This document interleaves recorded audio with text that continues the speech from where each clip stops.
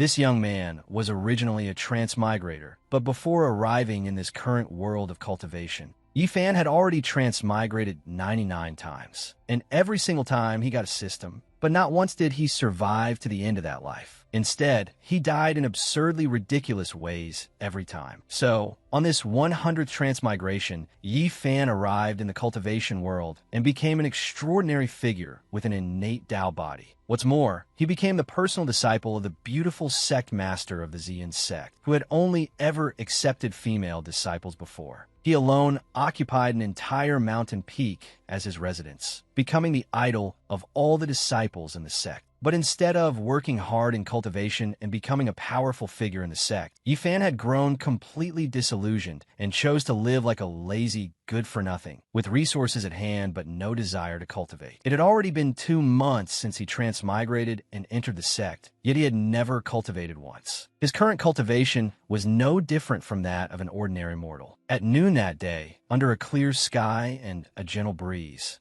Yifan was sleeping in when the 100th system suddenly popped out. This one was called the strongest expert creation system. According to its introduction, this system could devote itself fully to turning Yifan into the #1 expert on the continent. It sounded tempting, but to someone like Yifan, who had tasted bitterness 99 times already, it wasn't worth even a glance. There was no way he was going to let another system fool him again. So Yifan simply pulled the blanket over his head and pretended not to hear, no matter how loudly the strongest expert creation system chattered in his ear. This was already his 100th transmigration. He absolutely would not listen to any system ever again. Child of destiny? He didn't need that. He only wanted to be a salted fish and laze around for the rest of his life. Hurry up and get up to cultivate, host. If a person doesn't cultivate, life will slip away in the blink of an eye. The system kept pleading with Yifan, but he ignored it. He was afraid that if he really got up and cultivated, his life would pass even faster and end even more miserably. Besides, he had already struggled through 99 lives. What was wrong with spending this one lying around and enjoying himself? Seeing how indifferent Yifan was, the strongest expert creation system took the initiative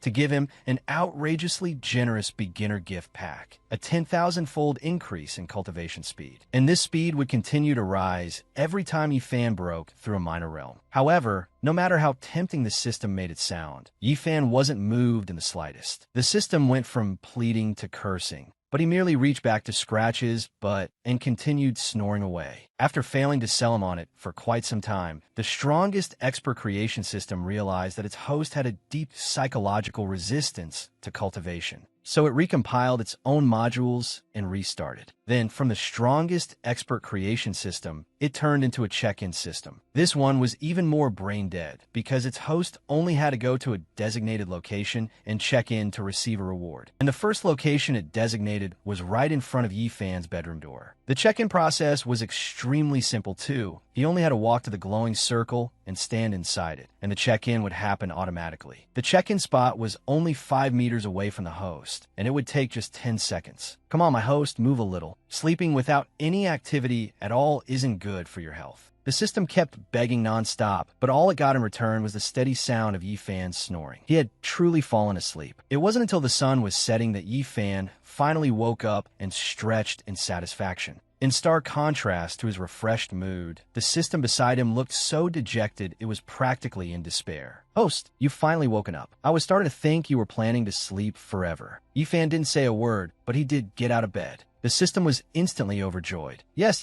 exactly. That's it. Come on, host. Just one small step more, and you'll reach the check-in point. But this poor system, perhaps the most miserable in the world, was disappointed yet again, because Yifan had no intention of stepping into the check-in circle. Instead, he turned and headed straight for the kitchen. He had slept enough, and now his stomach was getting a little hungry, so he decided to make a pot of fish soup. But that persistent system, seeing that Yifan was resisting the check-in, refreshed itself again, moving the check-in location directly to where he was standing and thus helping him complete it successfully. Immediately, it gave Yifan something called enemy body holy water as a reward. After drinking it, all mortal impurities in his body would be removed, transforming his physique into one best suited for cultivation. It was highly lethal to demon cultivators and ghost cultivators, and once used, one could no longer follow either of those two paths. Yet once again, Yi Fan displayed his ruthless indifference by decisively using the enemy body holy water to wash vegetables. After washing them, he even poured it all out right in front of the system's dumbfounded eyes. Then he focused wholeheartedly on making fish soup, while the system kept wondering how there could possibly be someone like Yi Fan in this world. A little while later, the living room door suddenly opened. A scruffy-haired young man timidly poked his head inside. "Hello." The moment Yi Fan saw him, he still had no idea who the other party was, but with his habit of being friendly to everyone, his eyes immediately lit up. "New here? Come in. Let's eat together." The dishes had just been finished, so he carried them to the table and pulled the young man down to sit with him. "Come on, eat. Treat this like your own home. Don't be shy." Last month, a disciple who had just joined the sect had gotten lost and wandered into Yi Fan's place. So he assumed today was the same kind of situation. He planned to bring the boy to the personnel elder after the meal and ask where his residence was. But at that moment, disciples from the patrol team came looking for him. Yi Fan got up and went outside to ask what had happened. The leader of the patrol team reported that a ghost cultivator skilled in transformations had just infiltrated the sect, so they were searching for his whereabouts. However, when they stood outside Yi Fan's residence, the 8 trigrams mirror showed no reaction at all. So both Yi Fan and the patrol team concluded that the ghost cultivator was not here. After that, they all left one after another. When Yi Fan returned to the house, he caught a faint burnt smell and immediately panicked. "Oh no, my fish soup." The young man sitting at the table and wolfing down food looked over at Yi Fan at that moment, then revealed a sinister smile. In truth, he was the ghost cultivator the patrol team had just come searching for. Though he didn't know why Yi Fan's residence could conceal his ghostly aura, thanks to that, he had escaped disaster. He had also noticed that Yi Fan had no cultivation, so he planned to devour him alive and replenish his own blood and chi. Looking at Yi Fan's completely defenseless back, he couldn't help but smile smugly. However, before he could even approach, a sharp pain shot through his chest and abdomen, then rapidly spread across his entire body. The enemy body holy water truly had miraculous effects. Yi Fan had only used a little of it to wash vegetables, yet now it had already taken effect on that ghost cultivator. He only had time to let out a single scream before vanishing. So by the time Yi Fan brought back the plate of fish, the young man was already nowhere to be seen. Even so, Yi Fan didn't think much of it, because security in the sect was very good, and he believed nothing would happen to the boy. But the system recorded that he had accidentally eliminated a ghost cultivator, so it rewarded Yi Fan with a god-tier cultivation technique called the Eternal Indestructible Art. According to its sales pitch, this technique contained many traces of the heavenly Tao's will, and if cultivated to perfection, one could attain an indestructible body and a lifespan equal to heaven and earth. Yet Yi Fan only picked up the technique manual, gave it one glance, then tossed it onto the floor to prop up a table leg. My really is extraordinary. With this technique manual, the dining table doesn't wobble anymore. After eating, then sleeping, he planned to go fishing and make up for the fish he had failed to cook properly. When the system saw this, it was so furious it nearly started smoking. It had never imagined it would be unlucky enough to choose such a carefree host as Yi Fan. But since it had already gone this far, it had no choice but to keep restarting its program over and over in order to continue persuading him. The next morning, when the sun was already high overhead, Yi Fan finally strolled outside to go fishing. As several disciples in the sect saw him, they whispered among themselves, "Look, senior brother, Yi is going fishing again. What a waste of heaven-given talent. It would be better if I had it. Train properly and stop getting distracted." A sharp shout pulled them back to reality. Yet none of them felt upset at being scolded by this person, because she was the famous beauty of the sect, Ziyin, the third disciple of sect master Z, Yinjinren. As usual, Ziyin was carrying out her duty of instructing her junior brothers today. She thought another peaceful day would pass. But the sect suddenly fell into chaos when someone came running over in a panic to report that they were under attack by the Wantang sect, specifically the second elder of the Wantang sect. After giving the disciples of the Ziyun sect quite a fright, the second elder of the Wantang Sect appeared in the middle of the Ziyun's sect, looking calm and composed, as though he were standing in his own home. Young friend, please don't misunderstand. Our Wantang sect has no intention of forcing our way through your mountain gate. It's only that when we came up the mountain to conduct a search, we were obstructed and had no choice. Conduct a search on the mountain? Ziyun did not like the sound of that at all and immediately drew her sword. Our Ziyun sect's territory is not somewhere your Wantang sect can search whenever you please. If you won't let us search, that's fine. Then hand over the nine-tailed fox. The moment he said those words, the disciples behind Ziyun burst into an uproar, because the nine-tailed spirit fox was a creature that existed only in legends, a treasure among treasures. If the Ziyun sect really had one, their sect would surely soar like a kite in a strong wind. The second elder of the Wantang sect firmly insisted that he had been chasing that nine-tailed spirit fox for a long time, only for someone from the Ziyun sect to jump in midway and snatch it away. So he had come all the way here to demand an explanation. The matter was too important for Ziyun to decide on her own, so she told him to wait until her master, Ziyun Zhenrun, emerged from seclusion to settle it. Until then, they were not allowed to take even half a step into the sect. But of course, the people of the Wantang sect were not so easy to deal with. Judging by Ziyun's response, they even assumed that the Ziyun sect was trying to keep the nine-tailed spirit fox for itself. So under the second elder's orders, the disciples of the Wantang sect charged forward all at once. Ziyun gave a cold snort and also entered battle with blazing momentum to protect her sect. With just your little group, you dare strut arrogantly in the Ziyun sect? The guts of your Wantang sect are pretty big, aren't they? The two sides quickly plunged into a fierce battle. And while Ziyun was busy dealing with the people before her, she completely failed to notice that a disciple of the Wantang sect was hiding in the bushes behind her. In truth, the second elder and the other Wantang sect disciples had only come to cause trouble as part of a diversion. This man, whose identity was that of the person in their sect most skilled at sensing spirit beasts, planned to use the chaos to search the Ziyun sect thoroughly and find a nine-tailed spirit fox. Before long, he spotted Yi Fan fishing by Jingming Lake. At first, this man thought Yi Fan was a disciple of the Ziyun sect, but after checking and seeing that Yi Fan had no cultivation at all, he became certain Yi Fan was just a mortal. As for Yi Fan, before he had even warmed his seat from sitting there fishing, the system popped up in front of him again to announce that a top-grade nine-tailed spirit fox was nearby and wanted him to capture it. It had even thoughtfully prepared a spirit beast contract order for him. Yi Fan only had to throw it at the nine-tailed spirit fox, and it would forcibly make the fox sign a contract and become his pet. But Yi Fan still wasn't interested in the slightest, because he was focused on fishing. Not long after, he suddenly sat upright, and the system thought he had finally decided to act. But in the end, it was only because a fish had taken a bait. That legendary nine-tailed spirit fox couldn't excite Yi Fan nearly as much as this ordinary fish. Seeing that, the system got so angry that it threw away the spirit beast contract orb in its hand. And by sheer coincidence, it hit the head of the nine-tailed spirit fox, which was sleeping soundly nearby. The spirit beast had been sleeping peacefully, only to get hit in the head, so it was instantly furious and all its tails puffed up. But by the time it realized that it was a forced contract orb, it was already too late. As a nine-tailed spirit fox, it refused to accept losing its freedom and becoming a human's pet. But the effect of that spirit beast orb was too strong, so after a while, the nine-tailed spirit fox had no choice but to surrender and become Yi Fan's spirit pet, while Yi Fan himself had not paid any attention to the matter this entire time. The Wantang sect disciple, with his keen ability to sense spirit beasts, also quickly realized that the nine-tailed spirit fox had already been contracted by someone else, and he suspected that Yi Fan was the one secretly behind it. Although he wasn't completely certain, he decided to kill Yi Fan first before dealing with the problem of the nine-tailed spirit fox. So he immediately used his sect's signature move, Wantang One Finger, and aimed it at Yi Fan.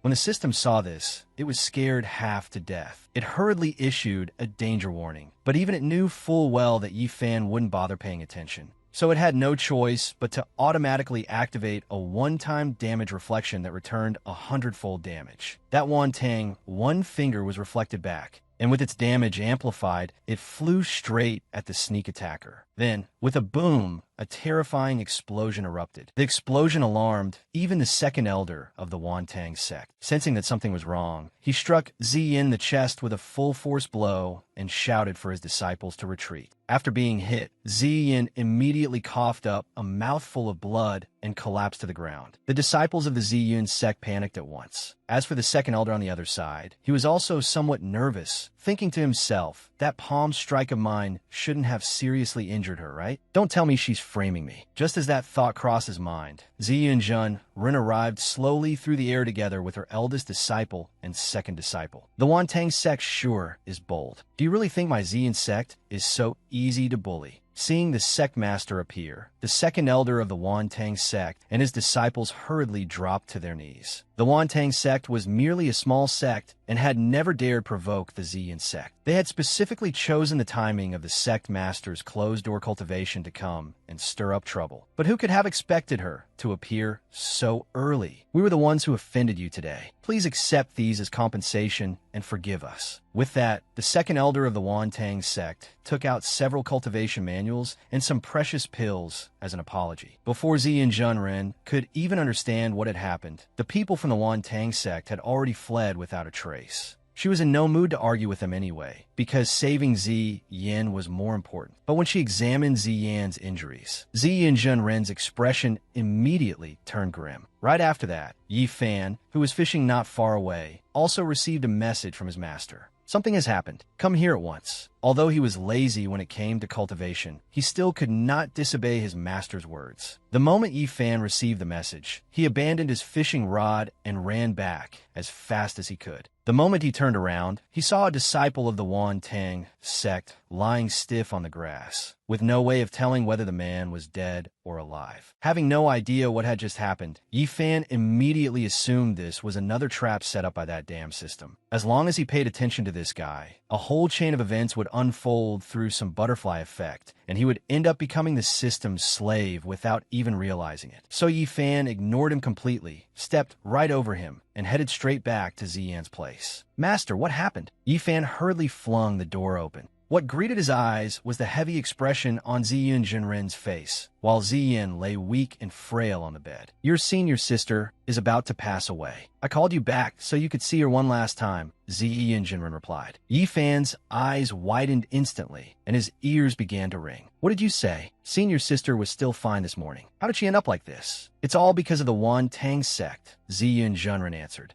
Yin cultivated a technique that used the demonic aura of spirit beasts as a foundation for conversion. Half a year ago, the demon power inside her body had gone wrong by accident. Because of that, her condition had remained unstable for the past 6 months. And today, when the Wantang sect came here to cause trouble, Ziyin forcefully struck back, which disturbed her cultivation technique. On top of that, the other side's second elder happened to hit the spot where demonic aura had built up inside her body, throwing it into chaos and causing it to backfire on her body. According to Ziyin Jinrun, she likely would not survive the day. After hearing all that in one breath, Yi Fan's heart grew heavy. When he first entered the sect, Zi Yin had been the very first person he got to know. After Zi and Rin took him in as a disciple, Yi Fan had been lazy and unwilling to cultivate, yet Zi Yin had never once looked down on him. She had even promised that from then on, she would do her best to protect him. So toward this senior sister of his, Yi Fan felt both love and deep respect. Faced with the current situation,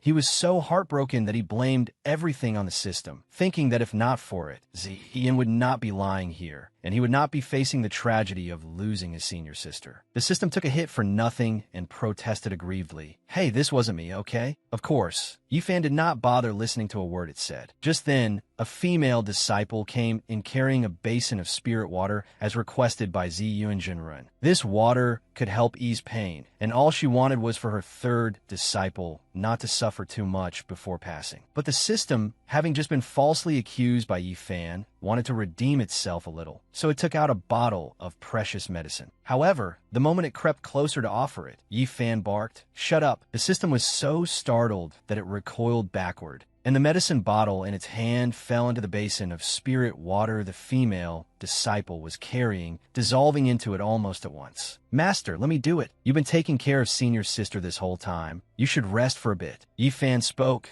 then took the basin himself, wrung out a cloth himself, and placed it on Ziyan's forehead. Whether it was just an illusion or not, Ziyan Ren suddenly felt that the spiritual energy inside the spirit water had grown much stronger than usual. Yifan had no ability to alter the quality of spirit water, so naturally she did not assume this was his doing. As for Ziyan, after the cloth soaked in spirit water was placed on her forehead, her complexion quickly began to regain its color. At first, Ziyan Jinren thought she might have seen wrong, but when she checked Ziyan's pulse, she was stunned to discover that her disciple's injuries had completely healed. This was simply too miraculous. Just a moment ago, she had clearly been beyond saving. Yet now the demonic aura inside her body had stabilized, her external wounds had fully healed, and her cultivation realm had even broken straight through to the 10th level of foundation establishment. Seeing Ziyun Ren's expression changing over and over, Yifan guessed his third senior sister's injuries must have been very serious. Not wanting to agitate her, he excused himself and left first. That night, an emergency meeting was held between the sect master of the Ziyan sect and the elders, and naturally the topic was Ziyan's condition. When Ziyun Ren announced that she was now safe and sound, everyone was shocked. Of course, it was a good thing that Ziyan had survived, but no one had imagined there could be a medicine capable of curing her problem.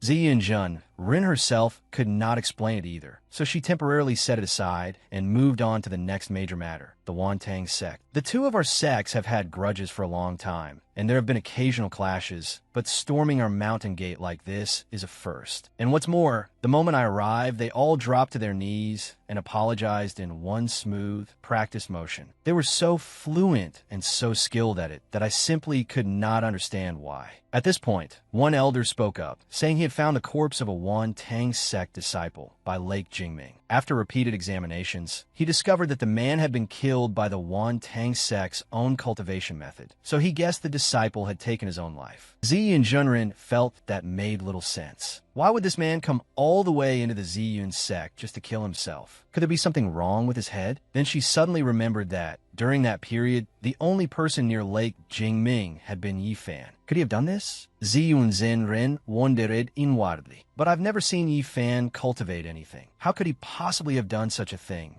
Then Ziyun Ren thought again of Yifan's innate Dao body, a constitution that had vanished for 10,000 years, and felt that even if he did not cultivate, perhaps he still possessed some ability that even she, his master, did not know about. Seeing Ziyun Ren's expression shift again and again, the elders asked, "Sect Master, do you have a clue?" "I do have a few leads, but I still need to confirm them." Ziyan estimated that Yifan had already gone to sleep, so she planned to question him thoroughly the next day. After that, she changed the subject to the nine-tailed spirit fox that the Wantang sect was searching for. After the incident in the morning, the disciples of the Ziyun sect had been mobilized to search for the spirit beast, but there was still no trace of it. Still, seeing how determined the Wantang sect was, they guessed the nine-tailed spirit fox truly existed and swore they would spare no effort to find it. What the sect master and the elders did not know, however, was that the precious nine-tailed fox they were searching for was at that very moment in Yifan's room, so hungry that its stomach was growling loudly. Meanwhile, its owner, Yifan, was lying on the bed snoring away. The system was extremely anxious. If the pet stayed hungry like this for much longer, its life might be in danger. The nine-tailed spirit fox lay down, then sat up, then crept toward the bed, and looked at Yifan with utter despair in its eyes.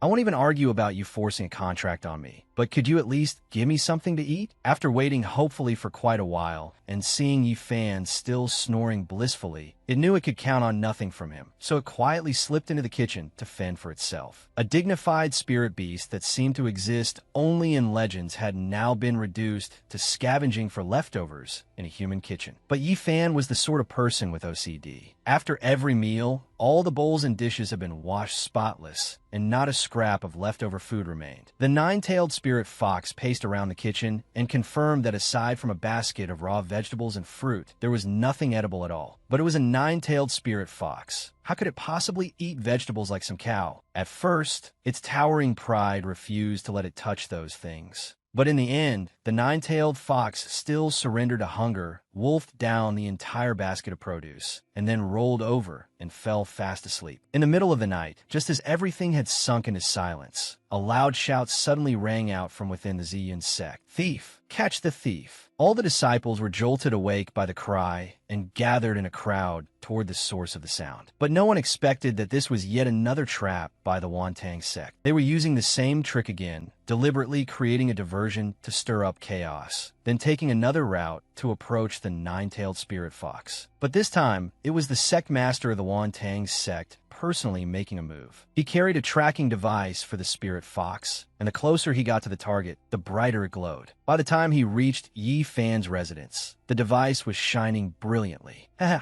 looks like the nine-tailed spirit fox is here," the Wantang sect master said smugly. "I can't believe Ziyun Zhenren failed to notice the nine-tailed fox. It seems heaven is truly helping our Wantang sect this time." The great elder, following him, immediately began flattering him. But those words not only failed to help, they nearly drove the Wantang sect master mad. "Help him my ass. I gave his second elder so many resources, and in the end he not only failed to catch the nine-tailed spirit fox, he even got to sure killed. We also had to compensate the Ziyun sect with a whole pile of good stuff, and now I even have to come out personally. This is utterly humiliating. Yes, our sect master is single-handedly protecting the Wantang sect. This sect simply cannot do without you." The sycophant kept piling on one honeyed phrase after another to soothe the Wantang sect master's fury, and it did have some effect. Speaking of which, for this trip to steal the nine-tailed fox, he had also spent a great deal of money hiring the 13 most famous thieves in the Eastern Wasteland to create a distraction outside. The cry of thief earlier had been their work as well. He had done all this to make sure that even if Ziyun Zhenren showed up this time, he would still be able to return alive. However, although they assumed the disciples of the Ziyun sect had all been lured away, the moment these two thieves from the Wantang sect entered the room, they still saw Yi Fan fast asleep on the bed and were baffled. "Why is there still someone here? Weren't they all lured away by my band of thieves?" "Sect master, he seems to be just an ordinary mortal. He probably didn't hear anything."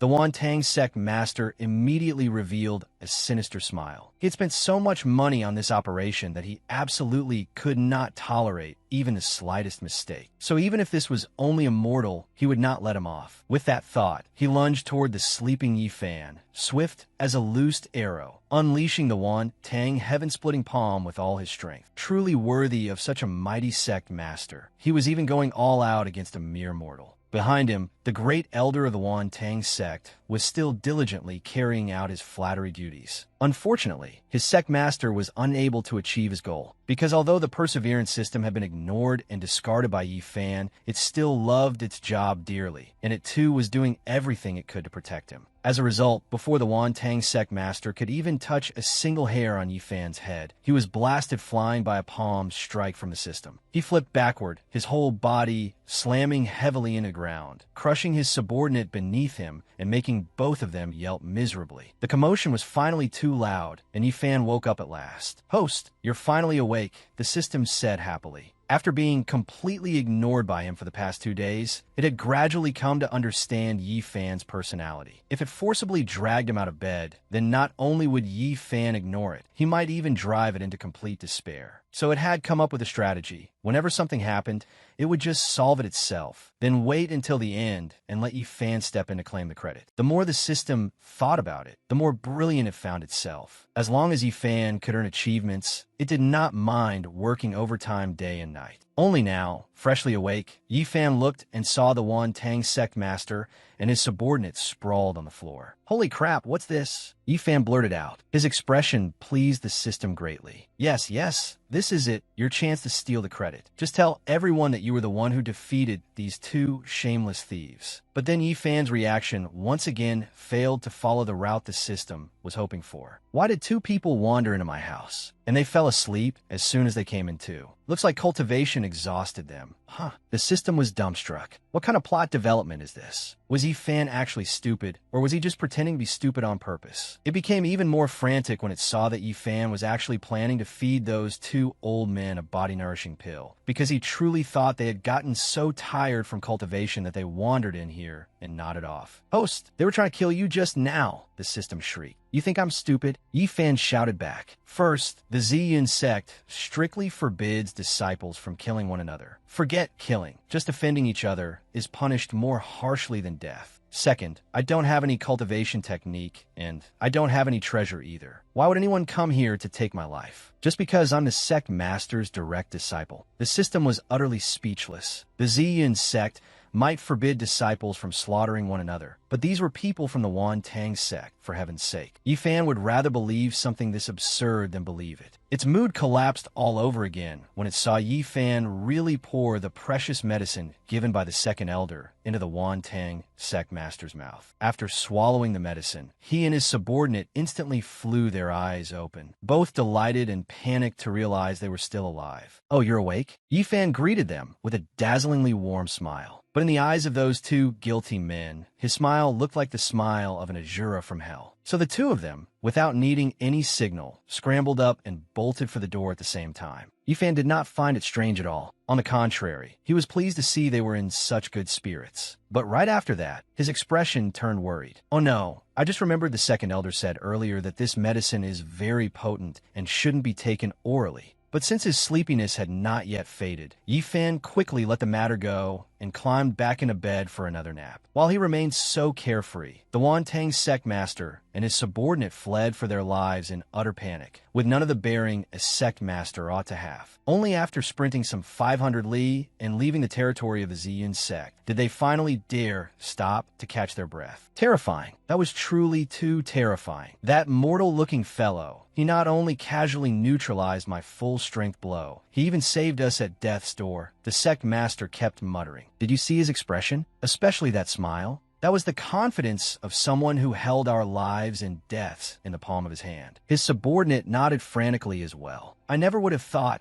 that someone with cultivation far beyond even Ziyunjun existed within the Ziyun sect. The reason we couldn't sense his cultivation wasn't because he was immortal at all, but because compared to him, our cultivation is simply too low. Truly, when ignorance meets overthinking, strange things happen.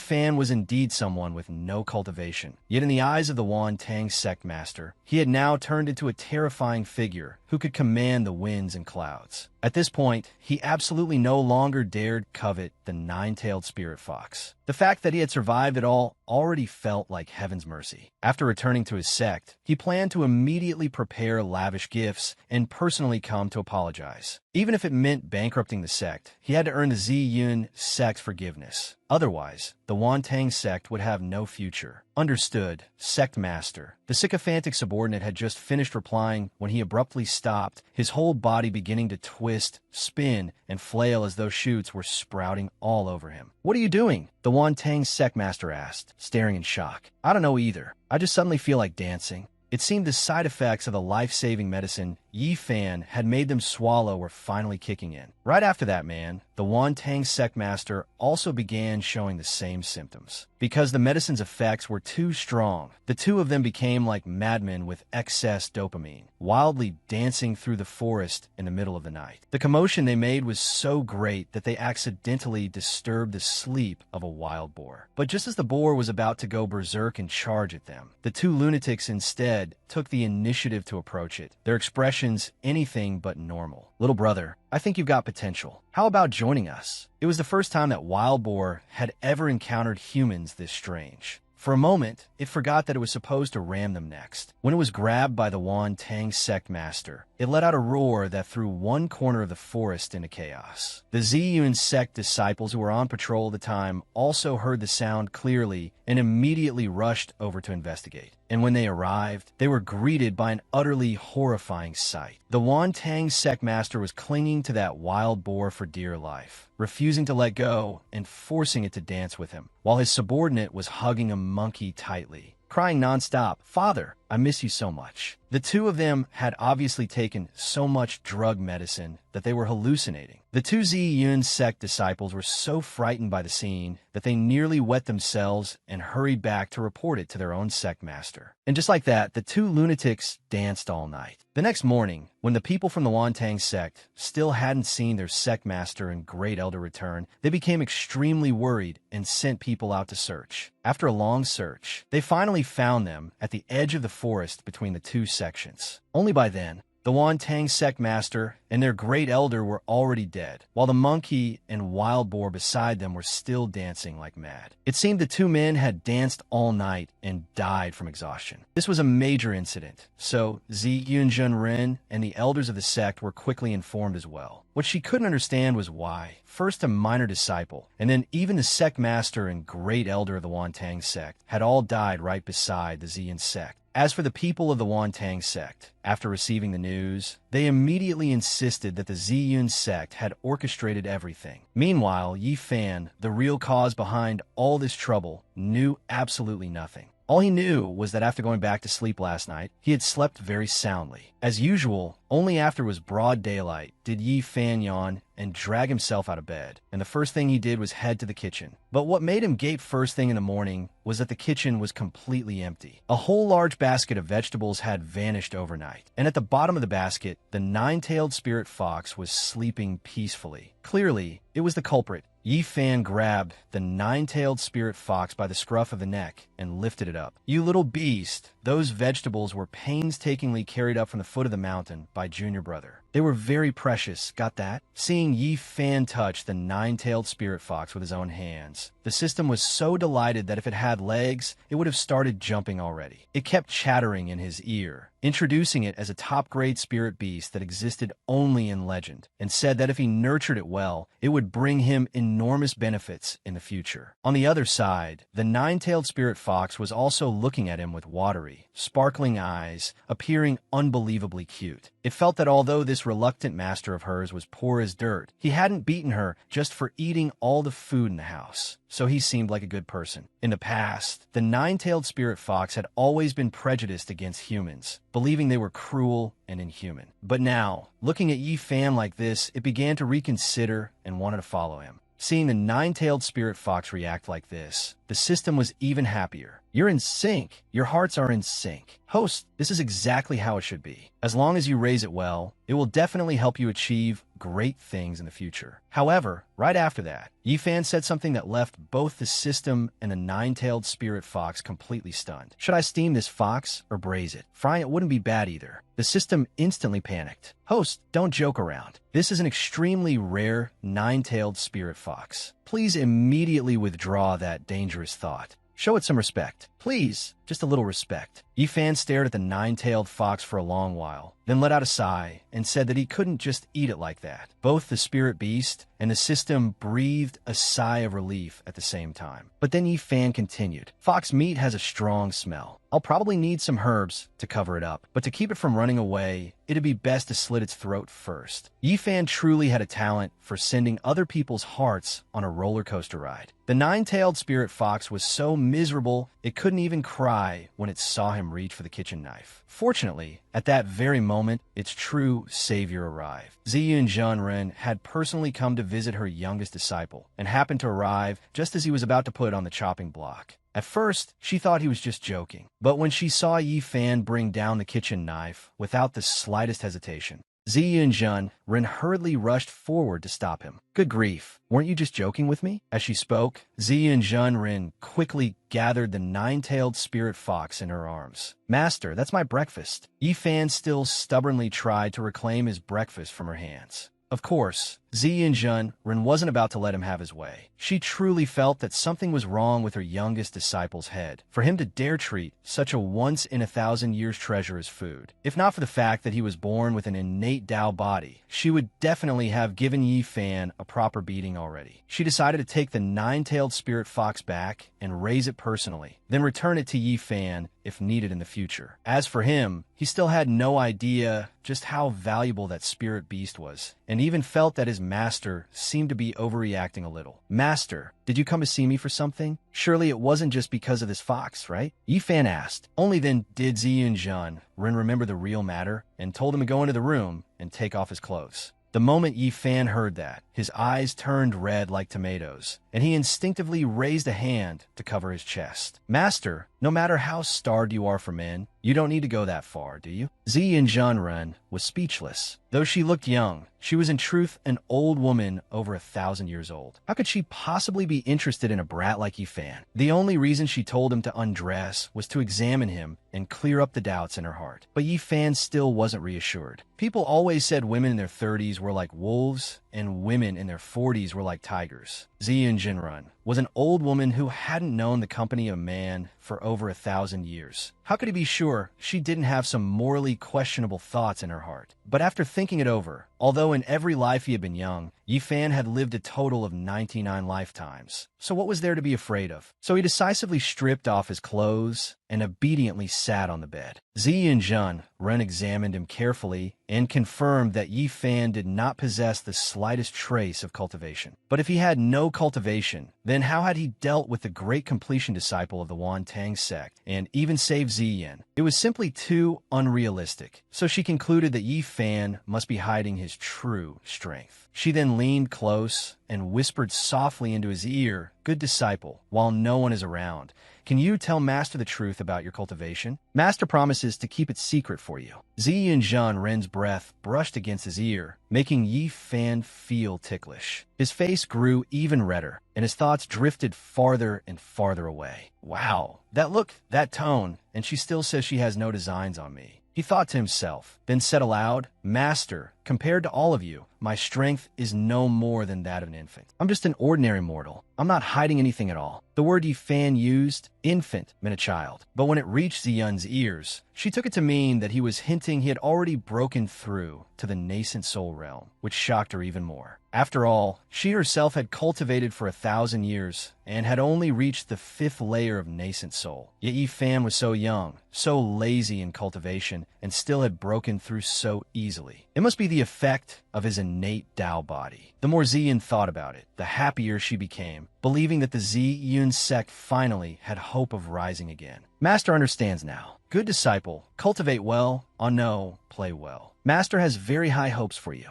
Ziyun couldn't hide the smile, stretching from ear to ear, and kept patting Yi Fan on the shoulder in encouragement, while he still had no idea what on earth she thought she understood. Only after confirming the matter that had troubled her all night did Ziyun Ren finally leave contentedly, riding the wind away. Yi Fan watched her go and didn't think much of it, only planning to make another trip to Jingming Lake to fish later. Meanwhile, Ziyun Ren was still immersed in her own thoughts. She felt that if Yi Fan had already reached nascent soul by now, then in about half a month he would likely surpass even her. She had even started considering handing the position of sect master over to him. Of course, Ziyun Ren also brought the 9-tailed spirit fox back with her. For its own safety, she didn't want others to know about it for the time being, so she temporarily locked this legendary spirit beast in the dog kennel. Just then, the great elder descended from somewhere. "Junior sister Ziyun, how is your disciple Yi Fan doing over on Immortal Jade Peak? He has already been in the sect for 2 months, yet he still spends his days eating, drinking, and having fun without cultivating. Even if he has an innate Tao body, he can't keep wasting the sect's resources like this." "Senior sister, wasting resources? If I tell you this, don't be shocked to death. My good disciple has already reached the nascent soul realm." After Ziyun said this, the great elder froze for 3 seconds, then clutched her stomach and burst into laughter. "Junior sister, I know you want to protect your disciple, but you can't make up something that absurd. You're going to kill me laughing." Ziyun let out a cold snort and shot the other woman a resentful look, thinking, if my good disciple didn't want to hide his strength, I'd have already brought out the 9-tailed spirit fox to scare the life out of you. The two of them were about to argue a little more. But right then, a disciple came running over in a panic from afar, bringing news that their second elder had gotten into trouble again. On the way to go fishing, Yifan happened to overhear people whispering, "So pitiful." It happened again. Unable to resist, he looked over curiously and wondered to himself, what are they looking at? Off in the distance, a group of men were still giggling among themselves. Wonder how long he'll last this time. Up ahead, the second elder of the Ziyin sect was clutching the skirt of a beautiful woman and crying miserably, "Wife, I know I was wrong. Don't leave me." Meanwhile, she shrieked in complete panic, "Who the hell is your wife? Someone help. Indecency. Come look at this." Seeing that scene, even Yifan was a little surprised. What is this? So it's the second elder. Just then, two nearby men were talking to each other. One said in disappointment, "What a pity about the second elder. He was clearly the strongest alchemist in our Ziyin sect." The other replied, "Whose fault is it that he suddenly wanted to refine bizarre medicines and even test them on himself?" Hearing that, Yifan was startled and asked inwardly, "Wait, so the second elder's pills really do have side effects?" Then Yifan remembered the two men from the Wang sect and thought to himself, the medicine those two took should be fine, right? Floating in midair, they answered, "They've already ascended to the heavens. Thank you for your concern." Suddenly, the second elder rushed over and threw his arms around Yifan, crying, "Yinner, you've come to see your father. Yinner, this time father won't let them harm you again. Come, let's go home to your mother together." The guys behind him snickered and joked, as expected of senior brother Yi. Not a trace of proper self-preservation. Since he's holding the second elder down, we can leave in peace now. Ziyin immediately panicked and rushed over with an anxious expression. "Nothing must happen to my precious disciple." Ziyu then walked over and said, "Junior sister, what are you in such a hurry for?" She curled her lips into a smile and meaningfully remarked that if Yifan had already reached the nascent soul stage, then he should naturally be able to handle a situation like this. Inwardly, she smugly thought, "It's come to this. Let's see how you keep pretending now." Hearing that, Ziyin stopped as well and looked ahead confidently as she replied, "The great elder is right. I overreacted." At that moment, the system appeared and warned Yifan, "Host, this man is very dangerous. You should." Before it could finish, Yifan asked in confusion, "He's just a heartbroken old man. What's so dangerous about him?" Still, he felt a bit uncomfortable inside. "I really don't like being this close to another man." The system immediately turned sharp and snapped back at him, "As a man out in the world, why don't you protect yourself properly? There have already been so many tragic cases. Haven't you seen them?" The moment it finished speaking, a violent surge of energy suddenly burst out from Yifan's body, sending the second elder flying backward. He was blasted all the way to where Ziyun and Ziyu had been secretly observing. The moment she saw the second elder, Ziyu gaped in shock, while little Yun rejoiced inwardly. "You brat, and you still said you had no cultivation, so you really were hiding your strength." At that moment, the dizzy second elder sat up and asked in confusion, "Strange, why am I here?" Seeing this, the system guiltily thought to itself, "Oh no, I got agitated and accidentally boosted the host's strength again." The nearby men looked at each other in disbelief. How is that possible? Senior brother, Yi actually pushed the second elder away. Even if the second elder's cultivation is low, he's still at the 10th layer of chi refining. How could senior brother Yi possibly do that? At that moment, little Yin landed in front of Yi Fan and happily said, "Good disciple, are you heading out to fish?" He answered calmly, "The weather is nice today. Perfect for fishing." He added inwardly, "You took away my breakfast, so what else am I supposed to do besides go fish?" Cheerfully, she stretched out a hand in the direction of the fishing spot and said with a smile, "Go on, fish as long as you like." But inwardly, she was more convinced than ever. Fine, using going out to play as an excuse to cultivate again, aren't you? Yifan respectfully cupped his hands and replied, as master commands, then thought to himself, "I didn't expect master to be this enlightened." At that moment, the four men in the distance couldn't help but envy Yifan and began whispering among themselves. Damn, with the sect master's attitude like that, senior brother Yi really is incredible. If he can shove the second elder away, then no matter what, he's at least foundation establishment. 2 months from mortal to foundation establishment. He's truly a monster. One of them even calculated silently. In the past, it was one thing when senior brother Yi was a useless nobody. But if I'd known he was this monstrous, I definitely would have made friends with him. Up ahead, the system was desperately begging him. "Host, since you're going to walk anyway, why not try the martial training ground? You could get a top-grade reward. Or the alchemy room in the western courtyard. What about the scripture pavilion?" The scripture pavilion works too. One of the men was so overjoyed that tears streamed down his face. telling himself, if I can cling to a big thigh, I can save 100 years of struggle. Very quickly, one man went to pass the message to his junior brother. Junior brother, stop training. Junior brother Yi is going to Jingming Lake to cultivate. Hurry and go watch. Then that junior brother went to notify another junior brother. Junior brother, I heard senior brother Yi is going to give us guidance at Jingming Lake. Don't miss it. Next, the junior brother from before went to tell a certain junior sister, senior brother Yi is going to teach a peerless cultivation art at Jingming Lake. Come along. The junior sister quickly passed the word to his senior brother. Senior brother, I heard senior brother Yi is going to undergo tribulation at Jingming Lake. Come with me. That senior brother then followed suit and reported to Ziyu, elder, senior brother Yi is incredible. I heard he has already triggered a heaven and earth phenomenon over at Jingming Lake. Hearing that, she gaped in shock and asked, really? Behind her, Ziyin couldn't help but say proudly, almost to herself, honestly, this disciple of mine. How could such an obvious rumor get spread around so wildly? Then she skipped off excitedly, saying, I have to go instruct them properly. Seeing her actions, Ziyu grumbled inwardly. If you want to go watch, then just say so. Why act all lofty about it? At Jingming Lake, while Yi Fan was leisurely fishing, the junior brothers and sisters behind him were secretly peeking and probing. Senior brother Yi, your fishing posture is so handsome. Everyone stared at him in utter fascination, all sharing the same thought. Flawless movements, free and unrestrained bearing. But why can't I sense any spiritual energy fluctuations at all? My realm must be too low. I have to study harder. Not long after, Siki and Junrin appeared from behind the bushes as well and eagerly asked, Well,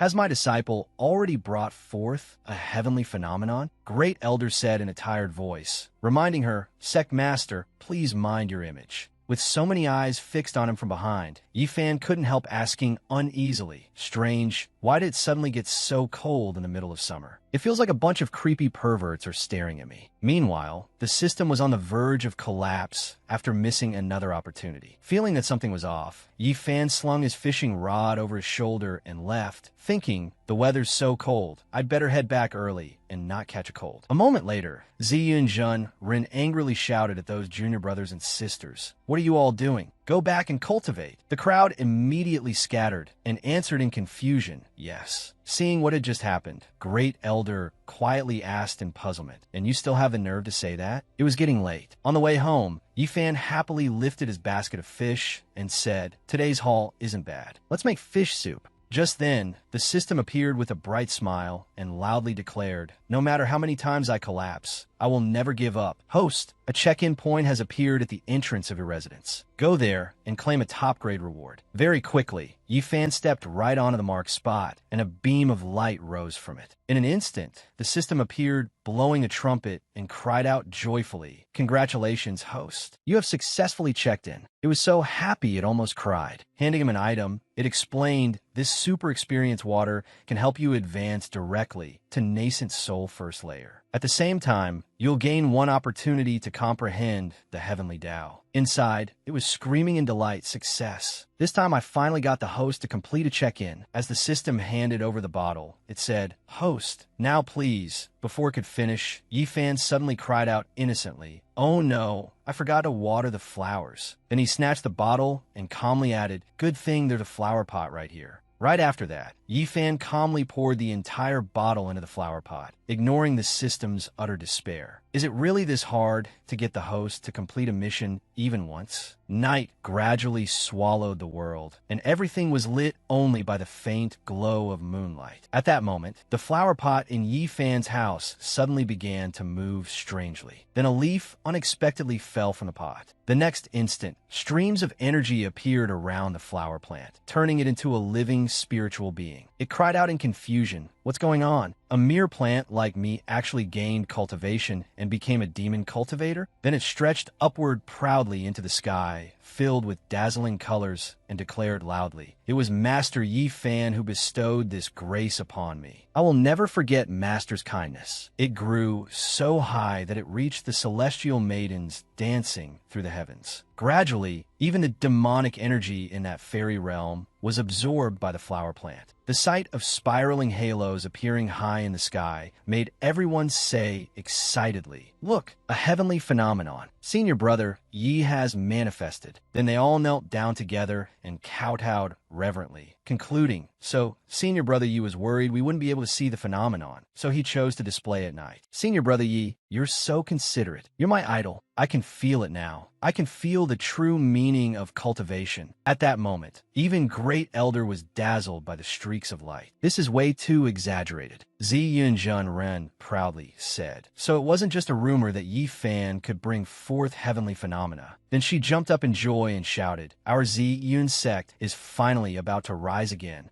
Great Elder hurriedly reached out and reminded her, your image, sect master, your image. Early the next morning in the forest, Li Mingbai walked along carrying 2 baskets of vegetables, happily thinking, today I get to deliver vegetables to Senior Brother Yi again. This is great. On the way there, someone suddenly shouted from behind, stop right there. Mingbai turned to the people behind him in confusion and stammered, Senior Brothers, what do you want? One of them said viciously, hand over all those vegetables and get lost, or don't blame us. He fearfully refused. Sorry, I can't do that. Besides, private fighting between disciples is strictly forbidden in the sect. The other side didn't bother negotiating and rudely replied, as long as we don't use true chi while beating you, it doesn't count as private fighting. Get him. When a hand reached for the vegetable basket in Mingbai's grasp, he let out a cry. Then he yanked the basket back toward himself and shouted in fear, no one is touching these vegetables. And so, Mingbai charged into a brawl with them, leaving the group shouting in shock. What the hell is this? Are you some demon beast disguised as a human? What kind of freakish strength does this kid have? Damn, that hurts. Not long after, Mingbai continued on his way with bruises on his face, excitedly thinking, Senior Brother Yi, I'm coming. In the distance, the men lay sprawled on the ground, dizzy and dazed. At the same time, on a high cliff, a demon eagle flew over to Zi Yunjunren. The moment she saw it, she said coldly, Zi Yun sect and Fire Feather Mountain have always minded our own business. Why do you come here today? It quickly replied, relax. Fire Feather Mountain doesn't even care about your broken down place. I'm here for the 9-tailed spirit fox. Zi Yunjun Ren immediately retorted, I've never seen any 9-tailed spirit fox. Instantly, the demon eagle furiously flapped its wings and rushed forward. It blasted out blazing demonic energy and feathers of its own, then threatened, if you refuse to cooperate honestly, then I'll just beat you until you listen. Zi Yunjun Ren looked somewhat surprised by its actions. Just then, fierce beams of light suddenly burst from its body, like an exploding bomb tearing through space. Soon after, the demon eagle reappeared drenched in blood, with no strength left to continue. Zi Yunjun Ren slowly asked, well, still want to fight? It turned its head toward her and secretly concluded, so the rumor that Zi Yun sect had a 9-tailed spirit fox is true.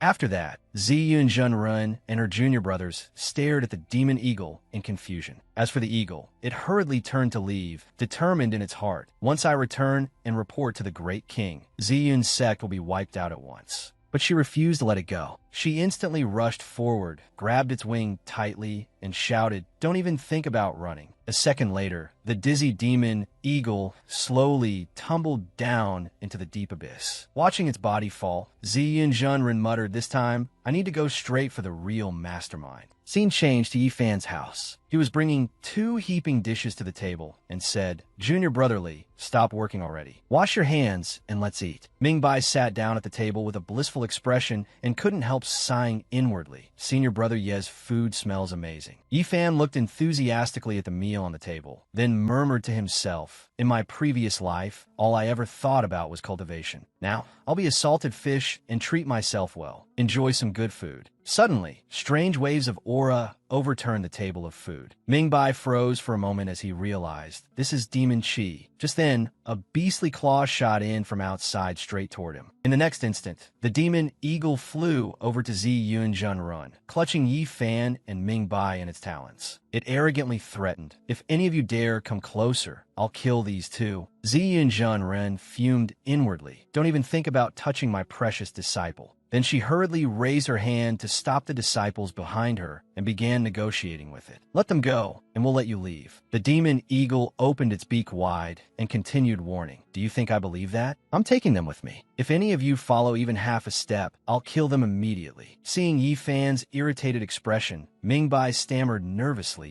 Yi, senior brother. Suddenly, he looked at Yi Fan with shining eyes and thought, senior brother, Yi isn't afraid at all, as expected of my idol. But in Yi Fan's heart, he was lamenting, the delicious meal I worked so hard to perfect is ruined just like that. At that moment, the system appeared above Yi Fan's head with a notification, Mighty Heavenly Dragon ready. A second later, a violent surge of energy burst from Yi Fan's body, making even the demon eagle wary.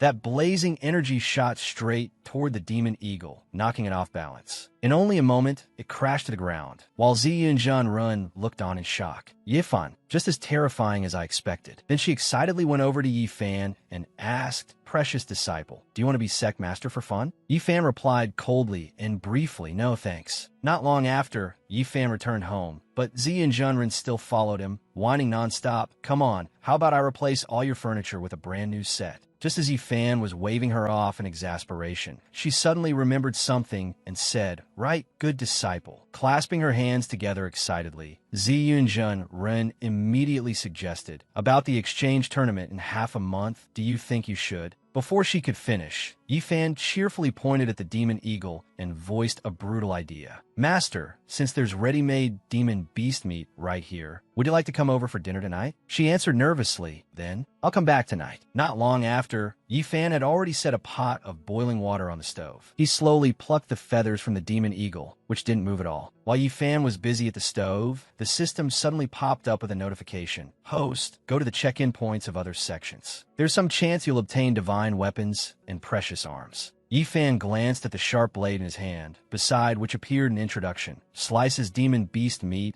as easily as turning over your hand. As Yifan began chopping with each stroke, the system added, congratulations, host, you've obtained. Ah, forget it. You wouldn't care anyway. A little later, Mingbai brought a basin of water to Yifan. As he sat on the table, he said, senior brother Yi, there's something I don't understand. Yifan immediately replied, go ahead. Hearing that, Mingbai relaxed and explained, earlier, Master arranged a blind date for me. At first, the two of us got along really well. His expression visibly darkened as he continued, but afterward, she asked a few questions and suddenly said she wanted to leave. Yifan immediately turned to him and asked curiously, what questions? Heartbroken, Mingbai recounted basically what my family does, how many properties we own, whether we have spirit beasts or horse-drawn carriages, and things like our status and standards. Of course, I told the truth. My family farms for a living, we don't own any properties in the city, and spirit beasts or carriages are things we obviously can't have. After hearing this, Yifan replied with tired certainty, just as I thought, but isn't your fault either. Then he put an arm around Mingbai's shoulder and said, Junior Brotherly, stay for dinner tonight. Master won't say anything. Hearing those words, Mingbai admired him even more. Senior Brother Yi is so gentle and considerate. If possible, I would absolutely repay him with my body. Then Mingbai became a little confused and began reasoning inwardly. Come to think of it, no matter how beautiful a female disciple is, Senior Brother Yi always remains completely unmoved. But toward me, at that thought, he hurriedly covered his body with his arms, blushing in embarrassment. Could it be? He knows that I am. Not long after, Ziyin Jinren and Ziyin arrived outside Yifan's house. When Ziyin saw him, she happily greeted him. Junior Brother Yi, long time no see. He smiled in return. Hello, third senior sister. Kumeit.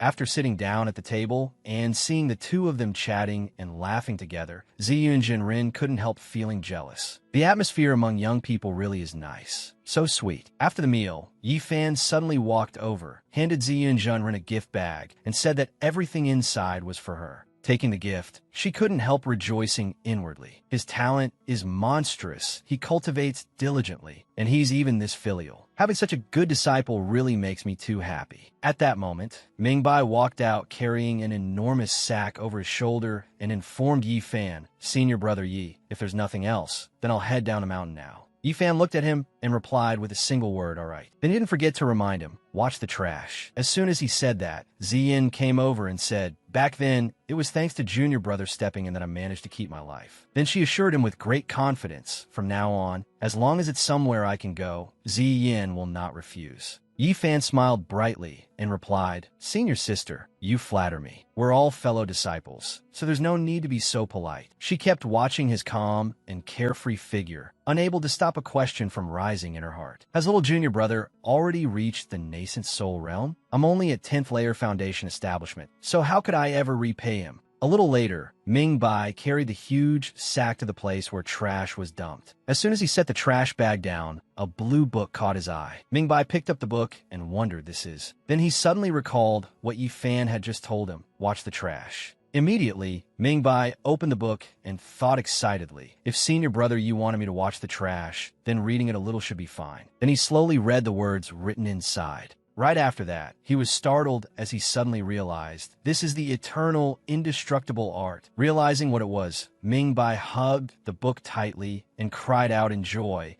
A terrifying cultivation method like this couldn't possibly have been carelessly thrown away as trash by senior brother Yi. He must have used taking out the trash as an excuse to bestow this peerless divine technique upon me. Then he looked up at the sky and declared loudly, "Father, Mother, your son can finally make a name for himself." Scene changed to nighttime in Ming Bai's bedroom. He crawled under the blanket, reading the text inside the eternal indestructible art, while thinking this precious technique absolutely cannot be discovered by anyone else. Then Ming Bai poked his head out from under the covers and looked around, thinking, I have to find an absolutely safe place to hide it. Not under the bed, not in the basement, the wardrobe isn't safe either, and the drawer is even less safe. Suddenly, his gaze stopped in midair, and his face lit up with joy. Holding the book against himself, Ming Bai delightedly thought, right, this place is absolutely safe. After finishing hiding it, he happily shouted inwardly, no one will ever find it. Not long after, Ming Bai began cultivating. At the 1% stage, he seriously muttered to himself, Step 1. First, circulate true qi through the body for 1 full cycle. Half a month later, a magnificent flying ship appeared in the sky. The junior disciples below looked up at it, and one of them sighed, the Heavenly Saint sect's flying ship is huge. Another said gloomily, Heavenly Saint Taoist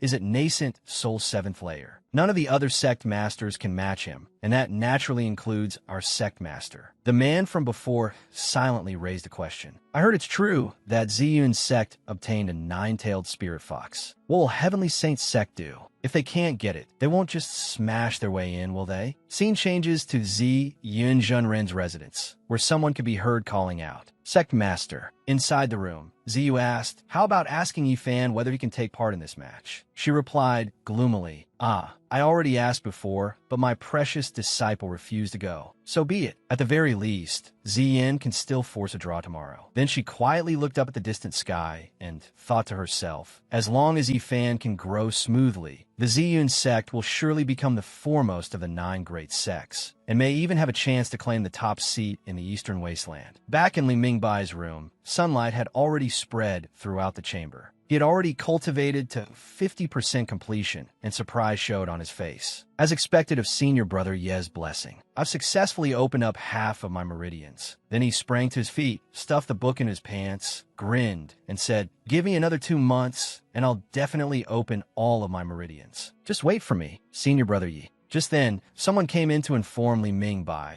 when Qing was injured during training 2 days ago. Tomorrow, you'll be taking his place in the exchange competition. Worried, he pointed at himself and asked, senior brother Wen Qing is at the 5th layer of qi refining. I'm only at the 4th. If I fight in his place, won't I just get beaten to death? The man waved his hand as he walked out and answered leisurely, you won't die. Just fight however you want. Hearing that, Li Mingbai could only cry inwardly. I've only been cultivating for half a month. I haven't even properly entered the path yet. A day later, at the exchange competition, the crowd was buzzing with discussion. The Golden Core group did fairly well. Both sides had wins and losses, but the Foundation Establishment group was a disaster. Aside from Ziyin, everyone else got beaten senseless. At that moment, standing above, Ziyun Zhenren announced, next round, Qi Refining Group, He Mu of the Heavenly Saint Sect versus Li Mingbai of the Ziyun Sect. Before he even stepped onto the stage, Li Mingbai was already terrified after overhearing the people around him. People from other sects fought He Mu before, and afterward every last one of them was bedridden for half a month before they could barely get up. He Mu is at the 5th layer of Qi Refining, while Li Mingbai is only at the 4th. Won't he get blasted away in an instant? Li Mingbai's expression darkened with with fear and his heart filled with anxiety. Why did it have to be Hey Moo?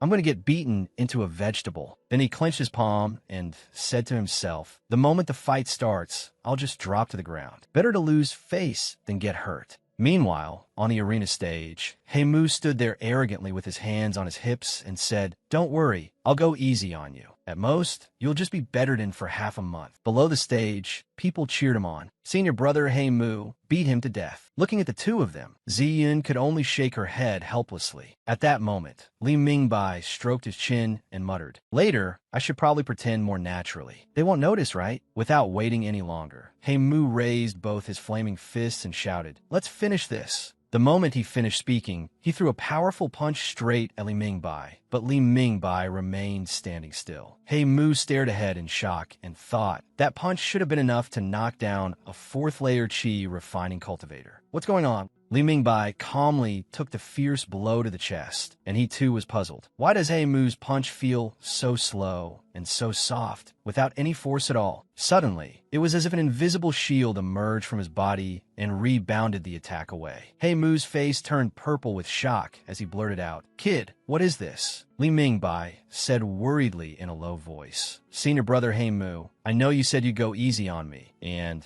I'm very touched, but aren't you making a little too obvious by throwing the match like this? Hearing that, Hey Moo was furious. Without holding back, he snarled, do people from the Ziyun sect only know how to stand there and take a beating? Do you dare exchange moves with me or not? Those words suddenly enlightened Li Mingbai. Senior brother Hey Moo is right. If I just stand here getting hit, it's a waste of time. I should strike back and provoke him, then take the opportunity to fall down. With that thought, he took a step back and shouted loudly, fine. Then he leaped up, lightning crackling around his hand, and continued fiercely, as senior brother says. In an instant, Li Mingbai swung down a slap like a bolt from the blue. Hey Moo was sent flying at once, and the arena floor shook violently. After the blow, Li Mingbai looked at his own hands with some disbelief. I didn't even use that much strength. Up above, Ziyun was so excited she nearly shouted inwardly, I knew it. My precious disciple refusing to appear was just a lie. To preserve my reputation, he had already made arrangements with this Li Mingbai. Not long after, several men couldn't help but ask in confusion as they watched Hey Moo being carried away. What happened? Hey Moo collapsed from one hit? Did that guy cheat? How can someone fail to withstand even a single palm strike? Unexpectedly, Shang Imo stepped forward and asked, are you suggesting that the judges from our 7 great sects would help the Ziyun sect? The man replied awkwardly, that really doesn't seem possible. While everyone in the distance was laughing and chatting, Li Mingbai suddenly realized, I get it now. This must be the effect of the eternal, undying art. Right after that, he clenched his fist and said firmly, I feel like I can keep fighting. Scene shifts to Fire Feather Mountain. A demon eagle was bowing its head as it reported, that is all the intelligence. The demon beast receiving the report was the silver-eyed Eagle King, ruler of Fire Feather Mountain. It answered irritably, the Ziyun sect would rather risk mutual destruction than spare my little brother. It seems the nine-tailed spirit fox truly is in their hands. With that, it spread its enormous wings. Its silver eyes flashed sharply as it said in a cold voice, move. At a time like this, who still cares which human cultivator said, what in that region? Once I seize the demon core of the nine-tailed spirit fox, the title of number 1 demon king of the eastern wasteland will belong to me. After saying that, it led a massive flock of demon eagles through the gloomy sky. The scene returns to the exchange arena, where dull thuds could be heard nonstop.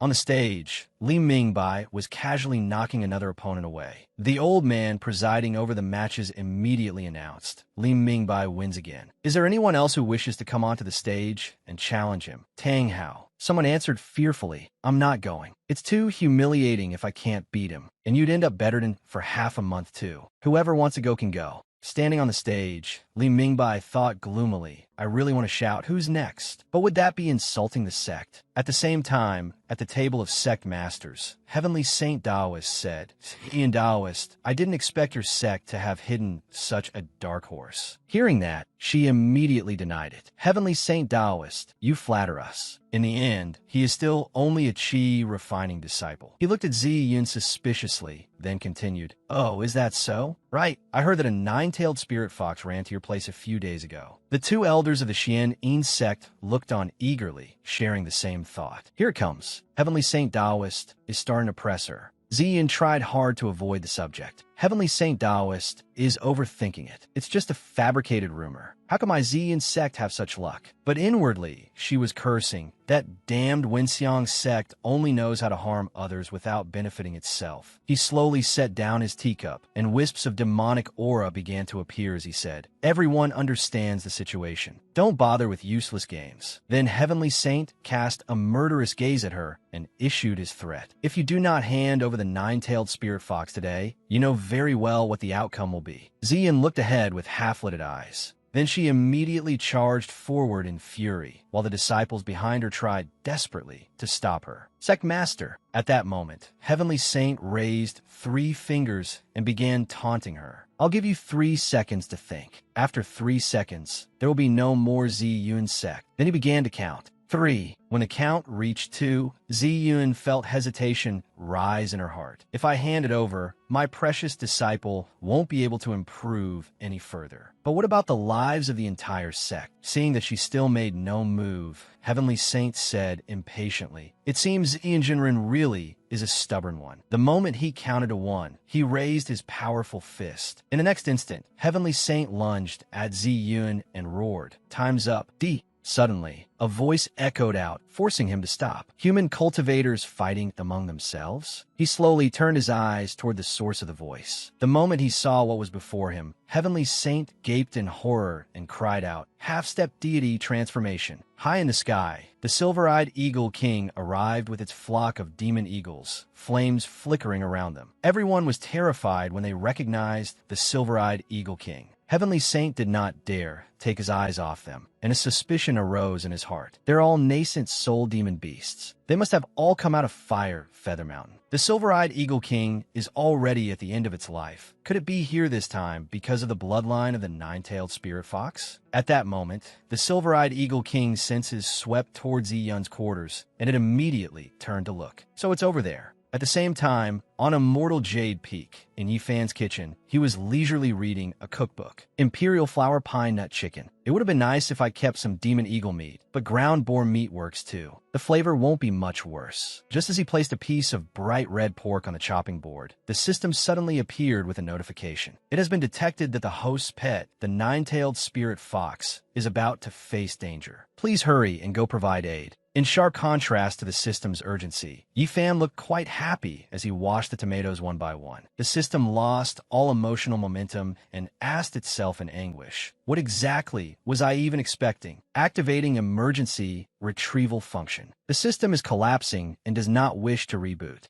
At that moment, the nine-tailed fox suddenly plunged into a deep pool of water. In the next instant, it dropped straight into Yifan's wash basin. The nine-tailed fox began struggling frantically in the small basin. Only when Yifan raised his hand and patted its head did it calm down and ask, "Master, was it you who saved me? You have no idea. There's a lot of terrifying demonic aura outside. It almost scared your baby to death." Suddenly, Yifan pressed the fox's head down and said something that made its face stiffen. "Compared to half a month ago, you've fattened up quite a bit, huh?" Seeing the sinister look on Yifan's face, the nine-tailed fox instantly broke out in a cold sweat. The nine-tailed fox shot out of the basin in terror and muttered, "Why did I imagine he'd become kinder? Help!" Meanwhile, Yifan still grabbed hold of it and kept talking. "Plenty of meat, too. The quality of this meat has to be better than pork. Welcome back." Outside, a white-feathered demon eagle had already noticed something unusual. It seems the aura changed location. Who would have thought that even the cub of a nine-tailed spirit fox could teleport? Hearing that, the silver-eyed eagle king snapped. "So what if it can teleport? How many times can it use such a divine ability? Follow me." In no time, it shot toward the direction where the nine-tailed fox's aura was coming from. A disciple of the Ziyun sect immediately pointed toward it and reported, "Sect Master, they changed direction." The person beside him had already gone pale. "That direction seems to be." Ziyun kept her eyes fixed on the silver-eyed eagle king, then exclaimed in shock, "Immortal Jade Peak." Without waiting even a second longer, she flew after the demon eagles and shouted, "This is bad, my precious disciple." At that moment, Heavenly Saint turned to Ziyu and asked, "Your sect master has already gone after them. Why aren't you taking action?" She replied calmly, "We are no match for the Silver-Eyed Eagle King. So what exactly should we do? On the other hand, what about you?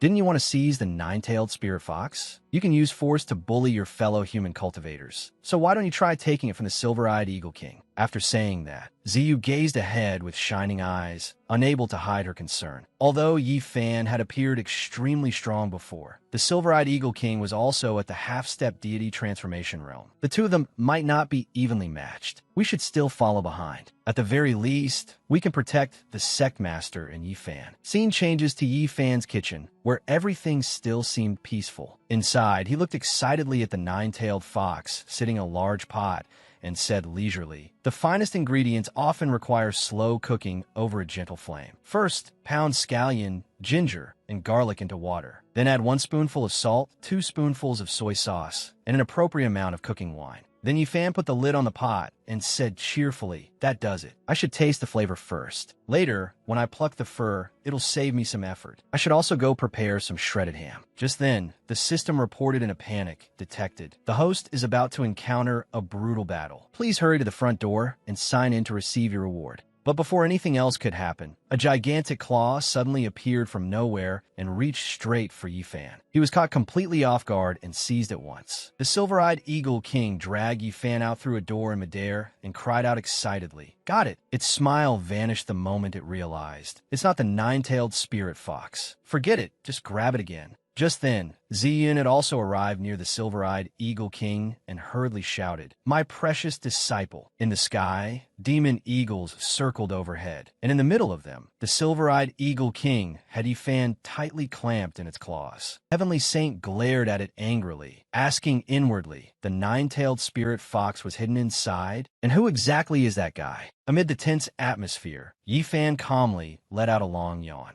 Ziyun asked in alarm, "Precious disciple, where is the nine-tailed spirit fox? You didn't kill it, did you?" Hearing that, Ziyu muttered in resignation. So that's what she's worried about. Caught in the Silver-Eyed Eagle King's sharp claws, Yifan showed not the slightest fear. Instead, he looked extremely sleepy. Seeing this, Heavenly Saint became even more curious. Why is that Junior not afraid of the Silver-Eyed Eagle King at all? And Ziyun Ren doesn't look worried in the slightest either. Could it be that he's actually very strong? At that moment, the Silver-Eyed Eagle King spoke up irritably. "Isn't this just catching a child? These human cultivators are so noisy. I'll crush him and throw him back to them." The moment it finished speaking, the system popped up with countless notifications. "Warning, warning, host, forget it. I'd better do it myself." Just then, a fierce current of energy suddenly surged up behind the Silver-Eyed Eagle King and shot straight into the sky. The instant it was struck by that violent power, it cried out in panic, "What kind of attack is this? Could he be in the deity transformation realm?" In the blink of an eye, a heaven-shaking explosion erupted violently. Not long after, the smoke and dust gradually cleared, revealing the demon eagles and the Silver-Eyed Eagle King lying flattened on the ground. As for Yifan, he was still sleeping soundly as if nothing had happened. The scene left one disciple so stunned that he shouted, "They were killed instantly." A half-step deity transformation expert, plus hundreds of nascent-souled demon eagles, all wiped out in a single moment.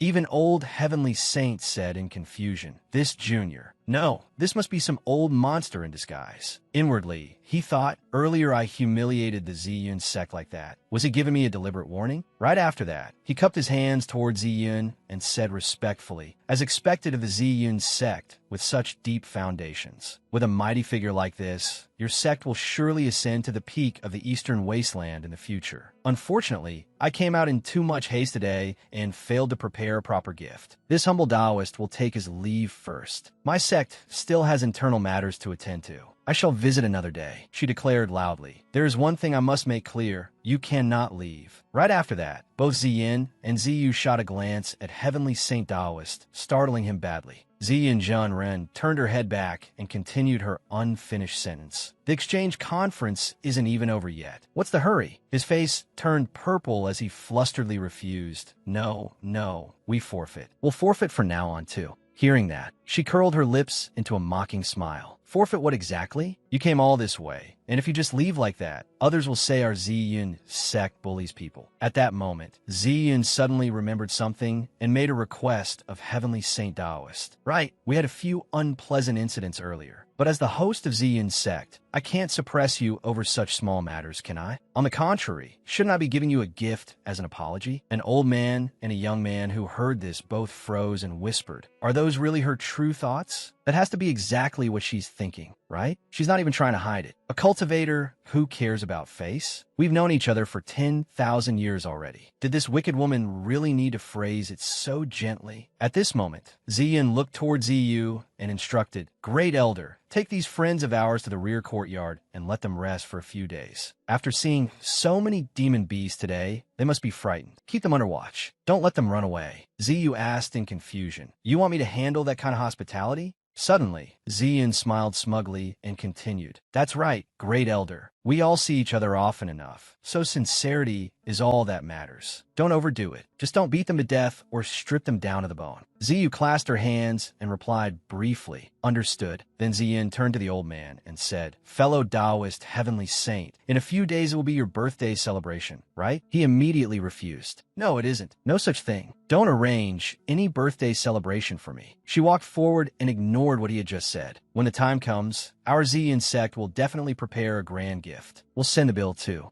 Inside, she was secretly delighted. Heavenly Saint's sect is finished. They're about to go bankrupt. They won't even be able to keep their pots and pans. The moment she saw Yi Fan walking over, she couldn't help crying out, My precious disciple is so strong. In just 2 months, he actually went from a mortal to the god transformation realm. It seems the heavens are truly blessing our Ziyun sect. An elder standing behind her spoke up. I'm afraid Yi Fan is not merely a heavenly immortal Tao body. He may be some great power reincarnated. The junior brother beside him also voiced his opinion. Even if a reborn great power loses the memories of a past life, his cultivation techniques can still be inherited. If he can resonate with the other disciples, our Ziyun sect will surely prosper. Yi Fan immediately stepped into the house, not forgetting to wave as he said, Master, elders, I feel dirty, so I'm going to wash up a bit. Ziyun quickly reminded him, Take your time, precious disciple. Norus, we still need to deal with the demon beasts. An elder walked over to inspect the collapsed silver-eyed eagle and said, There are so many demon eagles. Looks like we'll be busy. If you can pluck the feathers of the silver-eyed eagle king, you could make a very fine magic treasure. Ziyun fully agreed. The elder is right. I want to use that beast's feathers to make a warm robe for my precious disciple. 10 minutes later, the demon eagles have been plucked completely clean, leaving only smooth white skin on their bodies. At that moment, Ziyun voiced another concern. This should be enough. As expected, a half-step god transformation demon beast is not so easy to handle. As she thought the whole thing over again, another question arose in her mind. It seemed that man had come here because of something very important. Just then, the rich aroma of food spread through the air, making everyone excitedly say to each other, Smells amazing. Is it time to eat already? I've smelled this fragrance before in senior brother Yi Fan's kitchen. It's demon beast meat. The moment she heard that, Ziyun immediately charged forward and shouted, Demon beast meat? The nine-tailed spirit fox. Without the slightest hesitation, she shot straight into Yi Fan's house. She then went straight to the pot of boiling water on the stove. The moment she lifted the lid and saw the nine-tailed spirit fox lying limp inside, Ziyun cried out in panic. My little darling. Hearing her voice, the fox hazily opened her eyes. Seeing that she was still safe, Ziyun said in relief, Thank goodness I found you in time. You nearly scare me to death. At first, the nine-tailed spirit fox was a little stunned to see Ziyun. Then she burst into miserable sobs like a child, tears sparkling in her eyes. The nine-tailed spirit fox then rushed over and hugged Ziyun tightly, crying in fear, You finally came. I almost went to meet my ancestors. Ziyun hurriedly comforted her. Don't cry, little darling. If my precious disciple doesn't pity you, I do. Right then, Yi Fan appeared with a kitchen knife in hand and said viciously, I was just wondering how that brat managed to open the lid. So it was Master who opened it. I thought demon beast blood would be nourishing. If I'd known, I would have drained the blood first. He approached with a sinister air and bluntly said, Master, there's no need to hurry. I'm just about to make you a pot of braised fox meat. The nine-tailed spirit fox screamed in terror. Save me. Ziyun hugged her tightly and said in alarm, Disciple, are you water in the 5 elements or something? Otherwise, why is your brain full of so much water? You'd even kill a spirit pet. Yifan replied calmly. In my eyes, my spirit pet is just a piece of meat. If I kill it, I kill it. Ziyin cradled the fox in her arms and gently reminded him. But you already agreed to give her to me before. Seeing Ziyun's expression, Yifan could only give up on the idea. I admit Master truly is a lovely and adorable young maiden. Yet when he thought that his master was already over 1,000 years old, it still felt very strange. He turned his pot of broth and said, forget it, forget it. Master, when I stew the Eagle King's meat, I still need a few more ingredients. Ziyun immediately dashed outside and said, I'll go prepare them right away. Yifan looked toward the door in confusion and wondered, I wasn't finished talking yet. That night, the entire Ziyun sect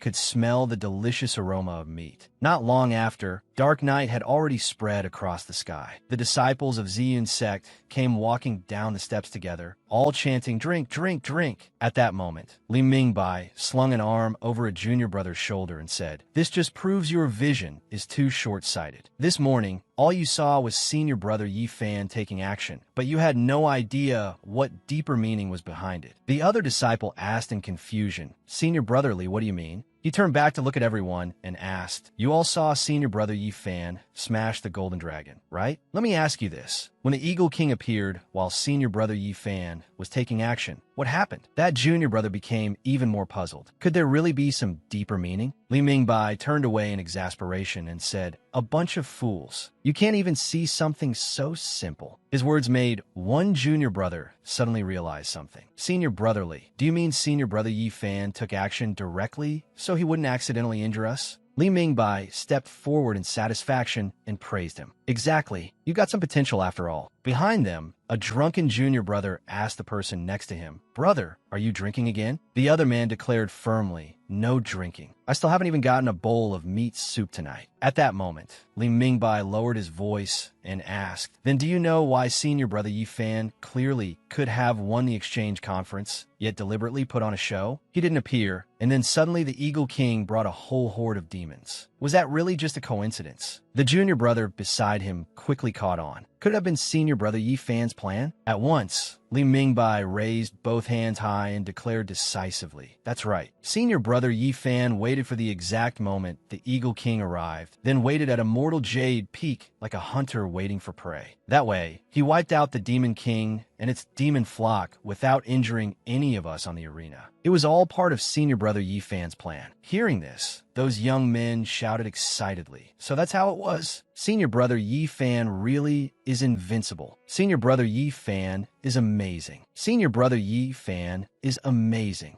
Early the next morning, in the main hall of Ziyun's sect, Yanzi was desperately running from her fellow brothers, shouting nonstop, help! All the brothers have gone crazy. The brothers behind her kept rushing at her like mad, blurting out outrageous things. Senior sister, be my Tao companion. Senior sister Yanzi, without you, I don't know how to live. In the blink of an eye, the group of brothers caught her, saying excitedly, Senior sister Yin, my lifelong happiness is all in your hands. Senior sister, I want to propose to you. Yanzi screamed in fear. My heart is devoted to immortal cultivation. I truly don't want this. Go find someone else. Ziyu happened to witness the situation clearly. Then she accidentally spotted two male disciples tangled up with each other in a corner. One said, Brother, you smell so good. I love you. The other replied eagerly, Brother, I'll satisfy you. When she looked in another direction, Ziyu was so embarrassed that she covered her mouth. A senior sister was pressing down on her junior sister and saying softly, Little sister, you're so beautiful and your skin is so soft. I really want to consummate things with you. The junior sister shyly replied, Big sister, stop touching me. I feel like I'm about to ascend. Not long before that, Ziyu had brought out a huge steaming bowl of soup. Looking into the bowl, she made a judgment to herself. Good. I used to think nascent soul demon beast meat was priceless. The disciples of the sect should be allowed to taste it. I forgot that the meat of a nascent soul beast is extremely mild. Fire Feather Mountain has grown quite a lot, so why wouldn't the demon beasts living there be edible? Suddenly, her eyes widened as she realized something. Wait, there seems to be something extra in this bowl of soup. No good. I have to notify the sect master immediately. The scene shifted to the sect master's residence. At that moment, Ziyin was shouting in extreme discomfort. Let go of me, Ziyin. My clothes are about to tear. But Ziyin only giggled and said, Master, I won't let go. I really like you. Please marry me. Ziyun immediately agreed, fine. Hearing that, Ziyun joyfully asked, Master, really? But Ziyun suddenly held up a medicinal pill and declared, as if, very quickly, the pill was stuffed into Ziyun's mouth. After regaining her senses, Ziyun looked around in confusion and asked, Master, what happened to me? Huh? Wait, what happened to your clothes? Ziyun straightened her clothes, then held up a bottle of liquid and instructed, Ziyun, you were affected by the demon beast just now. Hurry to the main hall and assist the Great Elder. Give a disciple's spirit-cleansing pills. Ziyun answered quickly, understood. Under the combined suppression of the sect master and Great Elder, Ziyun's sect was finally brought back under control and narrowly avoided turning into a Hahuan sect. From then on, the sect's rules became much stricter. The cook was no longer allowed to use alcohol and demon beast meat as rewards. At this moment,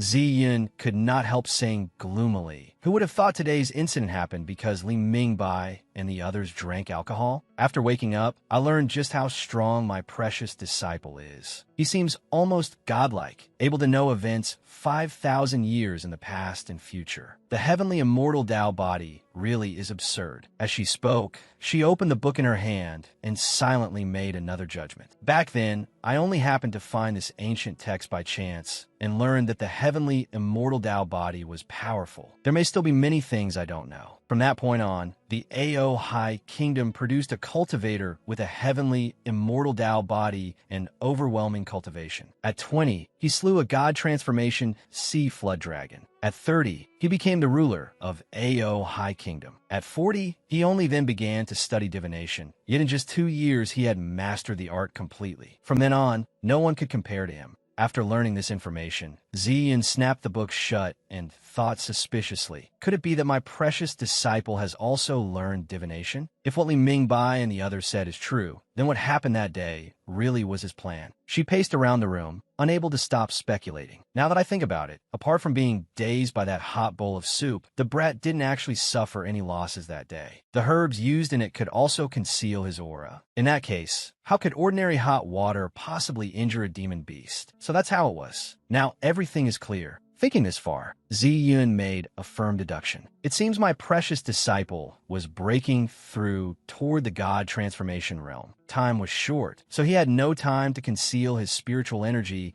and had to use this method to resolve the situation. And because he feared accidentally injuring others, he used the spirit pet to lure the Eagle King and the demon flock over. Who would have thought that my precious disciple, who usually talks such nonsense, could actually be so meticulous? Having reached the end of her reasoning, she threw open the door and announced loudly, "Today's rest day is canceled. All elders, prepare yourselves. Follow me to the Heavenly Saints sect to deliver a birthday gift." 3 days later, in Yifan's kitchen, he was resting his chin on his hand as he stared at the steaming pot in front of him. Then he let out a long, bored yawn and muttered, "Immortal Jade Peak is too quiet. Master went to the Heavenly Saints sect. It's already been 3 days. Why hasn't she come back yet?" At that moment, the system appeared cheerfully and offered a suggestion. "Host, why not go take a look around? Or go chat with the brothers for a bit?" Yifan said in disgust, "This damn dog system is so noisy. Better not go anywhere." Ever since he started cultivating, he had relied entirely on the system to level up. Yifan thought to himself, normally, all it does is trick me. First, it uses methods to make others think I'm powerful. Then it uses the praise from the people around me to make me lower my guard and force me to cultivate. In the end, it feeds me to the chosen sons of heaven, and the result is always complete chaos. Hearing this, the system had another idea. How about in a few days, I go learn from the spendthrift system next door? Maybe it can help change this guy. Not long afterward, it returned confidently and announced, "The host's login reward has arrived. Please step forward to receive the best reward." The system has successfully claimed it for the host. Congratulations, host, on receiving a mysterious pet egg. Yifan curiously looked toward the glowing egg-like object nearby.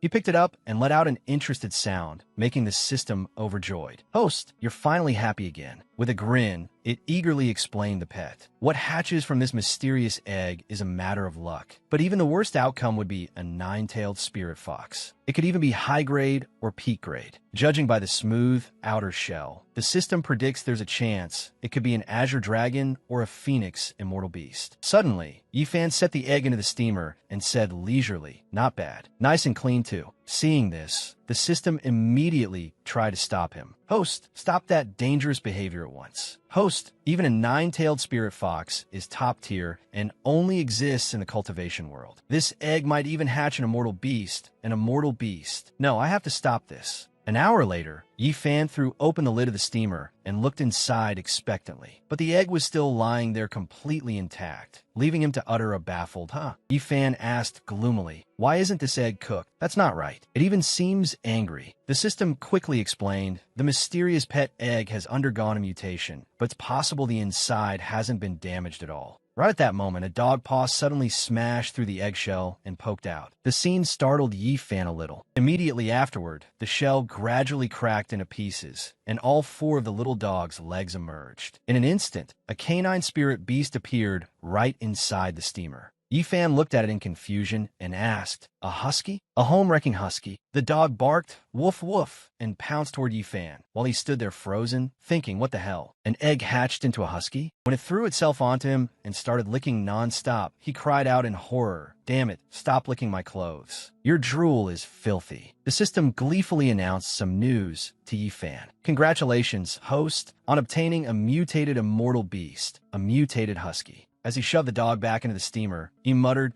"Peak grade immortal beast, huh?" The system reported in astonishment. Its defensive power is limitless. Just as Yifan put the lid back on, the pot suddenly shook violently. A second later, the dog smashed through the pot and burst out, along with the system's introduction, attack power, 0. That still wasn't the end of it. The dog shot straight into the ceiling and blasted a huge hole through it. Yifan stared after it in stunned disbelief. Looking painfully at the hole in the kitchen ceiling, he said mournfully, "Even though I don't eat dog meat, meat is still meat. Better just cook it." But then someone shouted for him to stop, instantly killing Yifan's mood. Scene change. Late at night in the Ziyun sect. Yifan still hadn't gone to sleep. Instead, he was holding the dog in his arms, while it barked excitedly, "Woof!" Then Yifan quickly walked over to the bed beside him, muttering to himself, "Chapter 1 of the Supreme Guide, Immortal Joy Edition. The first thing a newborn puppy must do is tear down the ceiling." Then he sat down on the bed with that mutt, while shadowy figures peeked out from behind, secretly watching. The bed suddenly shot up into the sky. The brothers hiding behind them whispered among themselves, "This dog really is something. Fine, if we can't get a person, at least give us a nine-tailed spirit fox. Now hurry up and take that dog away." Not long after, Yifan had teleported to a street far away from the sect. He placed the dog on a steamer pot with a sign asking someone to look after it. Glancing around, he thought to himself, "This place is 3,000 li from the sect. If I leave it here, there's no way it can make its way back." Then he sat on his bed, preparing to teleport away, and didn't forget to wave goodbye. "Bye-bye, little dog." Now that no one was around, the puppy stared ahead and fell silent for a moment. Then it turned its eyes toward the direction Yifan had gone and slowly said, word by word, "Master." Disappeared.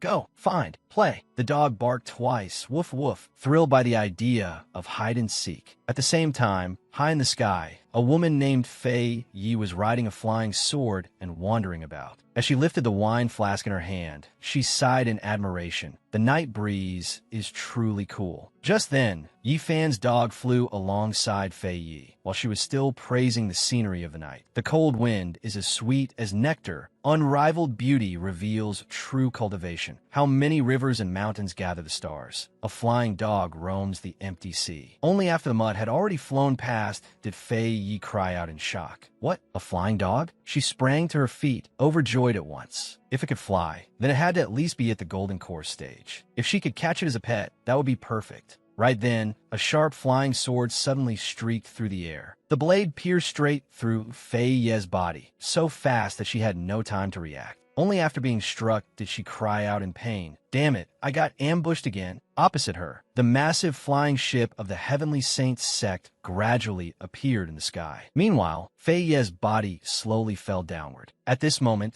the fifth elder held a flying sword in his hand and said mockingly, "Every wandering cultivator out there wants a piece of me. They really don't know their own limits." The seventh elder agreed and added, "That woman from Ziyun is truly insane. She even dared rob the spirit stones of outer disciples. If we can bring back this nascent soul stage beast cub today, we can make up for the Heavenly Saint sect's losses." The fifth elder suddenly froze for a moment, then shouted, "Wait, I sense something." The seventh elder asked in confusion, "Really? Then I'll use my beast-capturing rope right away." Not long after, the two old elders arrived beside a lake, where the little dog was splashing wildly with its head buried in the water. But beneath the surface, its face actually looked extremely excited. The seventh elder frowned and thought, "Why do I feel like this beast isn't very smart?" In contrast, the fifth elder said confidently, "Beast cubs are all like this. Just watch." Then he walked over, grabbed the dog by its two hind legs, and swiftly lifted it out of the water. The fifth elder locked eyes with the dog. The two gazed at each other with deep feeling. He examined it even more carefully, while the dog remained blank and clueless. At that moment, the fifth elder burst into delighted laughter, muttering to himself, "In its eyes, I see a person. The path in my eyes is her cycle of reincarnation. She and I were once bound by deep affection." Then he raised the dog high into the air and laughed excitedly. "That's right. This is what will restore the Heavenly Saints sect to glory." The seventh elder anxiously reminded him, "Turn it upright already." A little later, the two elders of the Heavenly Saint sect returned, bringing with them the little dog they had just caught. Heavenly Saint examined it for a while before asking, "Fifth elder, where did you pick up this treasure? No one saw you, right?" He answered proudly, "A wandering cultivator rammed into our flying ship on the road. I searched his soul and turned him into an idiot. To keep the matter secret, I killed every cultivator who passed along that road. No second sect will know about it." Hearing this, Heavenly Saint turned and instructed, "Seventh elder, I'll have to trouble you with what comes next." He replied cheerfully, "I guarantee I'll raise it carefully." At this moment, everyone looked toward the dog, while it curled its lips into a strange grin. Heavenly Saint and the seventh elder both laughed in satisfaction, thinking the same thing. There's no record of this kind of beast cub at all. Is it fiery red or thunder blue? But as long as it has color, that's good enough. Suddenly, the dog stared fixedly at the glowing Zuyang pill beside it. Then it slowly opened its mouth wide, revealing sword-sharp fangs. Seeing its movement, the seventh elder was so shocked he couldn't speak. The fifth elder also reached out in alarm. While everyone was still staring blankly, the mud had already bitten the Zuyang pill and leaped away. The people of the Heavenly Saint sect panicked. Heavenly Saint shouted furiously, "You filthy dog,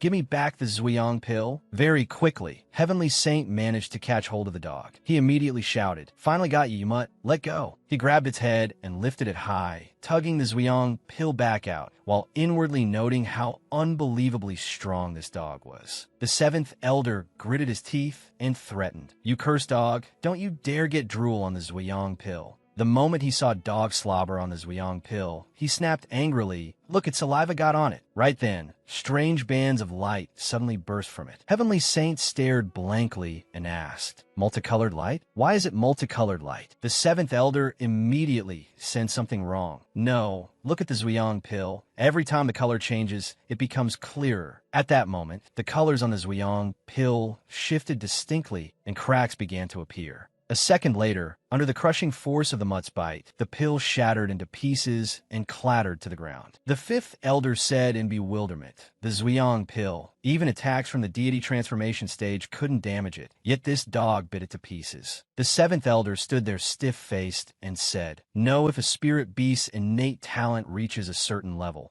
it can surpass all ordinary understanding." Seeing this, Heavenly Saint delightedly hugged the mutt and laughed loudly. Our Heavenly Saint sect is about to prosper again. The two elders behind him were also deeply satisfied. Once this treasure grows up, unifying the Eastern Wasteland will be easy. Next time, we'll definitely make that old woman Ziyin pay the price. Just then, violent knocking sounded at the door. Heavenly Saint handed the mutt to the seventh elder and said, "I'll go open it." Then he flung the door open and asked sternly, "What is it?" "We're discussing important matters." From outside came the hurried reply, "Sect Master, something terrible has happened. There's been an incident in the Forbidden Back Mountain. Very quickly, the people of the Heavenly Saint sect arrived at the forbidden area in the back mountain, hidden beneath towering trees. The disciples nearby were pale with fear, while Heavenly Saint remained calm and asked, "What's the situation? Which ghost is it? Could another sect be spying on us?" Right after that, he gave the order, "First and second elders, gather the disciples. The other elders, hold your positions and prepare to meet the enemy." Just as he finished speaking, a hoarse voice suddenly rang out from the void. "No need. It's me. Hurry and welcome your patriarch." Heavenly Saint immediately took a defensive stance and asked, "Who dares to play tricks like this? Just because you say you're the patriarch, does that make you the patriarch?" The people of the Heavenly Saint sect found themselves trapped inside a formation, while that voice continued. "Well said." At that moment, Heavenly Saint informed everyone, "This is the Heavenly Star Grand Formation created by the Patriarch." As soon as he said that, the Heavenly Saint Patriarch appeared before them, surrounded by deadly demonic energy, with a miniature formation in his hand. The moment he saw the Patriarch, Heavenly Saint exclaimed with joy, "That appearance really is the Patriarch. You're still alive?" The man said, "More than 3,000 years have passed. Time flies indeed." At once, the whole group dropped to their knees and said in unison, "We welcome the Patriarch." He replied, "Rise." After that, the Patriarch voiced his concern. "I still need one more day to absorb the spiritual energy of heaven and earth. Only tomorrow can I leave seclusion smoothly. Yet just now, you couldn't even bring out a single magic treasure. What a disappointment. Could it be that the Heavenly Saint sect has fallen into crisis?" Hearing this, Heavenly Saint felt somewhat guilty and slowly recounted everything. Patriarch, when he learned the current situation,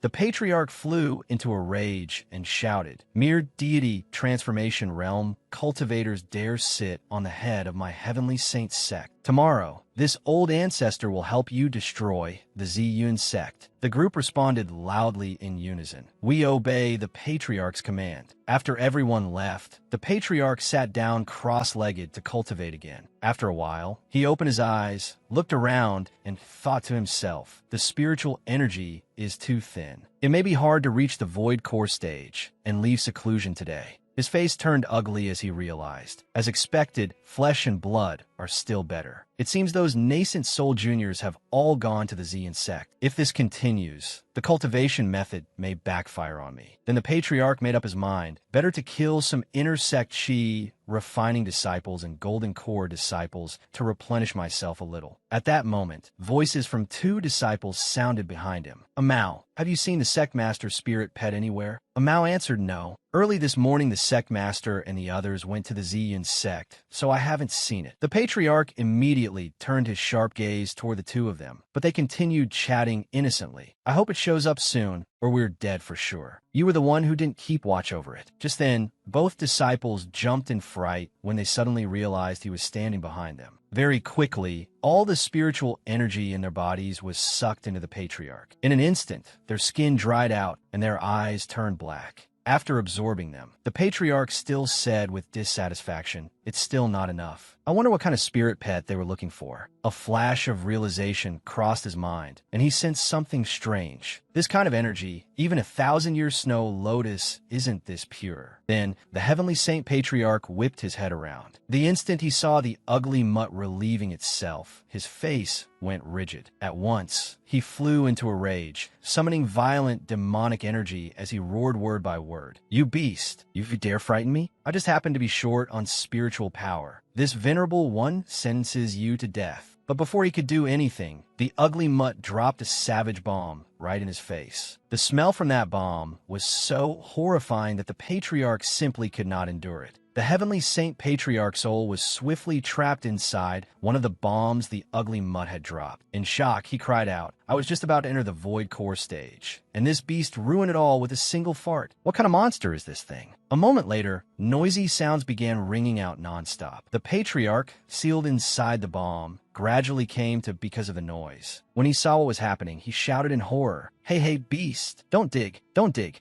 At this moment, the ugly mutt was still tirelessly digging deeper into the ground, searching for something. Not long after, It smirked at the thing right in front of it and said smugly, "Awake now? Time for revenge." At this moment, 4 nails with green flames on them appeared from the place the ugly mutt had dug up. Immediately afterward, it rushed over and pulled those nails out with its mouth. Seeing what the ugly mutt was doing, the heavenly saint patriarch gaped in shock and said, "Why isn't the coffin sealing formation working? You damn beast, stop pulling. If you keep pulling, the spiritual energy will dissipate. No, this beast can sense me, but if my body is exposed now, it'll disperse. Those nascent soul cultivators are all gone, so I can only rely on those disciples." Not waiting another second, the patriarch immediately formed hand seals and muttered the command, "All disciples of the heavenly saint sect, gather at the back mountain at once." The moment he finished speaking, gloomy white smoke appeared in front of where the ugly mutt was digging. But nothing changed at all, making the patriarch ask fearfully, "Why is no one reacting? Why? Damn it all. If I'd known this would happen, I wouldn't have killed those 2 looking for this dog." The instant the last nail was bitten into the ugly mutt's mouth, a system message appeared. Husky passive talent, silent carry. With tears streaming down his face, the patriarch clasped his hands and begged, "Little ancestor, the last nail's already out. I'm begging you. Can you stop digging? You can have all the nails, just don't pry open the coffin lid. Little ancestor." The moment he finished speaking, the ugly mutt yanked the last nail up into the air. The coffin lid was lifted high along with it. At that instant, it hurriedly flattened itself against the ground. Inside the coffin, the patriarch's body was gradually being distorted by strange streams of demonic energy. In the blink of an eye, his entire body dissolved into smoke. When the ugly mutt poked its head up to look, all it saw was a handful of ashes left behind by the patriarch, slowly scattering away. The sight before it made its face fall, obvious disappointment showing. Just then, a grave suddenly appeared near where the ugly mutt was. It instantly beamed with joy and thought to itself, "Playing is so fun." Scene changed to Yifan's room. At this moment, Ziyin Junrin asked, "My precious disciple, I heard some disciples saw you riding a flying artifact out to cultivate?" Yifan immediately denied it. "Cultivate? How could that be?" But she clearly didn't believe him and pressed on, "Stop lying to me. If you weren't going out to cultivate, then what were you doing outside?" Yifan said uneasily, "I really just had something urgent to do." She immediately asked again, "What was it?" Before he could answer, a junior disciple hurried over to report, "Sect Master, this is bad. Heavenly Saint Taoist has brought people here."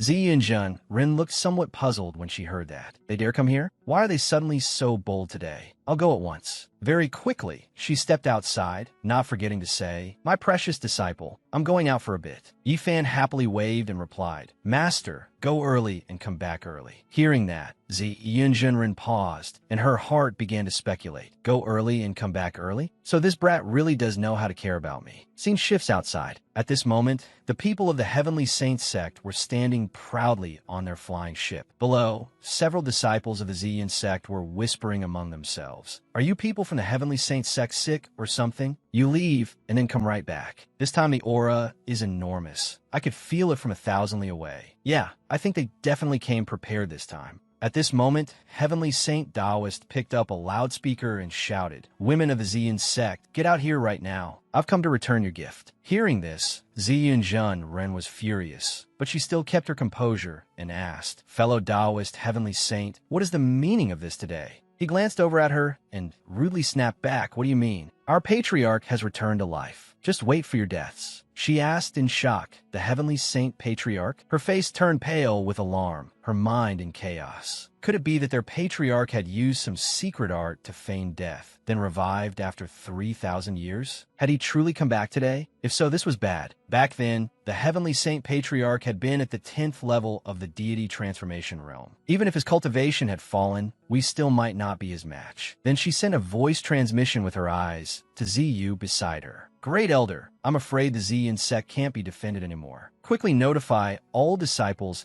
to flee through the secret passage." Ziyu replied anxiously, "Sect Master, then what about you?" She answered with certainty, "Even if the Heavenly Saint Patriarch comes today, with that precious disciple of mine here, he surely won't dare make a move against me." At that moment, Heavenly Saint Taoist let out a sinister laugh and said shamelessly, "Your Tao companion has long been dead anyway. Since you're still a woman, why not become my Tao companion instead?" Hearing that, Ziyin Run gritted her teeth and threatened, "Do you believe I'll gouge your eyes out?" He kept teasing her. "I quite like your eyes. They're truly delightful." The two disciples of the Heavenly Saints sect had the same thought. He actually dare say that? If this goes wrong, then. Suddenly, he raised the golden token and smiled in satisfaction. Looks like the patriarch has arrived. Let me show you the majestic form of my patriarch. Right then, an elder from the Heavenly Saints sect rushed over in panic to report something terrible has happened. The patriarch is dead, and the sect is gone too. Sect master, hurry back and look. That beast dug up the patriarch's grave, devoured all the scriptures and treasures, and vanished. As soon as he finished speaking, the mutated husky appeared right behind him. At the same time, the golden token in Heavenly Saint Daoist's hand began to crack. Seeing this horrifying truth, he froze, tears streaming down his cheeks. Unable to keep his balance, he fell backward, muttering, "It's over. It's over." Heavenly Saint Daoist's mind spun in shock as he looked up at the sky and said, "It's over. The patriarch is dead. Our foundation is ruined. No one can stand against that woman now." Even the silver-eyed Condor King was killed by the Golden Dragon. Golden Dragon. Golden Dragon. The moment he finished speaking, blood suddenly burst from his nose and mouth, frightening the junior brothers behind him into shouting, "Sect Master! Sect Master is dead!" Down below, Ziyu could not help sneering. How pathetic. How could someone with talent like that possibly cultivate to the nascent soul realm? Ziyu and Jun, Ren replied disdainfully. He probably forced it with medicinal shortcuts. She lifted a sharp gaze upward and declared firmly, "Now that the Heavenly Saint Patriarch is dead, no one from the Heavenly Saint sect today is my match." Then she pointed upward and shouted clearly, "Elders, hear my command. Follow me and exterminate the Heavenly Saint sect." At once, everyone drew their weapons and charged forward, answering "Understood." At that moment, on a high cliff nearby, Yi Fan's imposing figure appeared. He watched the situation below with full attention, where the two sects were clashing fiercely with moves that seemed to shake heaven and earth. Then he sighed in annoyance. So noisy. Below,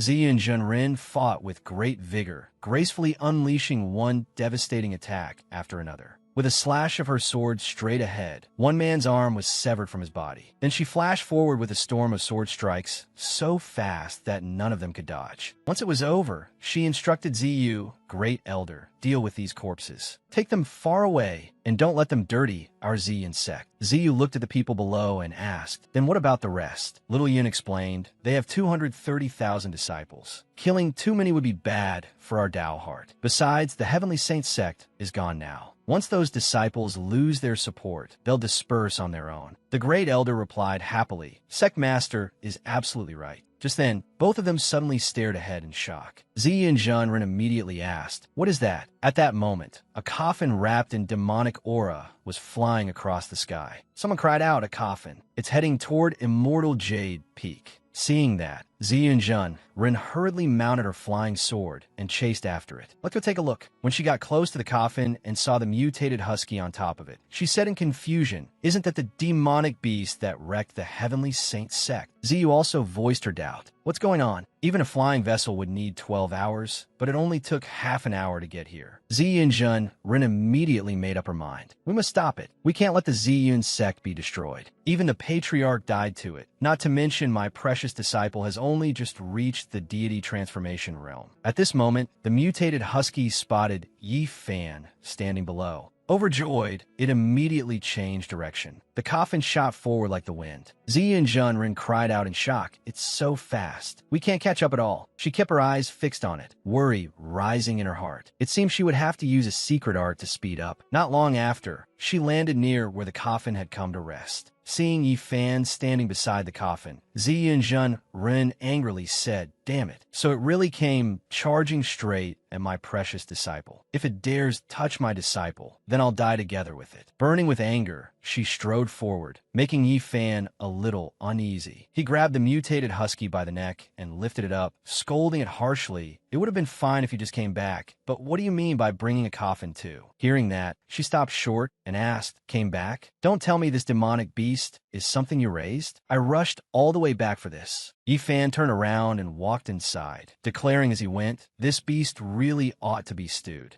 Ziyu and Junren quickly reached out and said nervously, "Wait, let's think of another way." Yi Fan immediately explained, "Master, this kind of dog is an omen of great calamity. If it stays in the house, nothing will be left." But inwardly he thought, "This dog was given to me by the system, and after all that it gave me a husky. I can't have a moment's peace." At this moment, Zian Junrin put on a pitiful expression, her eyes glistening as she clasped her hands and pleaded, "Really, think it over one more time." Seeing that coquettish look, Yi Fan could only hand the mutated husky to her. "Master, please don't look at me like that. I can't take it. Fine, forget it. If you like it, then keep it." Holding the mutated husky in her arms, Zian Jun run left in great delight. Wonderful. When she returned, Ziyu and the other disciples came forward and asked, "Sect Master, have you subdued this demonic beast?" She boasted confidently. Who would have thought? It belongs to that precious disciple of mine. Ziyu let out a shocked gasp. Stroking the dog in her arms, Ziyu and Jun Ren began praising him. "My precious disciple truly has divine foresight. He knew the heavenly saint patriarch would revive. So in the middle of the night, he sent it to the heavenly saint sect. That means everything that happened today was already within his calculations." Ziyu stared at the mutated husky and replied, "So that's how it is. This spirit pet really is good at eating and drinking." A senior brother stepped forward and offered his guess for senior brother Yi Fan to have such a powerful spirit pet. I'm afraid his cultivation must have reached the void refinement realm. At that moment, Yinzi asked worriedly, "But master, this little fellow, it won't bite our whole sect to pieces one day, will it?" Ziyi and Jun Ren hesitated a little before replying, "Probably not." That uncertain answer made everyone look at the mutated husky with great fear. Right then, a junior sister supported a nearly exhausted senior brother as they hurried over to report, "Master, sect master, elders, this is bad." Senior brother, Su Qiuming, ran into an evil cultivator. Ziyi and Jun Ren flew into a rage. "What? There are actually evil cultivators near our sect, and they even dared injure one of our Golden Core disciples?" Immediately afterward, she turned and ordered Ziyu, "Great Elder, strengthen the patrols. Second Elder, contact the other sections. If anyone spots them, report at once." Ziyu and the others cupped their hands and answered in unison, "Understood." The scene shifted to a place surrounded by towering mountain ranges. Fei Yi was wandering alone along a narrow trail, muttering to herself, "Good thing this old lady's hard to kill. Once I reach Nascent Soul, I'll go to the Heavenly Saints sect and have a look."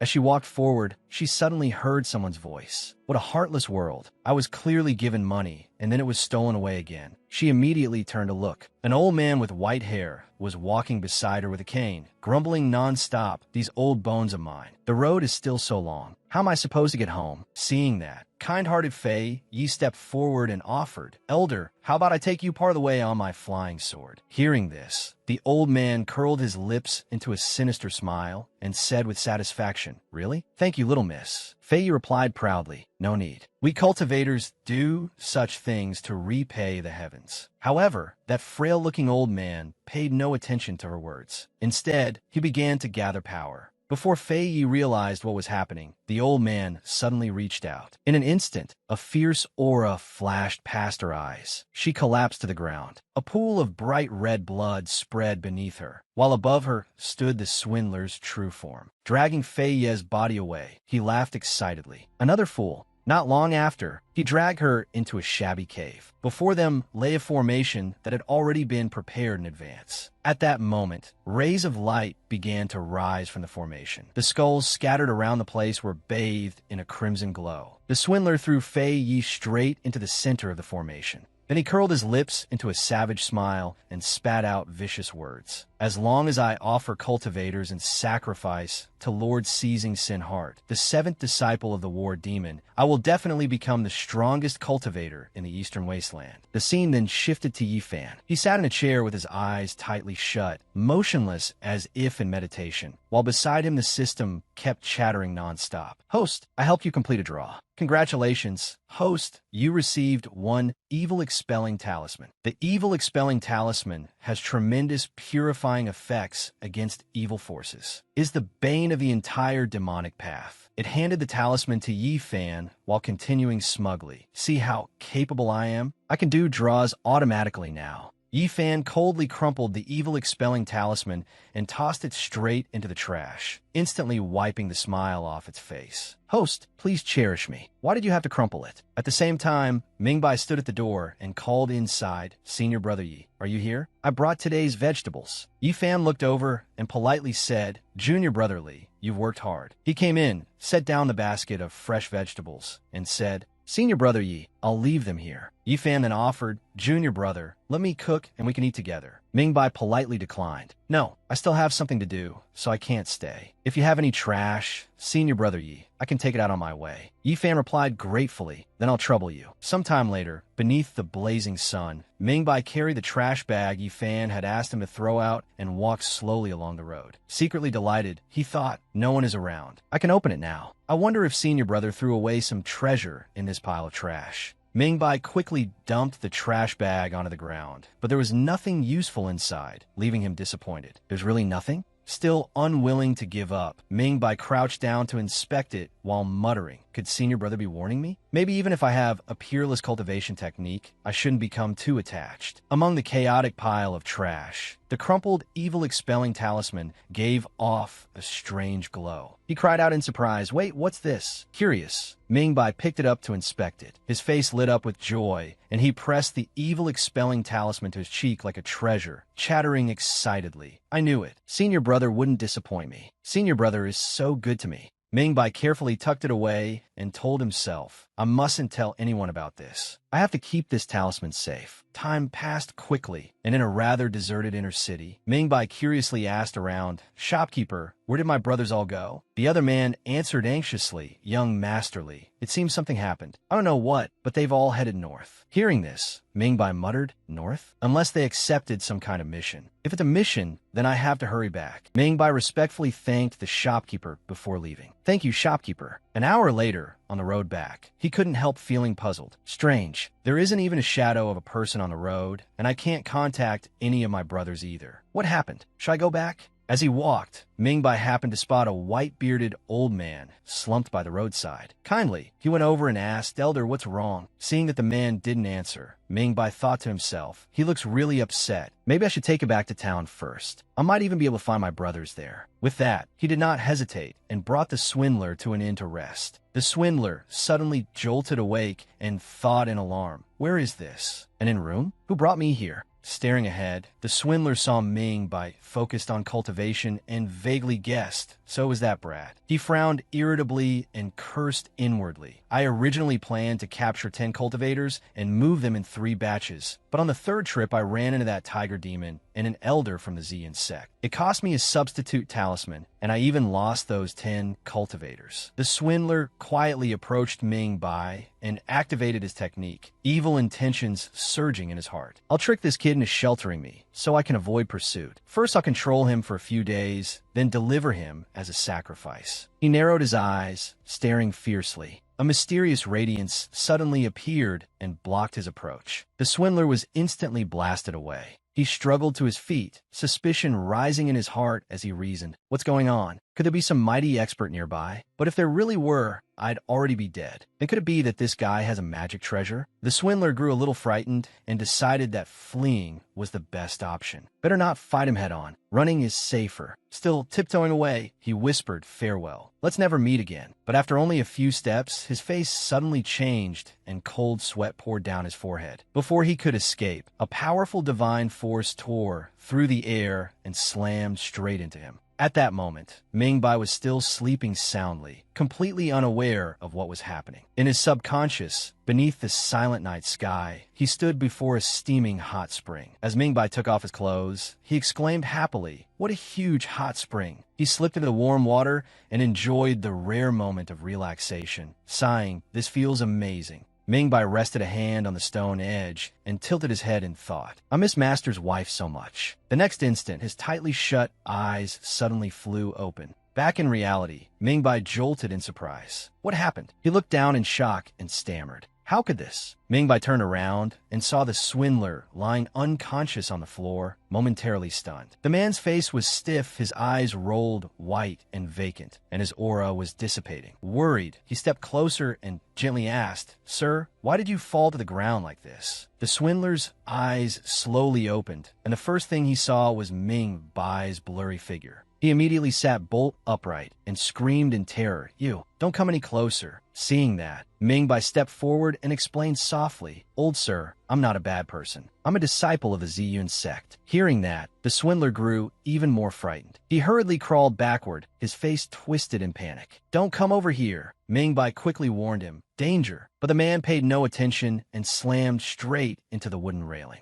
In the end, the rotten section of railing could not withstand the impact. It shattered on the spot, sending him tumbling over the edge. He lay below, barely breathing, a few weak groans escaping his mouth. Ming Bai immediately jumped down to check on him. Out of kindness, he did not hesitate to use his true qi to save the man's life, anxiously trying to reassure him. "Old sir, hang in there. I'll transfer some true qi into you right away." Those words hit the man like a bolt from the blue. Terrified, he hastily retreated and stopped him. "No, I'm an evil cultivator. True qi clashes with the demonic qi in my body. I'll die." His condition worsened by the second, and a strange demonic aura began leaking from his body. Ming Bai innocently asked, "Old sir, why do you have demonic qi on you?" "Old sir, were you attacked by an evil cultivator?" The swindler struggled to draw in air, then died on the spot. Sitting beside him, Ming Bai murmured sorrowfully. He stopped breathing. "Just like when my second great-uncle died." That death only deepened Ming Bai's guilt, and he blamed himself. "It's all my fault. I didn't even realize he had been poisoned by an evil cultivator. I went and transferred true qi into him on my own. If I'd known earlier, I would have taken him back to the sect for treatment instead. If we'd done that rather than calling some ordinary doctor, he wouldn't have died." Hatred flared up in his heart, and he silently swore, "Those evil cultivators commit crimes that outrage both heaven and earth. I will definitely avenge you." Not long after, Ming Bai finally returned to the sect. The other disciples hurried over the moment they saw him and asked worriedly, "Junior Brother Li, you're finally back. We thought something had happened to you." Ming Bai asked blankly, "What would happen to me?" They explained that they had heard from the patrol elder that an evil cultivator had been seen moving around North Town, and that he had taken a group of fellow disciples to eat and drink at drunken immortal residents. A disciple beside them added, "That evil cultivator was extremely cunning. When he realized he couldn't beat the patrol elder, he used a substitute talisman and escaped. The patrol elder only managed to save 10 of our brothers." Only then did Ming Bai begin to understand. So all of those fellow disciples had been tricked by the evil cultivator. Did the patrol elders say what that man looked like? The other person replied, "I heard he was an old man with a full head of white hair and 3 pagoda-like buns." Hearing that, Ming Bai wondered in disbelief. 3 pagoda-like buns. Isn't that the old man I carried back to town?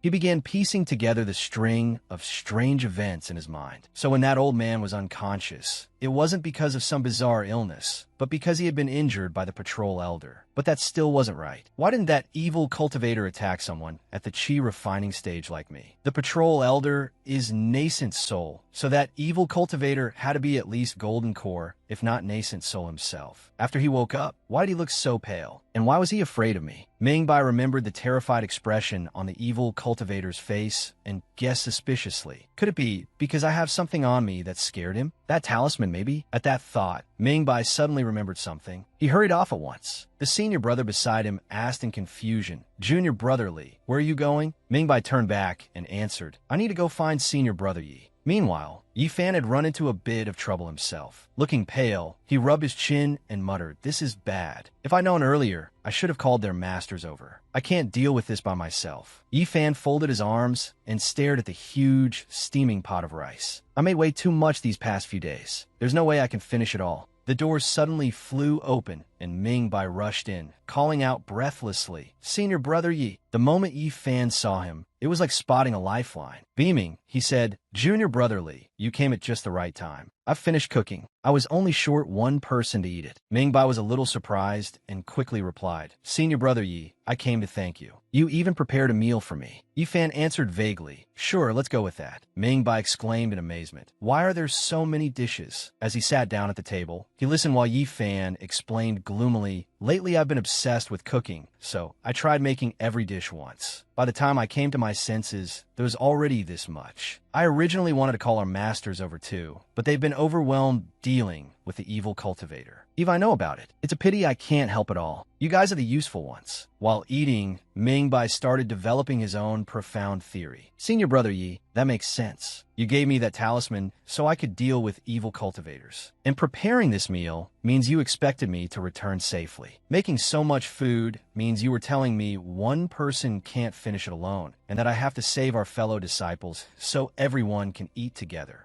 He set down his chopsticks and began pondering deeply. Then he said, but didn't that evil cultivator already die? If that's the case, then the thing giving the sect master and the others a headache must be another evil cultivator. Senior brother Yi wants me to help. To put it plainly, senior brother Yi gave me that talisman so I could handle this. Seeing Ming Bai wolfing down plain rice, Yi Fan reminded him worriedly, Junior brother Li, don't just eat rice. Eat some of the dishes too, or you'll choke. After finishing the meal, Ming Bai let out a long breath, then quickly stood up and cheerfully said his goodbyes. Senior brother Yi, no need. I still have to go see the sect master, so I'm leaving first. Yi Fan called after him, Junior brother Li, be careful on the way. Ming Bai smiled and replied, I will. The scene shifted back to the Ziyin sect. At that moment, the sixth elder was reporting what had happened. That's everything. We were just about to kill the evil cultivator, but he used a substitute talisman and got away. After hearing it all, Ziyin Zhen issued her orders solemnly. I understand. Inform all outer sect disciples not to leave their doors. Sixth elder, have the inner sect disciples expand the search in the surrounding area. Priority 1 is finding our disciples, and in addition, we must remove this malignant scourge. The old man answered tensely, yes. She immediately thought of Yi Fan, and unease rose in her heart. Although sealing the sect could protect the outer sect disciples, the common people living below the mountain would likely suffer. If only my precious disciple knew divination arts, I could just have him calculate the evil cultivator's location. The next instant, Ziyin Zhen rejected the idea herself. No, that won't do. My precious disciple would definitely end up seeing through everything. I must not disturb his cultivation. Maybe the information will come to us on its own. At that same moment,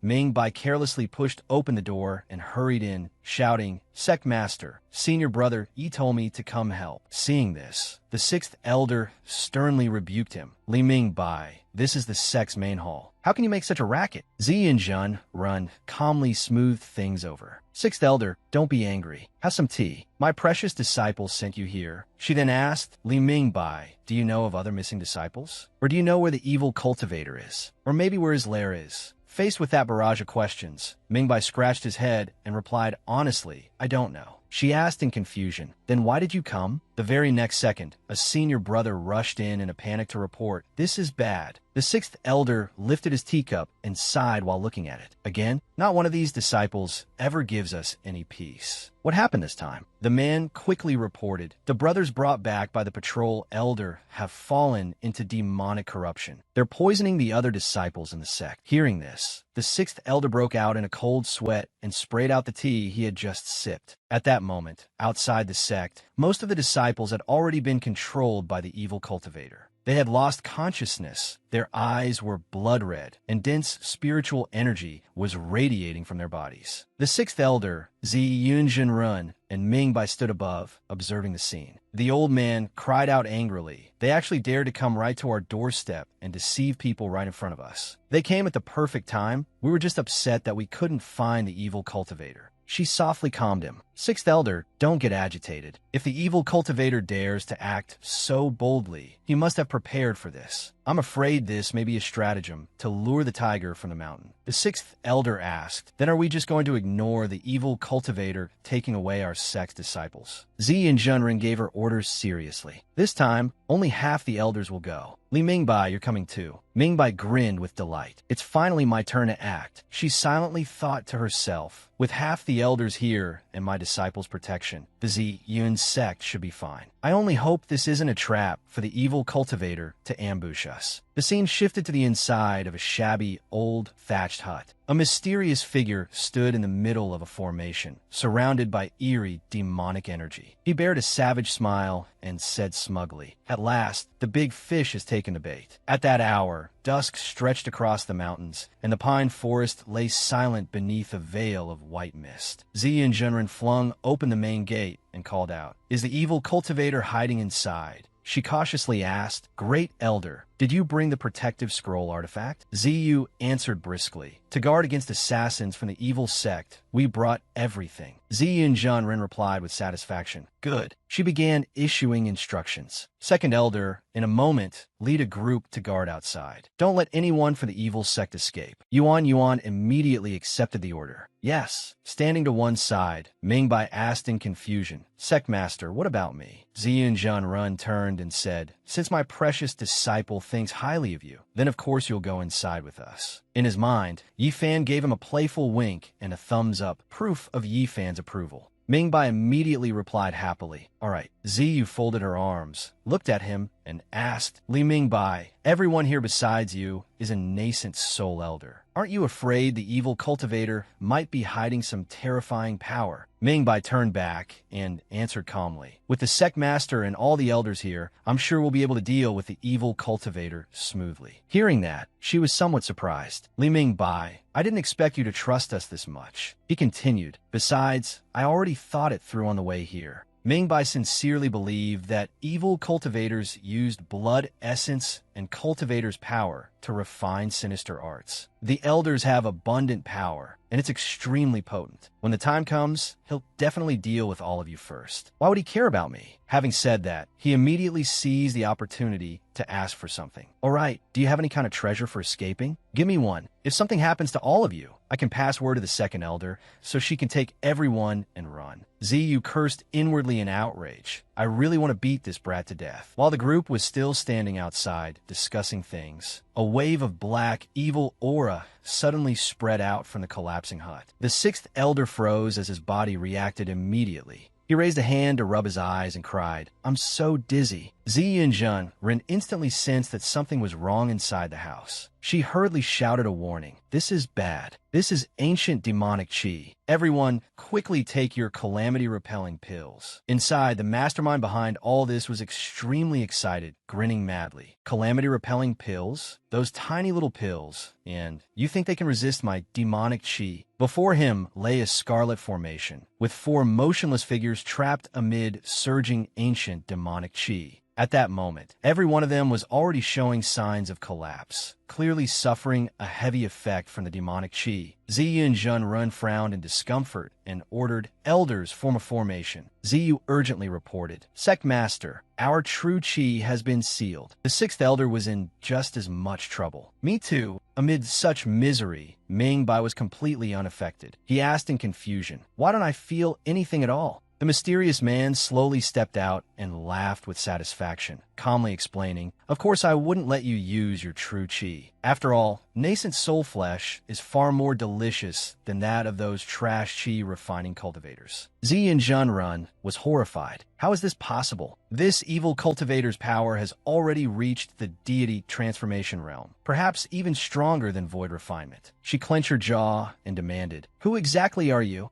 He introduced himself without hesitation. "You may call this seat Nieze." Hearing that name, everyone was shaken and cried out in unison, "Niezue?" Mingbai whispered curiously, "Sixth Elder, is this Nieze guy really that powerful?" Ziyu answered gravely, "Niezu isn't just powerful, he's downright terrifying." Then she began recounting an ancient legend. 10,000 years ago, the demon race brazenly invaded the human world. The heart-devouring war demon and his 12 envoys bathed the entire eastern wasteland in blood. That war lasted for more than 100 years, and countless cultivators died at the hands of the demons. The cultivators of the eastern wasteland were nearly exterminated. In the end, a multitude of mighty tribulation transcendence experts had to self-destruct together just to drag the heart-devouring war demon down with them. From that battle onward, the eastern wasteland never again had any tribulation transcendence cultivators. As for Niezue's status, he was the seventh demonic envoy under the heart-devouring war demon, and also the last one to fall. Even when facing the siege of over 300,000 Mahayana cultivators alone, he slaughtered them for 3 days and 3 nights. Because of that battle, the Eastern Wasteland lost more than 100,000 Mahayana experts. Back in the present,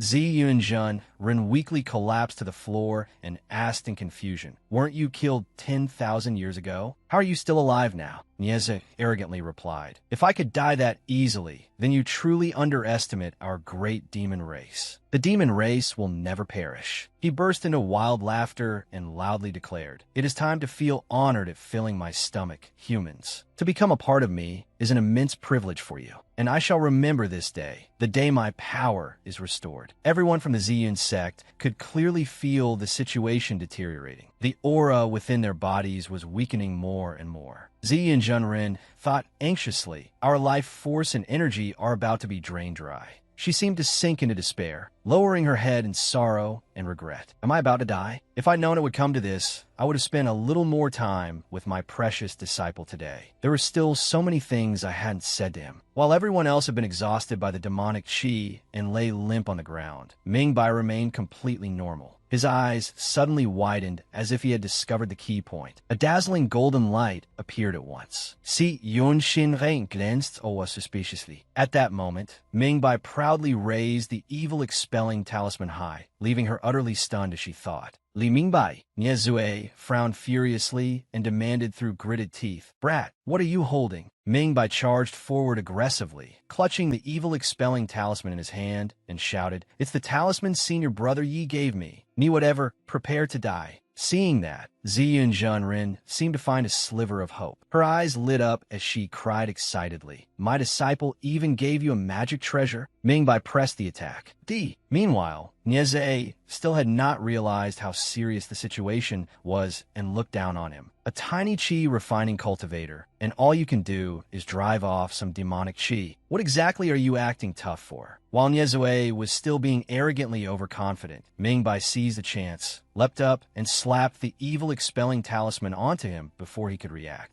Seeing his horrified expression, Mingbai decisively shouted out his move, Ultimate Illusion Golden Light. The unlucky Nieze took a powerful punch head-on before he could even recover his senses. A pillar of light, like heavenly wrath, suddenly erupted, brilliant enough to cover the entire sky. At that same moment, Yi Fan was fast asleep in his soft bed, but the blinding light from outside woke him up. In confusion, he blurted out, Why is it so bright outside? Even so, Yi Fan did not think much of it, turned over, hugged his blanket, and went back to sleep. The scene shifted back. Nieze staggered to his feet, curling his lips into a cold sneer as a sinister demonic power spread from his body. Frowning and grinding his teeth, he threatened, Don't get cocky. Even 300,000 Mayana cultivators couldn't kill me. How could some magic treasure from a qi refining cultivator like you possibly? At that moment, countless golden tentacles sprouted behind Mingbai. Spreading his arms, he struck a dramatic pose. I don't know what this move is called, but striking a pose should be enough. Niezue's eyes bulged as he cried out in shock. What is this? Mingbai immediately directed the tentacles to attack without the slightest hesitation. They coiled around Niezue's body, restraining his limbs so completely that he could do nothing. He raised a hand to cover his eyes, but it did little. His cheeks were flushed red as he exclaimed awkwardly, That's way too perverted. The man roared in fury, and a stream of golden lightning tore through space, breaking the technique apart. With a loud boom, the lightning exploded violently, sweeping away all the tentacles in an instant. They shattered and rained down onto the ground. The fellow disciples of the sect had now successfully broken free from the evil cultivator's spell as well. Where is this? Weren't we going out for drinks? My eyes hurt so much. Ziyun thought to herself in satisfaction. My precious disciple, this time the Ziyun sect was saved because of you. She walked over to him and praised him warmly. Li Mingbai, you did very well. Ziyu also could not hide her gratitude. If it weren't for you, I'm afraid the Ziyun sect would have ended up just like the One Chong sect. Mingbai smiled and replied modestly, I only managed this thanks to Senior Brother Yi. At that very moment, a small demon silently appeared behind him. Time passed quickly, and Ziyun came with Mingbai to Yi Fan's room. Mingbai called out loudly, Senior Brother Yi, the sect master and I came to visit you. Yi Fan stepped out and greeted them cheerfully. Junior Brother Li, you've been coming by a lot lately, haven't you? And Master, why did you come looking for me so early today? I haven't even prepared lunch yet. Is there something else going on? She said shyly, Precious disciple. Today,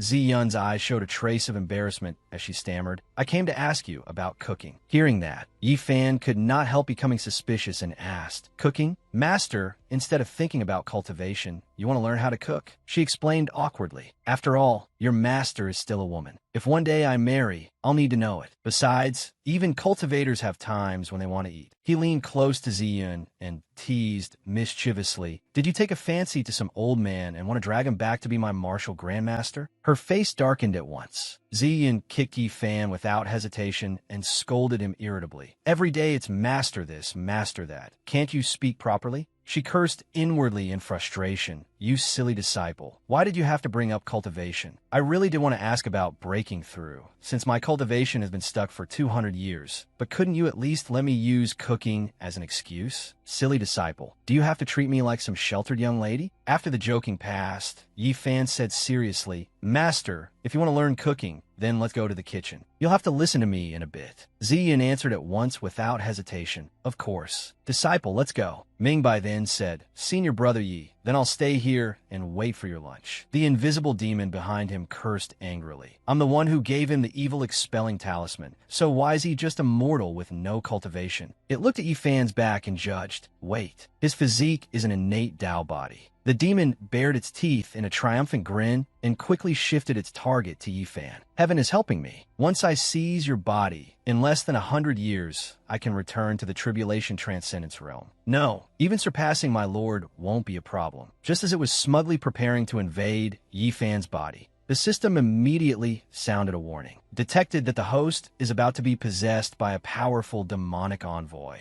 This demonic envoy is extremely dangerous. Please flee this location. The host may check in at designated sect locations. This system can help the host cheat once on a check-in mission. After hearing this, Yi Fan asked inwardly in confusion, "Demonic envoy? Back then, I fought so many heavenly demon envoys I lost count. If there really were one here, how could I not sense it?" The system said gloomily. Detected that the host's master wants to learn a method of breakthrough from the host. Please proceed to the designated location. You may obtain the corresponding reward. Forget it. You're about to have your body seized anyway. So what's the point of me helping you? Let's just go directly. Right then, Ziyin suddenly asked curiously, "Disciple, how exactly do you make your golden house hiding beauty dish?" Yi Fan quickly turned and replied, "Let me see." He stepped over to examine it, then said softly, "Master, this won't do. You're about to crush the tofu." She answered matter-of-factly, "How should I know? I don't know how to cook." Without hesitation, he wrapped one arm around Ziyun's waist, while his other hand moved down toward the bowl of tofu as he instructed her patiently. "Master, relax. Follow my rhythm. You're gripping too tightly. I can't get in." Yi Fan gently took hold of her hand and tenderly taught her, "Squeeze slowly, then move it up and down in a steady rhythm." That series of actions, along with his words, made Ziyun blush bright red with embarrassment. Oblivious, he continued explaining, "You can use your index finger and middle finger to gently test how deep the hole in the tofu is, whether you've reached the innermost part yet, and whether you've torn the outer layer." At that, she turned away shyly and raised a hand to her mouth. "Stop talking." By accident, Ziyun bit the tip of her finger and cried out coquettishly, "Oh, that hurts." Seeing this, Yi Fan grinned and teased, "You're already over 1,000 years old, and you're still acting spoiled like a little girl." She complained resentfully, "And you're still laughing? Your master is about to die from the pain." From outside the door, Ming Bai shyly called out, "Senior brother Yi, your food," before he could finish. He heard the two voices drifting out from inside. "It hurts at first, but once you get used to it, it won't hurt anymore." Curious, he peeked his head in and wondered bashfully, what are Senior brother Yi and the sect master doing? Meanwhile, Yi Fan still had no idea and calmly continued, "I'll do it a little slower. There's still plenty of time. Let Junior brotherly wait outside a bit longer." Those highly misleading words made Ming Bai think awkwardly to himself. So, Senior brother Yi and the sect master have that kind of relationship? But a master-disciple romance. A moment later, blushing furiously, he ran away at once. "This is too embarrassing." Scene change. Yi Fan looked at Ziyun's cooking skills and forced out a helpless smile. Master, are you making dark cuisine? The demon following him suddenly stroked its chin in confusion. How strange. My demonic chi clearly affected him already, so why can't I possess him? At that moment,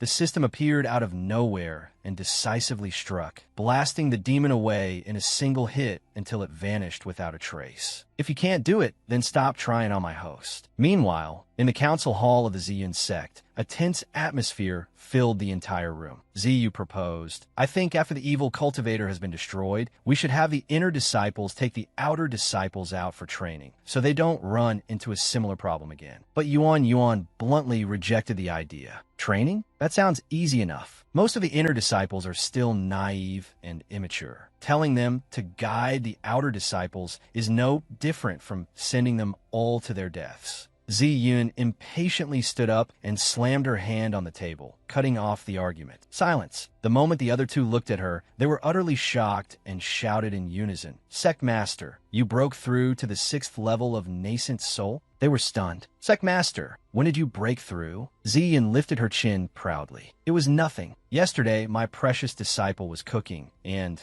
suddenly I had an epiphany. It was an ancient power, like a warm current merging into my body and opening all my meridians. Guided by it, I also vaguely realized that part of the Ziyun sect's cultivation technique was wrong. Hearing that, Ziyu cried out in alarm. Wrong? You mean the inheritance technique our sect has passed down for thousands of years contains errors? Ziyun confirmed it. That is indeed the case. Later, I will write out this fused cultivation method for the entire sect to study. Ziyu found it even harder to believe, blurting out, what does that have to do with cooking? Ziyun pressed a hand to her flushed cheek, and as she spoke, her heart could not help but stir. Of course it's related. When my precious disciple held me, I could feel his true chi continuously crashing into my dantian. Hearing that, Ziyu was startled all over again. Crashing. Recalling that feeling, Ziyun smiled, her eyes shining with excitement, and spoke rapidly as she recounted each intoxicating moment. The speed of the impacts was incredibly fast. Before the first wave had even ended, the peak of the second had already arrived, and then after that, after nearly 4 hours of such fierce collisions, I suddenly felt the barrier inside me completely shatter. Yuan stared wide-eyed in amazement. 4 hours? Ziyun answered honestly. 4 hours straight. What about it? Ziyu grumbled inwardly in irritation. She's the sect master and has lived over 1,000 years. How can she say things that sound so outrageous, so openly? Yuan felt much the same. Is this really something that can be discussed in front of everyone? When is this elder ever going to stop? Just as things had settled down, a sect disciple rushed in frantically with urgent news. Sect master, something huge has happened. A cave abode has appeared at Foaming Mountain. The news struck the 3 women like a bolt from the blue, leaving them all shaken. The scene shifted to a mortal jade peak. Yifan said calmly, Master, are you saying that at Foaming Mountain, the cave abode of Zhao Tingjin from the Zhenyang sect has appeared? Ziyun answered very timidly and shyly. There's an 80 or 90% chance. All the sects are gathering people already. Precious disciple, although I know you don't like. Before she could finish, he seemed to understand and quickly replied, All right, then I'll go. Ziyun still had not recovered. Don't refuse so directly. Huh? You're really going? Yifan curled his lips into a smirk and said with interest, After all, I've never seen how grand it is when a cave abode is born, so I want to go join the fun too. But inwardly, he was making his own calculations. Even if that's true, what I really want is to learn more about this Zhao Tingjin and see whether he's someone my 70th life once knew. Zhao Tingjin wasn't a bad person. He was one of the few friends I had. Unfortunately, his life was too short, and I was also set up by Senior Sister. Forget it, it's all bothersome old grievances. I'm only going to see a spectacle. Surely this can't have anything to do with me too? While playing with the 9-tailed fox, the mutated husky suddenly barked a few times. Master's going out to play, so let's go too. The 9-tailed fox seemed a little wary and asked nervously, Can I not go? It refused decisively. No. On the towering peaks of Foaming Mountain, a flying boat slowly descended below. Old Sure announced, The Ziyun sect has arrived. Li Yibi lounged idly on a chair and answered carelessly. I know. The sect masters had all already gathered, and the moment they saw the people of the Ziyun sect appear, one of them immediately sneered.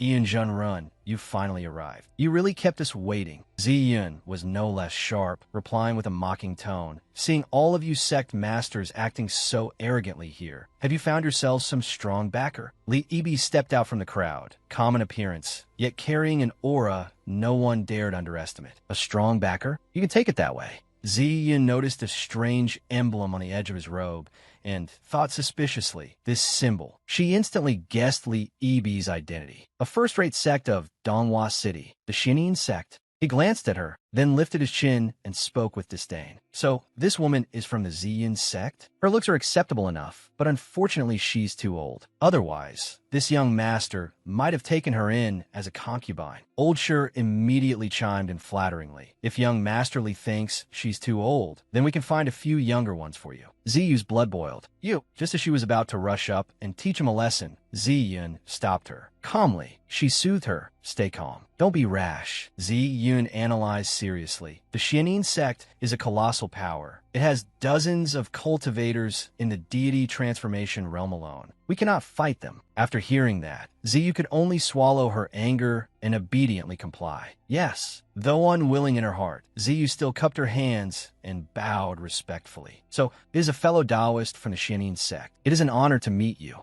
Li Yibi could not even be bothered to respond to Ziyu's greeting and went straight to the point. In a while, you all will go inside first and scout the way for me. The legacy of the great power belongs to me. As for the rest, you can divide the treasures among yourselves. But if later any of you dare become greedy for the legacy, be careful I don't wipe out all 9 generations of your souls. Suddenly he frowned, having noticed something strange. Li Yibi pointed his fan directly at Yi Fan and demanded harshly, "Who is he?" Seeing this, Ziyun introduced him proudly. This is my most prized and proud disciple, Yi Fan. Yi Fan, however, reminded her modestly, "Master, I'm just a mortal. What's there to be proud of?" Hatred flashed in Li Yibi's eyes, and his teeth ground audibly as he thought inwardly. So he's Yi Fan? Didn't the intelligence say he never liked going out? Wasn't he supposed to stay on Immortal Jade Peak all day? Yi Fan's words just now sent his mind spinning with speculation. Question after question arose. And what did he mean by calling himself immortal? Is he really immortal? No, he must be concealing his aura. He dared display overwhelming power before the 7 sects, killing the silver-eyed Eagle King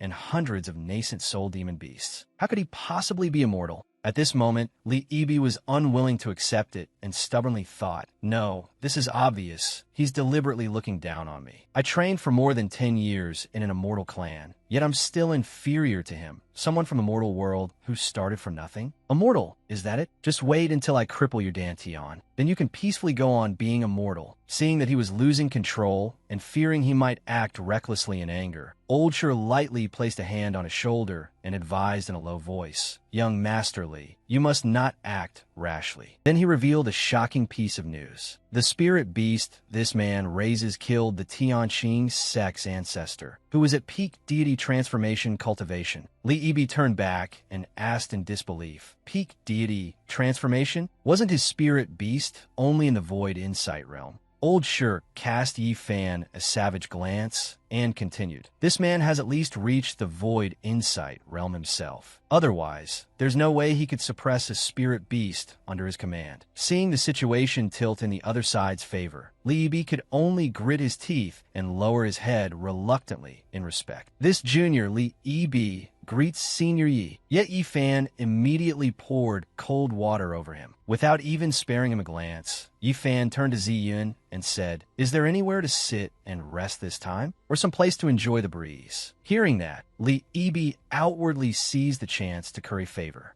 "Of course there is, Senior Yi. Please sit." But inwardly, he was cursing furiously. "You dare come here to compete with me for a great power's legacy? Once the cave abode opens, I'll use countless methods to torment you." Yi Fan leaned back lazily in the chair and did not forget to offer perfunctory thanks. "Thanks." The morning sun had already climbed above the mountain peaks, pouring warm golden light over the landscape of Foaming Mountain. At this moment, the mutated husky stood beside the cliff, biting the nine-tailed fox and threatening it. No matter how it sobbed and begged, "It's so high. Hurry and put me down." The mutated husky remained firm. "No." Meanwhile, it noticed a cave radiating brilliant light. The mutated husky's eyes lit up, and it let go of the nine-tailed fox as it cried excitedly, "There's a new toy again." It dashed excitedly toward the cave, completely unaware that it had accidentally caused its nine-tailed fox companion to fall down the bottomless cliff. By then, everyone had already waited for half a day, yet the cave abode still showed no further movement. Yifan sat on the ground, looking bored, and kept complaining, "Master, it's already been more than half a day. How much longer will it take for the cave abode to fully open?" Ziyan replied calmly, "Just wait. If not half a day, then a year. Sooner or later, there will come a day when it opens." Yifan yawned repeatedly and grumbled, "If it takes that long, we might as well just go back home." Suddenly, the ground shook violently, startling everyone in alarm. Ziyan immediately shouted, "The cave abode has emerged!" Light burst forth from the cave abode, accompanied by surging spiritual pressure. Cracks appeared across a gigantic boulder, and blazing red runes emerged. The Xinjiang sect's mountain gate had finally manifested completely. The spiritual radiance lit up the sky, and no one could hold back their cries of amazement. The Xinjiang sect has finally appeared in full. This sect is so magnificent. I never thought that even at my age, I would still live to see the Xinjiang sect emerge again with my own eyes. Even Yi Fan was left wide-eyed in amazement by that majestic, magnificent sight, thinking to himself, "So this is a cave abode manifesting in the world? It really is quite grand. Although its style doesn't match the Zhao Tingjin I know, this is the first time I've ever seen it in 100 reincarnations. Coming back this time was worth it after all." Li Yibi curled his lips into a smug smile, his heart full of schemes. The sect's supreme treasure, controlled by Taoist Xinjiang, can manipulate the flow of time, heaven, and earth infinity. As long as I obtain it, my cultivation speed won't lose to an innate saint body. Once I have it, I'll never have to worry about the way the others in the sect look at me again. He turned back and announced to everyone, "Sect Masters, Xinjiang's sect has been opened. There must still be many layers of seals inside. I ask all of you to join me, Li, in breaking the mountain-protecting Grand Formation and fully opening Xinjiang sect." Shang Yimou stepped forward and replied respectfully, "We agree." But the moment he finished speaking, his expression changed, and he thought to himself, "Trying to use us as cannon fodder? How could we possibly let the inheritance fall into your hands?" On the other side, Ziyan looked at Yi Fan and spoke softly, "My precious disciple, the cave abode has opened. Why not come with me?" He folded his arms and refused at once. "No need. Aside from the scenery, this cave abode has nothing of value to me." She had no choice but to say, "Fine then. We can only cooperate with the other sections." Yifan said, "Master, I'll go wait for you on the flying boat." Scene change. The mutated husky was desperately trying to squeeze its head into a small cave. As it moved forward, it kept glancing back and calling to the nine-tailed fox, who was peeking about outside the cave entrance. "Hurry up and come over. There's something good here." The nine-tailed fox followed the mutated husky deeper into the cave, only to have a blue light reflect across her face. It turned out that cave was the cultivation site of the tyrant moon bear, and that blue light was surging from its body. The moon bear seemed to sense the unlawful intrusion and frowned as it threatened them. "Little beasts, get out now, and this king may spare your lives." The nine-tailed fox thought fearfully, "This place is too dangerous. Let's go." Meanwhile, the mutated husky was unbelievably excited and charged forward aggressively. "Big Bone, here I come." It swiftly clamped its mouth onto the precious heaven and earth infinity and snatched it from the moon bear. The moon bear suddenly froze when its instincts picked up the strange movement from the mutated husky. It widened its fierce eyes and roared angrily, "Little beast, you actually dare steal my supreme treasure?" That savage roar startled the nine-tailed fox so badly that tears welled at the corners of her eyes. The moon bear raised its sharp claws and growled menacingly. "Disturbing my cultivation is harming me. All of you must die." It slammed the ground with a heaven-shaking blow, creating a violent tremor. But with its nimble movements, the mutated husky darted aside and dodged with astonishing agility. Back at the cave abode, Li Yibi, Old Shi, and Shangmo were now working together to open the 8 trigrams formation, the final formation of the sect. Ziyun Yun raised a hand to wipe the sweat from her forehead, feeling relieved. We finally opened the last formation. Ziyu could hardly believe her eyes. I never imagined that, even after Xinjiang's sect was destroyed, its 100 formations could still remain for thousands of years. Li Yibi glanced at Old Shur, and the two seemed to understand each other without words, secretly transmitting their thoughts. Elder Shur, we'll proceed according to the plan later. Once you injure these nascent soul trash, go in immediately and seize heaven and earth infinity. I'll be responsible for holding them back. The old man quickly replied, once I get heaven and earth infinity, we'll retreat. Young Masterly, please don't let Yifan and the Yun sect worry. Shang Yamo stepped forward and lowered his voice to negotiate. Young Masterly, this is the last place in the sect. We've never seen Xinjiang's sect's inheritance before. Could you let us have a look? Seeing this, Hualing chimed in agreement. We also hope young Masterly will grant our request. Old Shur walked over, slowly raised his hand, his gaze sinister and the corner of his mouth curling with hidden meaning, then said in a low voice, grant your request? Very well. I shall agree on the young master's behalf. Really? Hualing foolishly believed him and answered happily. Then many thanks, Elder Shur. At that moment, the old man glared at them, his brows knitting tightly, and one eye flashed with a scarlet light,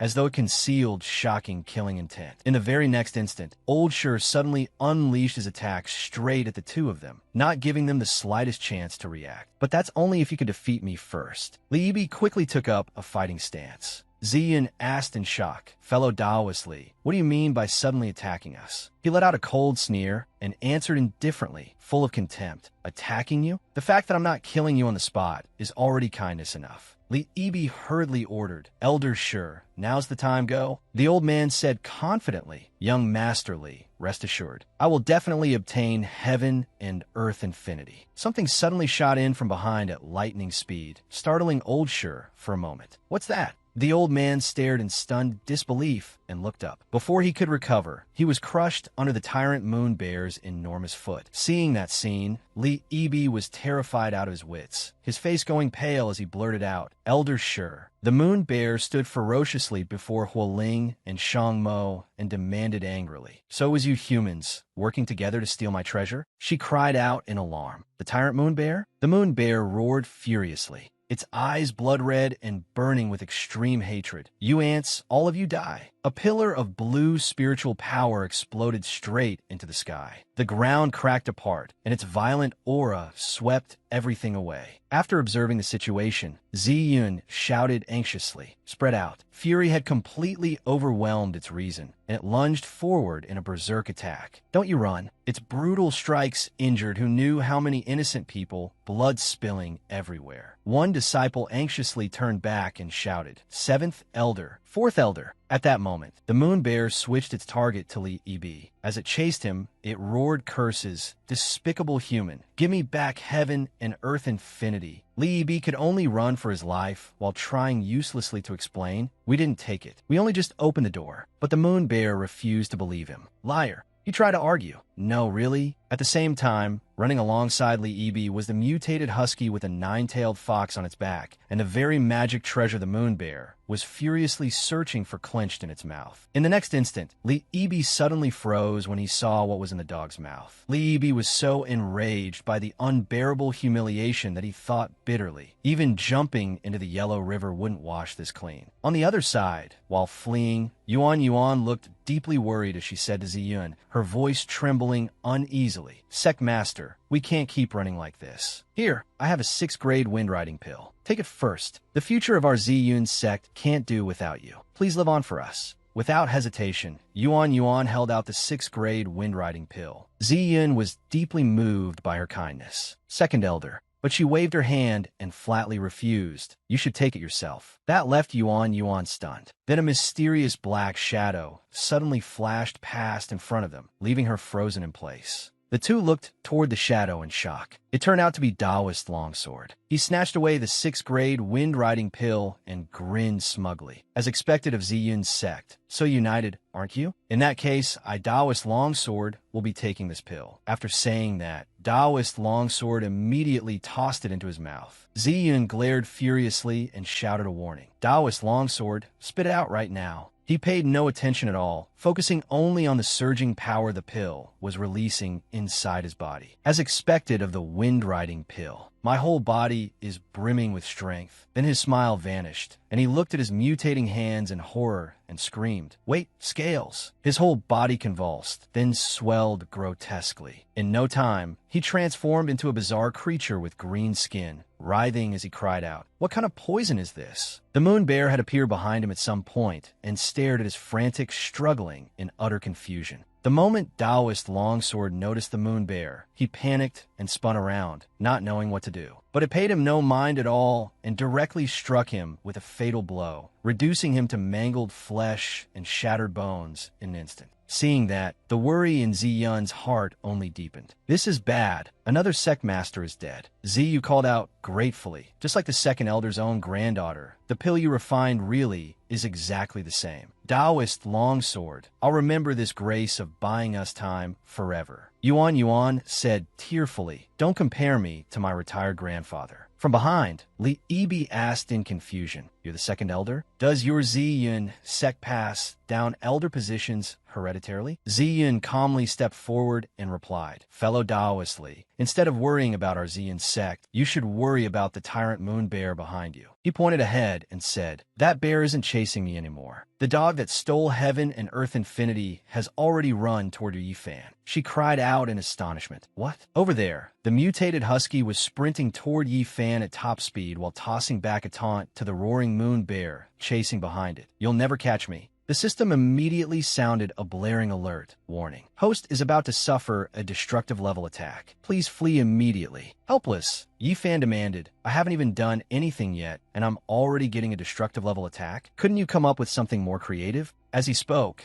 Yifan turned around, looked down at the two spirit beasts, and asked curiously, "Why are you two here? Did Master bring you?" But the mutated husky spat heaven and earth infinity into his hand, then turned tail and ran, leaving Yifan staring in bafflement. "What is this? Why does it look like Taiji? It also looks like a chew toy bone. Hey, are you trying to play fetch with me?" While he was focused on examining the treasure in his hand, the moon bear pounced from behind, raising its claws and slashing straight down at Yifan from only inches away. The system urgently transmitted a warning. "Host, there's no time. Power amplification in progress." Faced with that, Ziyun froze and cried out, "Precious disciple." The beast cunningly launched a sneak attack at him. But with his keen instincts, Yifan neatly dodged in time. Taking advantage of the opening the moon bear exposed, Yifan spun around and decisively kicked it hard in the flank. In that instant, the moon bear seemed to feel bone-piercing pain as its abdomen cracked and glowed red. The wound rapidly spread, generating terrifying pressure that caused its upper body to explode, the smoke and dust dissipating into nothingness.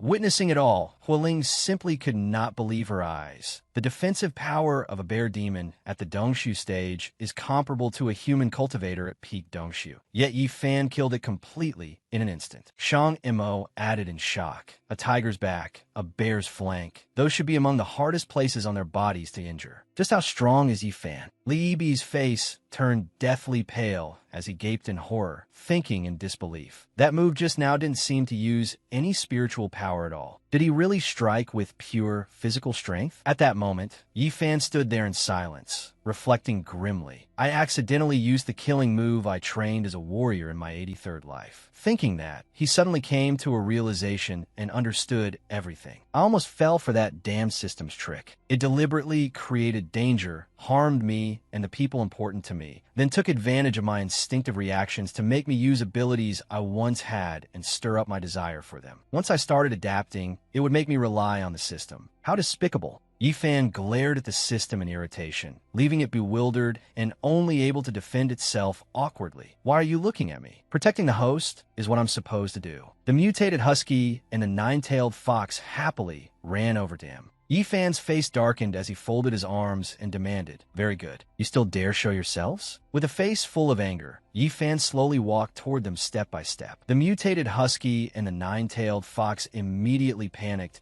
and fearfully transmitted to each other, "Master, big brother, why do I feel like Master wants to kill us?" It turned back, about to say to the nine-tailed fox, "What do we do? Master and us." But before it could finish, Yi Fan's hand had already reached the mutated husky. The last word spoken was play. At the same moment, the two spirit pets were coldly seized by the necks, tears welling in their eyes. Yi Fan stuffed both of them straight into a sack, ignoring the system's repeated attempts to dissuade him. Host, although your spirit pets caused this disaster for you this time, they'll also be your support in the future. Don't do this. Carrying the sack over his shoulder, he coldly announced, Master, we're returning to the sect. Seeing that Yi Fan seemed to be in a towering rage, Ziyin quickly agreed. All right. Yuan shyly voiced her doubt. This oppression is so strong. Sect Master, why do I feel Yi Fan is becoming more and more like your master? Scene change. In front of the Alchemy Pavilion's refining room, Yi Fan, Ziyin, Ziyu, and Yuan had safely returned to the sect. Looking at his back, she asked softly in confusion, Disciple, are you planning to refine your spirit pets into pills? He turned his head and answered darkly, No. Ziyin and Ziyu were both startled by his anger.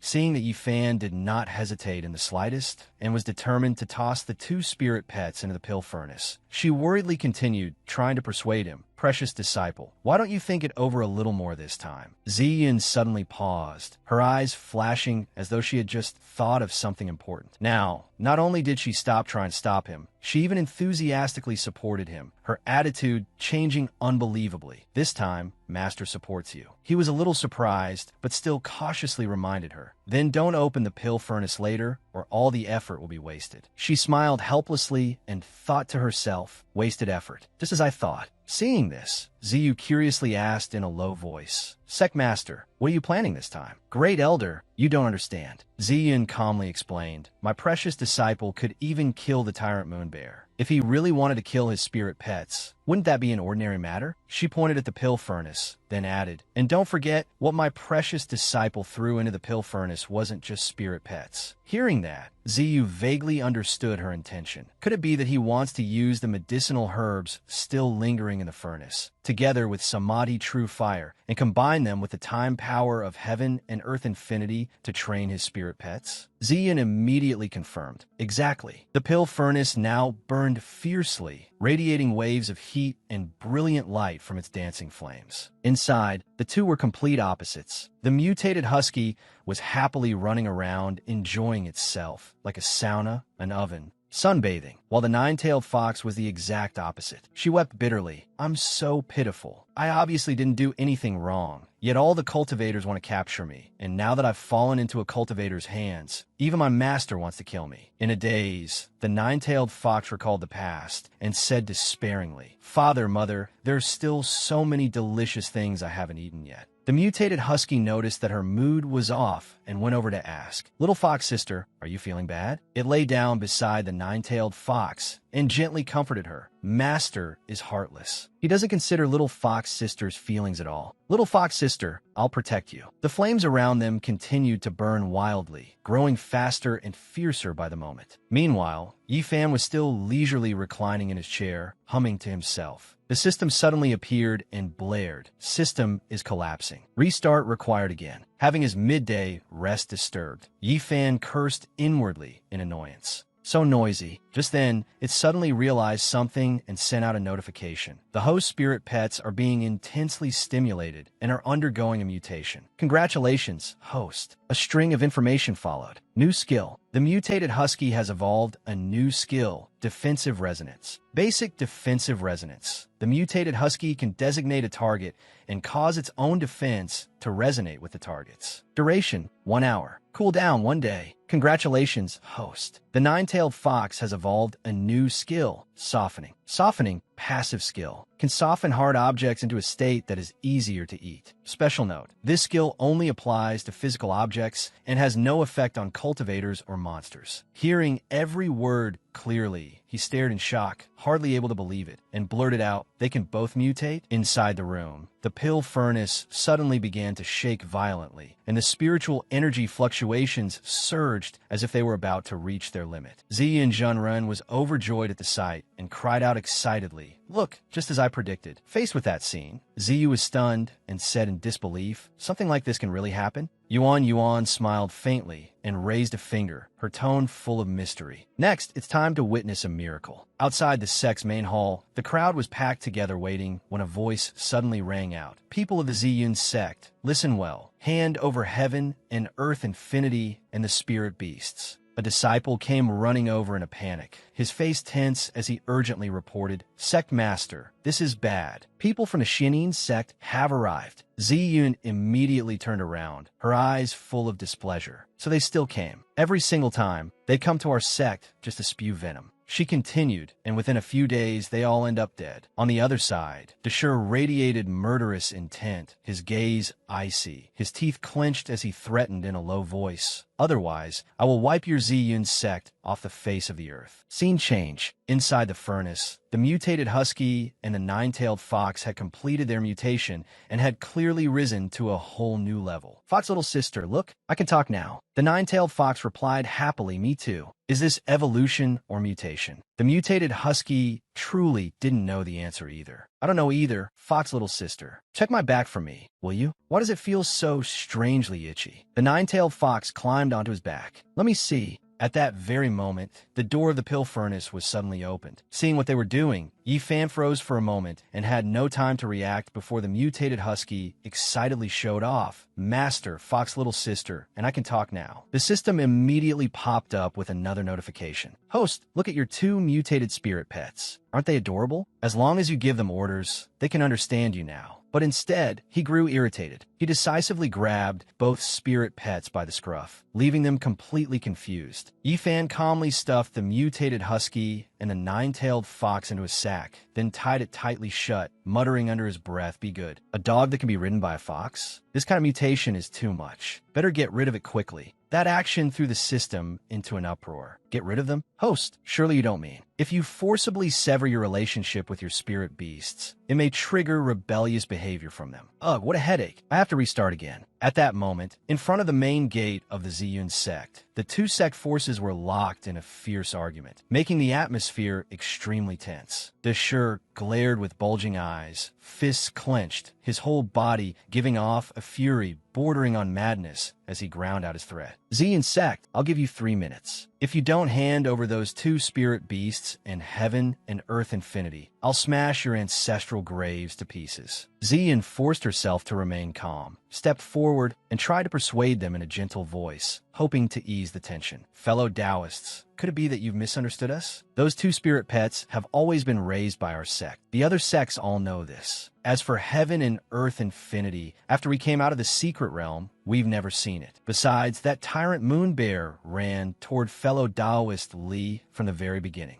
Hearing this, Li Ibi immediately jumped up, his face dark with anger as he vehemently denied it. What nonsense! How could I have taken heaven and earth infinity? Elder Dashur, she's lying. Dashur's brows knit tightly as he charged forward, killing intense soaring. Crimson demonic energy rolled around his body like an evil ghost descending upon the world. Then don't blame me for taking it by force. At that moment, Ziyun thought uneasily. 5 nascent soul cultivators? Why is it that every time enemies come, they're always an entire major realm above us? Even if we activate the sect formation, we won't be able to suppress them. Still, she did not flinch. Turning around, she coldly ordered elders form the array. At that very moment, from behind the imposing sect gates, a figure strolled out leisurely and said, "Are these the spirit pets you want?" Hearing the familiar voice, Ziyun finally showed a gentle smile. Wonderful, my precious disciple, you've come. They're trying to snatch your spirit pets and heaven and earth infinity. The system hurriedly tried to stop him, afraid Yi Fan would do something foolish. Host, I beg you, please complete the mission and keep your spirit pets. As long as the mission is completed, I'll increase your spiritual energy. When Li Ibi saw that the one who had appeared was Yi Fan, he dropped to his knees in terror, clutching tightly at Dashur's leg as he begged frantically, Elder Dashur, he's here. Let's retreat, quickly. Just say that I took heaven and earth infinity. Hurry, and take me back to the Xianin sect. Dashur looked at him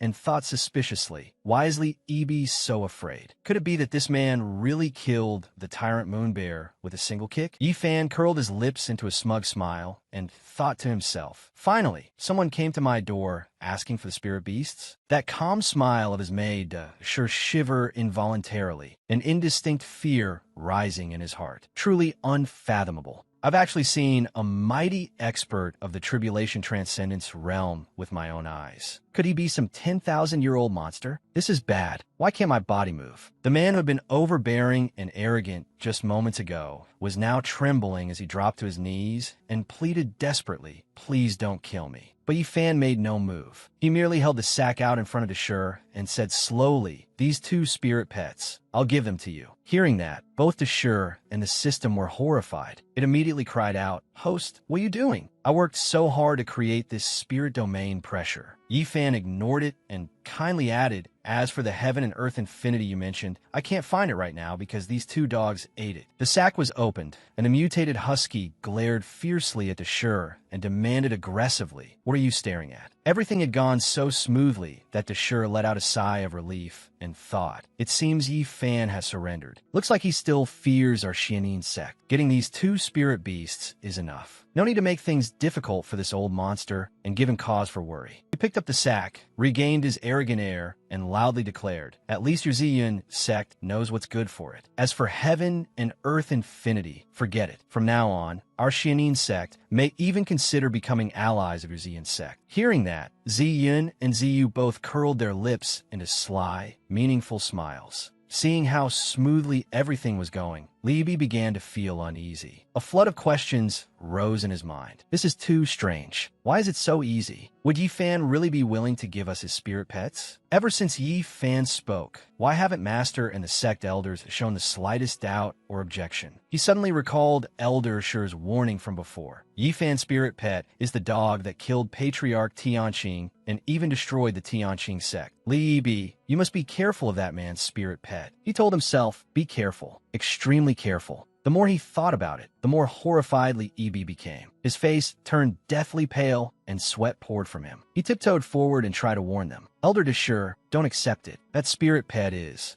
Before he could finish, Dashur's fist came crashing down on him like a thunderbolt, sending him flying backward and tumbling across the ground. Dashur angrily warned, "This is no place for trash like you to run your mouth." After dealing with him, Dashur bent slightly, speaking politely and with apparent sincerity. "Fellow Taoist, since you understand the bigger picture so well, this old man will make a decision for you just this once. Leave the Ziyun sect and become an elder of our Xianin sect. What do you think?" The moment she heard that, Ziyun could no longer endure it. She angrily rushed forward and snapped back, "What? You've stolen my disciples' spirit pets, and now you dare try to poach my precious disciple too?" Dashur boasted confidently, "Our Xianin sect is the #1 sect in East Flower City, with a solid foundation and experts as numerous as clouds." His words only grew harsher. "You are the sect master of the Ziyun sect, yet your cultivation is inferior to your own disciples. You don't even have a nascent soul expert holding the fort. If you truly want what's best for him, then you should let him go develop in our Xianin sect instead of tying him down here in this tiny Ziyun sect with empty sentiment." Though she was furious, there was indeed some truth to Dashur's words, leaving her momentarily speechless.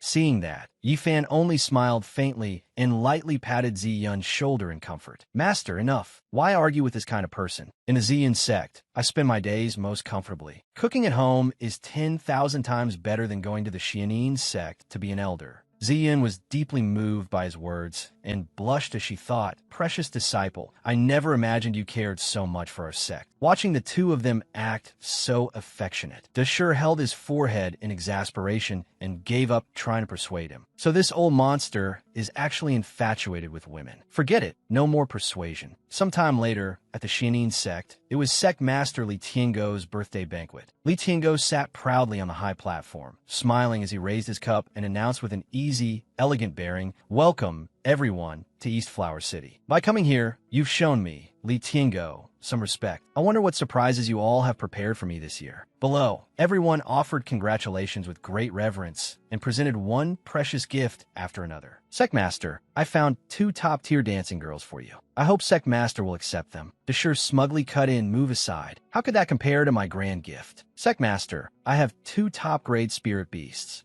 Li Tiango's interest was immediately piqued. Spirit beasts? Bring them in for me to see. Dashur walked toward a large cage covered by a cloth, his face full of pride as he said loudly, "Sect Master, take a good look." As he spoke, Dashur did not hesitate for a second and ripped the cloth away. But inside was Li Ibi, his limbs tied, hanging upside down in the middle of the cage, struggling in panic and crying out miserably, "Third Elder, save me." Li Tiango immediately flew into a rage and shouted, "Li Ibi? Elder Dashur, what kind of nonsense did you bring me?" Dashur stared at Li Ibi and demanded through clenched teeth, "This isn't. I don't know either. Li Ibi, where did you take my spirit beasts?" The people present suddenly burst into discussion, exchanging glances. Someone noticed something strange. "What's happening on the roof?" At that moment, above the roof, the culprits behind everything, the two missing spirit pets, were gnawing away at it. The mutated husky urged anxiously, "Fox little sister, eat faster. I think this stuff can increase both your spiritual power and mine." The nine-tailed fox was a little stunned. "It's actually true. That's wonderful. We won't go hungry anymore." So the two of them competed to devour the roof with relish, licking their chops as they ate until sheets of tile split apart. The mutated husky and the nine-tailed fox then fell straight through. Scene change. Back at the Ziyun sect, in a small room, Master and disciple Ziyun and Yi Fan sat leisurely eating together, the atmosphere unusually peaceful. She gently closed her eyes and elegantly picked up a bite of food and brought it to her mouth. Seeing that, he curiously asked, "Master, is it good?" Ziyun replied while eating, sounding quite satisfied, "Very good." Hearing that, Yi Fan relaxed a little. So bear paw isn't actually that hard to cook. After eating for a while, she set down her chopsticks and probed about what had happened earlier. "Disciple, you really just gave away your spirit pets like that? Aren't you worried something might go wrong?" Propping up his chin, he answered calmly, as if not concerned in the slightest. "Go wrong? Why would anything go wrong? Isn't it better if someone else raises them for me? Isn't the Xianin sect the #1 sect in East Flower City? Could it be that they have so many heavenly treasures yet still can't afford to raise them?" Ziyin smiled faintly, very pleased. Thinking it over carefully, she rejoiced inwardly. So that was the plan, to use the Xianin sect's heavenly treasures and natural resources to raise the spirit beasts. Not only would that save our sect's resources, it would also drain theirs. She could not help looking forward to it. This really was killing 3 birds with 1 stone. She wondered what surprises the spirit pets would bring when they returned. Just then, a strange sound suddenly came from another room. Ziyin glanced over and murmured suspiciously, "What was that?" "Disciple, it seems to be coming from your room." Curious, Yi Fan poked his head out. "I'll go take a look." He cautiously moved over to investigate, each step light as silk. From inside the room came hushed, ambiguous voices. "Big sister, hurry and take a look for me." "Big sister?" Yi Fan quickly arrived at the door, but did not rush in noisily. He simply stood there in a daze and eavesdropped. "Big sister, do you know where this place is? Guess why my eyes are covered like this? For now, we don't have anywhere else to go, so we can only stay here." The system reported in surprise, "Host, it looks like your spirit pets have come back." After a moment of hesitation, he kicked the door open and shouted angrily, well, you stupid dog. You actually dare to come back?" Well, he saw 2 seductively dressed young women sitting on the bed inside, their clothes cut daringly low. He blushed in embarrassment, staring in shock, his lips moving but no words coming out. Only then did the 2 women notice Yi Fan's presence, and they cried out in alarm, "Who are you?" The mutated husky suddenly leaped out from beside the girls, and it and the 9-tailed fox quickly came before him. The mutated husky said cheerfully, "Master, we're back." Yi Fan dropped to one knee, grabbed its mouth, and demanded irritably, "You mangy dog, what exactly did you bring back this time?" The mutated husky could only answer innocently, "I thought Master liked big bouncy ones, so I brought them back." Hearing that, Yi Fan was utterly dumbfounded and frowned as he began questioning it. "How would you know that? No, wait, who said that?" Faced with this, the system folded its arms and sneered, "Host, calm down. Stop always asking who said it. Like Master, like spirit pet." The sudden sound of something shattering rang out. Yi Fan looked toward the door and saw that Ziyun had been standing there in a daze for who knew how long. Instinctively, he called softly, "Master." she immediately demanded in jealous indignation. Yi Fan, is this why you gave away your spirit pets? Is this the surprise you promised me? Startled, he asked himself in utter confusion, a surprise? What did I ever promise that? Ziyin turned away gloomily and complained in irritation. I get it. You must be dissatisfied with your old master. Dressing as a woman all day still can't compare to a real girl. Is that it? Yi Fan stood motionless, not knowing what else to say, and thought suspiciously. So you do know you like pretending to be a girl? At that moment, Fei Yi in this lifetime was standing behind them, secretly eavesdropping on their conversation. She froze for a moment, quietly piecing things together before arriving at a conclusion. Yifan, he is also Yi Fan. That voice is just like his soul. Could it be that my master has been reincarnated? It seems my years of wandering this world were not in vain after all. Thinking of this, Fei Yi immediately understood what was going on. It looked like her master was at odds with his master, so she had to find a way to stay here. The very next second, she dropped to her knees without hesitation and kowtowed respectfully. Immortal Venerable, I'm truly happy to meet my benefactor again. It was you. Fei Yi hurriedly introduced herself and explained everything. My name is Fei Yi, and the one beside me is Bai Tao. Originally, we were chosen as singing girls to be presented to the sect master of the Xianin sect to help him break through to the void insight realm. If my benefactor hadn't sent a spirit beast to rescue us, I'm afraid the Xianin sect would have taken control of the entire eastern wasteland sooner or later. Upon hearing the words, sent a spirit beast, the mutated husky could not help but freeze in confusion. Ziyin soon regained her composure and thought it through carefully, clearing up all her doubts. If Li Tiango had truly broken through to void insight, things would indeed have become troublesome. Fortunately, her precious disciple was clever and had once again crushed the problem before it could fully develop. Yi Fan waved his hand and explained wearily, this was that stupid dog's idea, not mine. He pointed at the two sisters and asked in puzzlement, Master, how are you going to arrange things for these two? Calmly, she offered a solution. In 2 days, I'll have someone escort them out of the sect. Fear was written plainly across Fei Ye's face. She clasped her hands and pleaded earnestly, Immortal Venerable, please don't do that. What if the Xianin sect kidnaps us again someday? Bai Tao placed a hand over her chest and spoke softly, Immortal Venerable, please save me. I don't want that old man to defile me. Faced with such desperate pleas, Ziyun hesitated awkwardly. Well, seeing her keep wavering, Yifan suddenly had an idea and lowered his voice. Master, if they're dancers, then why not let them dance a little first before deciding? She immediately agreed. Very well. With no other choice, Bai Tao nodded and respectfully bowed her head. Then this humble girl will perform. Bai Tao began to display a series of seductive dance moves. Every glance and every gesture was enchanting, making it impossible to look away. She had not danced for long before Ziyin hurriedly stepped forward and gently pushed Bai Tao back to stop her. Very good. Don't dance again next time. Those easily misunderstood words made Fei anxiously ask in a low voice, Master, do you think Junior Sister didn't dance well enough? Ziyin spread her hands and explained with a smile, No, I'll let you join the sect as outer disciples, but you'll need to tend spirit beasts every day. For now, bring the soul beast and follow me. The two girls were too grateful for words. They dropped to their knees and bowed together. Many thanks, Immortal Venerable, for taking us in.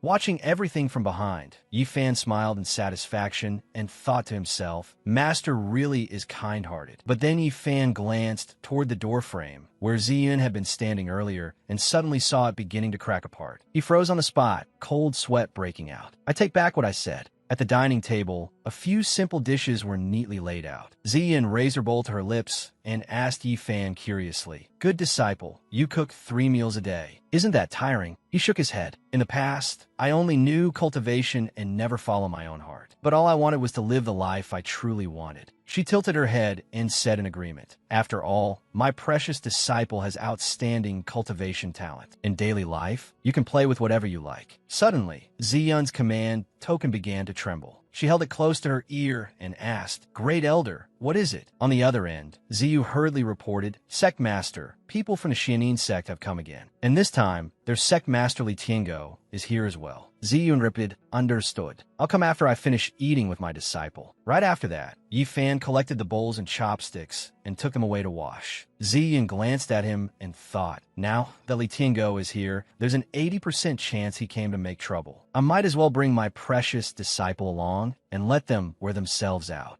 With that thought, she propped herself up and said, "Disciple, come with me." Yifan tilted his head and replied, "Let me finish washing the dishes first." Meanwhile, Tiango was waiting for the two of them to arrive. Crossing his arms, he frowned and thought, "That woman Ziyun Zhenren is far too arrogant. She actually kept us waiting while she ate, and she still hasn't shown up. Speak of the devil, and he appears." Ziyun's raised voice drew their attention. "Fellow Taoists of the Xianin sect, sorry to keep you waiting." Ziyun and Yi Fan walked over calmly, both wearing puzzled expressions. The moment Tiango saw them, he asked, "You are the owner of those two spirit pets?" Ziyun answered firmly, "They are raised by my disciple." He glared and muttered, "Raised very well indeed." Suddenly, Tiango swung his hand and struck Dashur, who was standing behind him. Caught completely off guard, the old man collapsed to the ground, spitting blood and groaning bitterly. "Sect Master, why?" Seeing this, both people on their side were stunned. Ziyun asked, baffled, "Fellow Taoist, what do you mean by this?" Unexpectedly, Tiango immediately dropped to his knees. He bowed respectfully, raised a bag with both hands, and shouted, "It was my poor discipline that allowed an elder to provoke your noble sect. I, Li Tiango, sect master of the Xianin sect, have brought all our treasures here to apologize." Taking the bag from his hands, she asked curiously, "What exactly are you trying to do?" He burst into tears as he explained, "Honored sect master, please hear me out." The chaotic scene caused by the mutated husky tearing everything apart flashed through his mind. "Only yesterday, after much effort, I finally held my 2000th birthday celebration. People from all the sects came. I happily accepted their gifts, but in the end, they were all bitten to pieces by your disciple's spirit beast. It mischievously destroyed the whole sect. I tried to stop it, but your spirit beast smeared my face full of dung. It also broke 6 of my ribs. All the treasures our sect gathered over hundreds of years were eaten clean by that spirit beast." As Tiango recounted the story, he wept openly. Even the graves of our ancestors from generations past were not spared. In truth, the ancestral graves were not the important part. The important part was that the strength of that spirit beast was enough to kill him.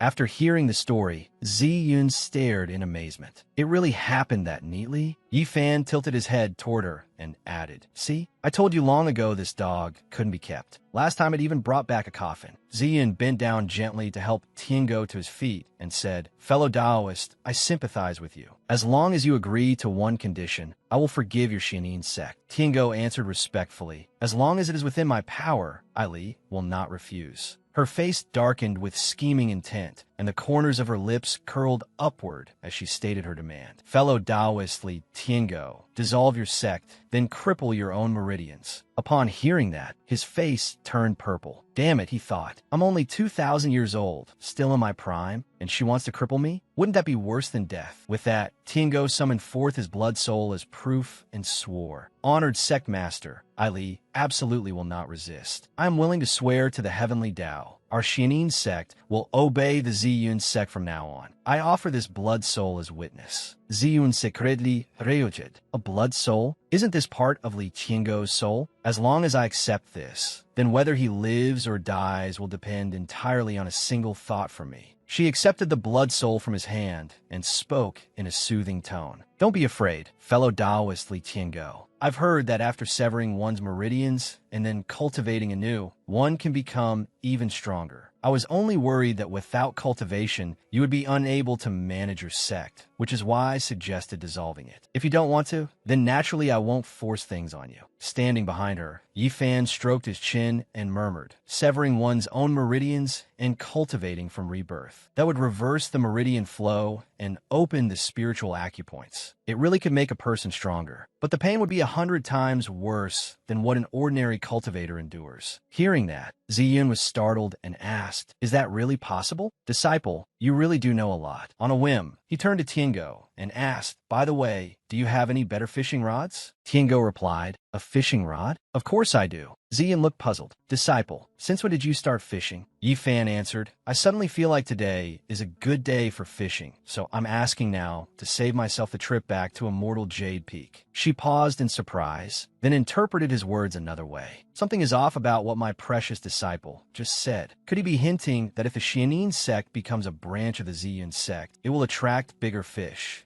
A moment later, Tiango handed Yifan a top-grade, 9.9 quality alloy fishing rod and said politely, "Young Master Yi, this is the best fishing rod I have. I never liked fishing, so I've never used it." Yifan took the rod and said happily, "It feels great in the hand, and it even comes with a stand." "What a fine rod." Tiango immediately replied, "As long as young Master Yi likes it." Now that he had new gear, Yifan immediately turned to leave. "Master, I'm going fishing." "Go on, disciple," Ziyan quickly agreed, reminding him cheerfully, "Make sure you catch a big one before you come back." He replied with confidence, "Don't worry. A fisherman can't return empty-handed. If I don't catch a big fish, I won't have the face to come back even by midnight." However, the system behind him had a bad feeling. Holding its head, it thought, "There isn't enough time." Yifan cast his new fishing rod into the water and waited for a bite. At that moment, the system produced a gun and said awkwardly, "Host, there's something I want to discuss with you." Reclining comfortably on a wooden chair, Yifan asked curiously, "Why are you taking out high-tech stuff like this time?" The system quickly explained, "This is a compact Ivan gun with unlimited ammunition. It will never run out of bullets and can be used for self-defense. I'm helping you prepare in advance to protect the sect." Yifan asked in confusion, "Self-defense? Why are you giving me this toy?" The system flickered with static and said in a grave tone, "Host, I'm afraid that if I leave this time, I won't be coming back." Hearing that, Yifan jolted upright. "What?" In the next instant, the system vanished. Stretching out on the chair again, Yifan said contentedly, "That system guy is finally gone. From now on, no one will keep nagging in my ear." Inwardly, he thought, "Good thing it's gone for good." While Yifan was basking in the sun and waiting for the fish to bite, a sudden fierce gust of wind swept over, bending the grass and trees. The wind jolted him upright. Irritated, he grumbled, "Damn, what a strong wind." He looked up and saw the culprit was a giant military eagle. He muttered a curse. What a beast with no manners. After it flew away, Yifan went back to lounging in his chair, unaware that two people were watching him. Fei Yi removed the bandage over her eyes and wondered curiously, "What sect does that thing belong to? It dares insult my master without even opening its eyes properly?" Bai Tao, standing beside her, looked at her curiously and asked, "Senior sister, you've been secretly following your benefactor since yesterday. Isn't that much more disrespectful? Also, senior sister, aren't you blind?" Fei Yi turned and answered while walking away. "Having badly injured eyes is one thing. Being blind is another. I won't explain further. I need to help my benefactor seek justice." Hearing that, Bai Tao said dejectedly, "Then from now on, shouldn't we call our benefactor senior brother instead of master?" High in the sky, the military eagle was carrying 3 people as it flew. Liang sat upright and said, "Steward Liu, can I stay at the Myriad Beast sect? I still don't want to get married." The steward was startled and replied, "Seventh young madam, you absolutely cannot do that. The 7th prince of Liang Kingdom has obtained an immortal opportunity. Marrying you to him was the family head's decision." The little girl continued indignantly, "Then why not marry off my younger sister instead? In the end, this is just my father being unfair." Wang Tan, who was licking a bone in his hand, suddenly heard someone shout, "Stop!" He turned and said, "Master, it seems there's a little golden core brat ahead shouting at us." The steward turned around and asked in confusion, "Could it be that 7th young madam did something foolish earlier, causing the military eagle to fly too low and injure someone?" Liang gave an annoyed snort. "I'm kind-hearted by nature. I don't see anyone injured." She then added, "Wang Tan, go. Let that person die peacefully." Licking his lips, he stood up and replied quickly, "All right." As soon as he finished speaking, Wang Tan vanished from the eagle's back. It turned out that Fei Yi was the one chasing after them. Unable to catch up with the military eagle, she wondered in puzzlement, what rank of spirit beast is that? How can it fly so fast? With swift reflexes, Fei Yi sensed a sharp clawing hand attacking her from behind. She immediately leaped aside to dodge and shouted, "Who dares ambush me?" Very quickly, Wang Tan landed on the ground. In a sharp voice, he said, "Didn't expect you to be so capable. Why is your soul a sword? Could it be that you're a sword spirit?" Fei Yi raised a brow and shot back. "I've cultivated for more than 10 years. Even someone at half-step void insight couldn't see through me." "How do you know?" Wang Tan pointed to the third eye he had just opened and said, "Because I'm a soul cultivator in the deity transformation realm." "How can I not know?" Sword spirits are much rarer than spirit beasts like us. Looks like I'll have to deliver you to my master intact. Fei Yi drew her sword, pointed it at Wang Tan, and shouted, "So what? As long as I'm not ambushed, even if you're in the deity transformation realm, I can still." Before Fei Yi could finish speaking, Wang Tan's claws had already lashed out. The force was so great that a single strike snapped the sword in her hand in two. He sneered at her contemptuously. "You're just a broken sword, and you still dream of fighting me? Why don't you hurry up and reveal your true form?" Realizing she was no match for him, Fei Yi turned and ran at once. Watching her flee, Wang Tan thought angrily, "Damn it, you're just running like that?" Unable to defeat him, Fei Yi fled while calculating her next move. "My weapon is gone. What a waste of time. Better to trick him back to my master and let him deal with it." Meanwhile, on Yi Fan's side, not a single fish had bitten his line. Led here by Fei Yi, Wang Tan saw Yi Fan lying there comfortably while fishing. He looked around for a moment and muttered to himself, "Where did she go? Did she trick me here? Why is there only a mortal?" Fei Yi had already hidden herself in a nearby bush to watch. Silently, she prayed, "Master, please make a move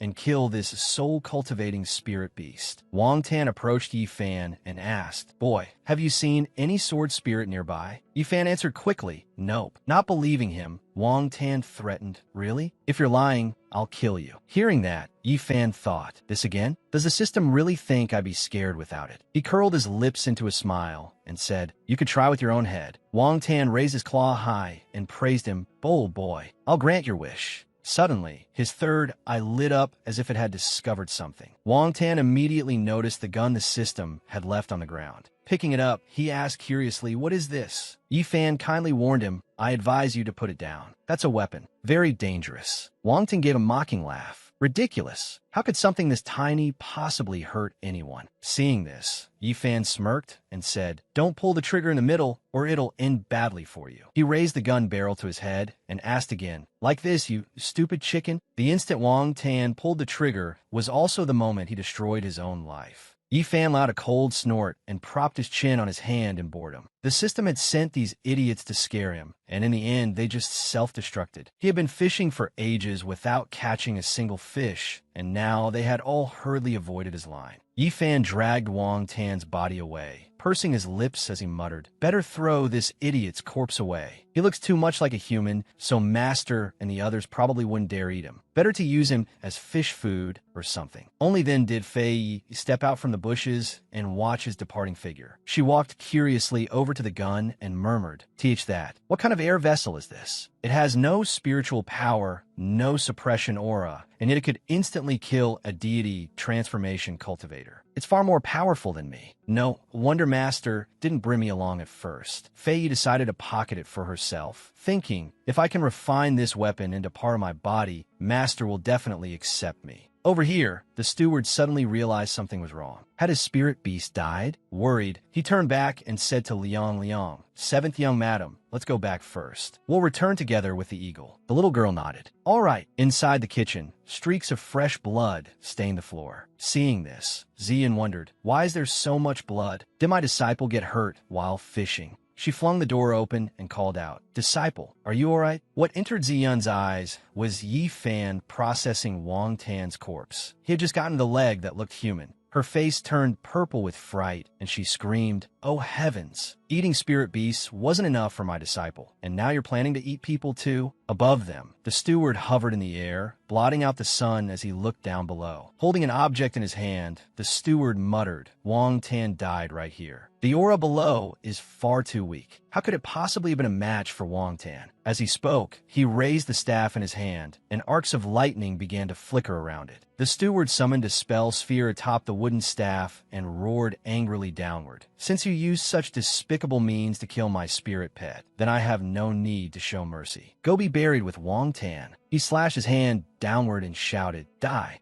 On this side, Ziyan's sect remained calm, as though nothing had happened. Ziyan followed beside Yi Fan, hands on her hips as she scolded him. "Disciple, you're so wasteful. The hide of this wolf demon could have been made into fine leather armor, and yet you burn it like this." Yi Fan turned and smiled. It just looked too human, so I was afraid it would scare everyone. Suddenly, both of them stopped when they noticed a bolt of lightning descending from the sky. Yi Fan asked in confusion, "Master, is it about to rain?" Up in the air, the steward hurled a spell sphere towards Ziyun's sect. Recognizing him, Ziyun blurted out in alarm. This is bad. Someone's trying to destroy Ziyun's sect. The steward's spell sphere was twice the size of the sect's buildings, surging forward with overwhelming force to destroy everything. She hurriedly threw her arms around Yifan and called out anxiously, "My precious disciple!" He too cried out in shock, "Master!" As the steward's spell sphere came crashing down, a rainbow barrier appeared. It reflected the incoming attack, blocking it completely and preventing any harm to the sect. Seeing his strike rebound, the steward asked in bewilderment, "What is this? How did this happen?"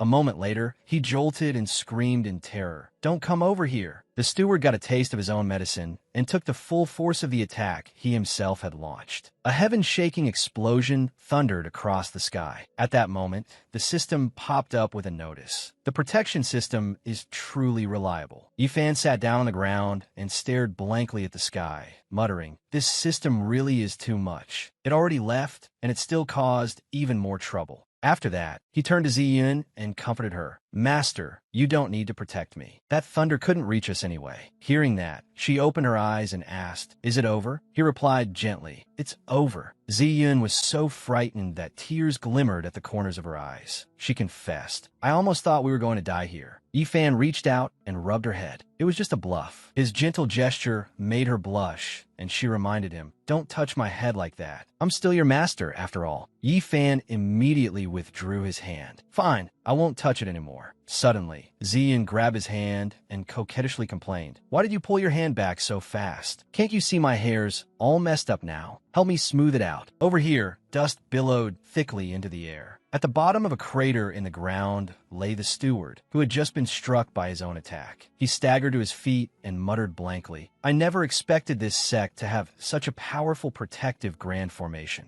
Suddenly, a burst of loud laughter drew his attention. After practicing thousands of times, I finally understood the reverse flow technique in this cultivation art. I've learned it. The steward started inwardly. "There's someone nearby?" "Perfect. I happen to need spiritual power to heal my body." Leaning on his staff, he walked toward the source of the laughter and said, "Little fellow, if you're about to die, reading books won't save you." It turned out to be Ming Bai. Hearing a voice, he turned around warily and asked, "Who's there?" Hearing that, the steward cursed inwardly. "If I weren't so badly injured, I'd slap you to death, you little idiot." Suddenly, he took out a purple pill and said, "This is the eye of Dong Bai. It can see 1,000 miles. I'll give it to you." Ming Bai snatched it from his hand and replied casually, "Thank you, Daoist. It's not very safe here, so forgive my rudeness. I'll keep this treasure for now." The steward then took out another one and continued, "Don't be in a hurry." Ming Bai immediately grabbed it too and exclaimed eagerly, "Many thanks, Daoist. You're really generous." Hearing that, Ming Bai jumped and turned to look at him. By then, the steward had already placed a hand on Ming Bai's head, and a stream of purple spiritual power flowed from his palm. Suddenly, Ming Bai felt a surging force fill his body, and his face froze in astonishment. He had activated the reverse flow technique and had begun drawing the steward's spiritual power into himself instead. The steward was utterly stunned and shouted, "Why is my spiritual power being absorbed in reverse? No, this can't be right. My cultivation won't be preserved at all. I can't even pull away." Ming Bai said nothing. He only stared at the steward as the man's spiritual power rapidly drained away, green light streaming from his entire body. The steward could do nothing. His face twisted in terror as he cried, "Save me." Only a few seconds later, the system displayed a notification that someone else had gone to keep Wang Tan company in the sky.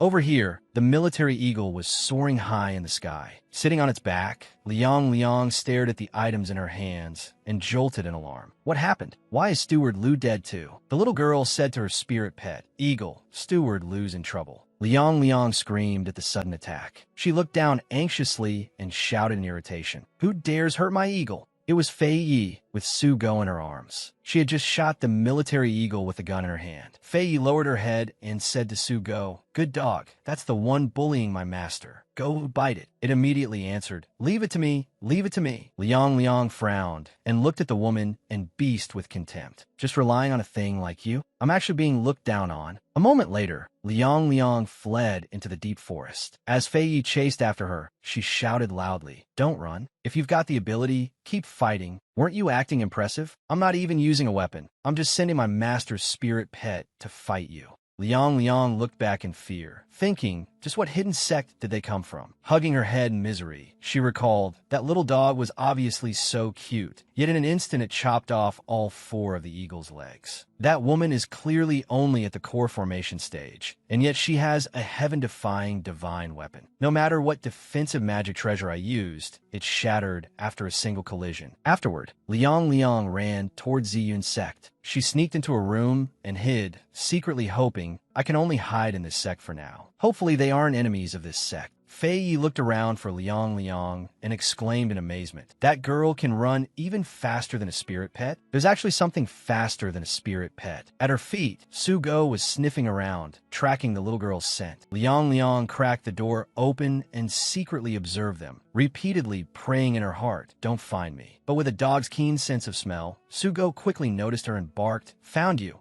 Clutching her head in panic, Liang thought, I'm doomed. Just then, Yifan walked over and curiously asked him, what are you doing in the courtyard? Hearing his voice, Fei Yi turned around and called, Mast, senior brother. Sugo also happily ran over and cried, Master, come play with me. Yifan kicked it away in disgust and drove them off. Get out of here. I need a rest tonight. Hiding behind the door, Liang anxiously realized, so he's the master of those spirit pets? I'm done for. This time I really walked into a tiger's den. Yifan raised an eyebrow and turned to Fei Yi. Junior sister, Master told you to take care of the spirit pet, right? She nodded. That's my responsibility. Hearing that, Yifan said indifferently, if you can't take care of it, then don't. The moment Fei Yi heard that, she exclaimed in fright, Senior brother, don't worry. I'll definitely take good care of it. Please don't drive me away. Watching her run off, Yifan wondered, I heard Junior sister was blind, so how can she see the road so clearly? Then he muttered in disgust, what a stupid dog. It's always bringing people here. At that moment, Liang, hidden inside, began to panic. Has he already realized I'm here? Yifan casually pushed open the door to his room. He immediately discovered the little girl trembling on his bed as she tried to hide, and he wondered, what kind of joke is this? Why is there another person here?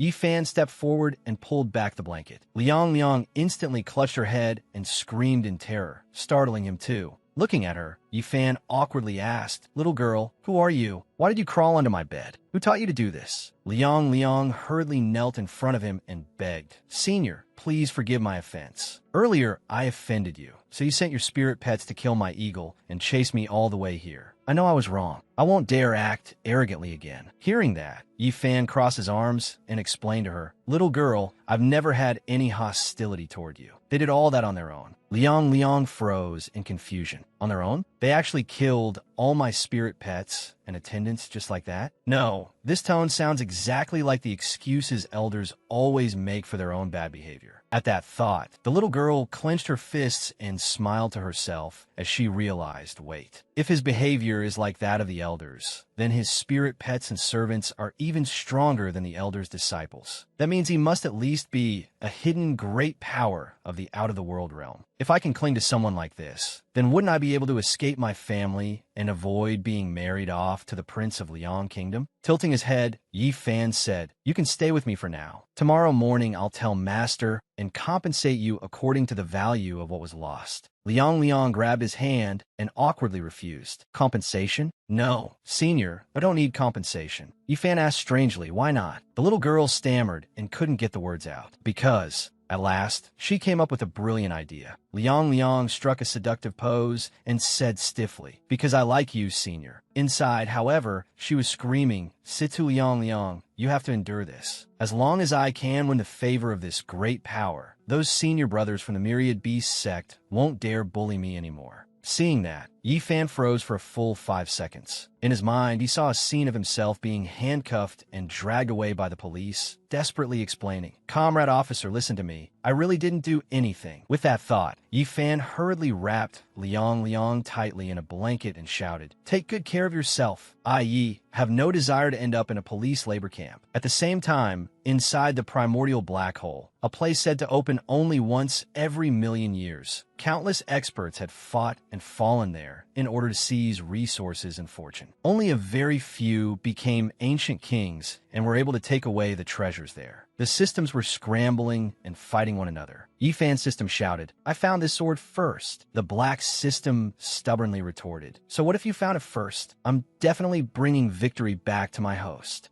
Unable to get what it wanted, Yifan's system immediately attacked it and cursed, "Go die." The black system cried out miserably, "You actually smashed my chip." After successfully snatching the item, it said proudly, "Victory at last. As long as I bring this sword back to my host." Then, behind it, the other systems all fled in every direction. One of them turned back and shouted, "Don't let me run into you again next time." But the system was not very happy. It sighed dejectedly and thought, "My host doesn't want anything. Even if I died, my host wouldn't feel sad at all." Suddenly, a white-haired woman appeared. Crossing her arms, she gave a cold snort and said, "I taught you so many tricks, and you still haven't conquered your host? Long time no see." It turned around, recognized her, and asked, "Spendthrift system?" Bai Jia raised a hand and said softly, "The killing intent is intense indeed." She frowned and replied, "I'm not your old six. Between losses, traps, and buried landmines, you've insulted my dignity as a Star Lord. I came to make a deal with you." As she spoke,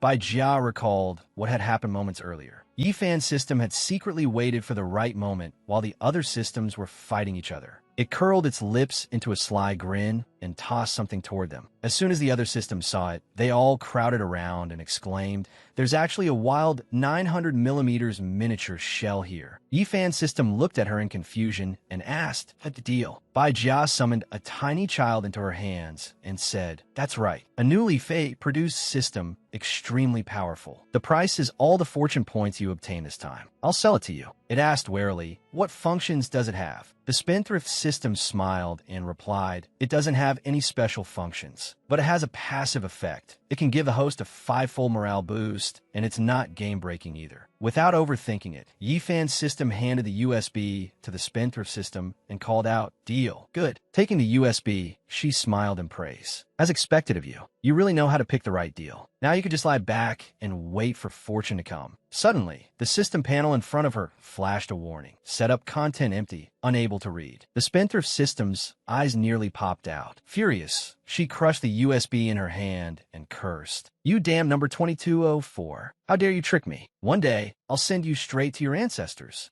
Ziyin frowned and said, "I have a bad feeling. Let's wait a bit. Don't startle the enemy." But as soon as she said it, she felt something was off. Startle the enemy? Using that phrase for her own disciple seemed a little inappropriate. Slender hands lightly rested on the green treetop above. Ziyin and Yuan climbed onto the rooftop and secretly watched Yifan, only to see that he was carving something. Yuan said, "It doesn't look like there's any problem." But Ziyin beside her only grew more anxious. "The food's ruined." As my maiden's intuition stopped working. Hearing that, Yuan was left speechless. Maiden, Ziyin was already 1,145 years old, yet she pretended to outsiders that she was 14. As for the second elder, Fang Yuan, she had just turned 24. Liang placed a hand on the door and called loudly, "Senior." The girl clicked her tongue in curiosity. "Senior, what are you doing?" Yifan did not answer, instead asking back, "Is it any of your business?" The moment they saw another girl appear beside Yifan, both Ziyin and Yuan were struck dumb, as if lightning had fallen from the sky. Ziyin collapsed in despair and groaned, "It's over. My precious disciple has changed his heart." Yuan hurriedly helped her up and comforted her. "Sect master, hang in there. Get up, don't fall." Ziyin frowned and blamed herself. "So he likes young and pretty girls? If I had known, I wouldn't have left scars on my body." Yuan beside her replied in confusion, "That line of thinking is really offensive. Why do I feel like the one you're insulting is me?" She turned Ziyin around and stressed, "Sect master, listen to me." Hearing that, Ziyin asked, "Second elder, do you have a way to drive her away?" Yuan immediately answered, "A killer piece of advice. Fertile water should not flow into outsiders' fields. I believe that as long as sect master carries great love in your heart, Yifan will naturally understand your intentions." A seductive image of Ziyin appeared in her mind, her hand reaching out tenderly to beckon Yifan. "Precious disciple, hurry and throw yourself into my arms."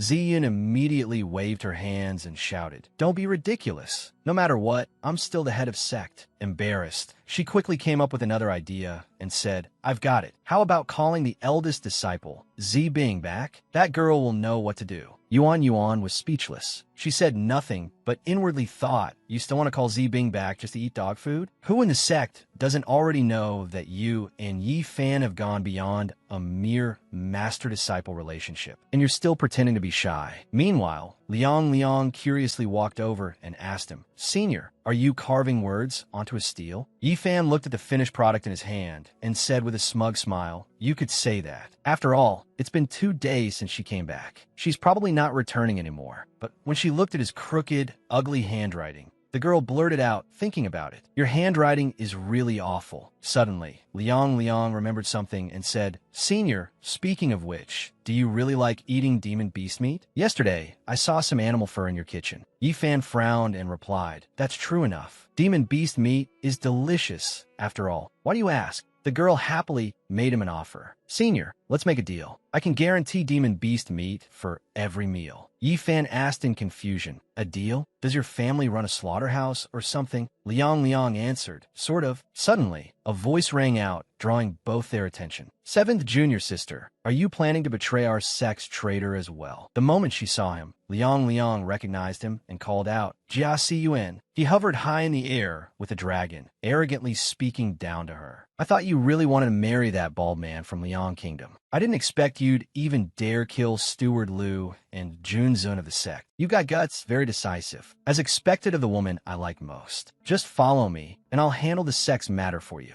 Liang answered unhappily. The deaths of Steward Liu and Junjun happened because I was driven into a corner. When I return, I'll accept punishment myself. I don't need you interfering. Inwardly, the girl was calculating. I have to leave a good impression in front of Senior. Maybe then Senior will naturally step in. Seeing her resist, Jia Siyuan angrily ordered his spirit pet. This isn't up to you. Fire Dragon, burn this sect to the ground for me. Then seize 7th junior sister and bring her back. Opening its mouth, the dragon began casting a flaming attack and answered, Yes, master. On Yi Fan's side, however, he remained calm. He glared at Jia Siyuan and warned, I advise you not to touch the sect. Otherwise, you'll have to bear the consequences. Jia Siyuan curled his lips into a smug smile and shouted, Bear the consequences? A mere mortal like you isn't qualified to wave your hand around here. Fire Dragon, attack. The moment he finished speaking, the Fire Dragon hurled a gigantic fireball towards Ziyun's sect. But the instant the fireball touched the barrier, it vanished. Seeing that, Jia Siyuan and his spirit pet could not believe their eyes. Staring wide-eyed at the fireball shooting back toward him, he cried out, What is going on? In the next instant, fireworks exploded, and both the dragon and Jia Siyuan disappeared on the spot. Then a notification voice sounded. System-generated defensive item, premium quality. Please do not attempt to attack the sect. Yi Fan did not even bother looking at them. Liang, meanwhile, tugged at her sleeve and looked up worriedly. Jia Siyuan had been blasted away to another place. Lying on the ground, he thought to himself, this damned sect is seriously messed up. I have to report this to my grandfather.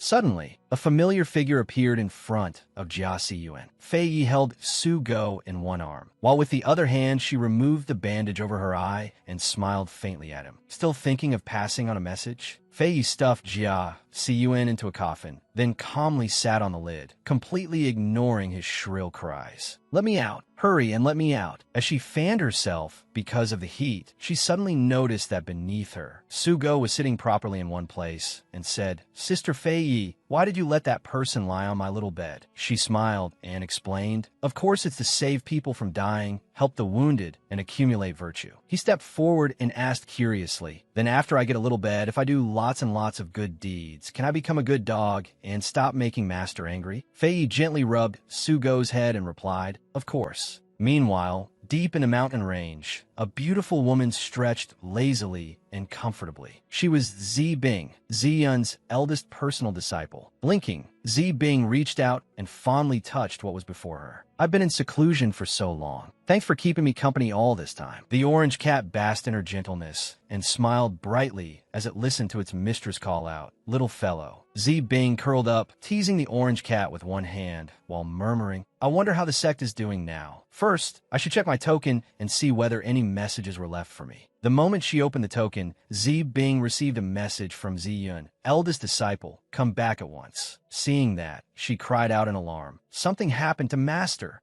Zi Bing immediately mounted her sword and flew back toward the sect. Inwardly, she anxiously prayed, Master, you're like my own mother. Nothing can happen to you. At that very time, at the Myriad Beast sect, everything was strangely peaceful. Inside the room, after Liang reported the entire matter, Ziyan finally understood and asked, so you are actually a talented disciple of the Myriad Beast sect? The girl cupped her hands and respectfully replied, I am only the 7th personal disciple of the sect, merely at the 2nd level of the Void Insight realm. Calling me a top disciple is still far from the truth. Still full of caution, Ziyan looked at the girl and asked, then why did you come to a second-rate sect like mine? To drag my beloved disciple away. Liang smiled cheerfully and replied, Old Granny, you've misunderstood. I only came to invite Senior to be a guest at my Myriad Beast sect. Hearing what the girl called her, Ziyan was so angry that the teacup in her hand cracked. She thought, Old Granny? Narrowing her eyes angrily, she asked in return, and on what grounds should I agree to you? Liang immediately offered her reasoning. Granny, you're Senior's master, but shouldn't you still ask Senior's own opinion first? Ziyun frowned and replied, from an ordinary person to the Void Insight realm, how could your age possibly be less than mine? So who exactly is the old granny here? The two glared at each other as if secretly fighting. Liang spoke up, that's true enough. You've got no strength, and as for youth, you don't have that either. What exactly gives you the right to be my master's master senior? Ziyun said calmly, nothing more than the charm of a mature woman.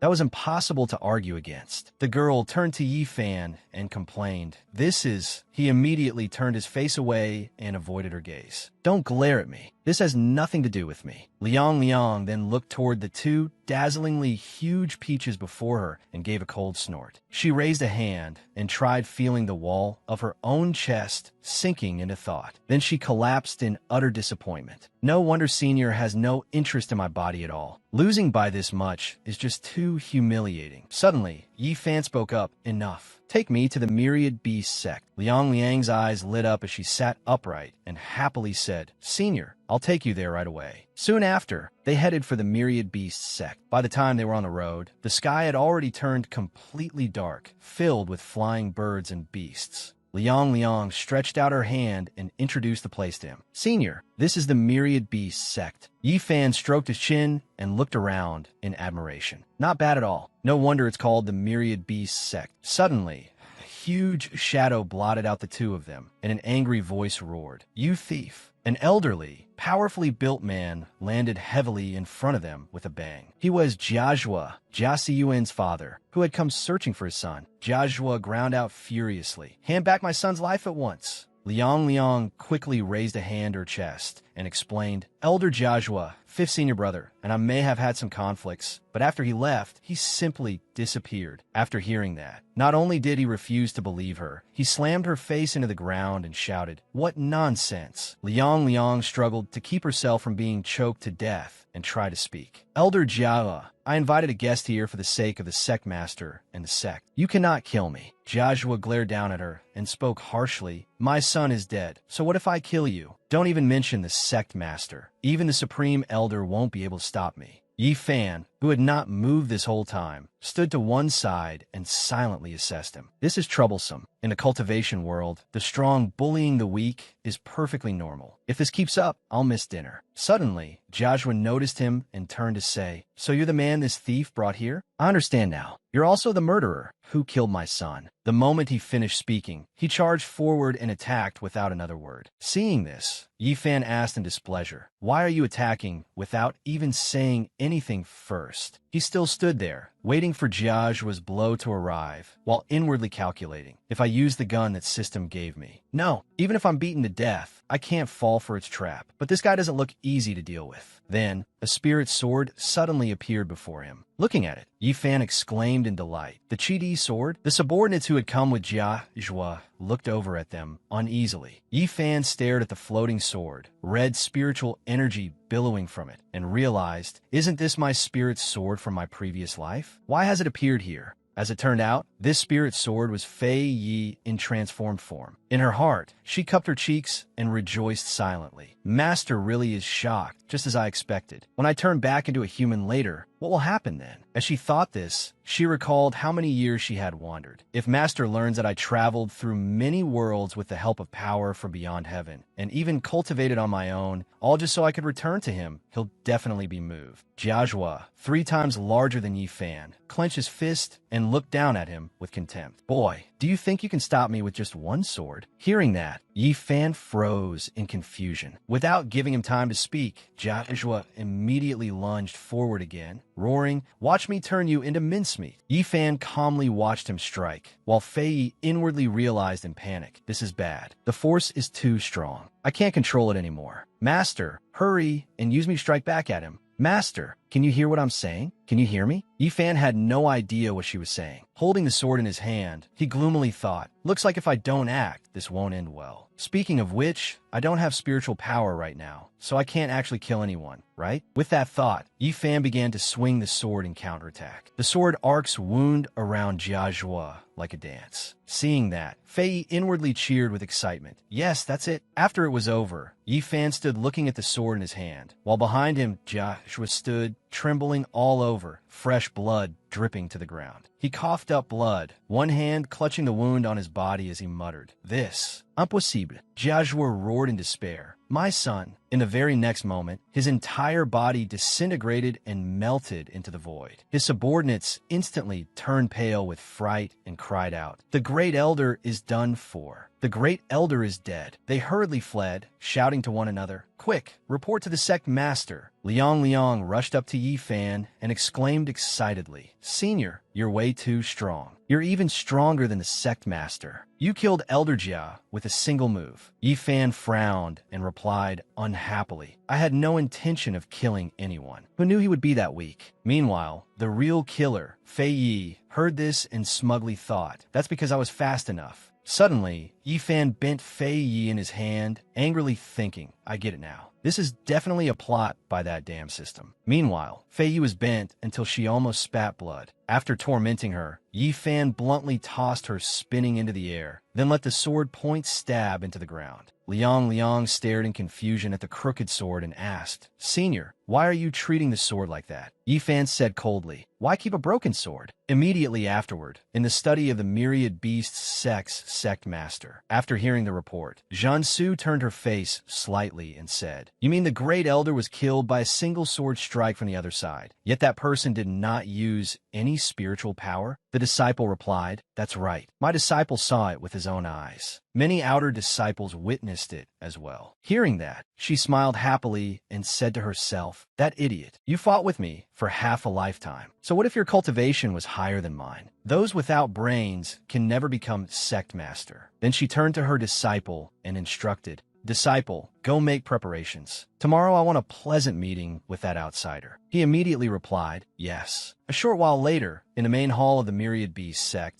Jiansu came out to receive Yi Fan warmly and said cheerfully, "Taoist friend Yi, we've been waiting for you for a long time." He merely asked coldly in return, "Have you?" She tilted her head and said softly, "Why wouldn't I? My beloved disciple has praised you quite a lot." Hearing that, Liang looked puzzled. "Beloved disciple?" Jiansu turned to the girl and replied, "I do intend to take you as my disciple now. From today onward, you will naturally be my disciple, right?" Yi Fan folded his arms and said irritably, "Miss, I don't want to say anything more. I only came here to get myself a long-term meat ticket." She quickly continued, "You can have as much demon beast meat as you want. Even the abalone from the water here is delicious." He glared at Jinsu, inwardly annoyed. "Don't think I don't know you're making dirty jokes." After thinking that, Yi Fan picked up a crab and asked, "Then do you have giant crabs here? The kind as big as a wash basin?" Jinsu hesitated a little before saying, "Probably. If not, I'll send someone to catch some from the rivers and lakes." Having achieved his goal, Yi Fan smiled and replied, "Then I'll have to trouble you." Jinsu smiled and generously handed him a box. "By the way, fellow Taoist Yi, I have a treasure I'd like to give you." Yifan looked at it in confusion and wondered, what is this? She opened the box in her hand, and something sparkling burst forth in light. Jiansu introduced it. This is an item from that world. A rich fragrance rushed into Yifan's nose. He looked at the glowing object inside the box and drew out the words, "This is..." Yifan picked up the sachet and examined it closely. A scented pouch? This smell is a little familiar. It seems to be Zhexian flower. Jiansu quickly confirmed. Fellow Taoist, ye truly is broad in knowledge. This is indeed a treasure our sect obtained by chance. Holding a fish in his hand, Yifan said happily, it really is a treasure. Animals love this scent. Fish should like it too. Seeing that, Jiansu reached out and reminded him with an awkward smile, fellow Taoist ye, put it away quickly. Don't let all the immortal aura dissipate. Yifan smugly held the item in his hand and quickly agreed, then I'll take this. On the other side, Liang asked anxiously, Senior is leaving already? Won't you stay at the Myriad Beast sect for a while? Besides, it's already getting late. Why are you in such a hurry to leave? He replied coldly, my master likes eating the food I make. If I go back quickly, I can still make breakfast in time. As he turned to leave,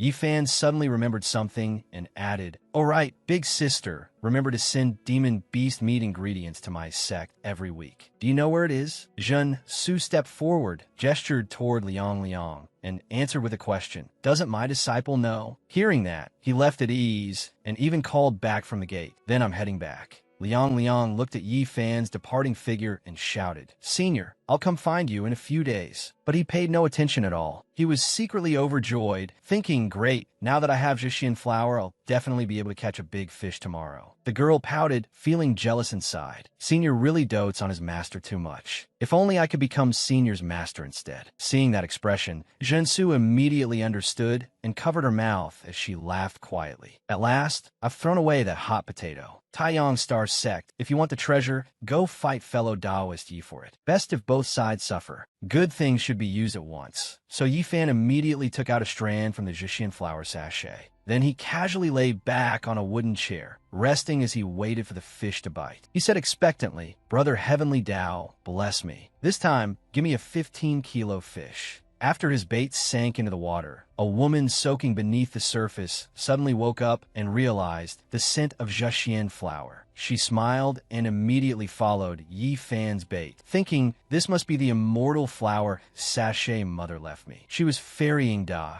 the beautiful woman sleeping beneath the deep water. Suddenly, strands of seaweed stretched out and tightly wrapped around her legs, gloomily calling, immortal. Looking down at the monsters around her feet, Ingda was startled and thought, just how long was I asleep after being injured? The seaweed has actually turned into evil creatures. The demons swarmed over and clung tightly to her, crying in eerie voices, Immortal, don't leave. Let us take your immortal power again. Ingda was tightly bound by the seaweed and struggled while encouraging herself inwardly. These are only weak weeds and moss. I can definitely break free. Right then, Yifan's fishhook drifted over. By sheer coincidence, it caught on Ingda's clothes. Up above, Yifan saw the rod bend and exclaimed joyfully, I got one. When he saw the surface churning violently, he became even happier. It's heavy. This has to be a big fish this time. Maybe even the king of fish. Meanwhile, underwater, Ingda struggled in confusion. Where did this hook come from? Stop pulling on my clothes. But above, Yifan was determined to reel it in no matter what, using all his strength to bend the rod and haul the thing below up. He raised his arm with all his might and shouted, I'm betting this on a fisherman's pride. But then Yifan stared wide-eyed as Ingda, caught by the hook, flew up into the air. Two large, round, pale mounds filled his vision. Yifan froze and wondered, is that a white float? Or what? A moment later, he irritably stuffed tissue into his nose to stop the bleeding. Ingda looked at him and explained what had happened. Here's what happened. I secretly went down below to look for my mother sachet, and then I was attacked by a heavenly general. If Senior hadn't stepped in to help, this little immortal might have been stuck in the water forever. But Yifan looked dejected and didn't want to hear it. No need to explain anymore. The sachet is yours. What I want to know right now is whether there are still any big fish underwater. Ingda hesitated a little and looked at him. The situation was complicated, so I didn't pay attention. Yifan sighed gloomily and sent her away. You can go. Seeing that, she did not stay long and bowed respectfully in thanks. Senior's great kindness is something this little immortal will never forget. Farewell. Suddenly, dark clouds gathered across the sky, lightning crashed down, and a furious shout rang out. Fairy Ingda,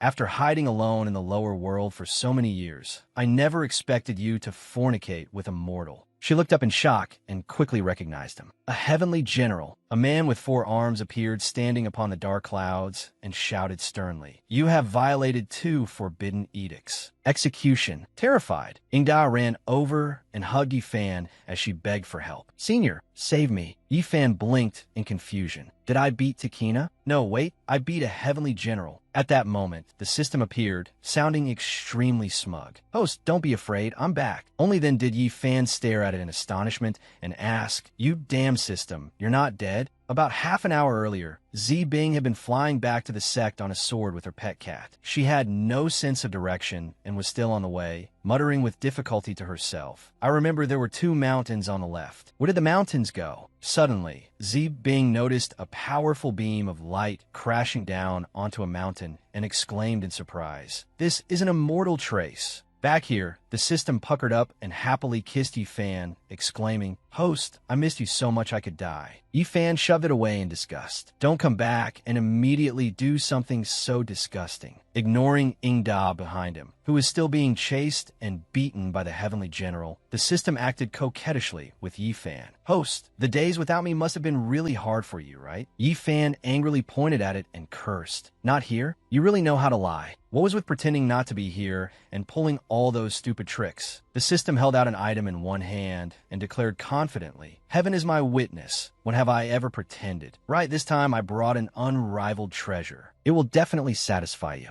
Behind him, Ingda was being beaten by the heavenly general until she cried out. Looking toward Yifan, she complained, "Senior, how can you just stand there and watch?" Yifan paid her no mind and looked at the thing in the system's hand in confusion. "Another spirit ball? You really aren't afraid of copyright infringement, are you?" It answered timidly, "I'll change it next time." The system raised the item in its hand high and shouted, "It's for you. Come out already, chicken blood system." Acknowledged, Hong Hong appeared at once and exclaimed happily, "I finally get to appear. Great. Does the host finally want me?" The system turned to it, looking full of pride as it introduced, "Chicken blood system. From now on, you're my subsystem. The person beside you is our host. I need you to give the host a little motivation." Seeing that, Yifan was startled and asked, "What the hell is this damned system trying to do now?" Hong Hong quickly understood and replied, "Motivation? I get it." It rushed toward him, bursting with blazing flames as it shouted, "Temptation of scarlet eyes, power increased 100-fold, indestructible Vajra body, unyielding spirit of victory." Behind it, the system raised a hand and praised with extreme smugness. "That's right, that's how it should be. You have to make the host happy." Hong Hong flew into Yifan's chest. "All right then, father possession technique." Seeing that, the system clutched its head and cried out in panic, "Oh shit, what are you doing?" Hong Hong flew into Yifan's chest, shining brightly as it merged with his body. Over here, the heavenly general was still attacking Ingda and angrily complained, "It's because immortals like you keep sneaking down to the lower world that heavenly generals like us get our pay docked every year." She cried out with difficulty in explanation, "I really only wanted to retrieve my mother's sachet." While she was still sobbing, a voice suddenly rang out and distracted them both. "Do you not understand what people are saying?" Yifan rushed over and kicked the heavenly general in the chin, sending him flipping backward. He gently helped Ingda up and reminded her, "Go. I can hold this heavenly general back." Hearing that, she was overjoyed. "Thank you, senior. After this, I will definitely repay your great kindness and virtue." The heavenly general coughed up blood from that kick and growled resentfully. "In 1,000 years, I've never suffered such a serious injury. To think an ant below the Xiantian realm could wound me like this." The heavenly general pointed at Yifan and shouted, "Boy, you have some skill. You're worthy of being my opponent." With one hand on his hip, Yifan replied in disdain, "You think you're worthy of being my opponent? Even if immortals came, I'd kill them in an instant. I was only playing with you.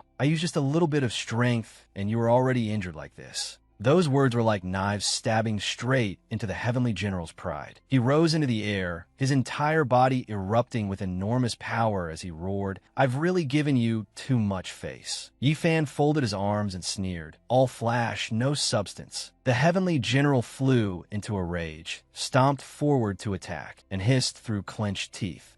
Thanks to Hong Hong's power, Yifan easily caught his leg and said contemptuously, "Out of all 4 limbs, you don't use your hands and use your feet instead?" Yifan swung his arm and hurled the heavenly general straight to the ground, shouting, "Take this." The heavenly general refused to concede. Gritting his teeth, he got up and prepared to strike back, but Yifan was already standing right in front of him. Then he unleashed a fierce, tiger-shattering strike into the heavenly general's stomach, making him spit blood. The attack was so powerful that it blasted the heavenly general far away until he vanished from sight. Having achieved its goal, Hong Hong cheerfully popped out of Yifan's body and shouted, "Fighting is so awesome, host." The system hurried over and anxiously asked Yifan, "Are you alright?" Yifan angrily pointed at it and rebuked, "If you ever dare control my body again, then I'd rather do something stupid and let you fail your mission." Hearing that, it immediately got scared and begged for mercy. "Host, I'm truly sorry. I'll definitely manage the systems properly and make sure it never happens again." Over there, the heavenly general clutched his stomach and trembled as he muttered, "An immortal in the lower world. How can he be this strong? Damn it, my Dantian has already shattered. My cultivation has fallen to only the chi refining stage. Otherwise, I would definitely return and report this to the commander so this world could be destroyed." Suddenly, he was startled to realize there were several other human-shaped pits around him too. The one on the right belonged to Steward Liu, the one on the left to Jia Siyuan. The heavenly general turned pale and thought, "Why do I feel like this is some kind of burial ground? No, I have to leave this place as fast as possible." Unexpectedly, a ray of light descended from the sky and startled him badly. Fei Yi walked over, glaring angrily as she thought. Another one came to trouble Master. Why can't they provide even a little pressure? She pressed a gun to the heavenly general's head and muttered in irritation, "How awful. Master doesn't need me at all." Feeling how weak he now was, he hurriedly waved his hands and begged, "Boss, don't hit me anymore. I'm basically trash now. Please don't kill me." Sugo, sitting on top of the jade coffin, spoke up, "We don't want to kill you. I'm going to use this bed to heal you." The 9-tailed fox sitting beside him continued, "That's right. We have to be good children and make Master happy. We won't cook you." At the sight of the jade coffin, the heavenly general's face turned even paler as he cried out, "A corpse jade coffin? If someone at the deity transformation realm lies in that thing, it takes thousands of years. If I go into chi refining, I won't come out for 10,000 years, maybe even several tens of thousands. This is a prison. If it's open during recovery, my body will shatter to pieces. I beg you, don't put me in that coffin. I'm willing to trade every bit of information I have for this dog life of mine." Sugo growled angrily at him. "Dog life?" The heavenly general trembled and stammered. "Human life?" Fei Yi glared at him and said, "Speak first." The heavenly general raised his hand, conjured the image of a true dragon, and began to explain, "About this lower world, there really are traces of a true dragon." Right after that, Fei Yi shoved him into the jade coffin. His cries came from inside. "Let me out. That's nothing like what you promised just now." Fei Yi sat leisurely on the lid and replied, "Did I ever say I agreed to anything? When I catch the true dragon, I'll let you out." As she was walking, she suddenly met eyes with Zi Bing, who was returning. Zi Bing awkwardly asked, "Hello, do you know which direction the Zian sect is in?" Fei Yi pointed and answered, "That way." Then she thought to herself, purple hair? One look, and it's obvious she's from the Zian sect. After hearing the directions, Zi Bing finally let out a relieved sigh and smiled as she flew off. "I finally found it. Thank you so much." The moment she reached the gate of the Ziyun sect, Zi Bing cried out happily, "Master!" Recognizing the familiar voice, Ziyun turned and looked over in shock. The moment she saw her, she exclaimed in surprise, "Zi Bing!" Zi Bing threw herself into Ziyun's arms and said excitedly, "Master, it's so good that you're all right. I was worried I'd have purple hair seeing off white hair." Ziyun touched her cheek and scolded, "Since when has my hair turned white? I sent word ages ago. Ziqing came back long ago already, so why are you only coming back now?" Zi Bing gave an awkward laugh and explained, "Master, please understand. I accidentally ran all the way to the northern region, so that's why I got back this late. Suddenly, Yifan noticed the little white cat that had come back with Zibing. He crouched down and played with it. Ziyin reached out and introduced him. Zibing, look, this is your junior brother, the genius of our Ziyun sect. Zibing looked Yifan over and evaluated him. So he's junior brother Yi? He really does look talented. Ziyin smiled proudly and said, that's right. Zi Qing said the same thing. Hearing both of them mention the unfamiliar name, Yifan looked up and asked, Master, who is this Zi Qing you just mentioned? Ziyin walked over and answered, Zi Qing is our second senior sister. He raised an eyebrow, only now realizing it. So I actually have 3 senior sisters? How come I've never met them before? Ziyin lifted a hand to her cheek and explained, you've only been back in the sect for 2 or 3 months. It's normal that you haven't met her. I've been in the sect for 18 years, and I still haven't met second senior sister either. Suddenly recalling some childhood memories, she continued, back then, after you took Master as your teacher, your family felt you were still too young, so they deeply regretted letting you go. I could only return to the sect with Master first, and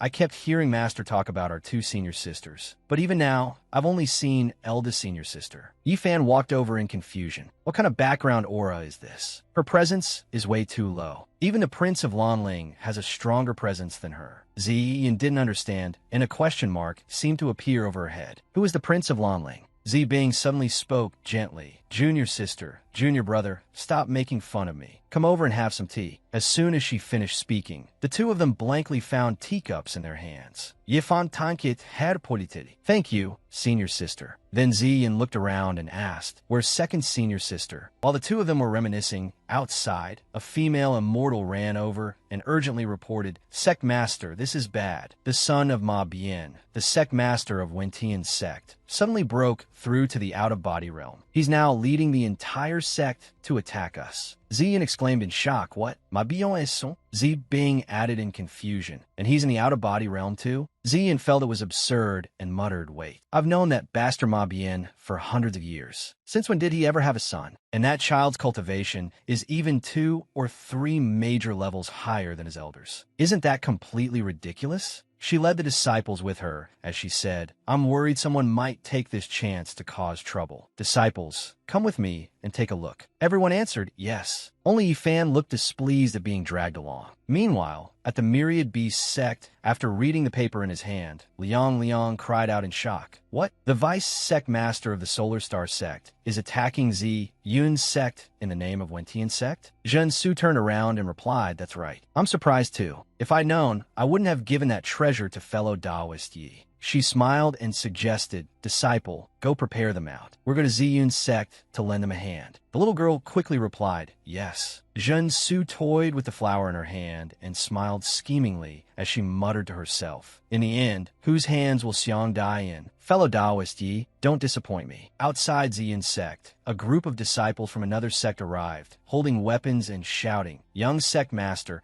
please avenge the old sect master. Ziyun stepped forward and said sharply, avenge the old sect master? When he died that day, why didn't I see any of you there? The man sitting arrogantly in the chair was Ma Fun, the current sect master of Wentian's sect and vice sect master of the Solar Star sect. He cast a glance toward Yifan of Ziyun's sect, and greed instantly appeared on his face. So he's the rising figure who's been making such a stir lately, but he looks more like a mortal. Could it be that he's cultivated some technique to conceal his aura? Still, his looks and figure aren't bad at all. Ziyun spoke up in displeasure. The sect master of Wentian's sect had no heir, and for hundreds of years he never flaunted one. Did your young master jump out of his mother's womb halfway grown, or crack out of some stone? So your so-called young sect master is clearly a fake. Moffin sat up and explained, that's not right to say. How could I be an imposter? My surname is Ma, so why shouldn't Wentian's sect belong to me? Zibing raised a hand and retorted, what twisted logic? Is that all you're relying on? You just want an excuse to attack our Ziyun sect. He replied arrogantly, your tongue is sharp, but that's fine. As long as you hand over the immortal treasure, I'll let everyone in your Ziyun sect live. Hearing that, Ziyun shouted furiously, you want to seize it? Then break through my sect's grand formation and take it if you can. Moffin propped up his arm and said slyly, why should I bother breaking the formation? Is there something suspicious about your grand array? Stung by his mockery, Ziyun gritted her teeth and thought to herself, I was originally planning to use their attack against them by triggering a rebound through the Grand Array. But even if he sees through it, he still won't dare act rashly. Zi Bing grew agitated and pointed her sword forward as she shouted, "Master, why waste words on this demon? Let's just fight him." Ziyin hurriedly stopped her. Zi Bing, wait. Ma Fun, on the other side, was more than willing to accept the challenge. With a cold snort of disdain, he waved his hand and attacked. "You overestimate yourself." His attack shot forward. Ziyin hurriedly covered her face, not daring to look, and only dragged out, "My eldest disciple." Standing beside her, Yifan quickly reassured her, "Master, eldest senior sister will be fine." It turned out Zi Bing had blocked the attack with the sword in her hand. Ma Fan's expression immediately changed, and he growled, "You're in the out-of-body realm too?" Zi Bing mocked him, "Are you scared?" Watching the two of them fight, Ziyin inwardly felt a little hurt. These two disciples actually have higher cultivation than I do. Saying things like this in front of my disciple is really embarrassing. Ma Fan summoned a hairpin and replied to Zi Bing, "So what if your sect has two out-of-body cultivators?" He raised the item in his hand and continued, "In front of my immortal treasure, how could you possibly stand a chance?" The moment he finished speaking, the hairpin enlarged and floated in the air, radiating overwhelming power. Looking at the purple energy rushing toward her, Zi Bing panicked a little. He used his trump card right from the start. How am I supposed to defend against this? She glanced back at the two behind her and told herself, "I can't run. Otherwise, Master and the others will laugh at me." Jun Su and Liang Liang stood on a flying sword, suspended in midair. She sneered and said provocatively, "Ziyin's sect really is full of hidden dragons and crouching tigers. There's actually another out-of-body cultivator here, but there won't be any left soon." Liang Liang said anxiously, "Master, let's hurry and help our senior sect, or she'll die." Jun Su flicked her hand and shook her head. "We can't help. That's a hairpin made from the Zhixian flower. Once the Zhixian flower appears, any cultivator below the Tribulation Transcendence realm who faces it is certain to die. Although my magic treasure is also an immortal grade item, its destructive power isn't enough, and from this distance, we won't make it in time." She glanced downward and murmured two words, but reflected in her scarlet pupils was Yi Fan's figure. "Zen Suwajet et Pet Den." Fellow Taoist, Yi also has the scent of the Zhixian flower on him. Let's see whether he'll take it out and use it. Hearing that, Yi Fan couldn't help feeling curious. Why is it the Zhixian flower? Did she drop it or something? The system hesitated and sighed. After checking, it really is. It and Hong Hong quickly analyzed everything together. "By the way, you still have a mood to chat? Aren't you afraid your senior sister will die?" Yi Fan remained calm. "Of course I am, but don't you know? Whenever you guys are explaining things, the surroundings basically freeze." Then he asked, "So can we save my senior sister or not?" The system replied, "Of course we can save her. Master, senior sister, whatever, they all count as the host family." After a moment, Hong Hong raised one finger and excitedly lifted her other hand as she declared, "Okay, I get it now." Giving host senior sister a 100-layer cocoon silk shield. At the same time, Zi Bing raised her sword high and spun it in a beautiful arc. A mass of purple spiritual power and the gigantic flower were already charging toward her. With a boom, it slammed directly into Zi Bing and drove her back several meters. Ma Fan grinned smugly and threatened, "This is what happens to my enemies. Hand over the treasure now, or all of you could die too." From the opposite side, Ziyin called out anxiously, "Eldest senior sister."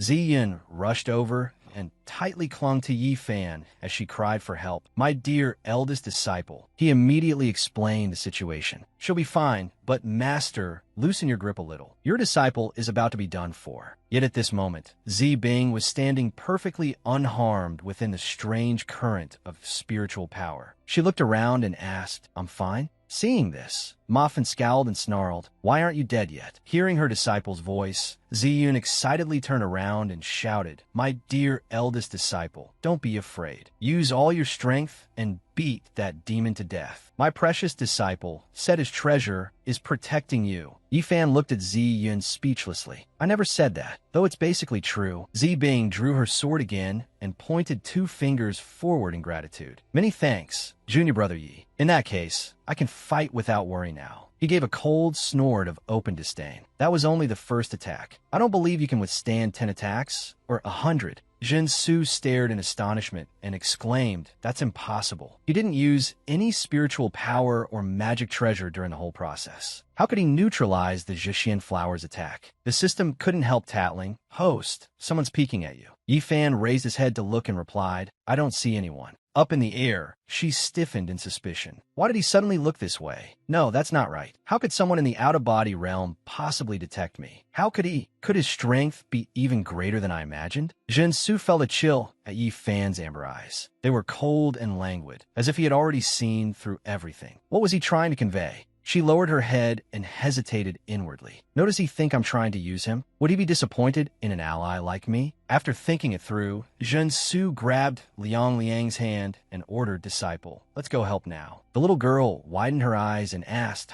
"Didn't you say we couldn't help?" In an instant, she transformed into several streaks of purple light and shot downward, saying at the same time, "Old thief Ma, how dare you attack an ally of my myriad beast sect?" Moffin looked toward the source of the voice and demanded, "Who's there?" Jun Su returned to human form and raised her weapon high. "I, Jun Su, sect master of the Myriad Beast sect, have come to reinforce them." Immediately, red and blue spiritual lights spread around her in an ethereal glow. Floating in midair, Liang Liang added, "I, Situ Liang Liang, personal disciple of the sect master of the Myriad Beast sect, have also come to provide support." He waved his hand and summoned a white flower, speaking with disdain. "Zhen Su, you're only an 8th layer void realm cultivator, and you still dared come here to meddle?" Under Ma Fan's control, the flower flew straight toward the two women as he reminded them mockingly, "Don't forget your opponent is still right here." Then the four of them clashed in a fierce battle. Ziyin stood there watching and cheering. "My precious disciple, you've really got influence. You even got the Myriad Beast sect to join the fight." Yi Fan, still with his back turned, yawned and said, "Master, if there's nothing else, I'll head out first." Ziyin asked softly, "Junior brother Yi, where are you going?" He scratched his head and replied, "Where else could I be going? I'll just go fishing. I still have to make dinner later." The scene shifted to a vast lake. Looking at the view before him, Ren Hai sighed. When Ziyun's sect was first established, the sect master was only at the deity transformation realm. But now her disciple can fight against a heavenly general. Truly, the younger generation is to be feared. Suddenly, a voice rang out. "Who are you?" He turned around in surprise and explained, "I'm just a wandering cultivator who occasionally comes to Ziyun sect to admire this lake." Yifan walked over with a fishing rod and asked curiously, "A wandering cultivator?" Master doesn't seem to have ever objected to that. "Then I guess you're allowed in." He really had only been in the sect for 3 months and didn't know its rules well. Before he could even sit down, Renhai stole his spot and even grinned smugly. Holding tightly to the chair, he turned and asked, "I'm sitting in your place, little friend. Aren't you going to say anything?" Yifan replied indifferently, "If you want to sit, then sit. It's the same wherever you sit." Renhai narrowed his eyes and pondered. "It's the same wherever you sit." How philosophical. My brothers always cared too much about their positions. He imagined the scene of 2 people fighting over a place blessed with good feng shui. "This seat is mine. I come here every day. So what? I've been waiting here since 2 in the morning." Then he thought to himself, in the end, everyone wants success and happiness. If you want more, you have to fight for something or not fight at all. Meanwhile, Yifan was wrapping bait around the hook. His movements were extremely practiced. As Yifan cast out the fishing line, the worm cried out in pain. Renhai pointed at him and probed, "You're still fishing? Has the crisis at Ziyun sect been resolved yet?" Sitting leisurely on a rock, Yifan answered, "Not yet. It sounds like they're still fighting." Somewhat puzzled, Renhai reminded him, "And you still have the heart to come out and relax?" "I observed while passing by and found that the other side has an out-of-body realm cultivator. He also has an immortal treasure in hand. Your senior sister is definitely going to die." Yifan was certain. "I'm just a mortal. I'd be useless there anyway. Besides, my senior sister can't lose." Renhai suddenly cried out, "Your senior sister is only an ordinary out-of-body cultivator. How could she possibly?" Then a thought struck him. Could it be that, little friend, you have some heaven-defying method? Yifan tacitly admitted it. "You can say it has something to do with me." Renhai quickly stood up and pondered. He had almost forgotten that this very young man had defeated a heavenly general. It seemed he must have many tricks up his sleeve, if he could tell him about his own predicament. Renhai turned away and dismissed the thought. No matter what, I'm still a feathered immortal. If I ask a junior for help, that would be too humiliating. He leaned closer to Yifan and started chatting again. "Little friend, I have a story I'd like to share. Do you have time to hear it?" Yifan closed his eyes and agreed. "Go ahead. Fishing is just a way to kill time anyway. Renhai began his story. I have a friend who used to be a prince. Yifan rested his chin on his hand, glanced over, and thought to himself, who doesn't have a friend in their story? In a low voice, he continued, at 13, he killed his own brothers to seize the imperial throne. At 15, he repelled the northern invaders. At 20, he unified the realm. At 22, he was enlightened by an immortal and abdicated in favor of his younger sister. At 100, he entered the out-of-body realm. At 1,000, he advanced into tribulation transcendence. But when he ascended, he was injured by a heavenly general and could no longer break through. Renhai then asked, "Little friend, do you think my friend is pitiful?" Yifan raised one finger and offered a solution. If his body is fine, then it's probably a mental block. In that case, he should see a psychiatrist. Renhai exclaimed in surprise, "A psychiatrist? Could that be some hidden master or some legendary being?" Yifan shut his eyes and felt a little awkward inside. He had completely forgotten that the cultivation world didn't have that profession. Yifan cleared his throat and proposed, "Do you want me to help your friend? I have a method. I was just looking to practice this skill a bit anyway. But let me warn you first, it might not work." He added, "Come back in a few days." Renhai cupped his hands in salute and thanked him. "Then I'll visit you another day." Not long after, the sky gradually darkened. Yifan looked up at the raindrops falling from above and thought, "It's raining? I'd better head back." Just then, Mingbai walked over and held an umbrella over Yi Fan, smiling as he said, "Senior brother Yi, what a coincidence. I just came to deliver vegetables to you." He then asked about the situation. "What a coincidence indeed. So how's the sect battle going? How much longer will it last? That way I can cook a little later, or else the food will get cold." Raising one finger, he recounted, "It's already over. I heard that horse dung ran off with his tail between his legs. Even a single strand of senior sister Zi Bing's hair wasn't harmed." The two returned to the sect together, and Yifan could not help sighing. Senior sister really is strong. Early the next morning, Junsu's voice echoed through the sect. "Taoist Zian, do you know this? The immortal hairpin your eldest disciple seized is one of the magical treasures left behind by Xian Tianchan. 50 years ago, Ma Fuan and I once fought over that very hairpin at an auction. The bidding went all the way up to 2,000 high-grade spirit stones." Ziyun's mouth fell open as she repeated, 2,000 high-grade spirit stones? How about I sell it to you?" Junsu gave an awkward laugh and said, "Taoist Ziyun really is practical. That immortal left behind at least 5 immortal-grade treasures, and your sect already possesses 2 of them. Why not put in the effort to find the remaining 3 and strengthen your sect?" Clasping both hands together, Ziyun asked blankly, "2 already?" Junsu continued, "Yi Taoist has Xintian's sachet in his possession." At that very moment, the other 2 arrived as well. Mingbai stuck his head out and looked around. "Master, isn't eldest senior sister and the others here?" Ziyan walked over to Yi Fan and answered, "They've gone to rest. Only Sect Master Jun and I are here. By the way, my precious disciple, is that sachet really in your hands?" Startled, Yi Fan let out an "oh" and admitted it. "Yes, but I'm not carrying it with me." She pressed him. "Then where is it? Or did you give it to someone?" Yi Fan replied helplessly, "It belongs to Xian Tian." Ziyun suddenly realized. Was the miracle that appeared that day Xian Tian herself? "Why didn't you tell me?" Yi Fan sighed and complained, "You never asked." Ziyun frowned and scolded him. "Important things should be reported to your master. That's only natural." Yi Fan could only smile awkwardly and admit fault. "Got it, master. Next time I'll tell you."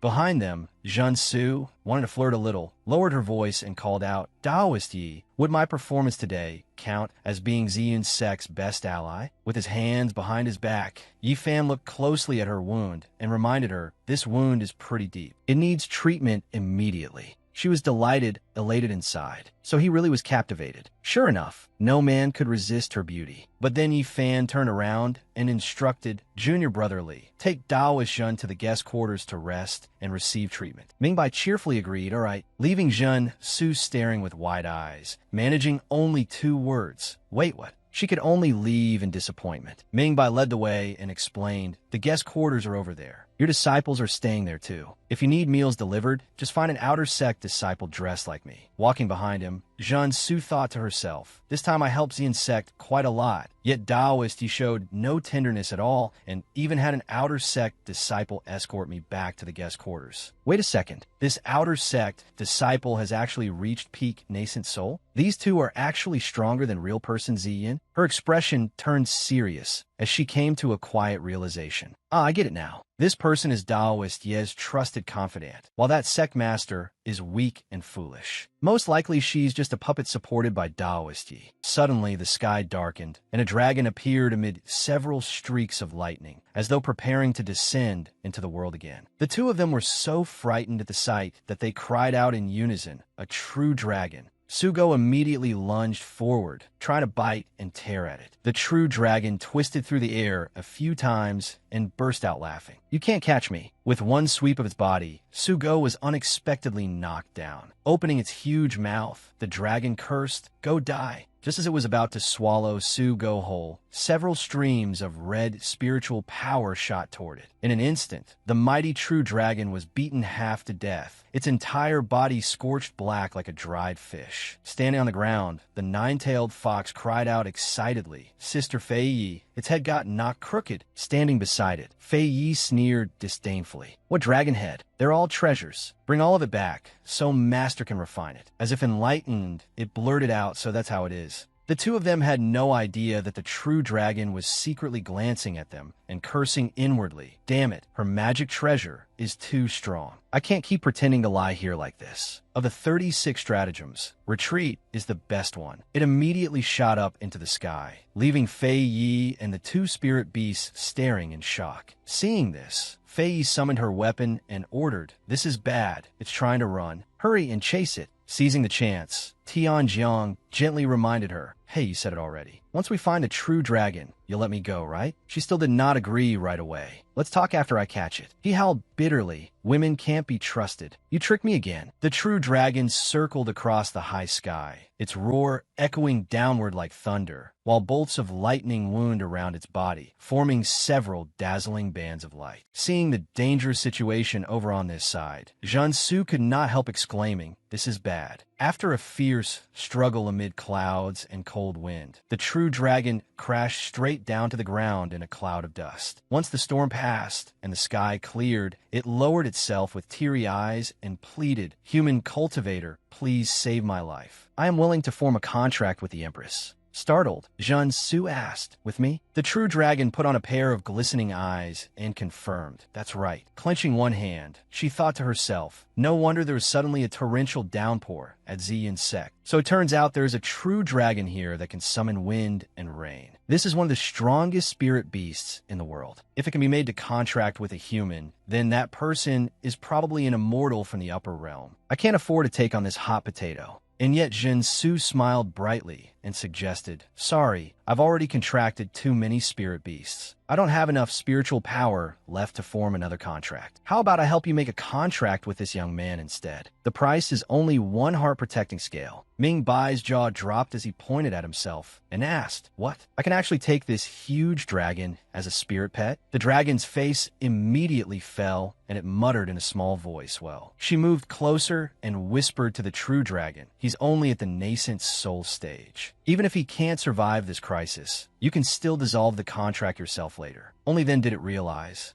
so that's how it is. The true dragon straightened up and said gratefully, "Then I'll trouble you with it." Jiansu blew it a flirtatious gesture and said, "Just leave it to me." At the same time, Fei Yi, the nine-tailed fox, and Sugo were flying everywhere on an unidentified flying object searching for it. Holding her weapon in hand, Fei Yi wondered, where did the true dragon go? Why did it suddenly disappear? Sugo quickly pointed the way. "It's right up ahead." Fei Yi looked at the two people before her suspiciously. Someone actually dared to steal Master's things. Despicable. And one's only a nascent soul cultivator. Why is that woman forcing the true dragon to sign a contract with him? Meanwhile, Jiansu also sized them up. Could these be the ones who were hunting my spirit pet? How hateful. Then she chuckled to herself. Forget it. Since I got a heart-protecting scale out of it, I didn't lose out anyway. Full of fighting spirit, the nine-tailed fox rushed toward Ming Bai and said doubtfully, "Sister Fei Yi, I think this person is Master Junior Brother." Sugo also ran over and took several sniffs. It quickly found a clue and reported, "Fox little sister is right. In his crotch, he's got something tucked away that belongs on Master's body." Ming Bai flushed in embarrassment and waved it off. "Your senior brother Ye's spirit pet? No, wait, you're that stupid dog. Stop sniffing around everywhere." Behind him, Jiansu's face turned red as she imagined something she should not have, then repeated the words, "Something tucked in a master's body?"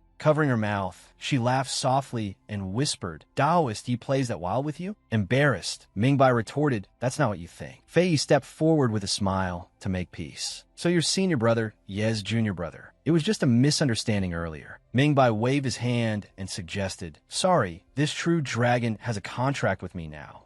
How about I break the contract and return it to you? She immediately replied, it's fine. I can just refine the things in the coffin instead. Immortal Venerable Sure could not help gaping, while the true dragon begged, please don't. I don't want to see that woman again. The two of them whispered back and forth, leaving Jun Su feeling like an outsider who did not belong here. Her face stiffened as she grumbled bitterly, damn it, looks like I just lost myself a dragon. Before long, the sky darkened again and a drizzling rain fell. Standing in the small courtyard, Yifan pondered, what should I do to help my big brother? Or maybe, alright, a friend in my previous life once gave me recipes for flower honey wine and soft drinks. I even drank a few cups myself. They were seriously amazing. Excited, Yifan suddenly realized when it comes to brewing wine, borrowing tools from the alchemy pavilion would be more suitable. They have larger quantities and more space too. Raindrops continued to fall, silently covering every corner of the place. No sooner thought than done. Yifan walked through the rain while calling out, Second Elder, are you there? I'm here to borrow some tools. He felt that something was off, but kept calling, Second Elder, not knowing that behind him a pale white hand was slowly reaching out. With her pink hair, Feng Yuan slipped an arm around Yifan's neck and sighed. At last, I found my chance. Looking at him, she smiled excitedly in praise. So soft, so comfortable. I like it very much. Treating Yifan like a toy, Feng Yuan whispered, a little kitty like you was born to be played with by big sister. Yifan was speechless.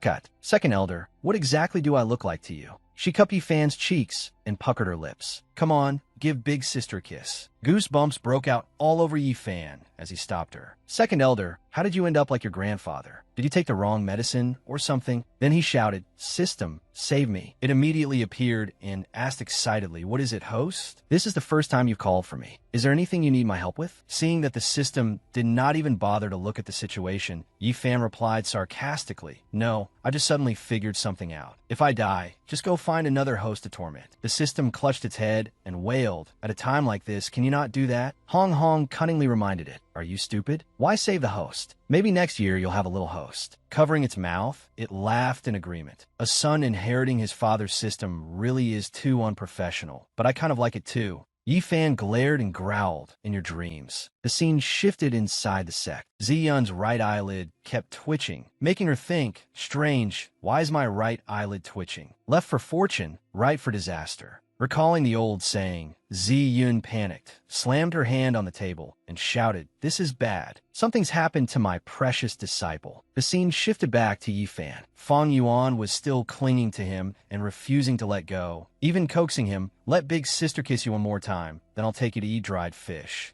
At that very moment, Ziyun, Junsu, and Liang pushed the door open. Clearing her throat, Ziyun asked, Second Elder, have you seen my precious disciple? Who would have thought that the sight before her would leave Ziyun dumbstruck? Feng Yuan was still stuck to him, not moving away at all, and softly replied, Sectmaster, you're here? Ziyun's fury instantly erupted. Gritting her teeth, she demanded, Feng Yuan, what are you doing to my precious disciple? Feng Yuan answered without the slightest shame, obviously kissing him, touching him, and making that part react. Ziyun stormed over and shoved the two apart, shouting, your head, more like. Feng Yuan still looked dazed, not understanding anything. Sectmaster, what happened? Watching the scene from behind, Jun Su chuckled and sighed. No wonder Taoist he doesn't want to leave Ziyun's sect. I have to behave well this time. I can't miss this chance. No, I should take this opportunity to cook the rice raw into cooked rice with Taoist Yi instead. Even from so close, Liang was peering through a telescope. Just as I thought, Senior Yi only likes big breasts. They're using that to force Senior Yi into becoming a breeding slave. Hearing that, Jun Su folded her arms and asked, a breeding slave? Where did you even learn such a weird term? Paying her no mind, she charged forward and shouted, no matter what, Taoist Ziyun, I'm here to lend you a hand. The young girl also chimed in, I can't let you keep monopolizing Senior Yi any longer. Ziyun frowned and stopped them. What happens inside my sect is none of an outsider's business. Feng Yuan, meanwhile, hugged Yifan and complained, if you wanted to dote on a kitten, you could have just said so. Why start a fight? Before long, it turned into a battle among beauties. Stop fighting. I know I was wrong already.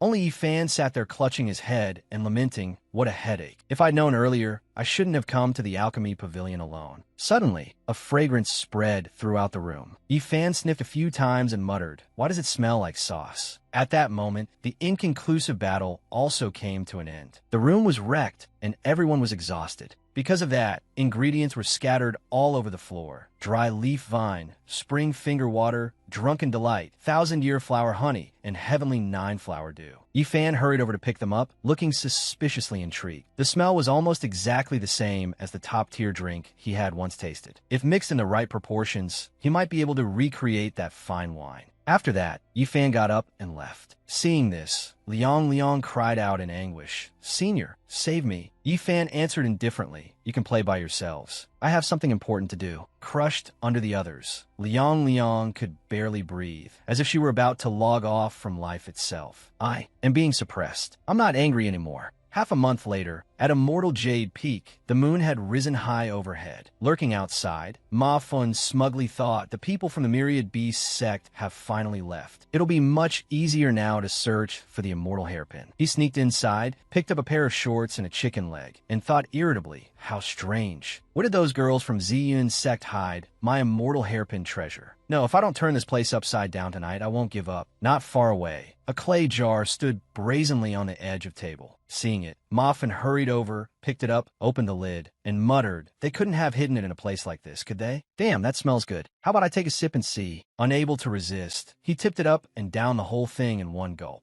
Outside, the moon was bright and the breeze gentle. Renhai and Yi Fan were walking together. Renhai spoke up, "Little friend, can you tell me what this method of help is?" "My friend is getting a bit impatient waiting." Yi Fan reassured him, "Don't worry. The longer wine is left, the better it gets. In fact, it needs to sit for as long as half a year." Renhai asked in surprise, "Wine? Could it be?" Little friend's solution is drinking wine. Suddenly, manic laughter rang out from behind them. "I must stand at the summit of this world and make everyone submit to me." Even Yi Fan had to remark, that's the standard dreamer speech of a typical villain. Then he wondered, who is in my house right now? In the next second, the two vanished, leaving only a sentence echoing in the air. "Let me go take a look." It turned out to be Ma Fun, who was tilting his face up toward the moon and laughing to himself. Panting as he rushed over, Renhai immediately recognized him. A man from the Taiyang Star sect? Why did he suddenly come to Ziyun's sect and strip naked? Moffin turned around arrogantly, raised his hand, and declared, "Stinking man, this is mine too." Renhai was driven mad by him and kicked Moffin straight to the ground. Golden energy immediately burst forth from Renhai's body. He was no pushover either. He roared, "How dare you be so insolent to me? If I can't take you down today, then I'll change your name to Horse Dung." In an instant, purple spiritual power gathered in his palm. Renhai frowned and judged, "Tribulation crossing realm? No, that's just his potential." Moffin growled, "Become a name in my notebook." As he spoke, he turned his palm toward him, preparing to strike. In the blink of an eye, a blinding white explosion erupted right in front of them, even leaving spatters of fresh blood on the wall. Looking at the traces, Renhai sighed, "Strange. He's only at the out-of-body realm. So why is he releasing pressure comparable to the Tribulation Crossing realm? And his whole body reeks of alcohol, too." Yi Fan immediately appeared, holding up a wine jar and muttering, "No wonder that man was so shameless. So he snuck over here to drink the wine I brewed."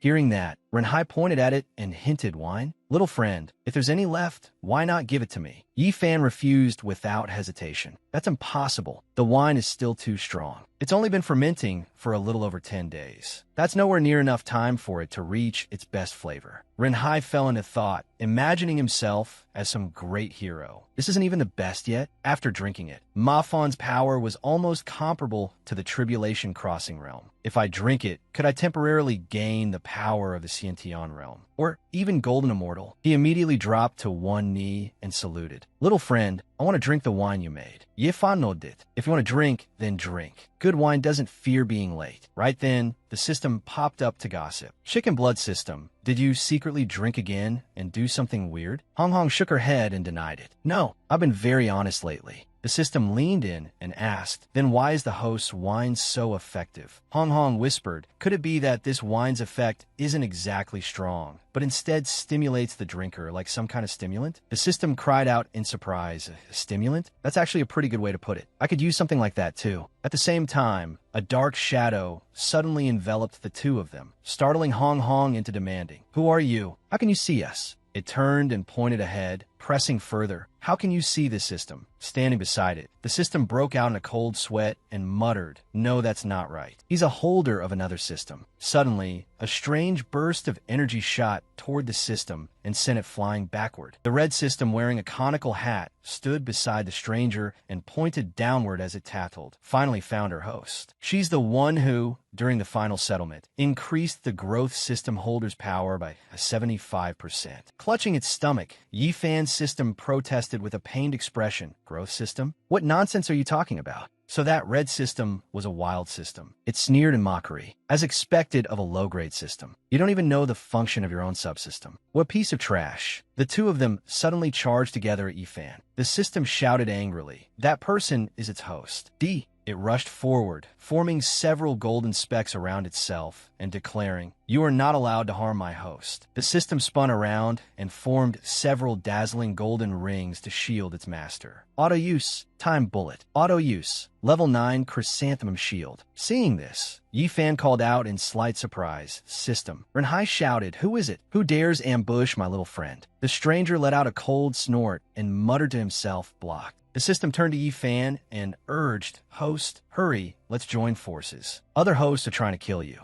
Yifan stared blankly and repeated, other hosts? Wait, these aren't actors you hired? The system shouted no. Meanwhile, the man floating in midair praised him, calm in the face of danger. It seems you're quite a courageous host. Then I should show a bit of my real strength too. Seeing this, Renhai stepped forward and warned, little friend, be careful. This man is very strong. Standing beside him, the wild system announced, Burst Star Knight login complete. Host, prepare for battle. He lightly turned the bracelet on his wrist and chanted, transform. The stranger's whole body floated into the air as crimson spiritual power wrapped around him amid a countdown. 5, 4, 3, 2, 1. Transform. This person was none other than Yifan. The system gave repeated instructions. Host, we're illegal entrants, so remember this well. You must not kill any natives. He coldly replied with just 2 words. Got it. Not only was Yifan unafraid, he even sighed in admiration. So cool. The system could only clutch its head and complain, host, is this really the time to watch the show? If we don't fight back, we're both going to die. Renhai stomped hard on the ground and shot into the air, reminding him, little friend, let me test his strength for you first. But before he could do anything, Yifeng struck him with a palm and blasted him into the nearby cliff, leaving Yifan dumbfounded. The wild system seized the chance to boast. See that, low-grade system? This is my host's strength. Yifan's system flew into a rage and cut in Scram. You just happen to get an obedient host, that's all. Also, you just said you can't kill natives, so that means you're an illegal account, right? The wild system cursed irritably. Damn it, don't call me an illegal account. Host, hurry up and help me kill it. I'll give you a vast heaven great hammer. Yifeng smirked and praised the offer. Sounds good. Yifeng rose higher into the air with a blazing purple shield around him and arrogantly declared, then now I'll erase both you and your host from this world. He shouted die as multiple identical copies of himself appeared and attacked Yifan head-on. The system immediately created a small golden shield for itself. Host, please be careful. Yifan glanced over and muttered, if he's got the ability, let him kick me to death. He turned to it and asked, you're not planning to run? But before he could finish, the system cut him off. Wait a second. System combat. The next instant, it stood in front of Yifan and pushed the shield toward Yifeng. Burst star, 7 consecutive phantoms? Who would have thought Yifeng would create black and red rings that shattered the shield with ease? In an instant, fragments of every size rained down. The system grimaced and endured the blow. Standing high above, Yifeng radiated fierce momentum as he declared proudly, this is the fate of anyone who opposes me. The blow left it sprawled on the ground, crying out, it hurts so much. Yifan bent down and softly asked, how bad does it hurt? The system shouted with a twisted expression, my HP bar has over 2 million, and that single hit just erased 300,000. 300,000. Yifeng pulled out a red talisman and cursed angrily. Damn it, this system really is tough. So what if you can take a beating? In front of me, maybe you can last 7 or 8 times, but can you survive the 10th? Yifeng raised 2 fingers and directed the talisman forward, saying smugly, I have plenty more ways to attack. This moment is the end. Suddenly, a razor-sharp weapon shot over. It sliced his talisman cleanly in half. Stunned, Yifeng blurted out, what? Looking at the weapon, he hesitated. Bingfu? The spendthrift system quickly appeared and warned, where did this wild system come from? Daring to bully someone from the official side? She lifted her chin and demanded, and you even dared bully my little brother? Hong Hong, standing beside her, agreed with a cold look. Yifan's system teared up and spread its arms as it shouted, Spendthrift system, did you come to save me? The spendthrift system brusquely brushed that aside. Save your ass. Hurry up and pay back the luck points you still owe me. She recalled the past. Device content empty and unreadable. All it could do was give an awkward little smile and say, I spent it all already. Grinding her teeth, the spendthrift system scolded. Seriously? Every single time you caused trouble for me. You even nearly got my previous host beaten to death. Being with you is exhausting, like living with my mother. Far from scared, the system even stretched out its hand and introduced her. Host, subordinate system, did you hear that? From now on, she'll be our mother. She warned, hey, don't call me that. Yifeng, feeling ignored, muttered, you actually dare ignore me? She's a high-tier system. Who knows how strong she is? The wild system beside him reported, she can take on 10 of me. There's no way to escape. If she weren't restricted by a host, maybe we could still try a sneak attack. He raised his sword high and said, then strike first and gain the advantage. Hit her before she can react. It agreed immediately. All right, host, I'll raise all your stats to the limit. Supersonic speed upgrade, Phoenix dance blessing, high-tier energy bracer, eye-smelting perception, mastery of 10 types of weapons. Once that was done, Yifeng crouched and leapt high into the air. He pointed his sword forward and didn't forget to remind it, charge. Cover me. The wild system shouted from behind, Roger. At that moment, the spendthrift system glanced at it behind him and thought to herself, there really is tacit understanding between master and servant. Suddenly, a strange vortex appeared behind her. At that exact moment, Yifeng and the wild system rushed straight into it. He shouted, this is bad. Looking around at the unfamiliar surroundings, he asked, where is this place? System, how do we get out? Suddenly, a voice rang out, you won't be getting out. The superstar Lord Catastrophe Imprisonment sneered and explained, of course it's because you arbitrarily wasted system resources. Yifeng looked up suspiciously. The superstar Lord? A system even stronger than the central system? How'd I suddenly run into that kind of system? And that's supposed to be a reason? The gigantic spendthrift system reached out playfully and advised him, cancel your transformation, Burst Star Knight. Not long after, she came back out, one hand dragging Yifeng by the collar and the other holding the wild system. Trouble's been dealt with. Yifan's system was full of admiration. No wonder you're a humanoid system. You're far stronger than us. You're our god. The spendthrift system said shyly, I like hearing that. Say a little more. Then she suddenly turned to Yifan and rattled off, you're Yifan, right? How are things progressing between you and your master? There's a host nearby, named Yifeng. He has 2 children with his master, Luo Tianxue. Yifan asked blankly, why are you so concerned about my business? My master and I are completely innocent. The spendthrift system replied, meaningfully, the host next door, Xiao Yu, is also perfectly innocent with her master. She gave a playful wink and suggested, do you want Big Sis to help you reach the pinnacle of life? As long as you bind yourself to me, I can even help you win the goddess of creation. Hearing that, Yifan's system cut in unhappily, spendthrift system, you're really vicious. You actually dare poach my wall. The host belongs only to me. Yifan couldn't even be bothered to talk, and simply waved them off. Get lost. I don't need any of you. The spendthrift system said regretfully, what a pity. But inwardly she thought, in this life, there's actually someone who rejected me. One annoying man. When I get back, I need to investigate this carefully. The wild system took advantage of the moment and came up with the idea of making a run for it. Sorry, host. I don't want to be destroyed by the central system. Hong Hong noticed it flying away and immediately pointed out. Oh no, it's trying to run. Quite pleased with itself, the wild system looked back with naked disdain. You want to catch me? Too late. The spendthrift system glanced in that direction, and a marvelous purple light flashed in her pupils. She summoned a clock dial and solemnly commanded, order, time stop, making it impossible for the wild system to flee. Caught again, the wild system roared furiously. How did you do that? Why am I in your hand? Yifan's system standing to one side, marveled. How did you do that? Just one look, and it ended up in your hand. Holding it in her grasp, the spendthrift system laughed loudly. That's a secret. Mischievously tugging the wild system closer, she passed judgment. Aren't you so good at escaping? And yet you still dared abandon your host. It stubbornly declared war. You can't kill me. I'm filing a complaint with the Grand System Arbitration. The spendthrift system answered coldly, fall my ass. With a crack, its body was torn in half,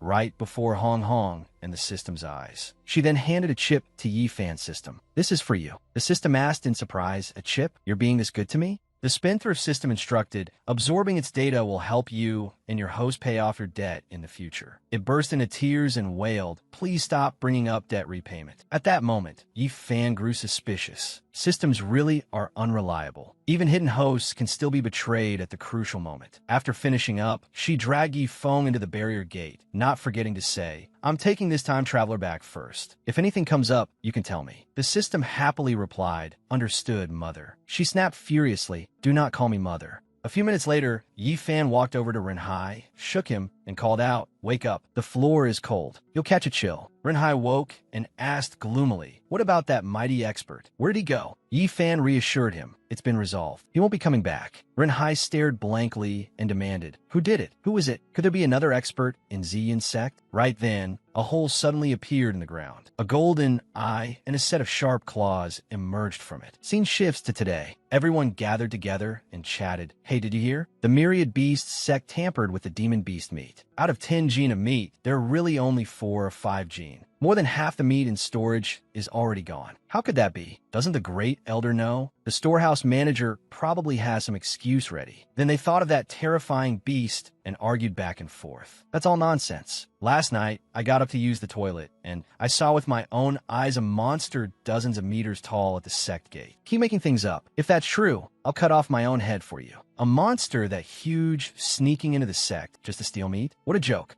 A week later, at Immortal Jade Peak, Ziyun confirmed, that's right. Ever since the stock of demon beast meat started dropping, Yifan asked directly, you're saying the reserve of demon beast meat has bottomed out? She replied, right now. The disciples complain every day, saying that without meat, they're unhappy. Without meat to eat, it's practically the same as dying. Leaning against the doorway, Renhai spoke up, little friend, I've already checked. In the past few days, absolutely no outsiders have entered or left the sect. The demon beast meat disappearing for no reason is very likely a scheme by the myriad beast sect. Ziyun turned to look at the unfamiliar man and thought, who is this person? Why are there always people appearing from nowhere around my precious disciple? Yifan Shuruk, thinking of the delicious feast, he could only say, if there isn't enough demon beast meat, then the barbecue will have to be postponed for a few days. Speaking of which, today's the day the myriad beast sect delivers the goods. Just then, the door opened slightly, and Zhen Su entered with Liang Liang, greeting them. Taoist Yi, I've come again. Senior, long time no see. Yifan looked at the two of them with weary resignation and simply answered, hey. Liang Liang turned around and held out the treasure in her hand to Yifan. Senior, I have something I want to give you.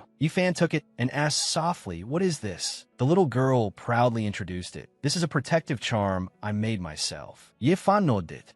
Seeing this, Ziyun reproached her inwardly. You little brat, and you're even using such a clumsy gift-giving method. Ziyun crossed her arms and angrily tried to send them away. Sect Master Zhen, what exactly do you want? If you're only here accompanying your disciple to deliver a protective charm, then please leave at once. Smiling, Jinsu got to the point. Actually, there's a small matter. It's related to the Liang Kingdom. My disciple, Situ Liang Liang, was originally supposed to marry the 7th Prince of Liang, but in the end she broke off the engagement. If that's the case, then it's easy to handle. Although the Liang Kingdom supports quite a few cultivators, at its core, it's still a mortal dynasty. It wouldn't dare touch a sect like ours. Later, it was discovered that an emperor of Great Liang had once embarked on the path of cultivation, reached the peak of the tribulation transcendence realm, and had even attained the Tao and ascended. Recently, he had even returned to the eastern wasteland. Seeing Renhai smile faintly, Yifan asked in confusion, old brother, what are you laughing at? He had no idea that Renhai was that very emperor cultivator, the ancestor of Great Liang, who had overcome the heavenly tribulation and only just returned to the eastern wasteland. Jinsu laughed and offered a guess. If one day he comes to raise an army and hold our myriad beast sect accountable, we'll be in serious trouble. Ziyun pursed her lips, feeling it had nothing to do with her. Wasn't this all brought on by your own disciple? Why come to the Ziyan sect? Situ Liang turned her palm toward Yi Fan and said, "Of course we're here to ask fellow Taoist Yi for help." He pointed at himself and blurted out, "Huh? What can I possibly help with?" Jin Su explained, "Fellow Taoist Yi's strength can be said to be the greatest in the lower realm. As long as fellow Taoist Yi comes with me to Great Liang, I'm certain everything will be resolved easily." Yi Fan quickly refused, "But I don't want to go out." Seeing that, Liang put on a pitiful expression and asked softly, "Senior, could you really bear to watch me be forced to marry a man in his 40s or 50s? Standing beside them, Ziyin tilted her head and thought, only in his 40s or 50s? Isn't that still quite young? Jun Su continued persuading him, "Let fellow Taoist Yi go. If something happens to Liang, fellow Taoist Yi may end up developing a heart demon." Renhai also stepped forward, slung an arm over Yi Fan's shoulder, and added another reason. "Little friend, I'm quite familiar with Great Liang. It's truly a wonderful place, with many beautiful and prosperous sights, cultural wonders, and lots of delicious food too. Taking a trip there wouldn't be a bad idea." Hearing that, Yi Fan stroked his chin and thought. It really had been a long time since he'd gone out anywhere for fun. Taking the chance, Liang spoke up, "Fellow Taoist Yi," then it settled. Ziyun could do nothing but complain inwardly. "Damn it, using a heart demon to lure away my precious disciple. But I can't exactly refuse. There are too many trivial matters in the sect, and even if I went to Great Liang, I wouldn't be of much help. What should I do?" Just then, Zi Bing came in carrying tea and said, "People from Myriad Beast sect are here too?" Without another word, Ziyin grabbed her by the sleeve and ordered, "Eldest disciple, you've come at just the right time. Go with your junior brother to Great Liang." Zi Bing froze and only managed a bewildered, "Huh?" Then Ziyin shot her an angry look as if giving her a signal. She reminded her, "Eldest disciple, do you remember the thing I've been hoping for?" Zi Bing coughed lightly and agreed at once. "Master, this disciple guarantees I will not fail my mission." Satisfied, Ziyun added another instruction. "My precious disciple, if you can't hold out in Great Liang, remember to come back early." She nodded in reply. "I understand, Master." Once everything was settled, the group boarded a flying ship and headed off. Yifan felt dizzy and complained, "I want to go back to the Ziyun sect." The others immediately crowded around him and asked anxiously, "Little junior brother, why does your complexion look so bad? You haven't been poisoned, have you? Is fellow Taoist Yi unwell? Senior, is there anything I can do to help?" Inside, the system and Hong Hong kept offering useless suggestions. "Host, you're currently at a high altitude. This is altitude sickness, something only mortals get. Host, I've already reduced the burden on your body. Do you want to use the system's special medicine?" Yifan frowned and shouted, "Scram, scram, scram. I don't need anything you two give me." The two of them had no choice but to sigh. Host is still the same. Host really is stubborn. Suddenly, dark clouds came rolling in and several bolts of lightning crashed down. Liang stared blankly. "A demonic wind?" Yi Fan, thinking simply as always, blurted out, "A storm." Jun Su quickly interrupted, "Little junior brother, this isn't a storm. I think this is pressure from the upper realm." Looking at the dazzling golden energy ahead, Yi Fan murmured, "This scene looks kind of familiar. Could it be another immortal from the upper realm?" The system promptly confirmed, "Host, that's right. Up there is a heavenly immortal." The moment it finished speaking, a streak of golden lightning came crashing straight down. When Yi Fan saw Ink descending while crying, he cried out in surprise, "Why is it her?" The other three exclaimed happily, "It's an immortal. It really is an immortal." The moment she saw Yi Fan,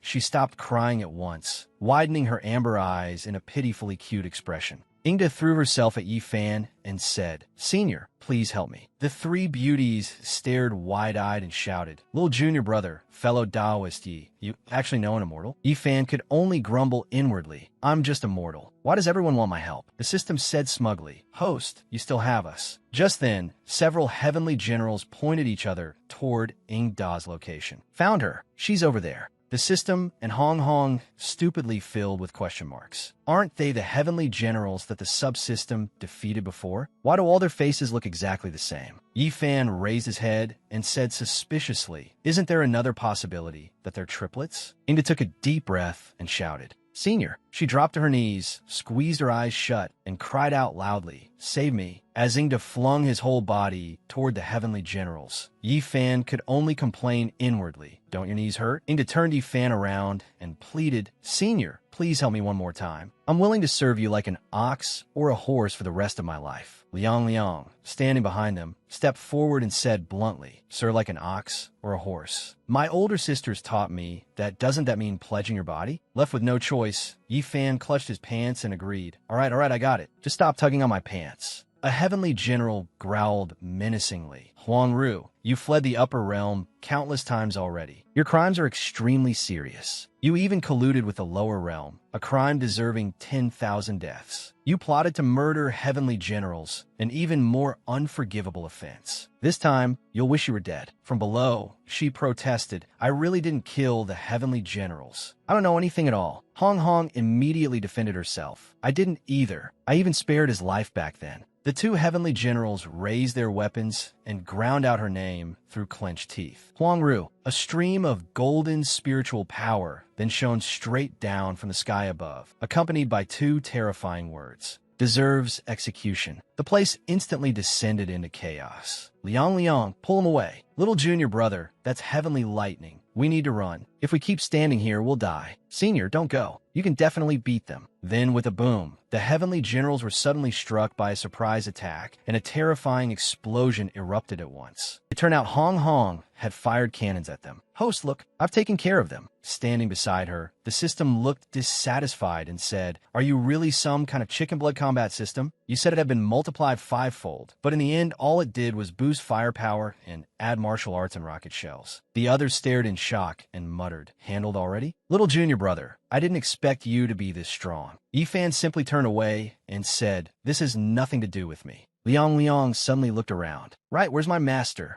Zi being shrewd. Looks like she ran off. Then Yi Fan folded his arms and questioned Ingda. "Come to think of it, didn't you run away at the start? Why did you come back to the lower realm?" She quickly explained, "Because the number of heavenly generals in the upper realm has increased far too much compared to before. And my current strength has also fallen greatly. So going back to the upper realm would be the same as courting death." From the side, the girl called anxiously, "Master." Zi Bing poked her head out and repeated, "Your strength declined?" Ingda continued, "While being hunted by the heavenly generals, I made a bold decision in a moment of desperation." She went on at length. "I split my soul and immortal power into 7 parts, hid them inside magical treasures, and scattered those treasures everywhere. That way, if I died one day, I could be reborn like one of those old masters inside a ring. I don't know whether to call it luck or not, but the heavenly general's first attack didn't kill me, so I fell into a lake for several 100,000 years. But my strength is only 1/10 of what it used to be." Yi Fan narrowed his eyes and compared, "Why does your situation feel like Voldemort and Horcruxes? Or, to put it more plainly, the 7 Dragon Balls?" Then he suddenly reached into his pants pocket and felt around for something. "All right." Seeing that, Ingda panicked so much she broke out in a cold sweat and hurriedly stopped him. "Senior, you want to take it out here? There's so many people around." "That's not very good." He pulled out a green hairpin and asked, "What are you talking about? This hairpin is yours, right?" The moment Ingda took it in her hand, she recognized it immediately. "Even my hairpin was in Senior's hands?" "Senior, how did you know?" Yi Fan put his hands on his hips and replied, "They're both immortal folding flowers. How hard could it be to guess it was yours?" She closed her eyes, sensed the spiritual power within it, and exclaimed, "Thank goodness, my soul and immortal power weren't lost." Liang watched in delight and cried out, "The immortal lady really did get stronger." Ingda turned to her and modestly added, "You're praising me too much. Once I recover a few more magical treasures, then I'll truly be back to an innate immortal." Yi Fan seized the chance to ask again, "Come to think of it, did you commit some mistake in the upper realm? Why would you risk your life to come down to the lower realm?" She lowered her head, her tone gloomy as she admitted fault. "It's a long story. Everything started with our immortal emperor. In the past, our immortal emperor was a very kind person who rarely interfered in the affairs of the great immortal sections. He only promoted one idea: to maintain balance in the upper realm's resources, fewer births, no reckless births, and a carefree life. However, for some unknown reason, the immortal emperor completely changed changed in temperament. He began frantically organizing his armies to attack the demon race. That war dragged on for hundreds of years, and all the geniuses of the younger generation in the upper realm died because of it. As a result, the population of the upper realm became very sparse. Then a large number of identical copies began appearing, and the immortal emperor ordered all immortals to marry as soon as possible. If they refused, they would be forcibly arranged into marriages.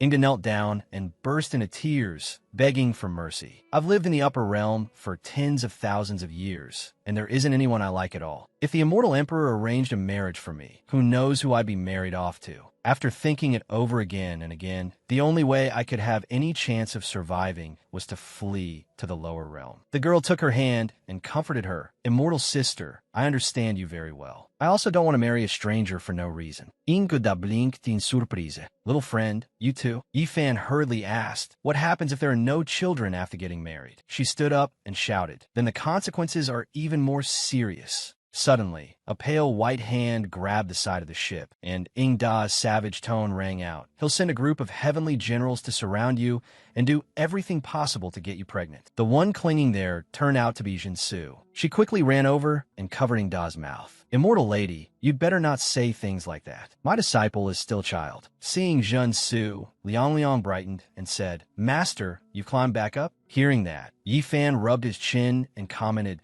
this immortal emperor sounds like he got body snatched by a transmigrator. Someone cut in, an army of heavenly generals who all look exactly alike. This is basically cloning. Just then, Renhai announced, little friend, fellow Taoists, we're about to reach Great Liang. Yifan turned and let out an "oh." Then everyone happily walked to the side of the ship and looked down. Below them stretched a vast land, with houses large and small built close together. As the scene shifted to Great Liang, everyone had a marvel at the view. It truly was a prosperous nation. So this was what Great Liang was like. Renhai pointed off to one side and said, little friend, I have to leave first. Just stay here and have fun. Yifan asked blankly, where are you going? Renhai said nothing, only lowering his head and murmuring to himself, I'm going to prepare a gift for my little friend. I hope he'll like it. So the group walked along the street. Suddenly, Yifan stopped in front of a small shop and asked, boss, how much are these buns? The seller couldn't even be bothered to look at him and quoted a price straight away, 600 spirit stones each.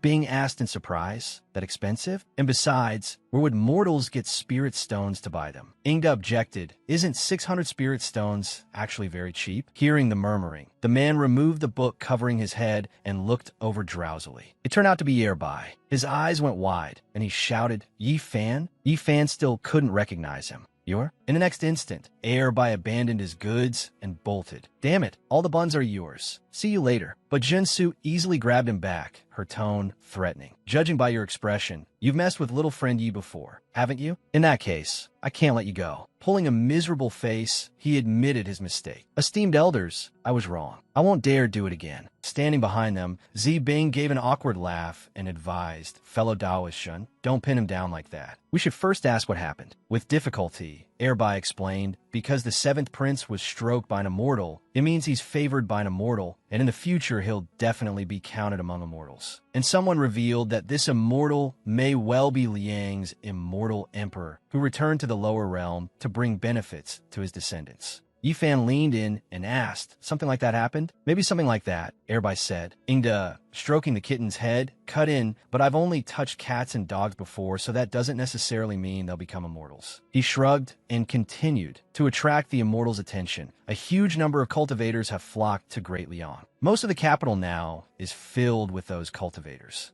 Bing moved her face closer and scolded. Even so, your buns still shouldn't cost that much. Yerbai could only defend himself. I think they're too expensive too, but this is the order of the Emperor of Great Liang. I don't know which damned heavenly fiend sect, or some damned female cultivator. He sighed in frustration and said, she obviously wanted a political marriage with the seventh prince, but then that female cultivator regretted the marriage and ran away, and the seventh prince went mad because of it. So the Emperor of Great Liang taxed all those cultivators. Hearing that, Jinsu and Liang frowned inwardly. The heavenly fiend sect, right? While eating a bun, Yifan questioned him, if they've already been taxed, why raise prices too? Yerbai looked back and answered, because an out-of-body realm expert cured the seventh prince and became his eunuch. He suggested raising prices to fill the national treasury. But everyone knows perfectly well the money went straight into his own pocket. It's all because of that female cultivator. If not for her, none of these bad things would have happened. As soon as he finished speaking, he suddenly felt a chill run down his back. Weird. Why does my back feel so cold all of a sudden? Suddenly, everyone fell silent, glancing at one another without knowing what to do. Junsu finally said, "Forget it. In any case, this matter started with my Myriad Beast sect, so I'll go pay a visit to Great Liang as the sect master. Fellow Taoist Yi, please accompany me into the palace tomorrow." Liang added, "Senior, only you can help me find it." Yi Fan crossed his arms and assessed the situation. "I don't think I can help much, but if we enter the palace, I should be able to learn a lot of the palace dishes." The girl stepped forward and asked, "So you've agreed then?" Arabai pointed at himself and proposed, "Can I come along too?" Censurou angrily. "No, get on your knees, you little brat." He could only obey, mumbling resentfully under his breath. All right then. So everyone decided to head into the palace together. They all looked around in amazement, unable to stop marveling at the many beautiful paintings and the heavy floral scent in the air. Could this seventh prince be some kind of narcissist? But why were all these paintings veiled and wearing hats? "Master, where's the fairy?" She went up to the flying ship to rest. Just then, a eunuch announced loudly, "Your Majesty of Liang, the seventh prince has arrived." The seventh prince of Great Liang immediately appeared, dressed in white and wearing a face veil. The little girl poked her head out and secretly praised him. "So he's the seventh prince. He's so handsome." Junsu stepped forward, saluted, and said, "Emperor of Great Liang, seventh prince, I have come because of what happened earlier with the Myriad Beast sect. This spatial ring contains 30,000 top-grade spirit stones as an apology gift." He fell silent for a moment, recalling Ma Fun's instruction. "Seventh prince later, just do as I say." Coming back to the present, Liang put on an adorable expression and apologized. "I'm sorry. It was all my fault. I'm willing to marry into battle. No, to wed, in compensation to Liang." The seventh prince replied softly, "Miss Situ, you needn't blame yourself. This happened because I was too confident." Yi Fan cut in and asked, "Your Highness the seventh prince, why are you still wearing a face veil and hood even inside your own palace?" He made up an excuse on the spot. This little prince feels he is ugly and fears his true appearance might frighten all the immortal elders here. The little girl immediately comforted him. "You must be joking, seventh prince. Cultivators train their minds. How could anyone be frightened just because of appearance? You should still take it off." The seventh prince quickly came up with a plan. "If the fairy wishes to see my true appearance, then she'll have to marry me." Those words made Liang freeze, weighing rejection against agreement as she muttered uneasily, "This." Hong looked him over and said suspiciously, "Why are you acting so mysterious? I'll help my host find out for everyone." Even the system frowned and urged, "Hurry and flip that veil open." No sooner said than done. Hong opened wide and blew out a gust of wind. In an instant, the face veil was swept away by the wind. Everyone had expected a handsome young man, but the seventh prince turned out to be a bald fellow with thick lips and scraggly facial hair. He stammered, "Ah, my veil. Miss Situ, wait while I go find it first." The little girl went pale, completely horrified, and instantly cured of her love of handsome faces. Seizing the chance, he stepped forward and suggested, "Forget it, miss. It's best if you keep your promise and marry me." Disgusted, Liang kicked the seventh prince and snapped, scram. The moment her kick landed, his whole body flew straight onto the palace roof. Seeing his son up there, the Emperor of Liang could only anxiously reach out and cry, "My son." Then Ma Fan appeared out of nowhere, shouting, "How dare you?" He pointed ahead and ordered his subordinates, "How dare you launch a sneak attack on Great Liang's prince? Seize them." Obeying his command, they pounced immediately like hungry tigers. Jinsu glanced at him and asked in confusion, "Ma Fan, why are you here? And you, one of the Heavenly Fiend sect's eunuchs, what right do you have to mobilize the cultivators of the royal city?" Yi Fan also wondered, wasn't this brat supposed to be dead already? He curled his lips into a smile and replied, "Sect Master Jun, I am now the Imperial Preceptor of Great Liang. Is it not only natural for me to command the cultivators here? You came to visit the seventh prince, yet injured him. If you don't give Great Liang an explanation today, none of you will be leaving so easily. I possess the great soul revival art, so I'm not that easy to kill." Standing behind his subordinates, Ma Fen shouted. National Protection Grand Formation, activate. Instantly, they all joined hands and produced a cyan energy source. In the blink of an eye, an invisible vortex appeared outside and began to envelop the entire area. She looked up and shouted, the National Protection Grand Formation? This is clearly your sect's Sixth Seal Mysterious Een Formation. Still not understanding anything, he muttered. What the heck are they doing? There's a dark cloud floating over my head. Am I about to get soaked like a drowned rat? Moffin burst into smug laughter, his contempt obvious. Keep acting tough if you want.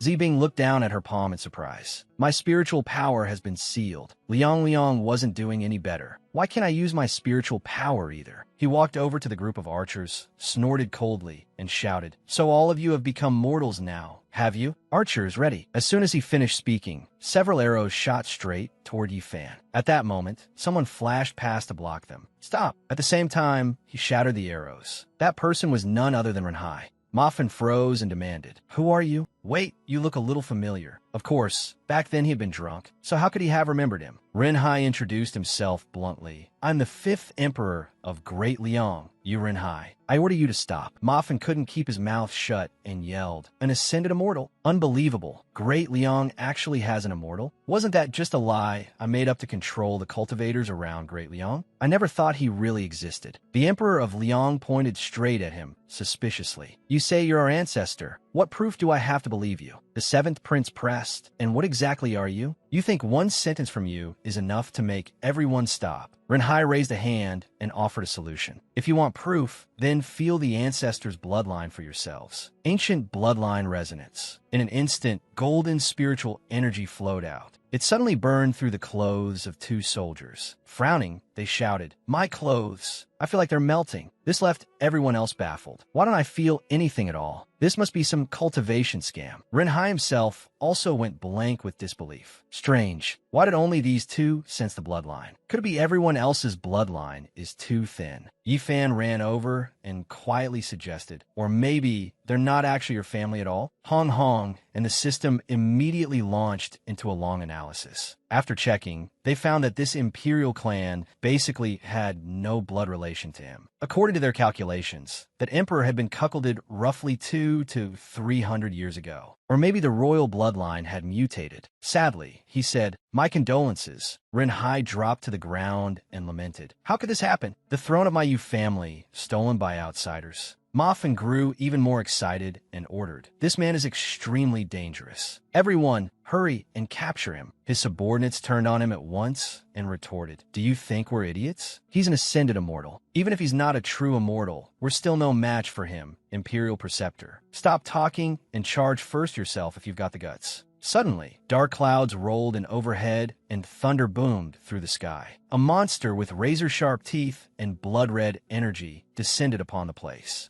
Its spiritual power condensed into a sharp arrow aimed at the barrier ahead. The instant that energy struck, the entire barrier began to crack. The walls inside the palace also exploded, and the spiritual force surged in, sending everyone fleeing in panic. Damn it, who the hell is that? Save me. Someone, get over here and help me maintain the formation. Zhen Su turned her head in surprise. The formation was broken. Yifan looked up at the crack in space and wondered, big hey. At the same time, Ma Fan was fleeing desperately from pursuit by that crimson flame. Help! Sect Master Zhen, save me. I swear I'll never be your enemy again. Save me. Zhen Su answered calmly. I don't even know what kind of flame that is, so I can't save you. As his body heated up, he begged desperately. Sect Master Zhen, I really know I was wrong. Suddenly, Ma Fan vanished in a bizarre way, leaving not even the slightest trace behind, to her astonishment. The Emperor of Liang stared with bulging eyes and shouted, the Imperial Preceptor is dead?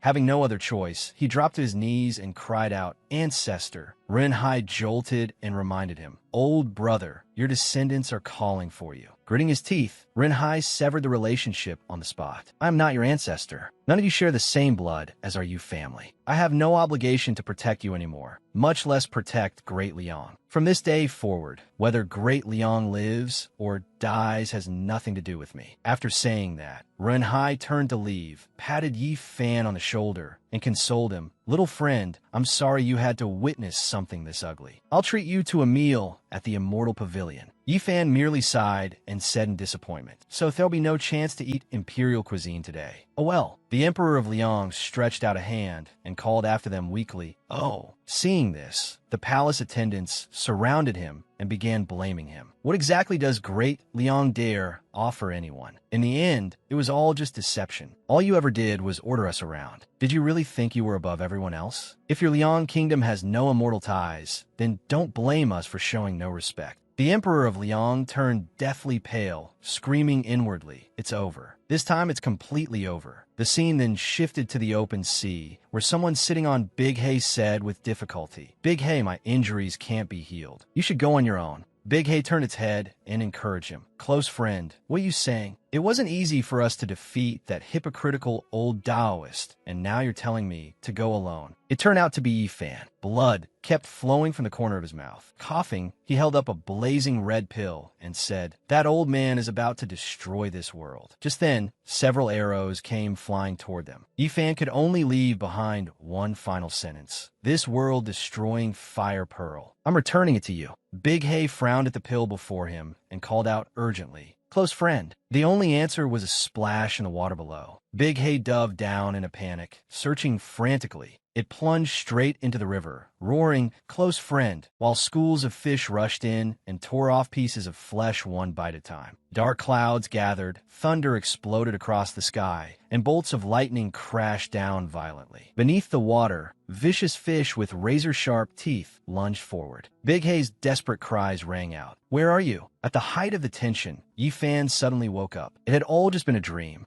By then, the aroma of steamed buns was already drifting in from outside. Yifan hurried out and asked, "Hello, where is your master?" Liang, holding a bun in her hand, turned and replied, "Senior, you're awake?" She said that internal strife broke out in Great Liang last night, and the cultivators have formed their own sections. As members of the righteous path, we ought to collect taxes from them, but they refuse to cooperate. So naturally, Junsu is now standing on a mountain of spirit stones, happily crushing one corrupt official after another. The little girl raised a hand and chuckled softly. "Senior, are you still seasick?" Yifan answered flatly, "Ah, I'm over it." Yet all of a sudden, his face turned pale again, leaving Liang flustered as well. Unable to hold it in, Yifan rushed to the window and vomited violently, then admitted weakly, "All right, I am seasick. What happened outside, brother you? This ship is way too dangerous." At the same moment, Renhai walked over from the island and asked blankly, "Who exactly is steering this ship?" Hearing that, Yifan turned and questioned him. "Huh? Senior you, weren't you just in seclusion? Wait, if brother you isn't steering, then who is?" It turned out Ingda and Zibing were enthusiastically piloting the ship, chatting as they went. "Steering a ship is really fun. Feels like I hit something again. It's fine. Probably just a slightly bigger bird. Just keep going, fellow Taoist Z. So where are we heading next?" Zibing held the compass in her hand, but still had no idea which direction to go. Folding her arms, she muttered, "I don't understand this thing at all. Why does it keep spinning? Maybe we should follow Master's teachings instead." Jiming above, Lingguang below, Lan Bing to the left, Meng Zhang to the right. Ingda interrupted with a question. "Wait a second, where exactly are we right now?" Zibing didn't know at all, yet answered immediately, "Northeast." Ingda nodded and said, "All right then." Truly, one dares to speak and the other dares to believe. Just then, knocking suddenly sounded at the door. From outside, Liang shouted, "Seniors, stop steering and look outside. There are lots of enemies surrounding us." The two of them widened their eyes and quickly turned around. From inside the room, Yifan looked out and saw they were surrounded by a crowd. He lamented, "Senior sister, where did you take us? This is still the Eastern Wasteland." Zibing gave an awkward smile and admitted, "I'm really sorry. I just got us a little lost." Narrowing her eyes, Ingda demanded, "May I ask, fellow Taoists, what do you mean by blocking this flying ship?" Suddenly, a pitch-black tentacle lashed out through the air. That grotesque creature with blood-red eyes spoke in its own language. Zibing, mouth hanging open, translated, "He says our flying ship was going too fast and crashed into the wormhole they had just set up," imagining the ship ramming straight into the middle of them. She continued irritably, "He says our flying ship barged straight into their vanguard and slammed right into the center of their formation. As a result, their surprise attack on the northern region will be delayed by several days." The fiendish demon glared and shouted. Zi Bing not only imitated its tone, but even copied its expression as she translated precisely. Righteous path cultivators, I've put up with you for long enough. Also, just translate. Don't imitate our tone. Yi Fan asked curiously, Senior sister, how do you understand their language? She raised one finger and explained, back when I was cultivating, I got lost in the northern region. I fought these extraterritorial fiendish demons every day, so I could understand them very clearly. Since their individual strength was weak, I just stayed there. I cultivated from a golden core stage all the way to the out-of-body stage there. Yi Fan folded his arms and praised her. Fighting every day and still having time to cultivate? Senior sister, you really are accomplished in both martial and literary arts. Zi Bing smiled modestly and waved it off. Not at all, not at all. How could I compare to a monstrous genius like Junior Brother Xiao? Suddenly, Ingda cut in with a warning. Careful, they're making their move. Outside, Renhai had already summoned his spirit artifact, Carp overturning the cauldron. Zi Bing also raised her green hairpin high, releasing a cyan whirlwind from it. Ingda directed it forward and shouted, blast apart. Yet the fiendish demons simply reformed again. She exclaimed in surprise, how are they not dead? Ingda looked up and muttered, they can actually withstand my attack. From behind her, Zi Bing suddenly realized it's useless. If the attacks are too spread out, then no matter how strong the technique is, it can't kill them. She continued, so we have to slice them into even tinier pieces and swiftly unleash her petals. Infinite transformations. Seeing the fiendish demons scattering everywhere, Renhai thought they had been destroyed and praised her. Little friend, no wonder you were able to hold your ground in the northern region. Ingda joined in. Fellow Taoist, you must have created this technique yourself, right? Could you teach it to me another day? As the fiendish demons flew everywhere, Zi Bing smiled happily and said, you flatter me, seniors. Suddenly, Yi Fan turned his head and discovered a round black hole. There's still a wormhole behind us. Renhai judged immediately. That leads to the northern region. The wormhole is about to close. We have to leave quickly. Just then, the fiendish demon turned back and ordered, don't even think about leaving. Stop them. At once, its terrifying energies gathered together and surrounded the flying ship. Zi Bing cried out in panic. There are way too many of them. Ingda also shouted, there's no way we can wipe them all out. The creatures immediately attacked them one by one. Situ Liang flung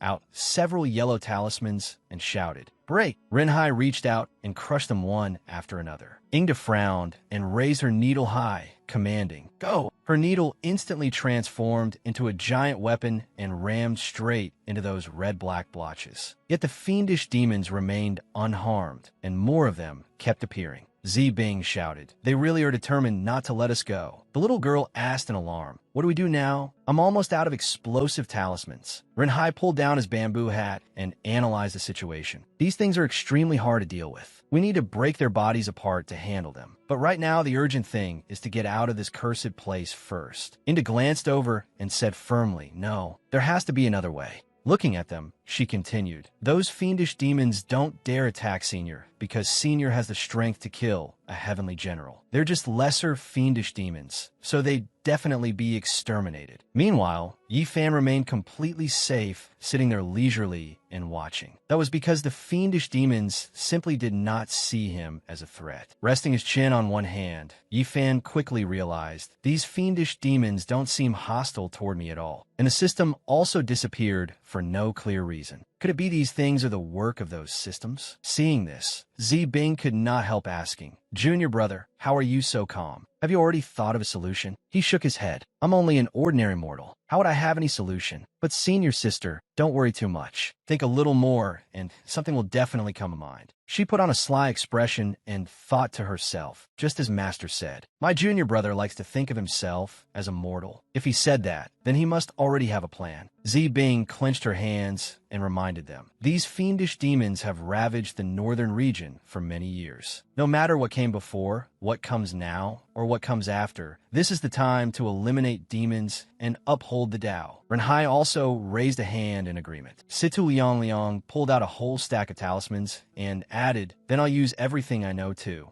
Ingda still held the needle in her hand, giving a determined glance. So they all drew close together, forming a small circle to fend off the fiendish demons coming from every direction. Suddenly, the fiendish demons' eyes all turned toward one another. In the next second, each of their eyes exploded by their own power. In an instant, the fiendish demons' spiritual power began to dissipate, making Bing and Ing to cry out in shock at the same time. The fiendish demons are committing suicide again. Then they all shot up into the sky together, leaving everyone baffled. She said in surprise, "What are they doing?" Bing replied, "I've never seen behavior like this before." Fan stroked his chin and muttered, "Looking at this, I'm guessing they're merging." The old man behind him repeated those words in surprise. Merging? And he was exactly right. The fiendish demons returned in fearsome new bodies. Core formation, nascent soul, divine transformation, out-of-body, integration, Mahayana, tribulation transcendence, heavenly immortal, and profound immortal. Renhai frowned and exclaimed, "Innate heavenly mechanism?" They became that in just a short time. Yingda was deeply alarmed. "What kind of operation is this? I've never heard of anything like this, even in the upper realm." Situ Liang grabbed her hand and said, "Senior Bing, are these evil spirits really this heaven-defying? It feels like if just a few of them appeared, the entire northern territory would be destroyed."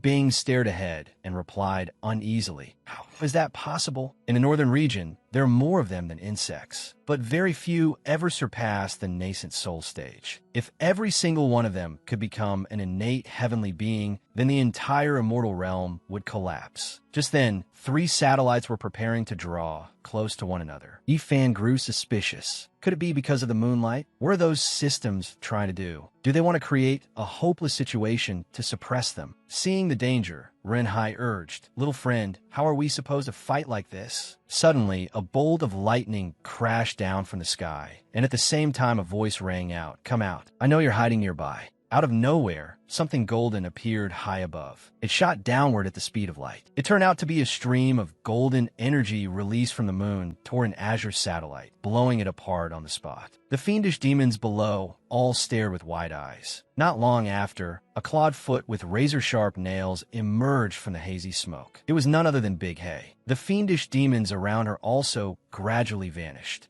Renhai walked to the side of the ship and shouted, "What kind of fiend beast is this?"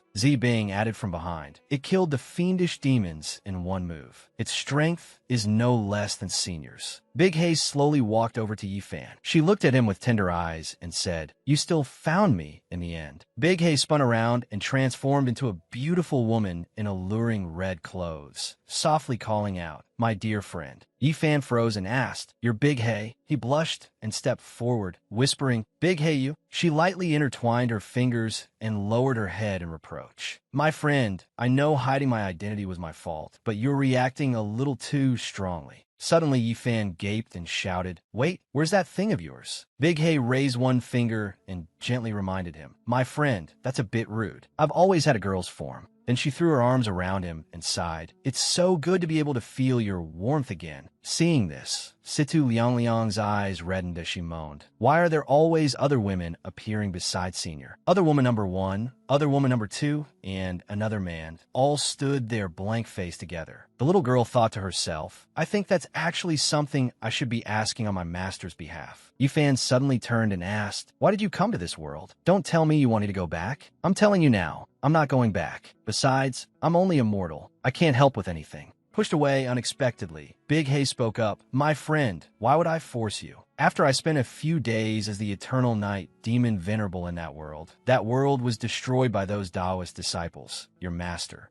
Fan turned away and said coldly, "So it was destroyed? Then it has nothing to do with me anymore." She was utterly puzzled. Why is my friend acting so cold? Could he have been affected by something? Big Hay put that aside for the moment and turned to speak with the others. "Are you my friend's companions? I'll take you out of this space." Holding a compass, Bing asked, "Senior, you know how to get out?" Then her compass suddenly pointed in a direction, making her cry out, "It works again." The scene shifted to a strange mountain with several swirling pits. Hong asked in a discouraged voice, "Still haven't found the host?" The system, holding a compass in hand and sweating profusely, replied, "There's nothing we can do. The northern region has been overrun too badly." Hong suggested, "Use destiny points to exchange for a more expensive radar." It shook its head. "We're out of money." Just then, Fan's flying ship appeared. The two of them cried out in unison, "Great! The host is out." The next second, a few smacking sounds suddenly rang out from inside the flying ship. Hong and the system, each with a bump on their head, smiled and said, "Host, we're back again." Lying stretched out on the bed, Yifan questioned them. Not acting anymore? The system put on a pitiful expression and pretended not to understand. Acting? What acting? Yifan immediately scolded it. You know perfectly well. You kept creating danger and pushing the people around me into a dead end. I put up with you too for long enough. It cried out in protest. That's slander. Host, I never set you up, and I definitely never harmed the people around you. Hong Hong defended it. Host, it's telling the truth. If we harmed you, our efficiency would turn negative. The system tried hard to persuade him. If I'm lying, let the great system erase my data 100 times, then throw me into a pitch-black cave and completely destroy me. Yifan sat up and finally gave in. Fina, I'll trust you too this once. So tell me, why did you disappear? It quickly explained. Host, here's what happened. We were interfered with by moon particles from a plane fragment, so we couldn't locate your existence. Yifan repeated in confusion. Moon particles? The system raised a hand and explained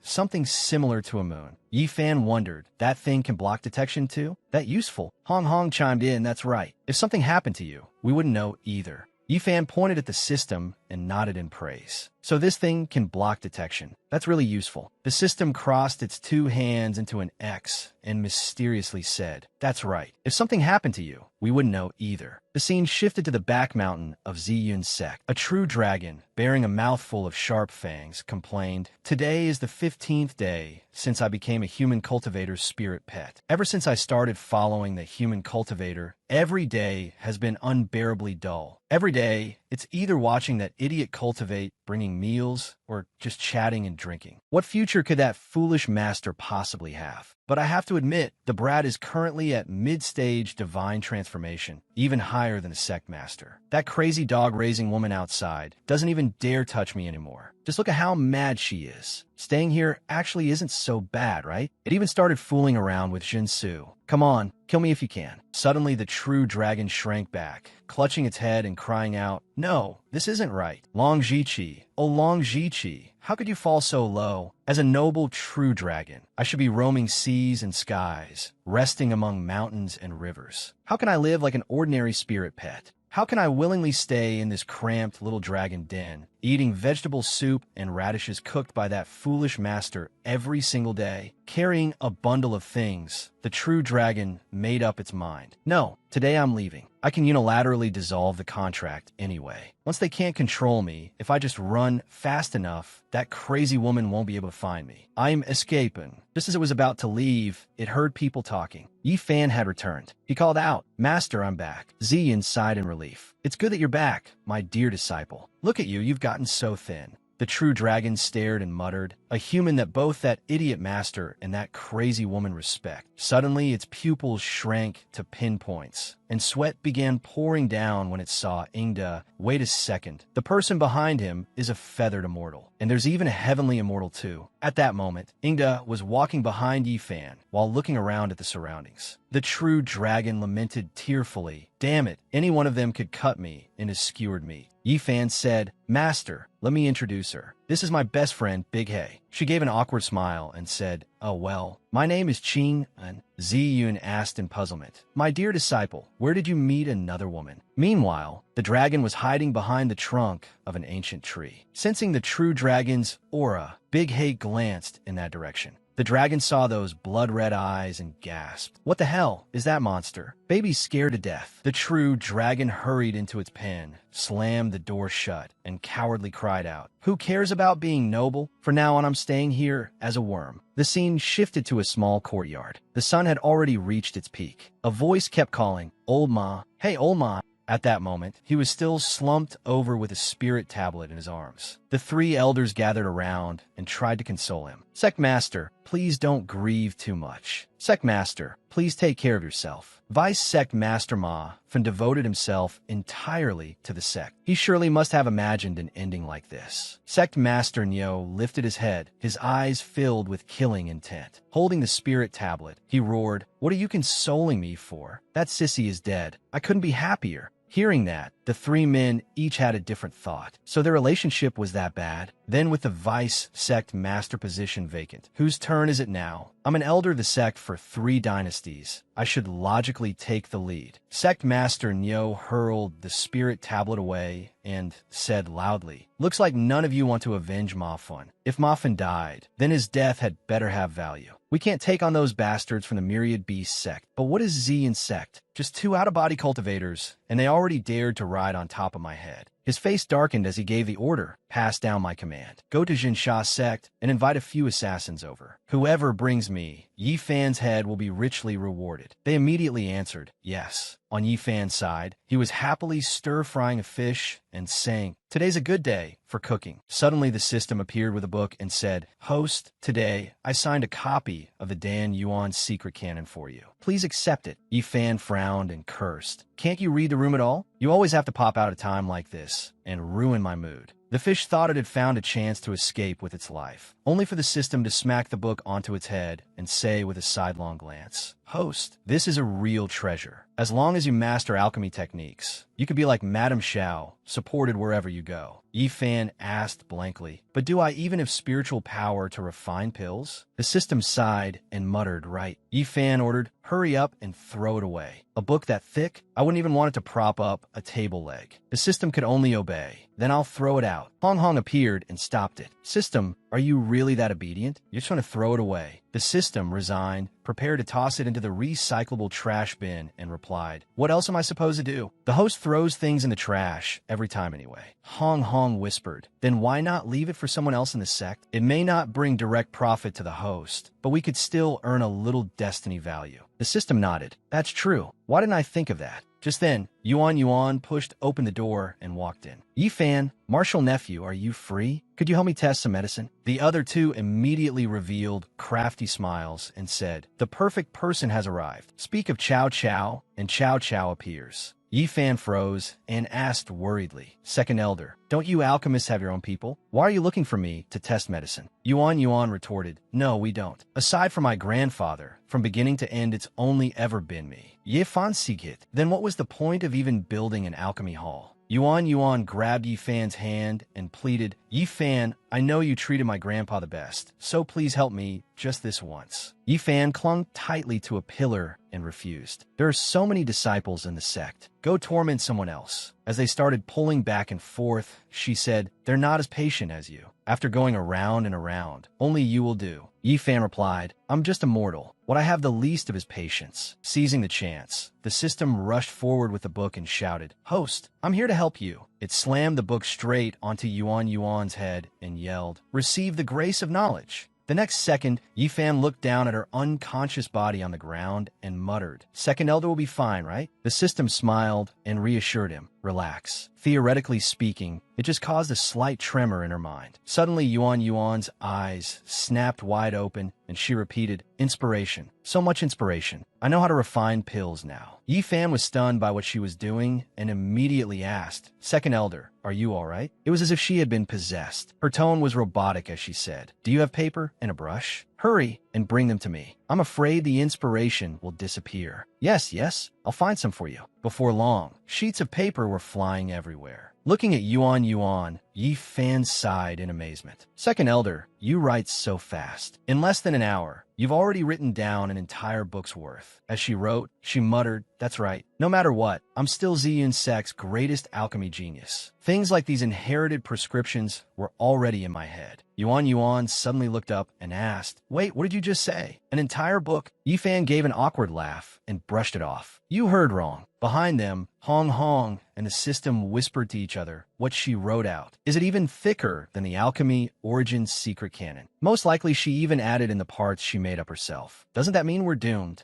A moment later, she picked up the stack of papers and called out, "Marshal Nephew Yi Fan." Covering her mouth, Yuan revealed, "I have several hundred prescriptions that still need to be tested. Come help me try them." Yi Fan had thought he'd escaped, so he cried out, "Second Elder, are you determined to toy me to death today?" Just then, An old man with a sword on his back and a scar across his bald head walked in and asked, "Excuse me, is this the room of Yi Fan from the Xian sect?" The two turned to look at him. Yi Fan asked suspiciously, "And you are?" The man, a great perfection of the out-of-body realm, introduced himself with blazing eyes. "I am Master Xie Yin of the Zhensha sect. Just call me Xie Yin." Yi Fan readily confirmed his identity. "That's me." He thought to himself, "Someone came to bail me out? Great. At last, I don't have to test medicine anymore." Xie Yin frowned, lifting a hand to the hilt of his sword, and said harshly, "So you're Yi Fan. The 16th one. This time I definitely won't make a mistake again." The system clutched its head and warned, "Host, he's very dangerous. Run." Hong Hong said helplessly, "Shouldn't you be reminding the host to use our power instead?" Suddenly Yuan walked over holding the papers and cut in, "Wait a moment. My martial nephew, Yi Fan, still has to test medicine with me." The old man glanced down and suggested, "Let me have a look." Xie Yin read every line intently and exclaimed, "Little girl, you really are a genius." She modestly replied, "Oh, not at all, not at all. It was just a burst of inspiration." He marveled, to turn ordinary pills into poison. This crippling pill, this bizarre formula. Is there not a single thing here that doesn't make people suffer more than death itself? Yuan angrily warned him, "Don't confuse me with you, all right?" Suddenly Xie Yin, full of enthusiasm, proposed, "Little girl, why not let me test the medicine for you? If I go a single day without being poisoned, my whole body feels uncomfortable." She put a hand on her hip and drove him off at once. "Get farther away. My pills are not for refining poison." The scene shifted to the mountain range outside. With one sweep of his hand, Renhai sent those people flying away. He thought to himself, strange. Why have so many assassins appeared around the Yin sect these past 2 days? But with that little friend's strength, he should be able to handle it. Not long after, a shout rang out in another small courtyard. "Report." Sect Master Nyo looked at the person before him and burst out laughing. "What is it? Did Master Xie Yin succeed?" The man, panting heavily, reported, "Master Xie Yin. He defected to the enemy." The old men were all caught completely off guard. They stared with their eyes wide open, speechless. Meanwhile, Xie Yin was soaking in medicinal liquid and sighing happily. "This pill is really potent. Feels amazing." Holding a command token in his hand, Sect Master Nyo growled in reproach. "Zhensha sect, what the hell are you people doing? Why did your master Xie Yin choose to betray you?" A voice came from the token. "Sect Master Nyo, this is all a misunderstanding. He was only a nominal elder of our Zhensha sect to begin with, and has always acted however he pleased. I didn't expect this either."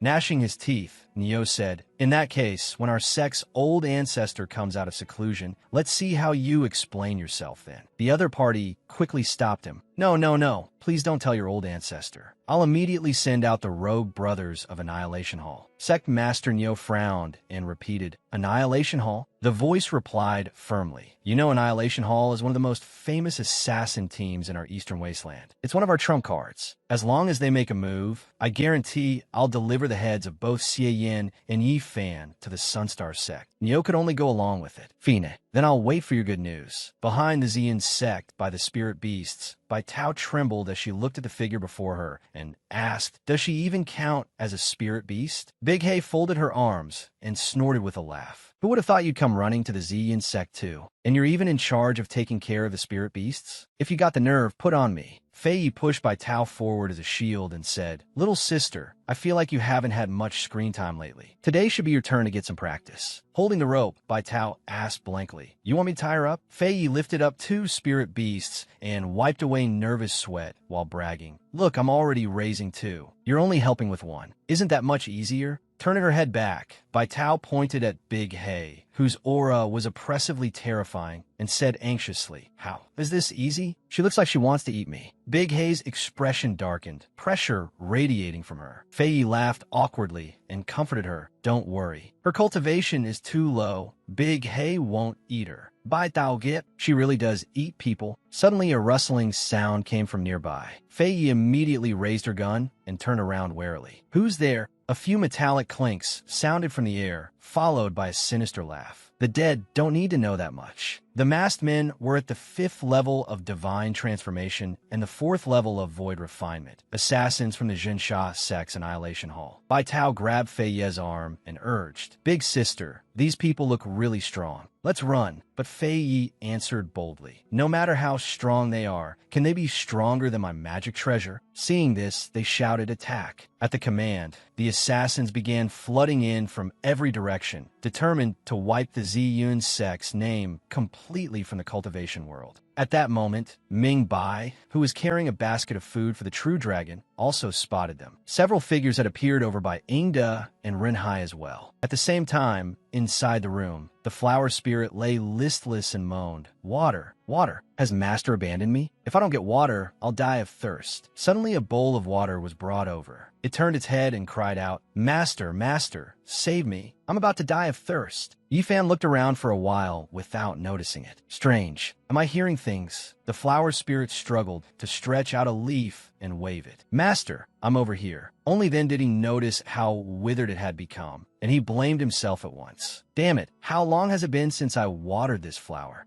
Yifan immediately poured the bowl of soup onto the roots and said, "Let's use this cold soup first. It's got nutrients too, so it probably won't kill you." In an instant, the flower spirit perked right back up and exclaimed, "It's soup made from demon beasts again. I feel alive." The system suddenly appeared out of nowhere and warned, "Host, a friendly reminder. A large number of assassins have been detected heading toward Immortal Jade Peak. Please evacuate immediately." Yifan turned to it with annoyance. Again, it's not going to be like the silver-eyed Condor King last time, is it? No sooner had he finished speaking than Xie Yan's body flew into the room, smashing the window to pieces. Yifan quickly unleashed a move. 100 layers silkworm shield. He wanted to avoid being slammed into by the old man. Xie Yan's whole body crashed wildly around the room from sheer momentum, smashing furniture everywhere he hit. Walking over, Yifan sighed regretfully, "My window." The old man, sitting behind him, spoke up. "Little friend Yi, you won't blame me for bringing people here, will you?" On the rooftop, the leader of Annihilation Hall sneered and said, "You still have the mind to care about your window? Worry about your life first. And you, Xie Yan, I never thought you'd betray your sect over a single alchemy formula. You deserve to die." Xie Yan glared at him and cursed. "You idiots spend all day thinking about killing. What the hell would you understand? I already made an agreement with your sect master before. If one day I didn't return, he had no right to interfere with me." The leader immediately grabbed the hilt of his sword and drew it from its sheath. Pointing forward, he ordered, "Don't just focus on Xie Yan. Yifan has to die too." His subordinates shouted, "Yes." Just as danger closed in, Renhai, Big Hei, and Ingda arrived in time like saviors. In unison, they shouted, "Let's see who dares."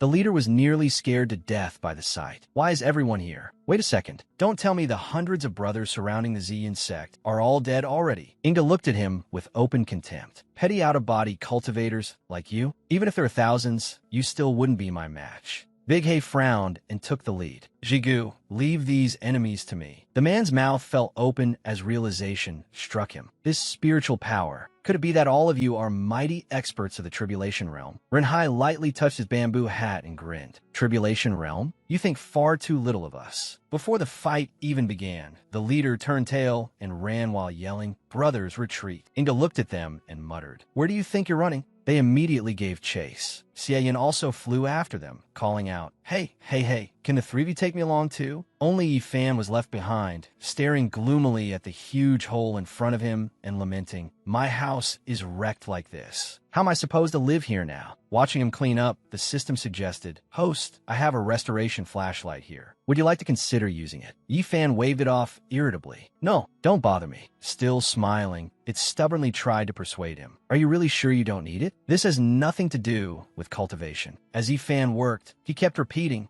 "No need. Don't bother me." The flower spirit, not knowing the two were talking to each other, wondered, why is Master talking to himself? If only I could help Master somehow. Happily releasing a soft golden glow, it suddenly came up with an idea. "Right, I'll release a little flower fragrance. Maybe it'll improve Master's mood." Just then, Sugo took a deep sniff and exclaimed, "Fox sister, this flower smells amazing." The nine-tailed fox put on a dangerous expression and agreed, "That's right, brother. Looking at the flower spirit before them, it muttered, "If we put this flower in the little bed won't smell anymore." The flower spirit hurriedly turned away, eyes welling up, and cried, "What do you want?" Not long afterward, no one knew exactly what happened. All that could be heard were cries of help coming from inside the room. Night had already fallen, and the crescent moon had climbed high into the sky. Outside, the people from the Jinsha sect still stood there trembling with swords in hand as they warned, "I am warning you. Even if we're weaker than you, we still have dignity." Rinhai slashed his flute across with a sharp sweep. "Cut the crap. Which one of us do you want to die by? The four of us are still waiting to claim merit." Looking at the overwhelming force before them, they whimpered in fear. "Is there no chance for us to redeem ourselves by making amends?" None. Suddenly a fragrance spread through the air, making everyone freeze. Ingida fronid uncertain. What smell is this? Flowers, corpse stench, and earth. Rinhai was puzzled as well. Why is there such spiritual power in it? It even seems to carry a trace of insight into the heavenly Tao. It turned out Sugo and the nine-tailed fox were standing atop Feidi's coffin. Excitedly, Sugo called out, "Big sister, hurry and look. We brought the baby back." Even Fei Yi was a little surprised. "What did you bring back this time?" "Let me see." Sugo slowly opened the coffin lid, and that fragrance instantly spread out, growing denser and denser, as if it wanted to swallow the whole space. Surrounded by a crowd of powerful figures, the flower spirit could only clutch its head in terror and think, "A whole bunch of big shots are surrounding me." Everyone leaned in to look and discussed it among themselves. It's actually a flower spirit. Plant demons cultivated in the upper realm are nearly extinct already. It even seems to possess innate spiritual intelligence. If it's properly nurtured, its cultivation talent won't be inferior to yours. Fei Yi immediately questioned, "Where did you bring this flower from?" Sugo answered briskly, "From Master's place." She exclaimed in surprise, "Master was raising this too?"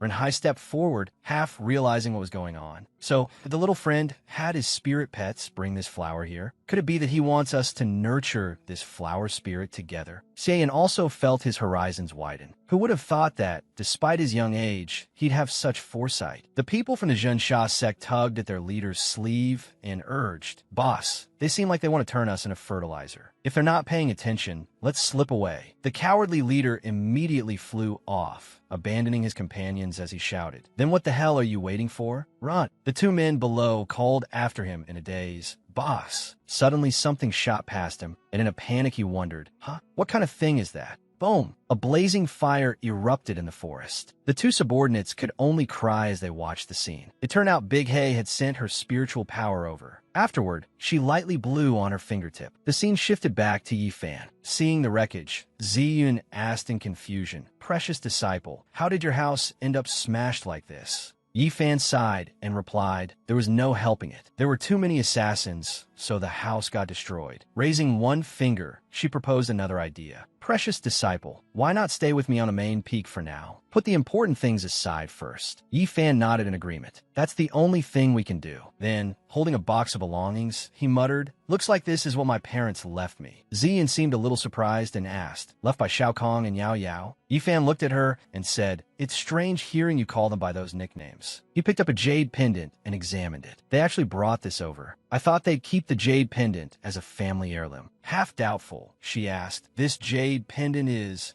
Yifan stroked his chin and explained, "According to them, I had it from the moment I was born. Some passing master did a reading and said whoever holds this jade pendant will be my future wife." Ziyan blurted out in alarm, "Future wife?" Yifan recalled the scene of that mage producing the two jade pendants and saying sternly, "This is a pair of Mandarin duck jades. You must believe me." The next second, Yifan pointed at it and whispered to her, "This kind of cliché storybook plot might fool my parents, but master, don't blindly believe it too." Depressed, he put it back into the wooden box and thought to himself, "I was born ordinary in every life, and only afterward did the system appear. Since when was I born with a jade stone?" Suddenly, Ziyan shouted, "Don't!" Yifan looked at her blankly. "Master, what are you doing?" Holding the wooden box in her hands, she found an excuse. "Precious disciple, it's better to believe it exists than believe it doesn't. This jade is very important to you. Let me keep it safe for you." Yifan began doubting life itself. "You sound just like my family." She quickly hugged it to herself and turned back to instruct him, "Think whatever you like, precious disciple. When you find your Tao companion, I'll return it to you then." The next day, Sect Master Nyo suddenly received news. He shouted, "What?" Even Annihilation Hall was wiped out. The messenger confirmed, yes. They even fell from the sky and were smashed into pulp. Sect Master Nyo immediately began cursing. A bunch of trash. And they still had the nerve to call themselves the #1 assassin organization in the Eastern Wasteland. They couldn't even take down a third-rate little sect. Go, tell the sect master of the Jinsha sect that I want him to act personally or I'll kill them all. The man lowered his head and said softly, "That seems unnecessary." Pale-faced, the young man continued. The Jinsha sect master said the Ziyun sect is a hidden great sect, and they truly cannot afford to provoke them. Right now, the entire mountain gate is empty. I heard even their signboard was sold to a firewood cutter at the foot of the mountain. Sect Master Nyo exploded with rage, flames of fury surging as he roared. Can't afford to provoke them. My ass. Go bring me the portrait record of Yifan. I'll act personally. The man could only obey helplessly through tears. Yes, not long after, the subordinate happily opened the scroll and announced, "Sect Master, we've brought Yifan's portrait." Reaching out to take it, Sect Master Nyo said in a sinisterly approving tone,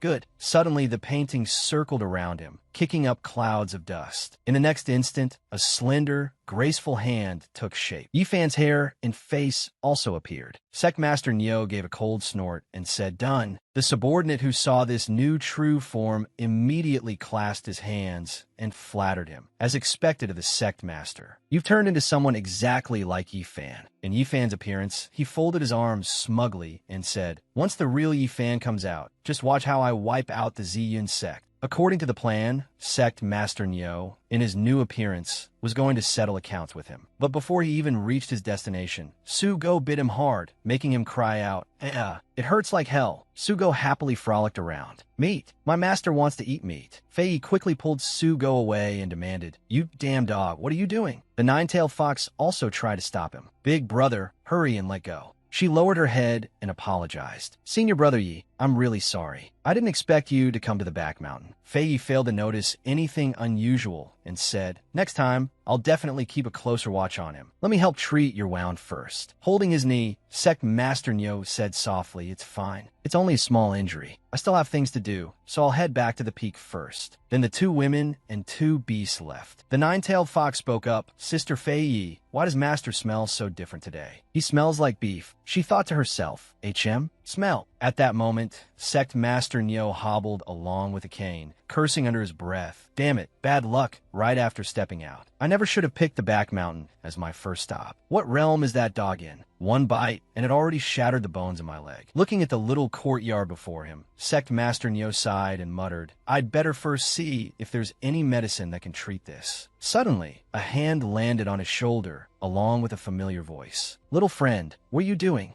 Sect Master Nyo jumped in fright, cold sweat pouring down his face. "Xieyan," he thought. Then he said aloud, "Nothing. I was just passing by for a look." Xieyan did not realize this was a fake and looked him over as he asked, "Your leg looks seriously injured. Haven't you treated it yet?" Clutching his leg, Sect Master Nyo stopped him. "Master, the things you usually refine are poisons. I don't dare let you treat me." The old man laughed excitedly. "I never thought you understood me so well." Xieyan pointed at Yuan and said firmly, "I know you can't trust me, an outsider, but you can trust your own second elder, right? I'll give her a few pointers, and I guarantee that within an hour, you'll be able to walk so fast it'll feel like flying." When Sect Master Nyo saw Yuan coming closer, he leaned back in terror. "Walk on both legs? Wouldn't that mean I'm dead for sure?" Yuan raised a bottle of medicine and coaxed him. "Yifan, don't worry. I've improved all the sex pills. This one is 3 or 4 times more effective than last time." Unable to bear it anymore, he shouted, "Do you people not understand what I'm saying? I already told you I don't need treatment." She refused to listen and directly poured it into Sect Master Nyo's mouth, urging, "Why are you acting so wishy-washy like some old granny? If you're going to take it, then hurry up and swallow it." Once it was done, white smoke puffed out of his mouth, and his whole body shook violently. Sect Master Nyo fainted. After a while, he slowly opened his eyes and saw several spirit herbs dancing and greeting him. "Dear guest, it's time for a sumptuous dinner." "Eat what?" With blood-red eyes and razor-sharp teeth, they pointed at the pot beside them and called out, "Right here, braised beef soup." Seeing that, his eyes widened in extreme terror. At that moment, Sect Master Nyo found himself being boiled to mush in a pot of ultimate flame soup. He screamed, "Don't kill me." It seemed real, but it wasn't. He jolted awake and shouted, "Don't kill me." Renhai bent down and asked worriedly, "Little friend, are you all right?" Turning around, Sect Master Nyo forced a smile and said cheerfully, "You scared me to death. So it was just a dream? You are. Then hi." Renhai was puzzled when he heard that and lifted Sect Master Nyo up with both hands, looking him over. Then Sect Master Nyo quickly explained, "I remember now. After drinking the medicine last time, I was a little out of it." Renhai leaned in and whispered, "I heard from Fei Yi that your leg was injured. Is it better now?" Sect Master Nyo repeated blankly, "My leg?" He quickly checked his leg and exclaimed, "I didn't expect Xie Yan's and Second Elder's medicine to actually work." Inwardly, he thought, "It really got treated?" Renhai smiled and handed him a task. "That's great, then. Ah, little friend, this is your to-do list for today. I already arranged it for you." Sect Master Nyo gave an "oh" in a stern tone. "Let me take a look." Written on the paper was today's tasks. In the morning, prepare breakfast for Master and Senior Sister. Go into town with Li Mingbai to buy supplies. At noon, prepare lunch for Senior Sister. Take a 2-hour nap. In the evening, prepare dinner for Senior Sister. Then go fishing and release the fish into the pond. Note, Master has never eaten braised beef noodles before, so you must make that tonight. He glanced at it and growled suspiciously. "So in fact, you've already seen through it, haven't you?" Zenhai Wen. Seen through what? Unable to hold back any longer, Sect Master Nyo pulled out 2 daggers and exposed himself. "I am Nyo Turen." The moment the words left his mouth, his body was sent flying, blasting from the rooftop straight outside. Renhai, Big Hei, and Wang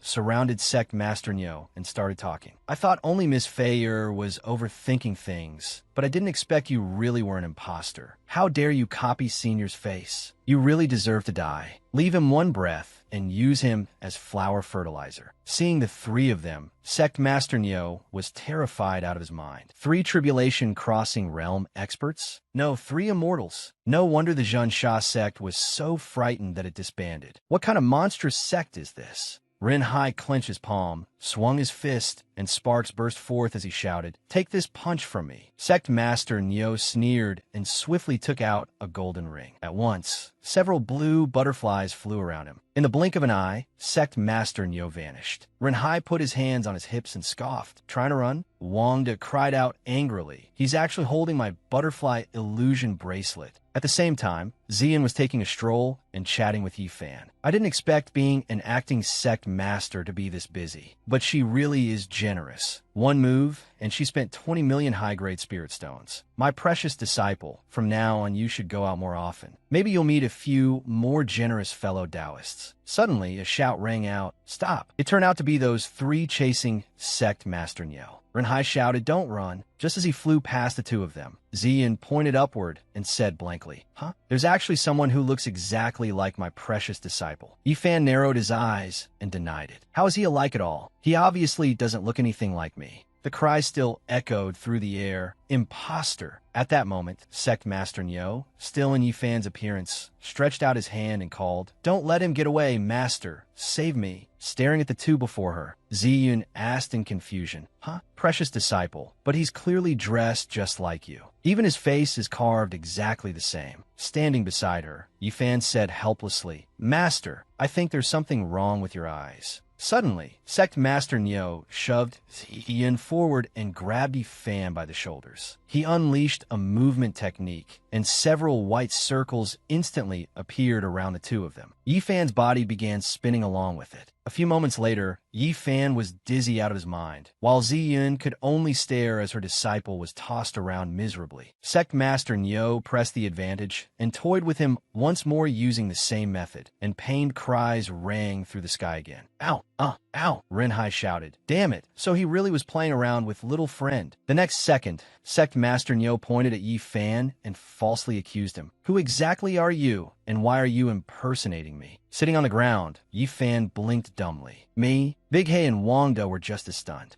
Fei Yi, standing to the side, muttered, "This is troublesome. Should I let that dog loose again?" Sect Master Nyo took the opportunity to press. "Master, deal with him quickly. This person is definitely plotting something and must have been sent by some sect." The barrage of claims left Ziyun utterly dazed. Hong Hong frowned and called out, "System, are they blind? The fake is obviously uglier. How can they not tell?" The system thought for a moment, then took out a long rifle and said, "Come on, tell me, which weapon here is the 98K? Don't these two look the same?" Raising the weapon higher, it asked back, "Now do you understand why you can't tell?" Sect Master Nyo began clinging to Ziyun's leg and acting pitiful. "Master, what are you still hesitating for? Don't you believe your precious disciple is me?" Ziyun kicked him away and shouted, "No, my precious disciple would never panic like this." "Who exactly are you?" Grinding his teeth, Sect Master Nyo thought, "I've been found out?" Sect Master Nyo's brows drew together. He immediately reverted to his true form and reached out to seize Ziyun by the throat, saying disdainfully, "So what if you found out? You're only a nascent soul." Yifan stepped forward anxiously. "Master!" Renhai also added in alarm. "This is bad. Little friend's master has been captured." With one hand choking her and the other raised toward Yifan in warning, Sect Master Nyo barked, "Don't come any closer. If you do, I'll kill her." Yifan shouted in confusion, "What do you want?" Lifting Ziyan up, Sect Master Nyo thought, "So he really doesn't dare act. Looks like this woman may be weak, but she's still pretty important." Then he demanded, "If you don't want her to die, let me go. Otherwise, I'll strip her naked right now and violate her until she dies in front of you." Hong Hong and the system also spoke up on behalf of their host. "This bastard deserves to die. Just hearing that voice makes me sick. You dare bully the people around the host? I'll hit his poison acupoint, so he'll never be able to touch anything again." Suddenly, strange objects began sprouting from Sect Master Nyo's body. Unable to endure it, he collapsed to the ground, clutching himself and crying out, "It hurts. What the hell is happening to me?" At the same time, Yuan lifted the lid off a pot and asked, "Old sir, have you seen my insect egg pill anywhere?" With his hand behind his back, Xie replied, "Oh, I almost forgot. I refined it into a blood ginseng pill."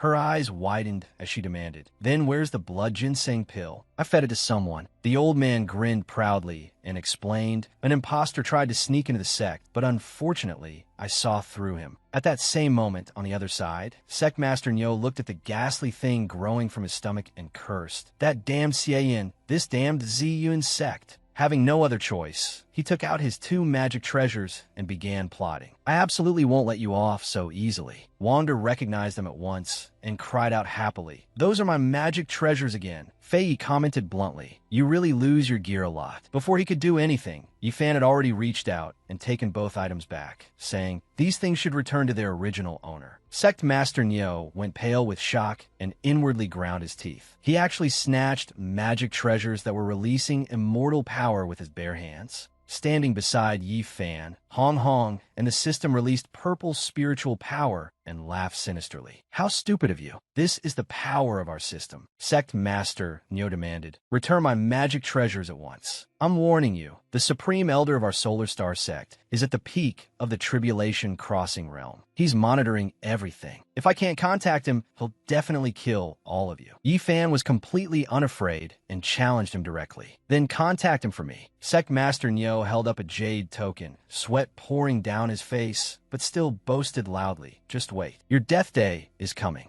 Suddenly, it shattered to pieces, along with one final message. "Hello. The other party has destroyed the sound transmission Jade token. Please use another communication method. Thank you." Sect Master Nyo wailed miserably, "You damn old thing. I've served you for nearly 1,000 years, and this is how you treat me." Big Hay raised his axe and threatened in a low voice, "Done talking? If you're done, then come be flower fertilizer." After that, a blur of black shot out, followed by Sect Master Nyo's scream echoing through the air. "Don't!" The scene shifted to Baijia. Standing in a strange space, she muttered, "Is this information from Yifan's previous 99 lives? Damn it, why is so much of it locked?" I looked at Baijia and spoke. "First warning, Spendthrift System. Accessing the information of a transmigrator is forbidden." She snapped back, "The Great System doesn't dare control me, so why do you?" The Great System repeated, second warning. Baijia could only give in. Fine.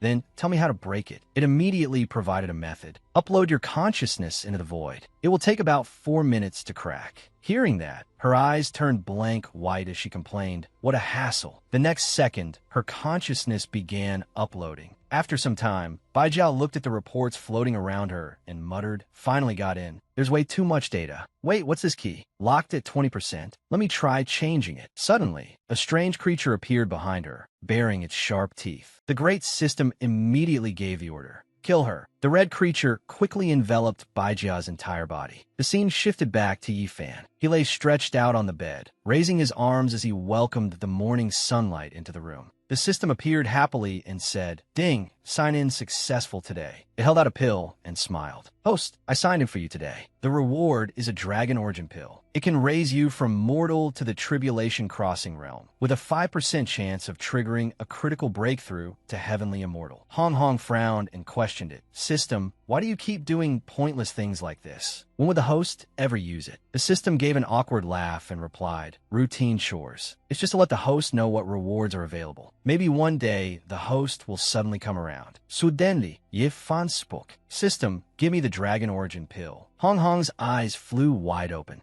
Thinking he was refusing again, the system sighed, rejected again. Good thing lucky items don't take up inventory space. A second later, after thinking for a moment, the two of them both turned to look at him and shouted in unison, "Wait, what did the host just say?" Yifan curled his lips into a smile and continued, "I agree to cultivate. During this time, I've been opposing you too. I've really wronged you." As the system handed it over, it asked suspiciously, "Host, you didn't hit your head last night, did you?" Hong Hong was half doubtful. "System, did we mistake the host yesterday?" It drooped and denied it. "How could that be? Didn't the fake revert to his original form?" Hong Hong raised another question. "Then why did the host suddenly change his personality?" It sighed. "How would I know?" Meanwhile, Yifan slowly put the pill into his mouth. The next second, he sat cross-legged, closed his eyes, and began cultivating. Supercritical hit. 6th level of the heavenly immortal realm. Seeing the brilliant golden spiritual power radiating out, the system and Hong Hong hugged each other and wailed, "We're not really dreaming, are we? The host is cultivating." The system said, "After bitterness comes sweetness." In the main hall of the Ziyun sect, inside, Ziyun sat in her chair, surveying the room. "Elders, after what the Solar Star sect has done, how should we take revenge?" One person objected. "Revenge? That may not be appropriate. After all, the other side has a peak tribulation crossing expert." Ziyu proposed, "We must take revenge, of course. It's just that we still don't know Yifan's strength. If not, making the Solar Star sect pay some compensation would be enough." Yuan disagreed. "Their sect master has already been dealt with by us, and we're still worrying about that. We should take everything." Just then, Yifan walked in and said, "Master, don't worry about any of this. I've already arranged everything for you." She turned and asked in surprise, "It's done? Precious disciple, what did you do?" He stretched out a hand and answered generously, "I asked Qinglan to wipe out all the cultivators and spirit beasts of the Solar Star sect. I estimate she'll be back within an hour." Yifan reached out and touched Ahei's cheek as he said, "My friend, I need a favor from you."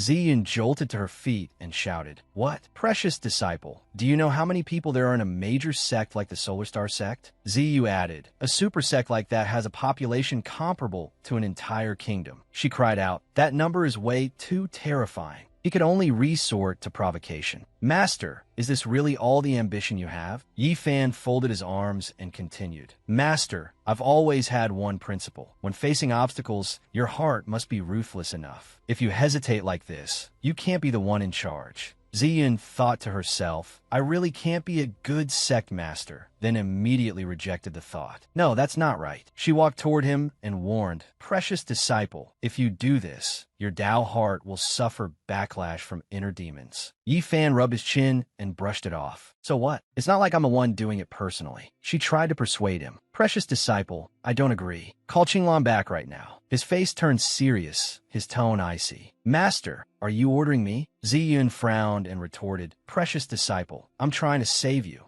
Suddenly, a tremor shook the place, making everyone stagger except Yifan. Hong Hong and the system hugged each other in panic and whispered, "What do we do? The host isn't planning to kill his master, is he?" I feel the same way. It really feels like something huge is about to happen. He reached out and pressed the ambition value button. In an instant, Yifan's aura dropped, and the tremor ceased as well. He scratched his head, turned around, and returned to his usual carefree demeanor. Then he thought it over again. There really was no need to work this hard. Wasn't all he wanted just a life of comfort and luxury? Now, being a lazy bum in the sect every day was already enough. Why should he put pressure on himself for no reason? Everyone else collapsed to the floor, wide-eyed with shock. He scared me to death. I thought Yi Fan was about to turn on the sect master. Just now, I almost started planning for the worst. Then I'd better notify Qing Lan and cancel the massacre. What cultivation level is Yi Fan at now? Why can't I see through him at all? The two little systems pressed their faces together, crying tears of joy. That's great. The host gave up. We almost became accomplices. Thinking back to Yi Fan's cold expression just now, Ziyan secretly praised him. So that was my precious disciple's rebellious phase? He was obviously stronger than me, yet he still gave in, and he even agreed with me. Precious disciple is really adorable. The scene shifted to Baijia. She was somehow completely unharmed, and her hand was tightly gripping the large system, squeezing it so hard it could barely speak. Operation. Loss of energy. Kill. Baijia glanced at the blood-red thing sprawled beside her and cursed. You were ordered to buy my head off, huh? To tear into my body, huh? Filthy thing. Disgusting. She threatened it. You dare lay a hand on me? Are you tired of living? Who ordered you to do it? If you don't talk, you die. Though badly damaged, the large system still stubbornly replied, don't even think about finding out. Baijia said nothing, only showed a dangerous expression and a murderous smile. A moment later, the space around them shattered into pieces, with tiny fragments flying everywhere. A deep violet energy radiated from her entire body as she suddenly realized. It knew the monster couldn't kill me, so it chose self-destruction instead, refusing to tell me anything. The purpose must have been to buy time and erase all intelligence related to Yi Fan. Looks like the secrets behind him run even deeper than I thought. Baijia looked at the deep black pit before her and came to a conclusion. It seems necessary to warn them to be careful of systems. The scene shifted back to Yi Fan. He was sitting in his room resting. Strange. I clearly don't want to cultivate. So why did I suddenly develop ambitions this morning? Wanting more cultivation, wanting to rule the world, even giving rise to killing intent toward Master and the others. Yi Fan looked at the two clueless beings in front of him and wondered, the system probably doesn't have that kind of ability. Otherwise, I'd have started cultivating long ago. There's no way it could have dragged on this long. Suddenly he called out, system. The two of them shouted together, yes. Host, what are your orders? I'm here too. Yi Fan sighed and ordered, strip away my cultivation. The two of them were startled out of their wits and cried out in unison, huh. The system clung to his leg and pleaded, host, don't act rashly. Please think it over again. Hong Hong begged as well. That's right. I've never heard the host say anything like this before. He shook his head. I'm not acting rashly. I already said it before. This life, I don't plan to cultivate anymore. Yi Fan's expression darkened, and he raised a hand in warning. You won't help? Then I'll just cripple my cultivation myself. The system and Hong Hong tried desperately to stop him. Host, please don't do something so foolish. If you damage the heavenly Tao body, it'll be troublesome if you ever want to cultivate again in the future. Exactly, host. If you turn back into a mortal and end up with lingering injuries, that'll be terrible. Suddenly, a burst of energy shot straight into the center of his chest, and the two of them cried out in panic. Host. The system stood to one side and asked anxiously, Host, are you all right? Yi Fan looked down at his body and replied, I'm fine. Hong Hong said uncertainly, could it be some hidden injury? Baijia suddenly emerged from a rift and said, what are you thinking? I only helped you seal the host cultivation, that's all. The system turned to remind her, Baijia system, you're making decisions on your own too much. He's my host. Hong Hong agreed. I think so too. Well, you'd have just now really crossed the line a bit. Yi Fan, not understanding, spoke up. Why seal my cultivation? I want to abolish it completely. Cut myself off from cultivation entirely. She smiled and explained, keeping this cultivation isn't a bad thing. At critical moments, wouldn't it be good to use it to protect the people around you? Baijia hit the nail right on the head. I know what you're thinking. She thought of enemies closing in and continued. You're afraid of drawing powerful foes to yourself. Then she thought of Yi Fan helping his companions to their feet and went on. You're afraid of bringing disaster to the people around you. And you're also afraid of being sold out by the system. Finally came the image of him flying into the evil god's mouth and becoming its sacrifice. Bai Jia kept talking without pause. But you should also understand this principle. What you shouldn't fear is villains bringing blades to your door. What you should fear is not having a gun in your own hand. I suggest you think it over carefully. Yifan could only listen in silence. She turned and suggested, "Come with me into the space, and we'll talk there." The system warned, "You're not allowed to play tricks." So they passed through the spatial gate once again. Inside were several large and small satellites, along with a green lantern-like object. Outside them, rings of spirit stones revolved without stopping. The system looked around suspiciously. "This place is," Hong Hong immediately said. "This is a space I created to prevent anyone from eavesdropping." The system frowned and repeated, "Eavesdropping? Who are you guarding against?" Bai Jia shook her head. "I don't know either. This is the portion of data I managed to collect." 6 of these were systems assigned to Yifan. The 2 of them looked at the information panel and shouted, "There are even humanoid systems. And the famous invincible domain system too." "What? Even the talent copying system is in there," she explained. "The difficulty of supporting Yifan is hell level. I don't know how many systems have already fled." Then she added, "Only a fool like you would become an accomplice." It cried out sadly, "I couldn't help it. How was I supposed to know the host would be this hard to serve?" Bai Jia frowned and thought it over. "This has nothing to do with being hard to serve. Someone is targeting him." The system hurriedly asked, "Targeting the host? Who?" She repeated firmly, "I already said it. I don't know. But there's one thing I can confirm. The other side planted spies among the systems." It widened its eyes. "Planted spies?" Bai Jia nodded. "That's right. And they even launched an attack on me." Hong Hong's eyes sparkled as she lamented. "I just graduated, and I've already gotten dragged into something this terrifying. Mom and Dad, your daughter has made it big." The system pressed further. "Bai Jia's system, why do you care so much about me and the host? Is it really just for a little luck value?" She answered, "At first, Benzi Xingjuan just dragged me here to take a shift. The luck points he left behind had already reached the limit. I couldn't even spend them all. Earning a little more luck value was just for fun." The 2 of them broke into cold sweat and muttered, "Luck points you can't even spend all of. Is this what rich people's lives are like?" Bai Jia gritted her teeth and got to the point. "But some bastard dared to attack me and even succeeded in a sneak attack. That's a slap in my face and in this Xingjuan's face. I can't swallow that. If I don't find a mastermind behind this, I'll never let it go. I'm definitely helping Yifan in this matter." She continued, "In short, be careful of systems from other planes. They're very likely the enemy. Protect your host well. He's the key." The system waved a few times and said, "Got it. I'll remember." After that, the 2 of them returned to the fish pond where Yifan was.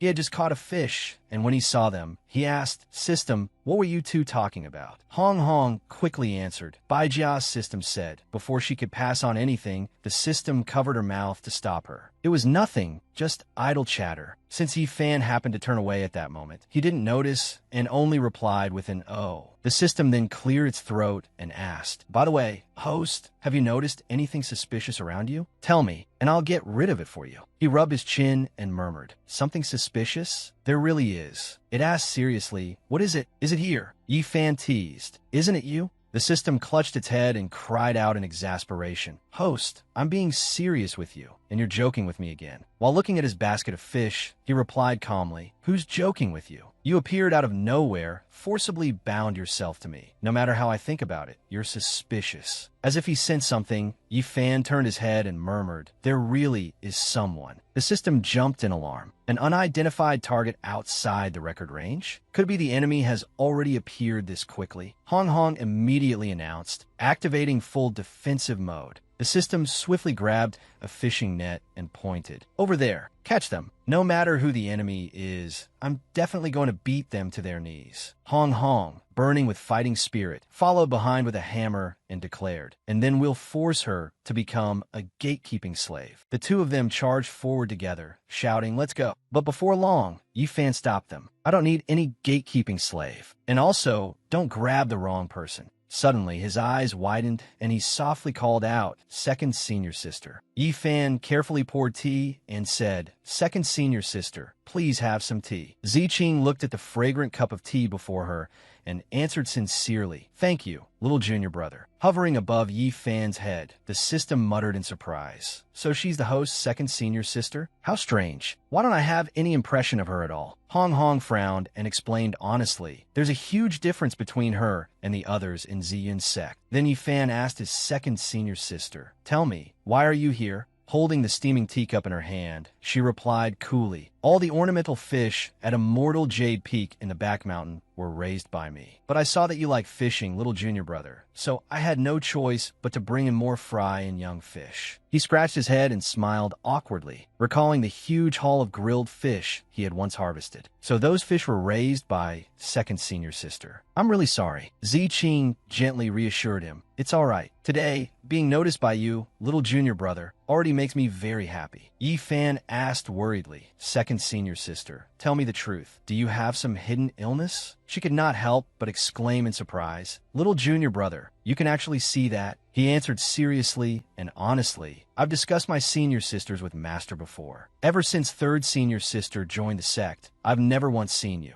The image of Zi Yun hesitatingly asking appeared in his mind. Zi King, what does that girl look like again? Yi Fan continued. When Master talked about you, she couldn't remember your appearance or even your figure, so I thought Master was just getting old and confused. After hearing all that, Ziqing could not help feeling heartbroken. So little junior brother had misunderstood Master all this time. Her eyes lit up, but disappointment filled them as she continued. Little junior brother, your words really sting. Tilting his head, he asked softly, System, do you know what happened to my second senior sister? It frowned and made a judgment. Host, your senior sister is definitely suffering from a kind of deep submergence syndrome. I call it NPC boundary disorder. Holding a pen like a teacher, the system began to explain the specific cause is an extremely weak sense of presence. On top of that, even her appearance and name fail to register properly. As a result, the target cannot be observed or recorded by the heavenly Tao. As time passes, the target gradually forgets her own appearance, until eventually she even forgets her own existence. Yi Fan pursed his lips and hesitated before asking. So that proves my name really is very famous, right? Basically, it can be found everywhere, in every aspect. He went on worriedly. Now that I've seen it, I can't just pretend I don't know. So do you have any way to help my senior sister? The system smiled faintly and replied, As for tools, I don't have one on hand. If I get time, I'll go to the shop and see if there's anything useful. Hong Hong raised her brow and reminded it loudly. The shop? But you don't have any luck points to exchange for anything. The system took out its wallet and grinned wickedly. What era are we living in? Is there really anyone who doesn't know how to keep a private stash? Hong Hong frowned and replied worriedly. Let's just pray Baijia's system doesn't find out about this. Yi Fan kept asking anxiously, if there really isn't a tool for it, is there any other way? The system considered it seriously. Your second senior sister situation is rather severe. It looks like the only remaining path is for her to become famous throughout the world. He hurriedly asked, how could she become famous throughout the world? It smiled brightly and answered innocently. Either your second senior sister reaches the level of an immortal emperor,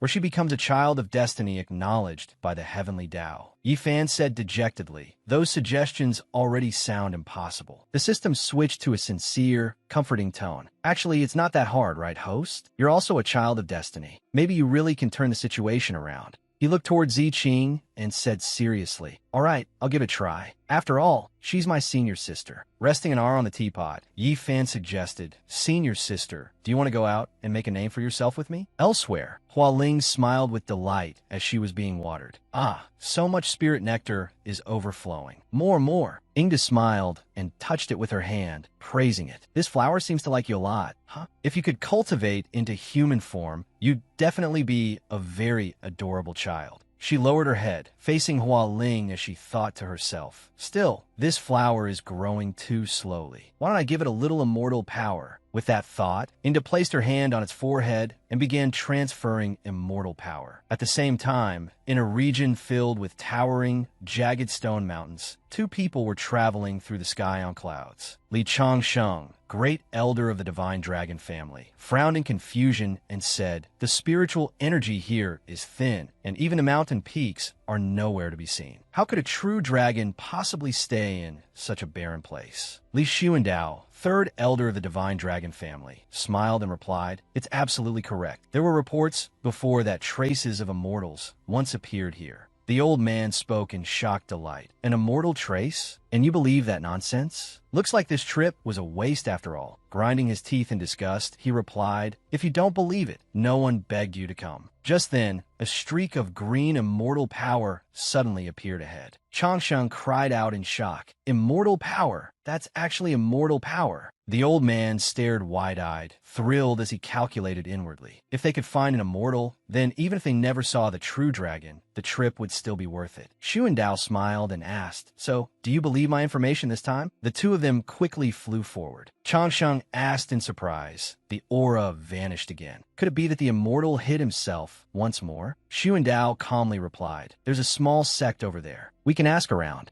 Ming Bai, who was pulling up carrots, looked up in surprise as the two of them jumped down from the clouds. With a kindly smile, Xu and Dao gently asked, "Young man, have you seen any unusual phenomena nearby?" The boy blinked in surprise. "Are you asking me?" Changxing angrily pointed his staff at Ming Bai and barked, "Nonsense! Is there anyone else here besides you?" Ming Bai frowned in annoyance. What kind of attitude is that? Why should I tell you anything? Still oblivious to his own fault, the old man kept talking arrogantly. "You still dare talk back? Do you even know who I am?" Xu and Dao lowered his head awkwardly and said, "You're already so old. Don't lower yourself to bickering with a junior." Ming Bai folded his arms and replied coldly, "I don't care who you are. With that attitude, I'm not telling you a thing." Grinding his teeth in fury, Changsheng lunged forward and shouted, "You're courting death." Ming Bai gaped in shock at the old man's action. Suddenly, a mysterious green light appeared right behind Ming Bai. The true dragon emerged from behind him and growled angrily. "How dare you? You're nothing but a member of the divine dragon family, and yet you dare try to injure my master." Changsheng and Xu and Dao both stared in utter shock. A true dragon? The true dragon's huge body blocked out the sunlight. Changsheng spoke in disbelief. A true dragon? Why is a true dragon inside his body? We've caused a huge disaster. The dragon suddenly stamped down and advanced toward them. It reverted to its original form, massive and imposing, and asked coldly, "Judging by the way you look, are you from the divine dragon bloodline?"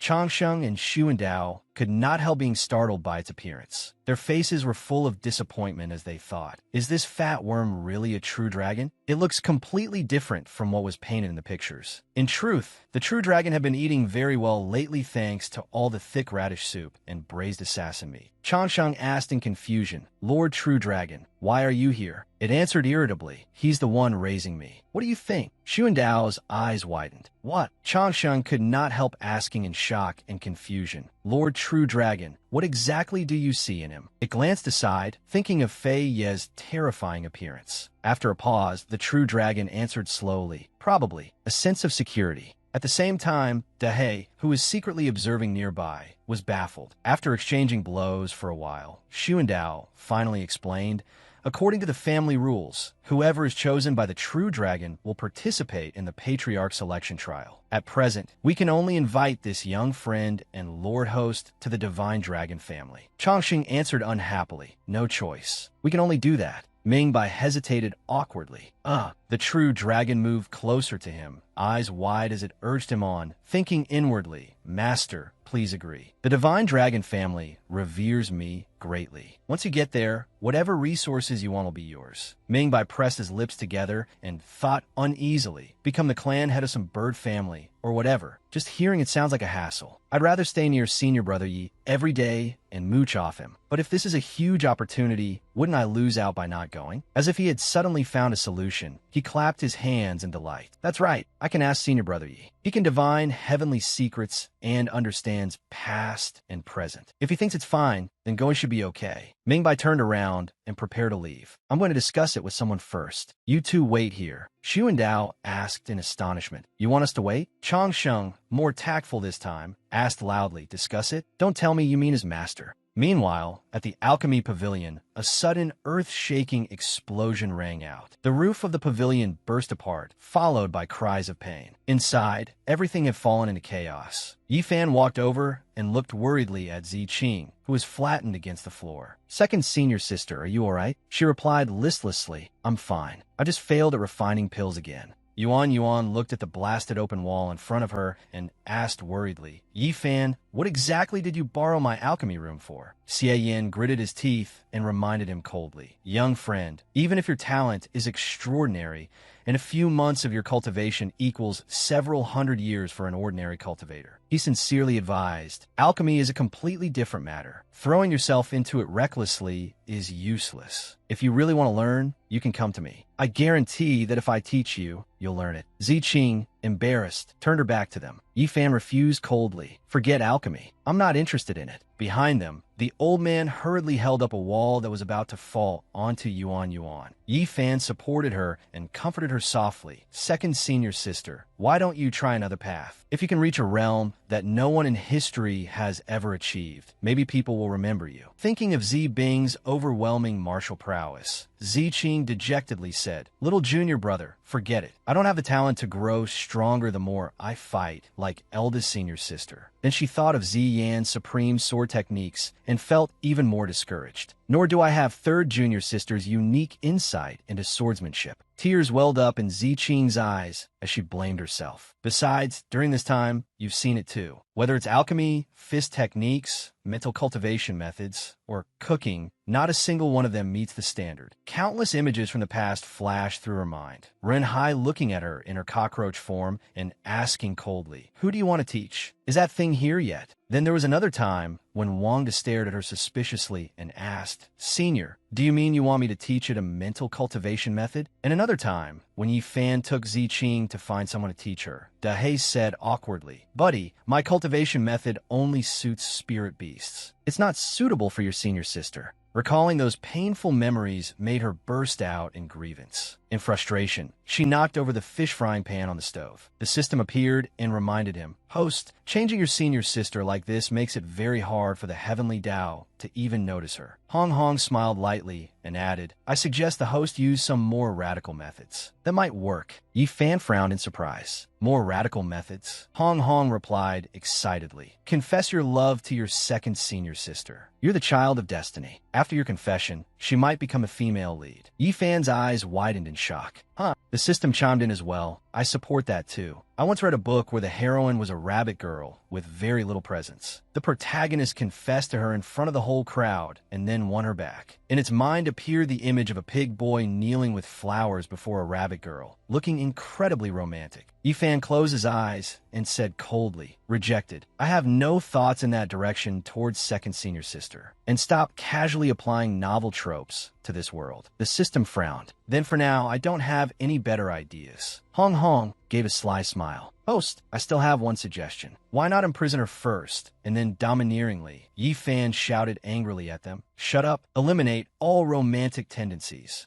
With a gloomy face, Ziqing spoke sadly. Little junior brother, give it up. Maybe this is just what my life is meant to be like. Coming and going in confusion, just like so many mortals in this world, living an ordinary life and waiting for a coffin. Returning to her human form, she continued dejectedly. Come to think of it, my sense of presence is so low that maybe no one would even make a coffin for me. Little junior brother, your cultivation is high and you'll live a long time. When the time comes, remember to bury me. Yifan bit his lip and looked at Ziqing worriedly. Countless scenes flashed through his mind of Ziyun, trying her best to persuade him. Precious disciple, cultivate for a while, won't you? With your innate Tao body, entering the Qi refining realm will be quick. Yifan had replied casually, Master, don't waste your effort. I plan to lie around and wait for death for the rest of my life. You should just prepare my urn early. She had clenched her fist angrily and said, Nonsense. Don't say such unlucky things. Now Yifan called out anxiously, Second senior sister, you just then. Ming Bai came running over from afar in a panic and shouted, Senior brother Yi, I need your help. Yifan stroked his chin thoughtfully. The divine dragon bloodline? The system replied with a sly smile. I've already investigated. It's a cultivation clan that is often protected by the true dragon. They possess the supreme dragon bone. If your senior sister were to transplant it, her cultivation might soar. Yifan pursed his lips as he thought of the true dragon. Supreme dragon bone. Whenever I think of my previous life, it still hurts. Having your bones dug out by someone else is no pleasant feeling. Mingbai asked anxiously, Senior brother Yi, what do you think I should do? Yifan said coolly, with the true dragon protecting you, there probably won't be any problem. By the way, can we come along too? Mingbai happily headed toward the door. I'll go ask. With that, Mingbai quickly ran back to his place. The moment Changxing saw him, he shouted angrily, "What? You want to bring some random outsider into our divine dragon family?" "Absolutely not." Shu and Dao followed with a kind smile. "Young man, you must think this over carefully. This concerns your future." Mingbai folded his arms and said coldly, "No. If senior brother you can't come, then I'm not going either." Trying to maintain a friendly expression, Shu and Dao inwardly calmed himself. Since it was Lord True Dragon's decree, what else could they do? Changxing narrowed his eyes and cursed inwardly. This brat is truly stupid. He'd really reject the divine dragon family for the sake of some mortal. Changxing finally lost his patience and shouted, "Fine, then go ahead. But if your senior brother causes any trouble, don't blame us for turning hostile." Mingbai smiled happily and looked at Yi Fan, thinking, "Senior brother Yi, I did it." Yi Fan looked back at him with silent praise. "Nicely done." Changsheng frowned furiously at the two of them and thought, taking advantage of the true dragon's chosen master and still daring to wave your hand in front of me? If I can't deal with you, I'll deal with your senior brother instead. The sun was setting, and the fiery glow of dusk illuminated the entire forest. They arrived at a large ship. Shu and Dao said respectfully, "Please, both of you, board the ship." Yi Fan slowly stepped onto the gangway. Standing behind him, Changsheng cast a calculating glance. A small lesson for this mortal should be enough, so the brat won't turn against me. He stretched out his foot, ready to act, when suddenly something slammed down onto the foot he had just extended. He jerked his leg back and hopped up in pain. "Ow!" Standing nearby, Ziqing said indifferently, "Huh? Sorry about that." Shu and Dao narrowed his eyes awkwardly. "What are you causing trouble for now?" Gripping his staff, Changsheng said angrily, "I think someone stepped on me." Suddenly, Ziqing stood behind him and opened her mouth, preparing to strike. With a single blow, Changxing's body was blasted away. Everyone stared in shock as he was sent flying into the distance. Shu and Dao called out anxiously, "Elder." Sometime later, things had settled down, and the ship began its journey through the sky. Shu and Dao narrowed his eyes and said wearily, "At your age, and you still pick fights with a junior. That would already be bad enough, but you even got knocked flat on your back. You've utterly disgraced the divine dragon family." Covered in injuries, Changxing leaned on his staff and replied, trembling, "That brat surnamed, he has something strange about him. I sense two auras coming from him. He definitely has protectors with him." Frowning darkly, he continued his deduction. Li Mingbai insisted on bringing this man along, so he must have some other motive. For the sake of the divine dragon family, and to protect the clan head succession from any mishap, we have no choice but to expel Yi Fan. Shu and Dao pressed his lips together awkwardly, thinking this is obviously using public business as an excuse for private revenge. Changxing's eyes filled with killing intent as he ground his teeth and plotted, "I've got it. I can poison the tea. As long as I leave tea in his room, sooner or later he'll drink it. It'll start with stomach pain, and after a month his meridians will rupture, turning him completely into a cripple." Meanwhile, in another cabin, Ziqing asked dejectedly, "Little junior brother, that fat elder didn't even notice me and didn't arrange a room for me. Can I meditate in your room instead?" Yi Fan looked up in surprise and answered, "Sure." "Second senior sister, why should you suffer? You can stay in my room. Later I'll go talk to that skinny elder who seems easier to reason with and ask him to switch me to another room." She brightened at once. "Little junior brother, thank you so much." A few minutes later, Changxing entered Yi Fan's room with a fake smile. "Young friend Yi, the journey is long.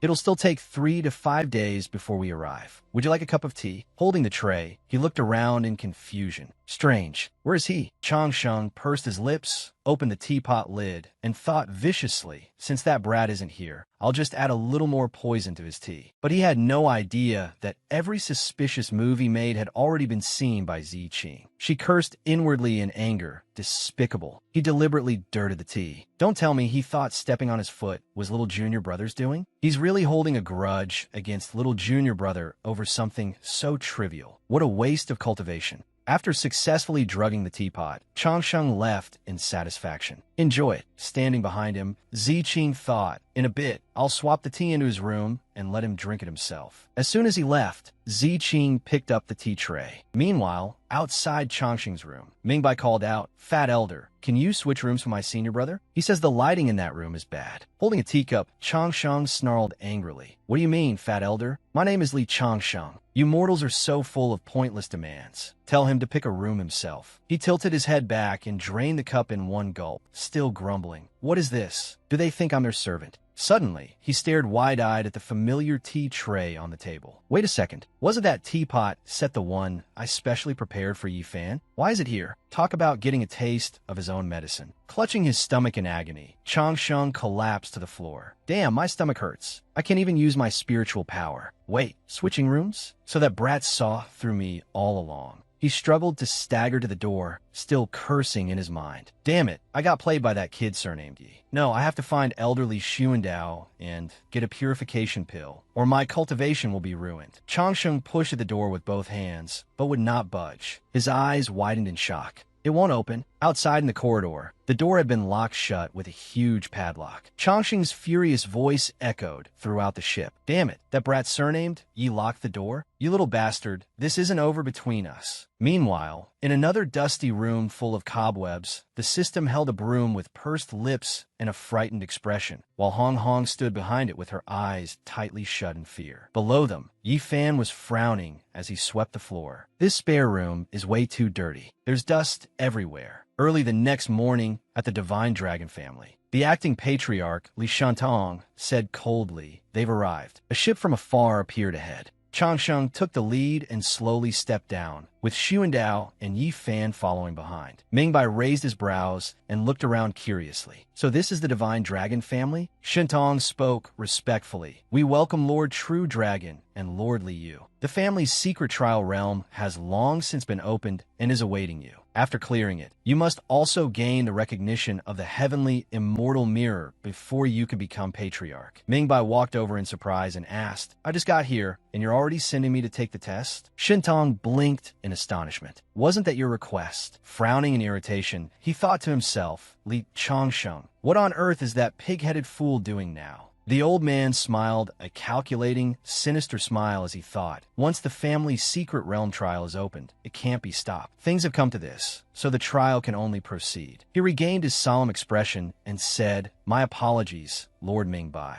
It was my mistake that caused the trial to open too early. But once this secret realm closes, it won't open again for over 100 years. Please bear with it and go through the trial. Mingbai pursed his lips and thought uneasily. Was I tricked? I didn't even get a cup of tea before they threw me into a trial the moment I arrived. I'd better see what Senior Brother Yi says. He hesitated, then spoke. Senior Brother Yi. Yi Fan, seeming to sense his unease, reassured him everything's already been arranged. Just go. Right, the trial may be dangerous, so be careful with everything. Mingbai relaxed and replied, with those words from Senior Brother Yi, I'm at ease. He then said coolly, Li Shantong cut in. Please proceed to the altar ahead. Mingbai answered eagerly, then take me there. Yi Fan pressed his lips together and thought worriedly, I hope Junior Brotherly can pass the trial. If he does, and I ask them for a supreme dragon bone for second senior sister, they should agree, right? A close attendant stepped forward, bowed, and said anxiously, Great Elder, all the hidden mechanisms inside the secret realm have been activated. I guarantee the acting patriarch won't notice anything wrong. But doing this, won't it anger Lord True Dragon? Changsheng replied coldly and irritably. So what if it does? How can the Divine Dragon family fall into the hands of an outsider? The man asked worriedly, Great Elder, your complexion looks terrible. Could it be? The old man's face had already turned pale, and he snapped angrily. If you shouldn't ask, then don't. Changsheng glared at Yi Fan, who was standing ahead, and thought darkly, just wait and see how I finish you off. Once that brat surnamed Li loses his trial qualification, no one will be left to protect you. After a while, Mingbai arrived at the altar. Standing in the middle of the field, he clenched his fists warily. In the next instant, he was transported into the trial world and looked up at the sky in shock. Standing in the middle of the forest, Mingbai thought in surprise. So this is the trial stage? It's so dark, I can't see what's inside at all. True Dragon, are you there? Which way am I supposed to go? He pressed his lips together and muttered to himself, Looks like I can't contact the True Dragon. I'll have to rely on myself. Mingbai suddenly stopped and thought the road splits in two. He broke into a bright smile and looked delightedly at the grass by the roadside. Baishin grass. The whole path is full of it. I'm rich. Mingbai looked up at the thing floating in the air and thought, speaking of which, that pitch-black fruit is probably poisonous, right? Poisonous fruit, poisonous tree, poisonous soil too. I absolutely can't take that path. 2 hours later, outside the trial world, Changsheng exchanged a quiet look with the attendant before saying inwardly, It's already been 2 hours, and that brat surnamed Li still hasn't come out. Looks like he's more likely dead than alive. Move. The man clenched his fist and nodded at the old man. Immediately, the attendant put on a panicked expression and ran over to Li Shuntong to report, "This is bad. The heavenly immortal mirror has been stolen." He turned in shock and asked, "What? Stolen? Hurry and check." He then asked, "Li Yi, did you see who stole the heavenly immortal mirror?" The man immediately shouted, "Who else could it be?" Of course, it was the person who came with Lord Mingbai. Li Shuntong asked in surprise, "That mortal? Wasn't he sitting here the whole time?" Chongqing stepped forward and added, "He was sitting there, yes, but that doesn't mean he's immortal. This brat is very strange. He's a spirit cultivator. He can control soul entities to interfere with anything." Li Xuandao maintained his calm and reminded them, "Great Elder, be careful. You can't just because you hold a grudge against him." The old man glared at Yi Fan and declared firmly, "On the flying ship, I was locked in my room by this brat, and you were the one who opened the door. Have you forgotten?" Li Xuandao lowered his head and said awkwardly, "That is possible." The old man roared angrily, "I don't care. Arrest this brat now, and we'll definitely force the truth out of him." Li Shintong frowned and ordered coldly, "Then do as the great elder says. Take him away." Suddenly, from somewhere hidden, Ziqing spoke up furiously, "Before suspecting my junior brother, prove your own innocence first. I saw that mirror hidden in your sleeve." Changsheng raised his brows in shock. "Who's there?" She immediately appeared, her face ashen with anger. The three of them stared in shock at the uninvited guest's sudden appearance. Li Shuntong shouted, "When did it get inside our family?" Changsheng gaped and said in disbelief, "I didn't sense it at all. Its strength is no simple matter. See, I told you that brat definitely has something fishy going on." Ziqing said coldly, "I already said it. The mirror is on him. Whether that's true or false, you'll know if you search him." Yifan stepped forward and said worriedly, "Second senior sister, they actually noticed you." The old man stammered in fear, no. Li Shintong strode forward and demanded angrily, "You did all this just to frame a mortal?" Changsheng frowned and said irritably, "Patriarch, are you really going to turn against me for the sake of a mortal?" Li Shintong turned his face away and replied coldly, "No matter what, he's still Lord Ming Bai's senior brother." Changsheng couldn't help roaring in anger, "Li Shintong, don't forget who raised you from second elder to this position. If that outsider really becomes patriarch, what will you still be then? I'm helping you. If you find the heavenly immortal mirror on me today, then just wait for my wrath." Li Shintong frowned and ordered, "Troubled, outsiders can't be trusted. These two are spies sent by our enemies, lurking beside Lord Ming Bai. Execute them on the spot." The attendant nearby immediately answered, "Yes." Yifan and Ziqing stared in shock at the dozens of swords pointed at them. Yifan pressed his lips together and thought, his anger written all over his face. Surrounded again by dozens of sharp swords, he gritted his teeth and thought, "I'm surrounded again. It was the same when I went to Liang Kingdom last time. Was I born with some sort of saintly body of bad luck?" The system gnashed its teeth and cursed angrily. "That damned fatty is really full of lies. If I'd known he was this troublesome, I would have just shoved a bottle of brain rot medicine down his throat and killed him already." Hong Hong also spoke up indignantly. "Earlier, when I heard him guess that Host was a spirit cultivator, I thought the sole entity he mentioned was us. Turns out he meant Host's second senior sister." Chongqing curled his lips and thought in confusion, "Why did my back suddenly turn cold?" Li Xuandao walked forward with a gentle smile and advised, "Patriarch, you mustn't. They're Lord Ming Bai's guests. If he comes out and sees this, he'll be angry." Li Shantong narrowed his eyes and replied coldly, 2 hours have already passed. That's long beyond the normal trial time. If you ask me, he's already dead." Just then, Ming Bai suddenly appeared out of nowhere, arms full of flower branches, and exclaimed in surprise, "Why are there so many people here? What are you all doing?" Changsheng pointed his staff at him in shock and asked angrily, "Li Mingbai, why aren't you dead yet? And you even passed the trial?" Mingbai shouted back in confusion and anger, "Why should I be dead?" Going back a little earlier, inside the trial world, he had been happily skipping around and pulling flowers after obtaining medium to high-grade ones. Mingbai smiled happily as he picked flowers and thought, "I didn't expect it to have dragon might. Can't provoke it, can't provoke it." This time, he had smoothly passed the path-marked beast route, high-risk difficulty, and mechanism route, high difficulty. Chongqing frowned, furious inside. This shouldn't have happened, because clearly Suddenly, the system threw a syringe at him and said in disgust, "Truth serum." After the drug took effect, Chongqing's jaw seemed to spring alive, and he started babbling nonstop despite the unpleasant expression on his face. Because I told Li Yi to activate the mechanisms inside the secret realm. I wanted you dead. Not only you. That brat surnamed Yi has to die too. Hearing all that, Mingbai couldn't help angrily pointing at them and demanding, "You begged me to come to the Divine Dragon family to become patriarch. And the result is that the moment I arrive, you test me? You even want to kill me and senior brother Yi? I don't care about your stupid patriarch position at all." Standing to the side, Changsheng thought blankly, why did I say that? Li Shantong hurriedly dropped to his knees and said apologetically, "Lord Mingbai, this was our fault. Please calm your anger. I will now cripple the Great Elder's meridians and expel the criminal Li Changsheng from the Divine Dragon family." His eyes nearly popped out when he saw 10,000 sword tips aimed at him, and he roared angrily, "What are you trying to do? I am the Great Elder. The Great Elder who has rendered great service to the family. So what if this brat passed the family's trial? He hasn't been acknowledged by the heavenly immortal mirror, so he's still not the patriarch." Changsheng sneered and continued, "Sure enough, being an elder has its limits. I contributed so much to the family, and in the end, when it comes to treatment, I still can't compare to some brat who fell from the sky. So that's how you want to play it?"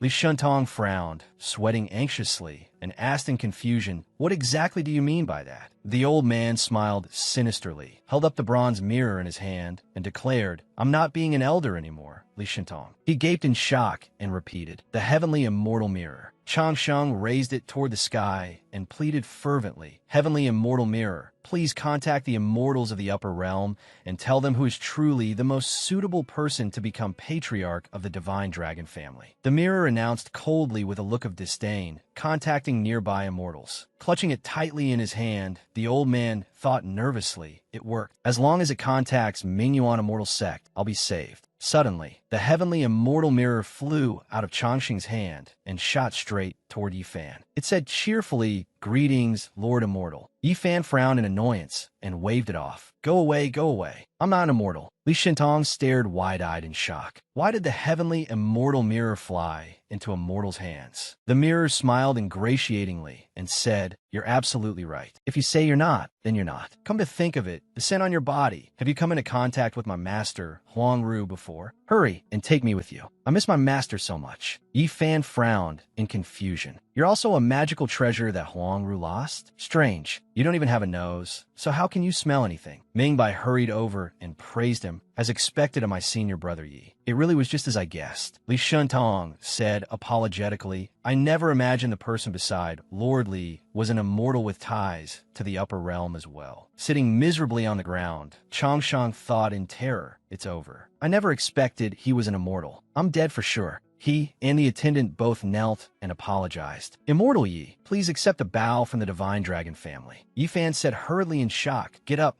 It's not what you think." Watching this scene, Ziqing seemed to fall into despair, overwhelmed with inferiority. "I never thought little junior brother would become this strong. In just a few short months, he's already become an unreachable immortal in the cultivation world. Compared to him, She turned away sadly. Yifan looked behind him in surprise and thought, second senior sister. At that moment, Yifan seemed like a holy being. Li Shentong knelt and tried his utmost to curry favor. "Immortal Yi, please wait. Since you've come this time, please support your junior brother Li." The attendant also joined in with a broad smile. Right. Choose junior brother Li." Mingbai was so moved he nearly cried as he thought, "Senior brother, Yi treats me so well. He raised me from a mere chi refining disciple all the way to the person who decides the affairs of a great family. I definitely won't let down his guidance." Li Shentong walked over to him and said sincerely, "Congratulations, Lord Mingbai, on becoming the patriarch of the Divine Dragon family." Li Xuandao also smiled lightly and added, "The revival of the Li family's glory now depends entirely on Lord Mingbai."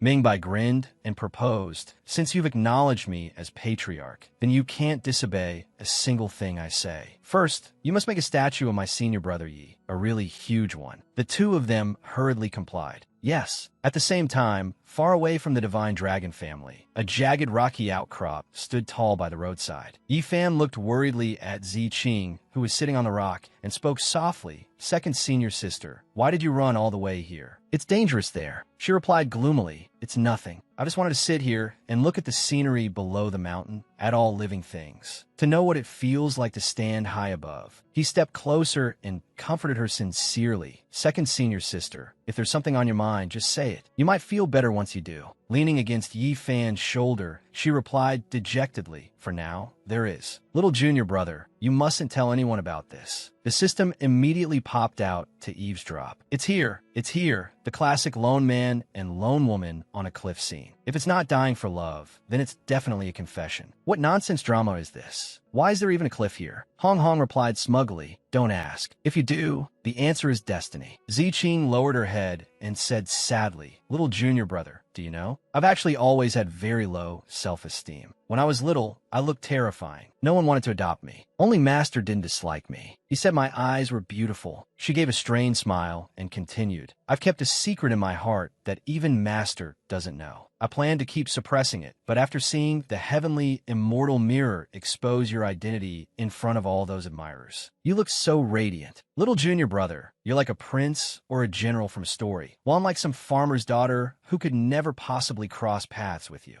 Ziqing suddenly hesitated, finding it hard to speak. Little junior brother, I wanna. Hong Hong said excitedly, I guessed right. It really is a confession. The system complained irritably. What the hell is this Cinderella plot? Give me some sunflower seeds. Suddenly, her expression turned frightening as she said, I want to become someone others fear, just like you. Ziqing spoke from the heart. All this time, I wanted to see the look of fear on other people's faces when they look at me, that expression of terror and helplessness, like tying a lamb to an iron post, then cutting it one slice at a time from the feet upward, or mincing a toad into sauce and stuffing it into its own brain. The system's face twisted as it forced out praise. Second senior sister's metaphors are very unique. Host second senior sister is terrifying. Hong Hong blankly added, all of a sudden, it feels like second senior sister having no presence at all was actually a good thing. The gloomy sky suddenly cleared. Dark clouds gradually scattered, making way for sunlight, and the rays shone down on her like a beam of hope, opening a brand new beginning for her. The system's eyes widened as it suddenly realized the heavenly Tao's divine authority. Hong Hong, stunned beside it, asked. Her beliefs were acknowledged by the heavenly Tao. At that moment, Ziqing raised her two cockroach-like arms, and demonic energy began to appear around her. That only made the system more terrified. What horrifying spiritual power and willpower. Host second senior sister is definitely no ordinary person. Hong Hong agreed with the same feeling and said with certainty, even as a system, I feel fear for her from the bottom of my heart. No wonder she's someone acknowledged by the heavenly Tao. At that moment, intense rings of light burst out from Ziqing, dazzling beneath the clear blue sky. The scene shifted to another place, where three red dots gradually appeared along with the question, the bloodline of the king? A cockroach leg immediately emerged from the ground. She's still alive? A second later, countless cockroaches of all sizes burst from the earth at once, all sharing the same thought. The bloodline of the king, our queen, has returned. The scene then shifted to within the territory of Great Liang Kingdom. In Jun Su's room, she was giving instructions to a disciple. Next, you are to assist the new emperor. Remember this well. Do not let other enemies exploit any weakness in the sect. Suddenly, a junior brother rushed in and shouted, Sect Master, bad news. She asked in confusion, what happened? Why are you so flustered? The junior brother began reporting in terror. The people in the city, and even the sect. The entire eastern wasteland is swarming with black demonic creatures. They're moving like an army, all charging toward the northwest. Hearing this shocking news, she cried out in alarm. What? At the same time, inside the system space, it asked Hong Hong in confusion. Why is she completely different from what I imagined? And that image is way too bizarre. Hong Hong replied awkwardly. She's clearly Master Ziyun's disciple, but she doesn't have purple hair. Outside, after a long silence, Ziqing finally slowly spoke up. At last, Yi Fan called out worriedly. Second senior sister, Ziqing suddenly turned around, her beauty stunning enough to topple cities, and immediately told in the news, little junior brother, look, I've finally recovered my original appearance. Seeing her like this, Yifan asked speechlessly, second senior sister, why did you disguise yourself as a cockroach? Ziqing looked down at her own body. The system asked in return, a cockroach? What's that? This is my natural form. Her words only made Yifan even more confused. Natural form? Right then, a sharp claw moved toward the two of them. Someone cried out in joy, Your Majesty the Queen, we've finally found you. She asked them in puzzlement, Who are you? Meanwhile, Yifan's face stiffened as a thought flashed through his mind. The Cockroach Queen. At that moment, three figures dressed like cockroaches appeared before Ziqing. The one in the middle began introducing himself. Your Majesty the Queen, we are your subject from the Dolian Empire of the Western region, and also your servants. Back then, Your Majesty was accidentally lost. That day, there was a massive fire, flames soaring into the sky, and the terrifying heat made the destruction even worse. A cockroach leader loudly gave an order. The princess is the only bloodline left behind by the late empress. The late empress sealed all her marks into the princess's body. We must protect her well. The cockroach people behind him answered in unison, yes. Hearing this, both systems thought of the same name. Superman Clark. Back then, the cockroach leader had instructed one of his men, watch over the princess for me. Once I finish killing the enemy army, I'll come back. Then that one told another cockroach man, watch over the princess for me. Once I finish killing the enemy, I'll come back. And then that cockroach man repeated the exact same thing. Watch over the princess for me. I'll go call them back. The chain of passing it on just kept going, leaving Yifan and both systems completely speechless. Hong Hong said indignantly, You call that getting lost? Clearly nobody was watching her at all. That year, while Ziyun was taking a walk through the forest, she happened to come across Ziqing wrapped in a cockroach shell. She couldn't help but pay attention to the girl. Did someone abandon child? That's truly immoral. Then she gently picked the little girl up and happily promised, This child has purple eyes. It seems she's fated with my Ziyun sect. From now on, you could be my disciple. After learning all this, Ziqing said emotionally, Master, you treated me so well. Yifan, on the other hand, was utterly speechless. Master really was way too casual. At that moment, one of the cockroach people knelt before Ziqing and pleaded, Your Majesty the Queen, please, you must avenge the late empress and make those old men of the Holy Robe sect pay. Yifan asked in confusion, Isn't this a Xuanhuan world? Why is there still a connection to the West? The system explained tiredly. That's what a true plane is like. It's just that under normal circumstances, there's no involvement with the Western continents. Hong Hong muttered thoughtfully, So now I know why I couldn't see through the host's second senior sister. She was either hidden or omitted by the heavenly Tao. Just then, Ziqing turned to look at Yifan, feeling a little regretful as she realized. So does that mean little junior brother and I have to part ways now? And I won't be able to see everyone in the Ziyun sect again?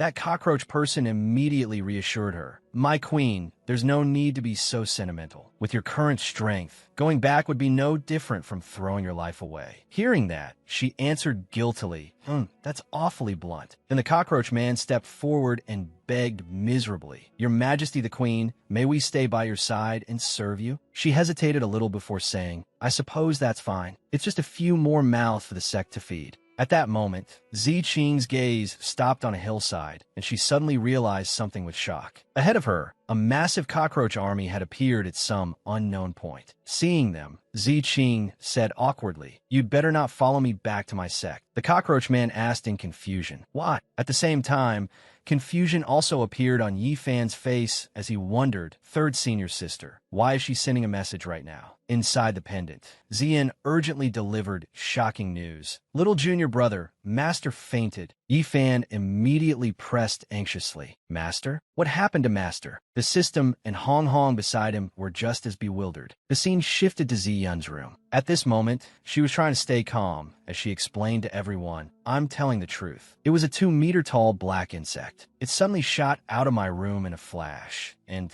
10 smaller insects were following right behind it. Naturally, no one believed her. Ziyu even asked a question that made her furious. Sect Master, how often does this room of yours get cleaned? Ziyun immediately shouted, that's not it at all. By coincidence, Yi Fan and second senior sister had just arrived as well. He hurried inside and announced, eldest senior sister, second senior sister, and I are back. Ziqing immediately asked in concern, senior sister, how is Master? Hearing Ziqing's voice, everyone's jaws dropped in shock. Zi Bing asked in disbelief, you called me senior sister? Could you be Ziqing? Ziyan also asked, why isn't her hair purple? At this moment, Ziyan stared fixedly at the girl's purple pupils and became certain. These eyes, you really are my Ziqing. A little later, Ziqing knelt before her and said tearfully, Master, your disciple Ziqing has been unfilial. Only today did I dare reveal my true appearance. Ziyan answered gently, Ziqing, get up, quickly get up. With tears in her eyes, Ziqing asked worriedly, Master, your memory seems a little hazy. Why do I feel like your face has grown much thinner than I remember, Master? At that moment, Ziyan took out the green talisman from her chest and happily announced, right, look at this. I fainted, but I'm perfectly fine. It's all thanks to the protective talisman from my precious disciple. Seeing the talisman, Ziqing asked in surprise, Master, you accepted Junior Brother's gift? Her behavior left everyone thoroughly speechless. Ziyu immediately reminded her, Sect Master, please restrain yourself a little. Your disciples are still standing right here. Outside the door, Yi Fan stood with his arms folded, staring intently at everything happening in the room. Suddenly, Jinsu appeared behind him out of nowhere and said, Taoist Yi, your master fainted. I was the very first person to rush over from Great Liang to treat her. At this moment, Ziyun hurried over to Yi Fan and fired off a string of questions. Precious disciple, did you run into any black demonic beast on the way back? That beast has been causing a lot of trouble lately. I heard it's appeared both in the cultivation world and in the mortal world. He only replied with 2 words, I did. The moment he finished speaking, Ziqing called a cockroach person inside and asked, You mean this one? The cockroach person even lowered his head and said, Greetings. That sudden appearance left Zi Yun utterly dumbfounded. She tried to scream, but her mouth twisted from sheer terror. Then foam appeared at Zi Yun's mouth, and she collapsed flat onto the floor. Ziyu cried out anxiously, This is bad. Master fainted again. Taoist Yun, please help. The cockroach man turned to Yi Fan and asked guiltily, Did I cause trouble? Yi Fan replied wearily, You could say that. The scene shifted elsewhere. At this moment, someone's foot kicked away a stone blocking the path. This girl sucking on candy was Liang Ying, a direct disciple of the Myriad Beast sect. She spoke up, so slow. What is Master even doing? A few minutes earlier, inside the imperial palace of Liang Kingdom, Zhan Su had taken Liang Ying's hand and said, This child's aptitude isn't bad. She's definitely good cultivation material. How about letting her become my disciple? The other person immediately replied, Then we'll leave it to a mortal master's arrangements. After that, the man walked over and reminded Liang Ying, Daughter, our branch is only a collateral line of the Yu family. Right now, the Myriad Beast sect is supporting our Liang family in becoming the imperial clan of Great Liang. You should understand what that means. She declared confidently, Your daughter understands. I will definitely perform well in the Myriad Beast sect. But now, she was secretly complaining about her father, that rotten father. For the sake of the throne, he actually handed me over to the Myriad Beast sect as a hostage. And Master too, she said she was taking me to the Myriad Beast sect, but instead she dumped me in some completely unfamiliar sect. Suddenly, a wicked smile appeared on her face as a plan formed in her mind. I refuse to become a pawn for you people to manipulate. If I don't cause a little trouble, do you really think I'm some little demon girl you can control? The scene shifted to the nine-tailed fox and the shaggy dog, who were currently digging in the dirt together. The nine-tailed fox asked, Brother dog, is there really blood ginseng here? The shaggy dog insisted, Little fox sister, I guarantee there's definitely spirit grass here. Not long after, a delicious aroma wafted straight into both their noses. The nine-tailed fox said happily, It smells so good. Is it roast chicken today? The shaggy dog immediately suggested, Forget digging, little fox sister. Let's go eat first. So the dog and the fox ran toward the chicken drumstick already sitting on a plate and cried out excitedly, Time to eat. The two animals lunged straight for the drumstick, their mouths already wide open.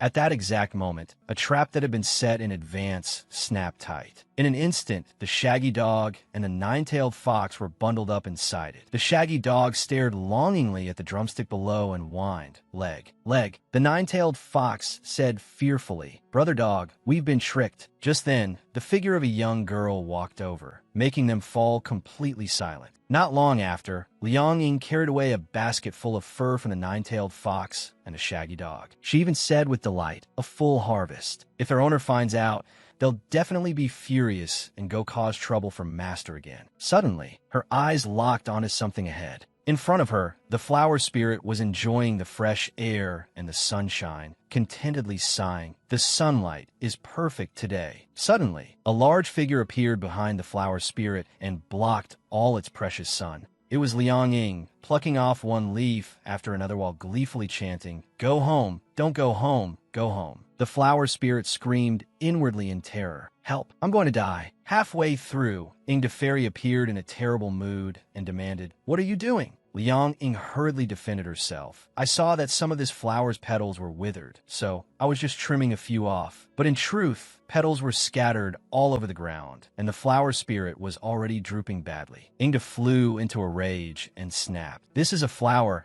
I painstakingly nurtured with immortal power. I'm definitely going to teach you a lesson." Liang Ying immediately turned and bolted, thinking, "This is bad, run." As she fled for her life, her face suddenly slammed into someone's chest. Liang Ying fell flat on the ground, and the person she had run into was Yi Fan, who stood there in a daze. He stared at the girl before him with his mouth hanging open and stammered, "This is..." The gleaming jade pendant on her chest caught his eye at once. Yi Fan kept staring at it, unable to stop wondering, "This is..." She immediately explained, "This is my jade pendant." "What about it?" Yi Fan recalled the golden jade pendant in his mind and answered, "It's nothing." But inwardly he thought, "They do look pretty similar." At that moment, Ingda glared angrily at Liang Ying and said, "Senior, don't let her off." Yi Fan asked in confusion, "What happened?" She explained resentfully, "She plucked all the petals off the flowers you planted." Liang Ying was horrified as she suddenly realized, "Oh no, the owner of the flowers is here." Yet Yi Fan calmly said, "They're only flowers. It's not like they're that valuable. Although, I do remember that lately you've been the one taking care of them for me, so it really is a little hard for me to say." Ingda immediately answered firmly, "Senior, taking care of your flowers is only my duty." Just then, Bai Tao appeared behind him and blurted out, "Senior Brother Yi, this is bad. The tail fur of the two spirit pets you're raising was..." Her words made Liang Ying jump again. Pointing at the pile of fur in the basket, Bai Tao continued bitterly, "Plucked clean. Everyone's furious about it."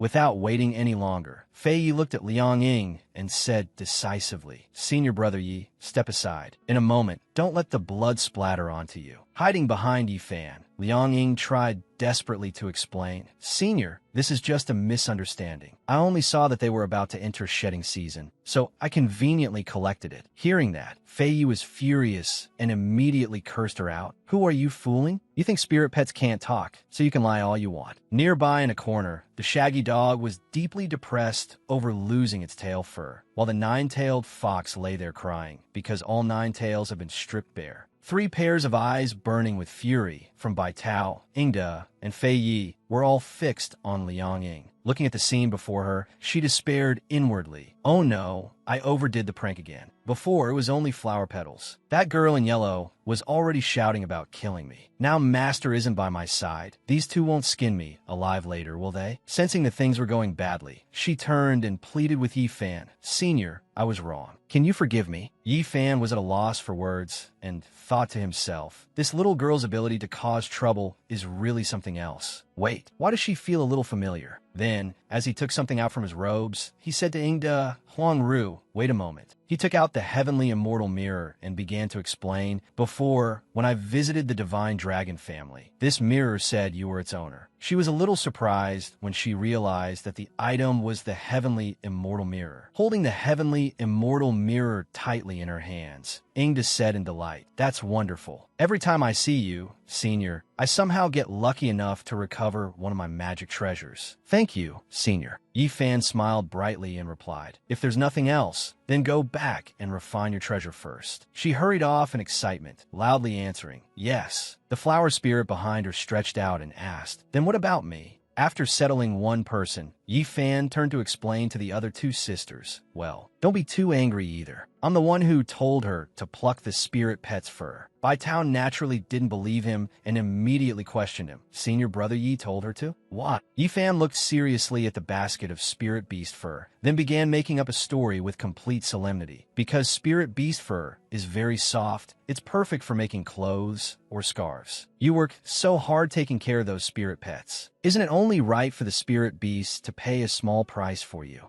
The two sisters were immediately won over by those words. Bai Tao said happily, Senior brother Yi, I can't believe you're so good to us. Fei Yi smiled brightly and added, we misunderstood that little girl. After the two of them left carrying the basket of fur, Liang Ying still couldn't hide her disbelief. He actually persuaded them with just a few sentences? They trust this senior way too much. The system also appeared, looking proud as it said, as expected of the host. Master Shui's techniques are really impressive. In just a moment, he managed to coax those three women into a good mood. Hong Hong asked in puzzlement, System, why did our host cover for her? The system explained with relish. The reason is most likely that jade pendant. Did you forget that our host also has a jade pendant? Hong Hong suddenly understood as well. It does seem like that's the case. The system continued, and after hearing what the host family had said, it turned out that the person holding the other half was someone arranged by the heavenly Tao. Hong Hong nodded at the information. So that was how it was. At that moment, Yi Fan gently reminded Liang Ying, in the future, you can't casually damage other people's things, okay? She immediately replied excitedly, I know I was wrong. But inwardly, a huge question arose. Strange. This person looked about the same age as my elder brother. I can't sense even the slightest bit of cultivation from him. So why are those people calling him senior and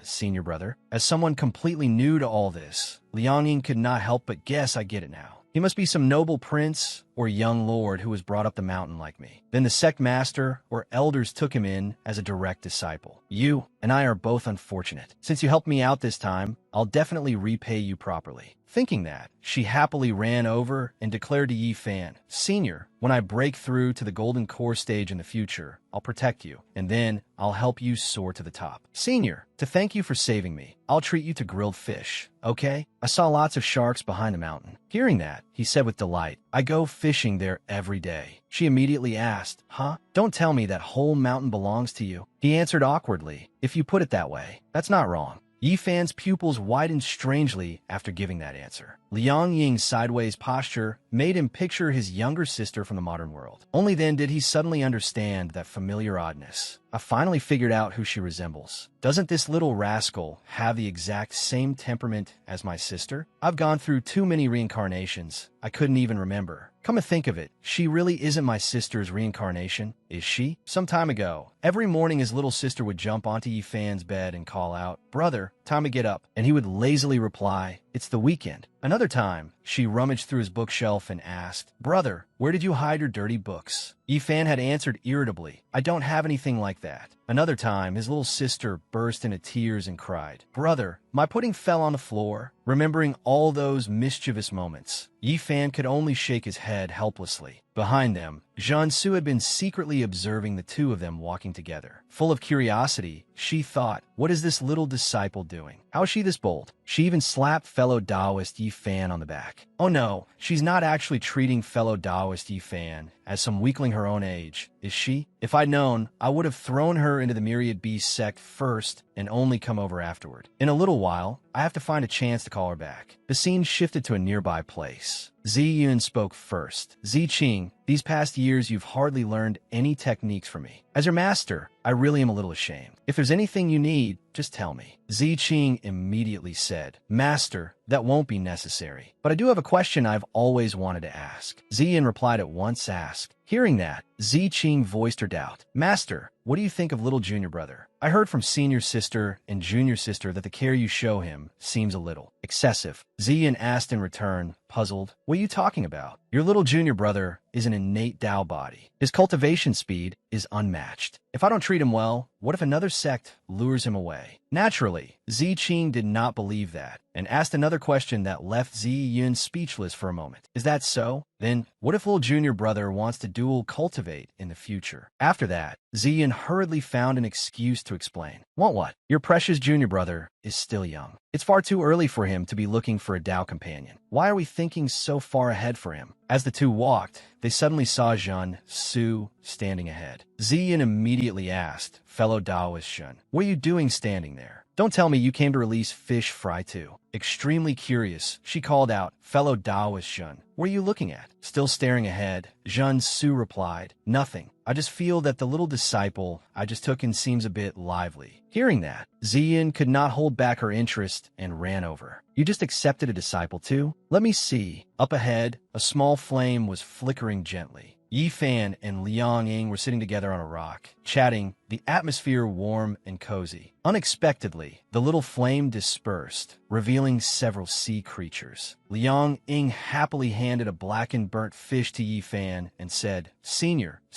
try it. He asked inwardly in alarm. Can this even be eaten? Ziyun's mood sank the moment she saw it. She was slightly stunned as she recognized. That is, she carefully looked Liang Ying up and down, then silently concluded she is his disciple and his future partner. The thought was abruptly cut off, and Ziyun tried to calm herself. No, that can't be.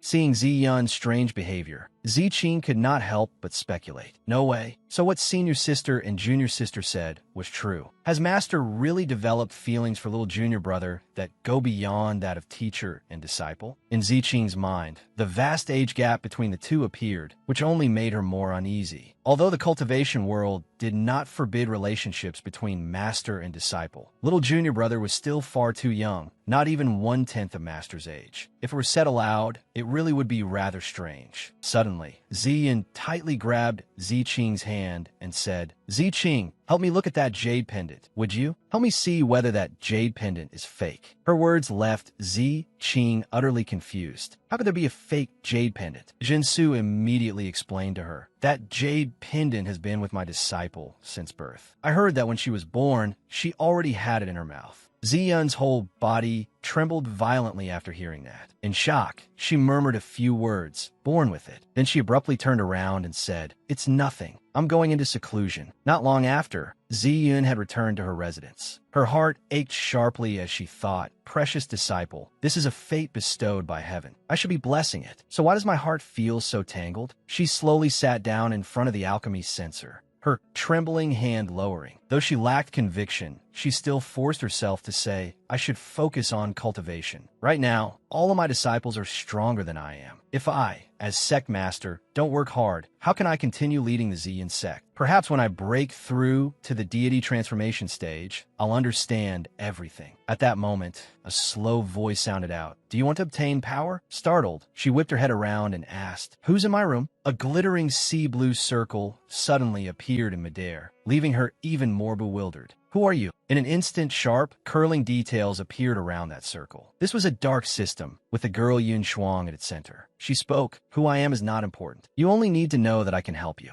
Back on Yi Fan's side, he was hurriedly turning to leave as he said, It's about time to eat. I should go cook for Master now. Liang Ying asked curiously, Senior, you still have to cook for your master? He answered, That's right. At first I only made food for myself, but after they tried it, they started eating it all the time. That information surprised her somewhat. She had not expected that an immortal who had cultivated secret arts would still have such a strong desire for food. Then Liang Ying took out the charred sea creature she had grilled and said excitedly, Come on, more food for everyone. But everyone else looked at them as if they were some sect-destroying calamity. The system suddenly appeared with an urgent notice. Host, I need to tell you something very important. He immediately asked, What is it? It reported in haste, Your master has entered seclusion, but I can no longer update her data. Yi Fan still replied calmly, Is that very serious? Thinking of Ziyun's condition, the system explained anxiously, It's quite serious. This means your master has broken free of the heavenly Tao's control. The moment the system finished speaking, Ziyun appeared before everyone with blood-red eyes and surging violent pressure. Seeing her appearance, Liang Ying could not help asking in confusion, Senior, is she your master? Why does it feel like her aura is completely different from yours? At that moment, Ziyun raised her scarlet eyes. Along with the strengthened demonic aura around her, she charged straight at Yi Fan.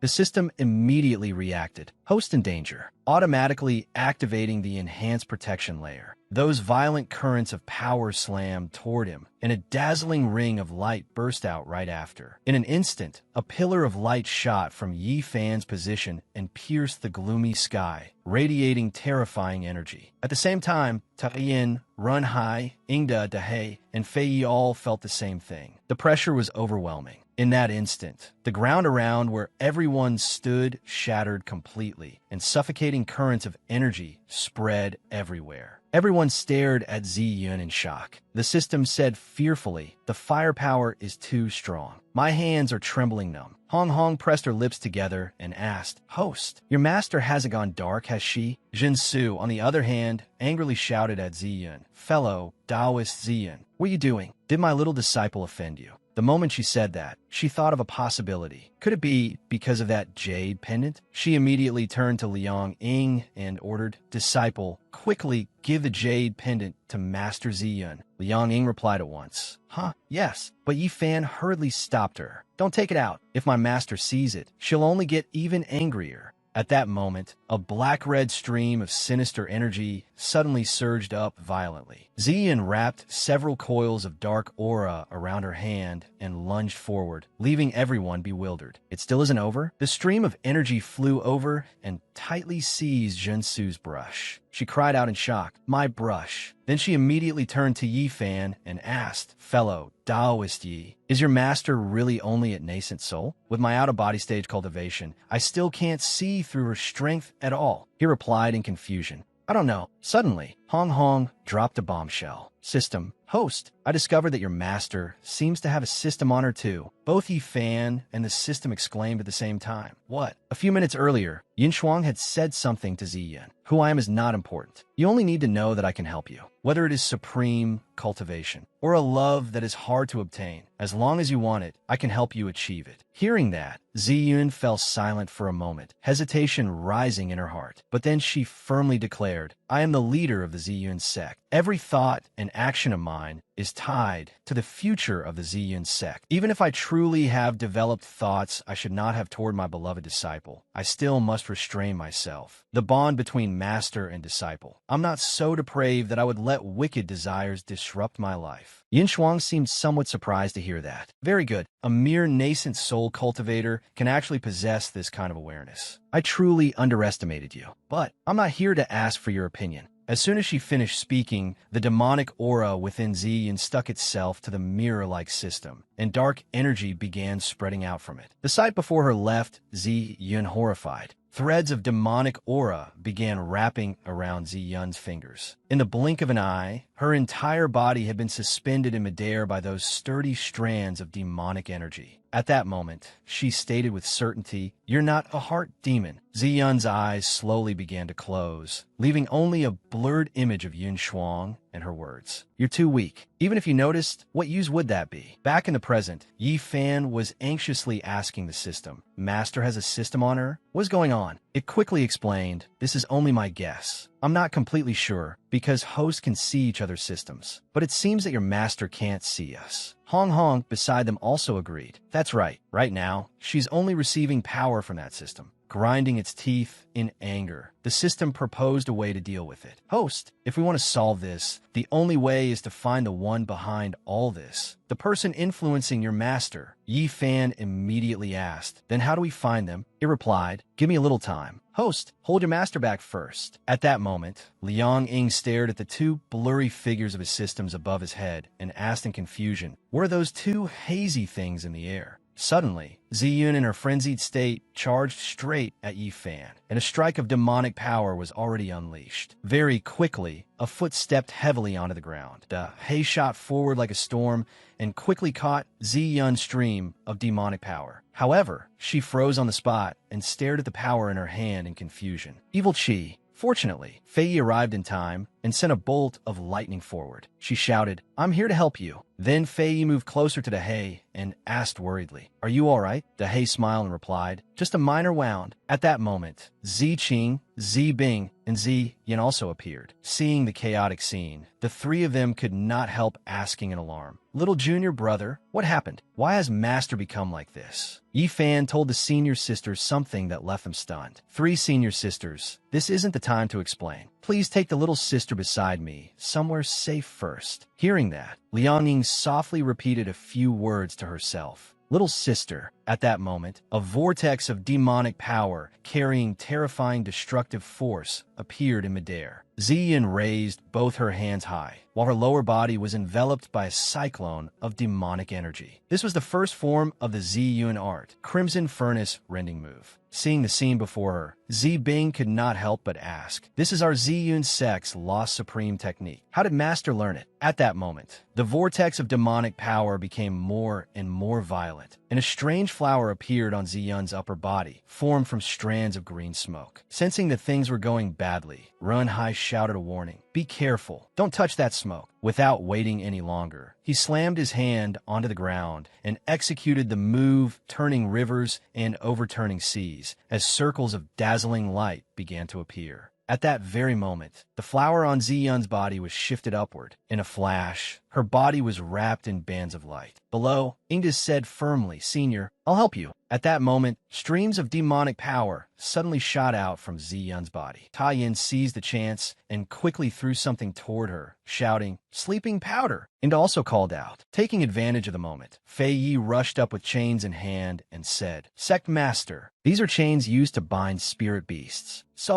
Very quickly, the chains tightly wrapped around Ziyun, while brilliant rays of light radiated from her body. The three senior sisters rushed forward and held her tightly, calling out again and again, "Master, calm down. Master." As for Renhai, Yifan, and Tiyin, they could only watch in speechless silence. After being restrained for a while, Ziyin finally opened her eyes and weakly called, "Disciple." Immediately after that, strange streams of demonic power emerged from her mouth. The dark system appeared, now cracked across its surface. Hidden inside, Yin Shuang spoke mockingly, "How weak. A few chains were enough to suppress you." The moment it saw her, the system hurriedly informed Yifan, "The one behind this has appeared." Gritting his teeth, he said, "System, undo the seal for me." Hong Hong asked in shock, wanting to confirm his decision. "The seal? Host, are you sure you want to?" The system hurriedly covered her mouth and sternly warned, "Stop talking. What if the host changes his mind? We be done for."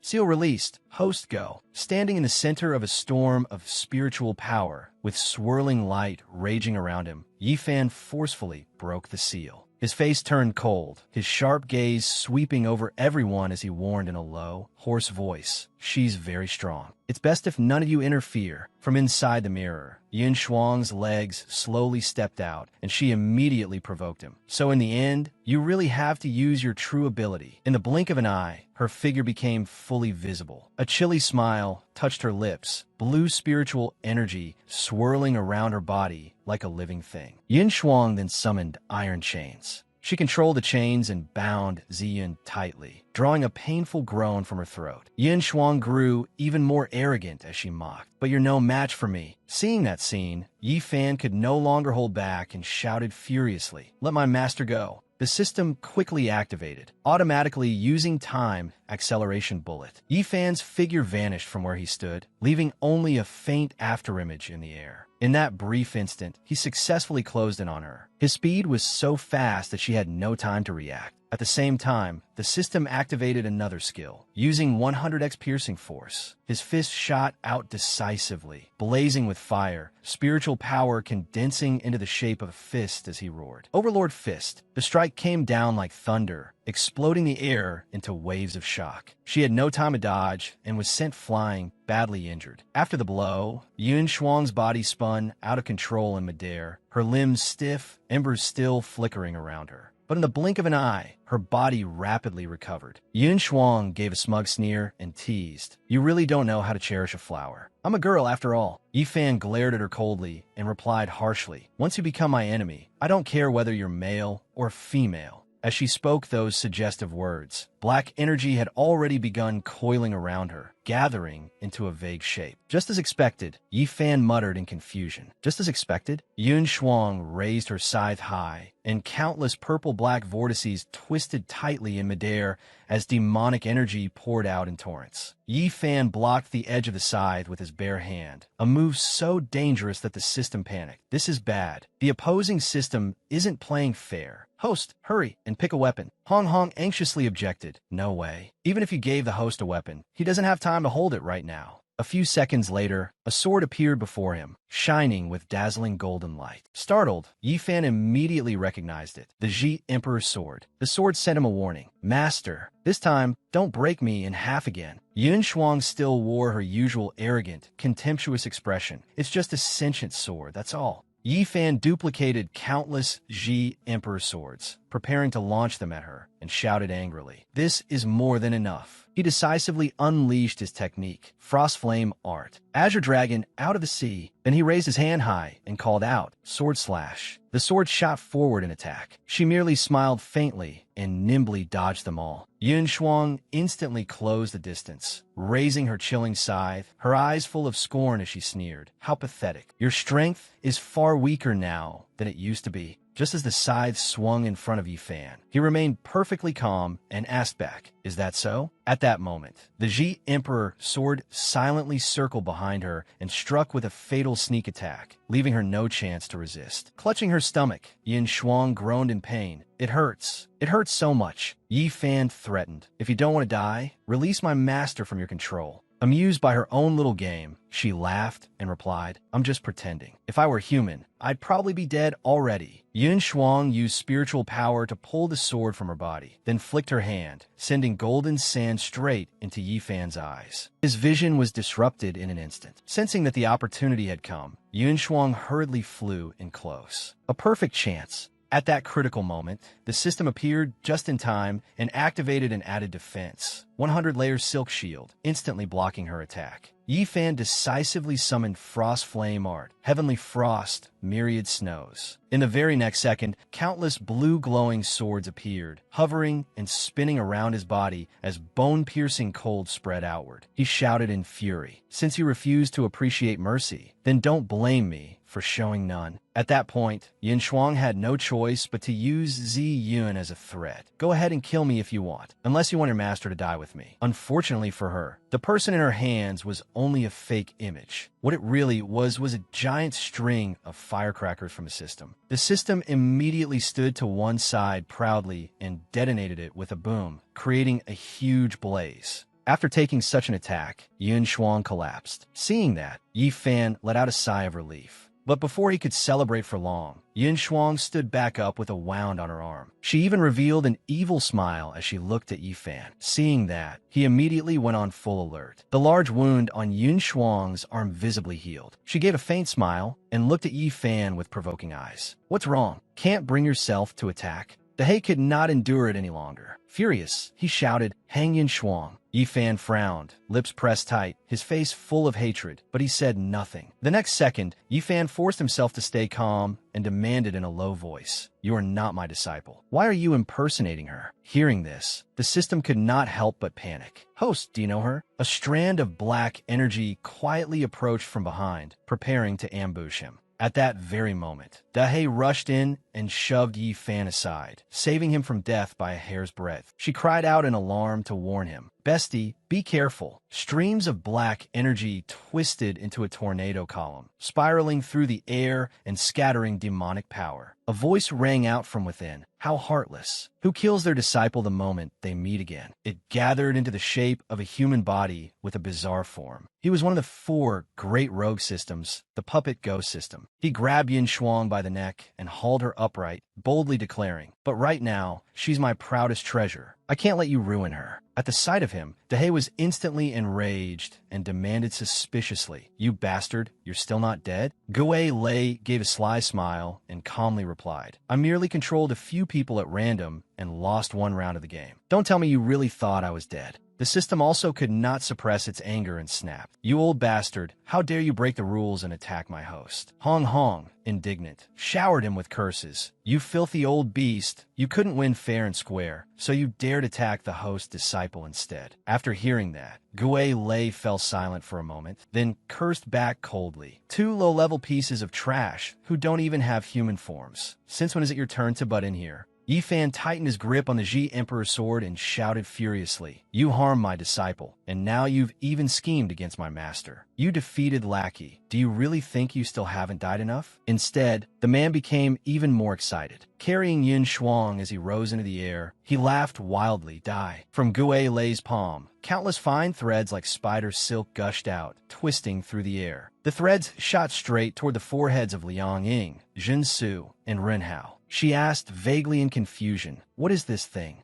"Gui Lai Green de Mokingli." "This is hilarious. Back then, all I had to do was control a few of the strongest people in that space, and I could already force you to your death. Where do you think you got the power to fight me? If I got serious, I could instantly control everyone you know and cut off all their heads." Even the system cowered at that, losing all its previous arrogance. "Good thing I don't have a head." He reached out and caressed Yun Shuang's features one by one, uttering chilling threats. "Just surrender obediently. As long as you die, I'll spare some of them. When the time comes, I'll choose a few beauties and turn them into ghost puppets, then put them in my treasure cabinet every day." Suddenly, a spatial gate opened behind Gue Lei, causing him to freeze. After sensing it, Gue Lei was struck with fear and thought to himself, "The aura of the Superstar Lord? I clearly blocked all communication signals here. So how did she still detect this place?" Left with no other choice, he cast a spell and expanded the spatial gate, not forgetting to turn back and leave a message. "I'll spare you this once today. Once I finish refining the coal bones, I'll come for you again." After saying that, he hurriedly fled. The system also let out a relieved sigh.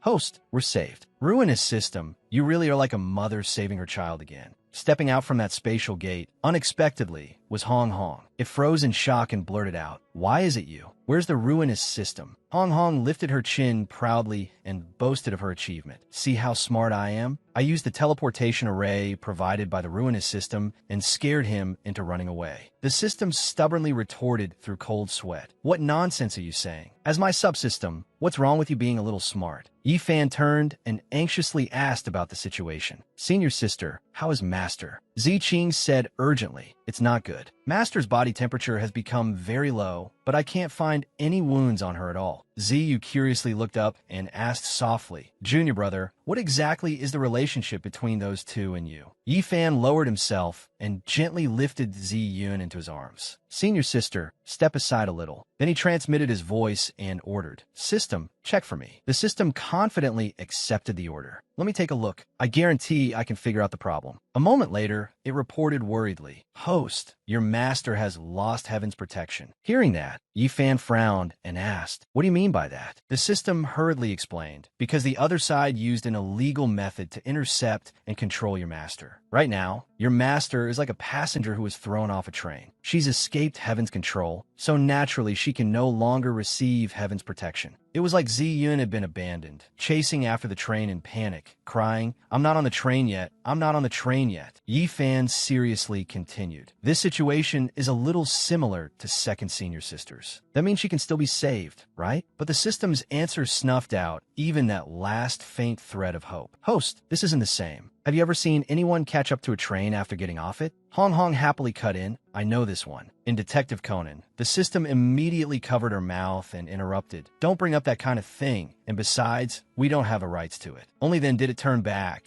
and after rambling around the point, try to reassure Yi Fan, "Host, don't be discouraged. It's not as if there's truly no way at all. Since it's a train, naturally it has a destination, or there may be a chance to buy another ticket." Yi Fan urged anxiously, "Then say it." The system got straight to the point and gave two solutions. When your strength reaches one of the limits of this world, heaven will send the train back to pick her up, or the host and his master can become husband and wife, becoming one body with intertwined fate. Hearing that, Yi Fan flew into a rage and cursed through gritted teeth. "If you want to die, just say so. And besides, what you're saying is exactly the same as last time. You're just wording it differently." Though somewhat frightened, it still retorted stubbornly, "Then what else can I do, host? Every time, you refuse to cooperate with me. I can't earn any luck at all. Even if I had a better method, I wouldn't have the capital to use it." At this point, Yi Fan lost patience and said, "Then just tell me the method. If it's not enough, I'll think of something else." At that moment, Liang Ying stared in Yi Fan's direction, full of questions, and unconsciously said,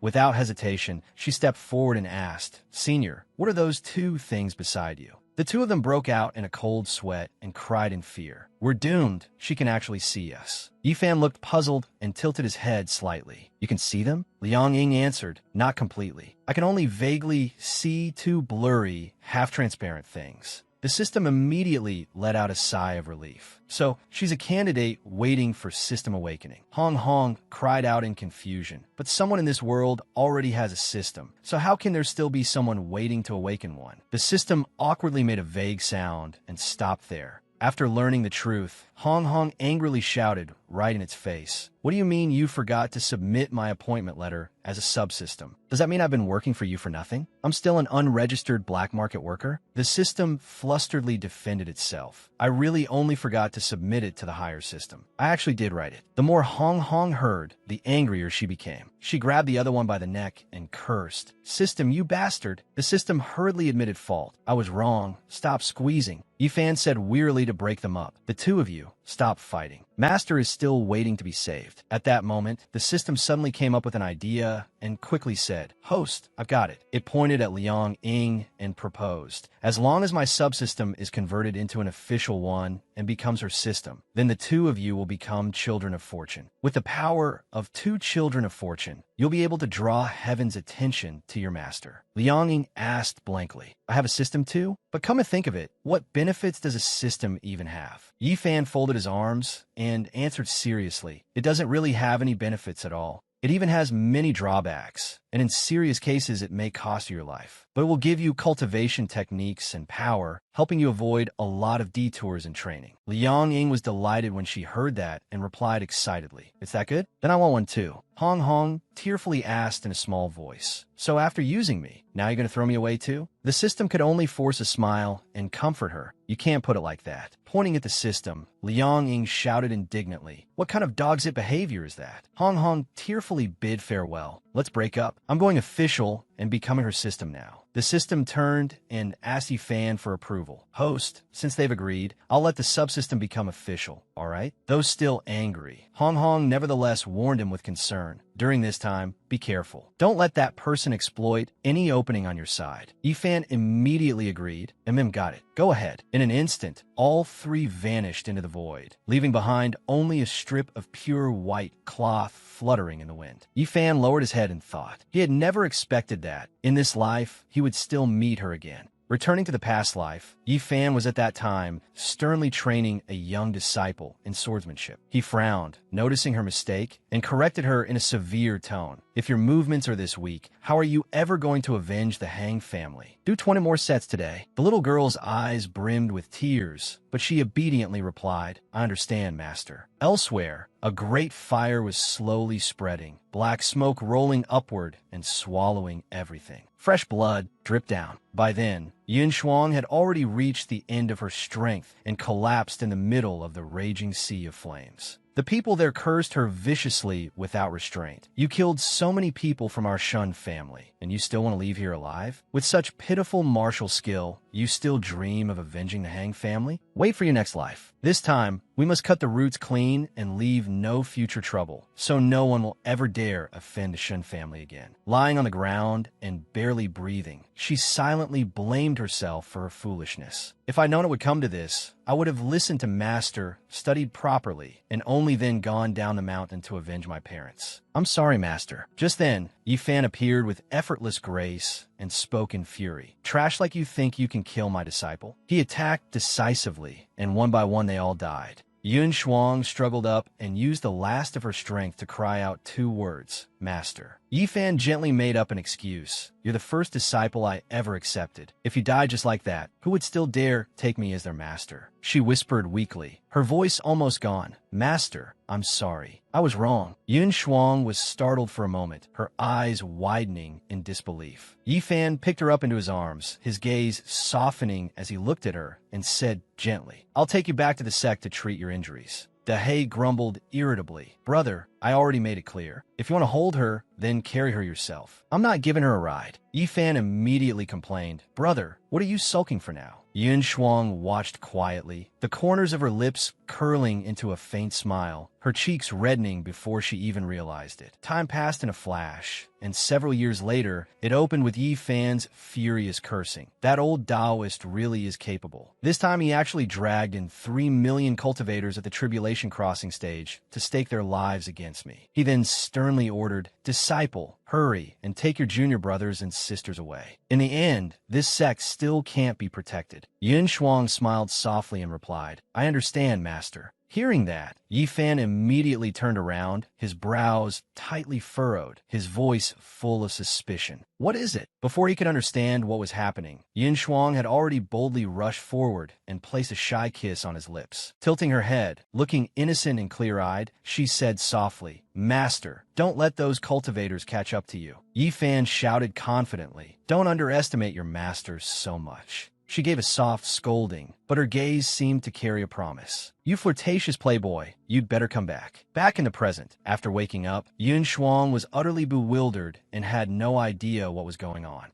A dull, spine-chilling voice came from Gue Lei's mouth. You're awake, my masterpiece. At that moment, she was imprisoned inside a tank filled with murky liquid. He made his move, and the fluid came pouring out in a rush. Gue Lei watched as Yun Shuang crawled out and asked coldly, Well, did you find the weapon you were best with from your memories? She answered at once, I found it. My sword is called. Yun Shuang's gaze stopped on the blue sword, the 2 red ribbons tied to the hilt swaying lightly on the ground. She said, Wang Jun. At that moment, after stepping through the spatial gate, the system immediately announced, We're here. The Spendthrift system is nearby. Hong Hong was still simmering with anger and said bitterly, I have to tell the Spendthrift system that you're a ruthless boss who exploits employees. The 2 of them suddenly froze, cold sweat breaking out as fear filled their eyes. 2 blue swords crossed, light flashing sharply, while a vicious phantom rose behind them. The air instantly became suffocating. Hong Hong asked in confusion, System, did we come to the wrong place? Trembling, it suggested, we came at the wrong time. Should we slip away first? Just then, a sweet, clear voice rang out through the entire hall. Looks like I'm late. All eyes turned toward the Spendthrift system, a beautiful young woman, and everyone burst into excited cheers. Gu Xiang, she's here. Dressed in dazzling clothes, with adorable cat ears, Gu Xiang stood on the brightly lit stage. Holding a microphone, she said, Everyone. Gu Xiang's smile was sweet and charming, gentle, yet carrying a playful confidence. Good evening. The fans below screamed deafeningly, pushing and shoving in excitement. No one could resist her captivating cuteness. Gu Xiang, I love you. Star-Lord, how could I live without you? Star-Lord, please take me with you. She enthusiastically interacted with them as well. Love you all so much. Tonight's song is the legendary super idol, Kitten Dance. The whole crowd beamed with delight, reeling one after another, shouting like true die-hard fans. I'm dying. I can't take this anymore. Tonight is enough to finish me. Seeing that scene, the system and Hong Hong both gaped in horror and blurted out, That person is the Spendthrift system? What the hell is Kitten Dance? Shouldn't it be Pony Dance? The system absolutely refused to believe what was happening before its eyes. I don't believe it. How could the Spendthrift system possibly do something like this? A mysterious shadow appeared behind them, and a low voice sounded from the darkness. Are you 2 newly arrived fans? The system frowned in confusion. Fans? Yun Xin stepped closer and took the chance to pitch them. You 2 are systems, right? A fan membership card only costs 400,000 fortune points. Hong Hong, stay in shock. That expensive? Hearing such an outrageous price, the system repeatedly refused. No, we're not doing that. We came to see the Spendthrift system about something important. She cheerfully told them, That's fine. After the performance ends, just go backstage and find her. Hong Hong took the opportunity to ask, Excuse me, but why did the Spendthrift system come here to become an idol? Yun Xin answered without hesitation, because she doesn't have a host. She was idle with nothing to do. So, I suggested she become an idol and help me sketch storyboards for inspiration. After hearing that, the system was left speechless. What kind of advice is that? She said matter-of-factly, very simple. If she didn't listen, I'd throw her onto a planet full of tentacles and turn her into a cream cake. The 2 of them clung to each other in fear, thinking, how can this person say something so horrifying with such a calm expression? She's terrifying. She doesn't even treat the Spendthrift system like a service tool anymore. Yun Xin leaned closer to Hong Hong, casually pushing up her glasses, looking extremely focused. Hong Hong nervously asked, "What is it?" She bluntly made an offer without the slightest hesitation. "I've never seen eyes as pure as yours. Pure enough to look like a college student who has never suffered the shocks of society. So, are you interested in coming to my place to become an idol?" Hong Hong panicked and quickly replied, "I refuse." Several hours passed in the blink of an eye. When the performance had ended, Gu Xiang sat wearily in the dressing room and sighed. "I'm so tired. I really don't want to work." She looked at the system and asked, "What did you come to see me for?" It immediately got to the point. "I came for two things." Hong Hong continued. "First, I want to be bound to someone else and become an official system." The system stated its second purpose with absolute seriousness. "Second, we've finally discovered the big boss who's opposing the host." The moment Gu Xiang heard that, she shot to her feet, grinding her teeth in anger. "What? We finally found the despicable villain who plotted against me? Let's see if I don't chop him into 8 pieces this time." Yun Xian suddenly appeared behind her and calmly remarked, "Whether you can chop him into 8 pieces, I don't know. But you'll definitely be the one chopped into 8 pieces." Gu Xiang turned around in alarm and saw Yun Xian. She trembled in fear, her voice stammering. "Leader, what's wrong with me?" Yun Xian snapped. "Your Death Star is shining."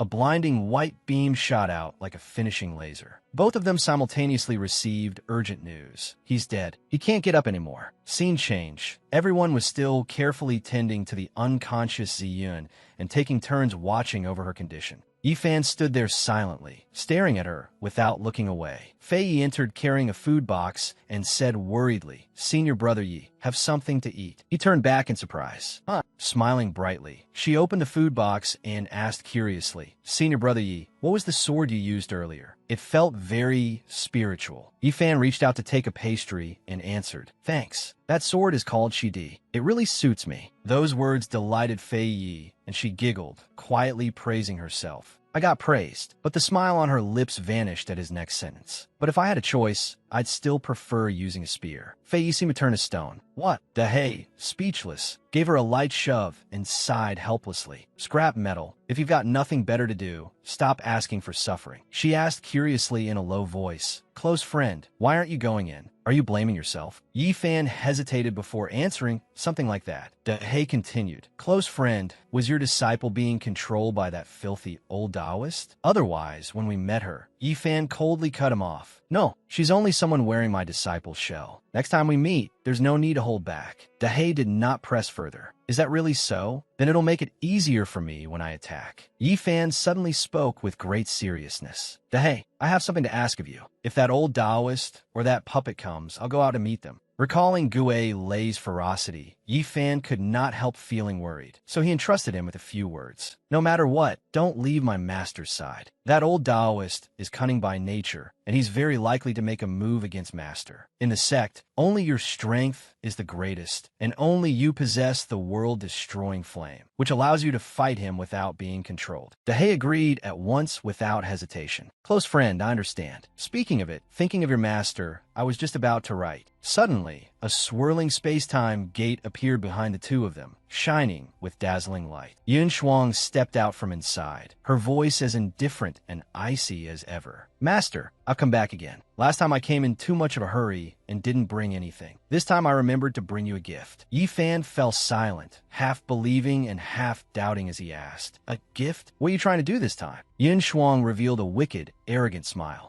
Behind her were 3 people controlled like wooden puppets, having completely lost consciousness and fallen under absolute control. A gift enough to slaughter the entire cultivation world. Yifan froze, thinking, slaughter the entire cultivation world? Are they trying to make Dahei's old tragedy happen all over again? Yun Shuang immediately ordered the souls behind her, "Go." From the grounds of Ziyun's sect, they shot wildly into the sky in every direction. Dahei asked anxiously, "Close friend, should we stop them?" With no better option, Yifan could only say helplessly, "There are too many of them. We can't stop them at all." Dahei shot Fei Yi a sharp look and inexplicably scolded, "Useless. Stop standing there in a daze." Yifan said nothing more and immediately shot into the air to chase after Yun Shuang, not forgetting to give careful instructions. "Dahei, protect Yun's sect well. Protect Master." Dahei quickly replied, "I understand." The sword hurried after him, shouting, "Master, wait for me." Before long, Yi Fan was standing opposite Yin Shuang as she mocked him arrogantly. "Master, it's been a long time since I fought you.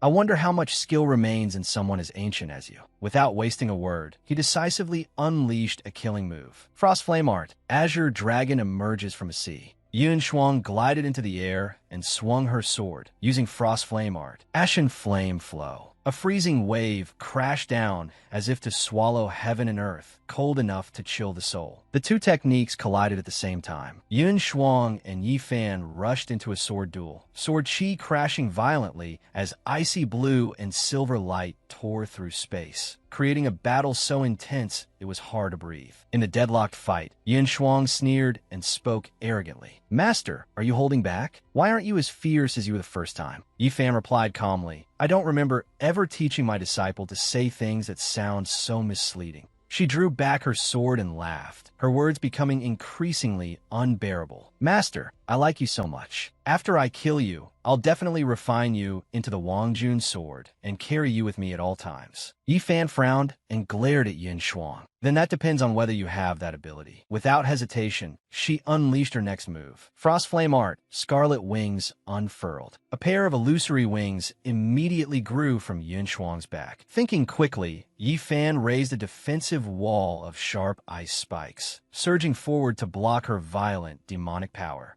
Once again, the two terrifying forces collided in a shocking explosion, shockwaves rolling through the entire space. At that moment, Yi Fan slowly flew toward her and said in a low voice, "It's still too early." The corners of Yun Shuang's lips lifted into a cold, self-satisfied smile, full of sinister calculation. "Master, you've fallen for it." A strand of power suddenly closed in, making Yi Fan flinch slightly, his eyes turning wary. It decisively slashed across Yi Fan's side before he could react. At once, Yun Shuang summoned an additional dark scythe. Blood seeped from Yi Fan's wound. One hand pressed against it, but his gaze remained unwavering as he looked up. In contrast, Yin Shuang floated in the air, holding two weapons in both hands, her whole body shrouded in an overwhelming aura of cold. "Master, you're not as invincible as I thought." Scene change. Behind a surge of demonic chi was quietly taking shape, but with his sharp senses, he had already noticed its presence. "He's here." Dahei did not think further and hurried to the others, urgently informing them. "Senior sister, everyone, take my close friend's master and leave first." Zibing immediately agreed. "All right." Guele gradually manifested himself. The moment he appeared, he started cursing in a harsh, contemptuous tone. "You beast! Why aren't you helping your master? Why are you here guarding a useless cripple like this?" Dahei showed not the slightest fear. Instead, he answered with firm resolve. "My close friend can handle it, and I won't let you threaten the people around him anymore." Guele braced himself and raised an arm before his chest. From his palm burst a jet-black, sinister force. "You want to stop me? Then come be my toy too." Dahei clenched his fists, flames taking shape. The world-destroying flame erupted with overwhelming force. But when it struck, the flames caused no damage at all. The entire blaze was scattered in midair. It turned out that Guele had cleverly used a shield with perfect timing to block the attack, without concern. Holding the upper hand, he arrogantly mocked. "As expected of the world-destroying flame, it really is troublesome. Even my protective shield can't last long against it. But in the end, it's just a prop I already played to pieces before. Since I've returned, I naturally have a way to deal with it." Dahei tried to stay calm, while the raging flames of anger churned within him, waiting for the chance to erupt. "Go on, keep showing off." Guele suddenly took out the second form puppet, the spirit pet ring. Dahei frowned, sensing that something was wrong. "This is bad." In the instant Dahei let his guard down, the spirit pet ring had somehow already tightened around his neck and restrained him. He frantically tried to break free.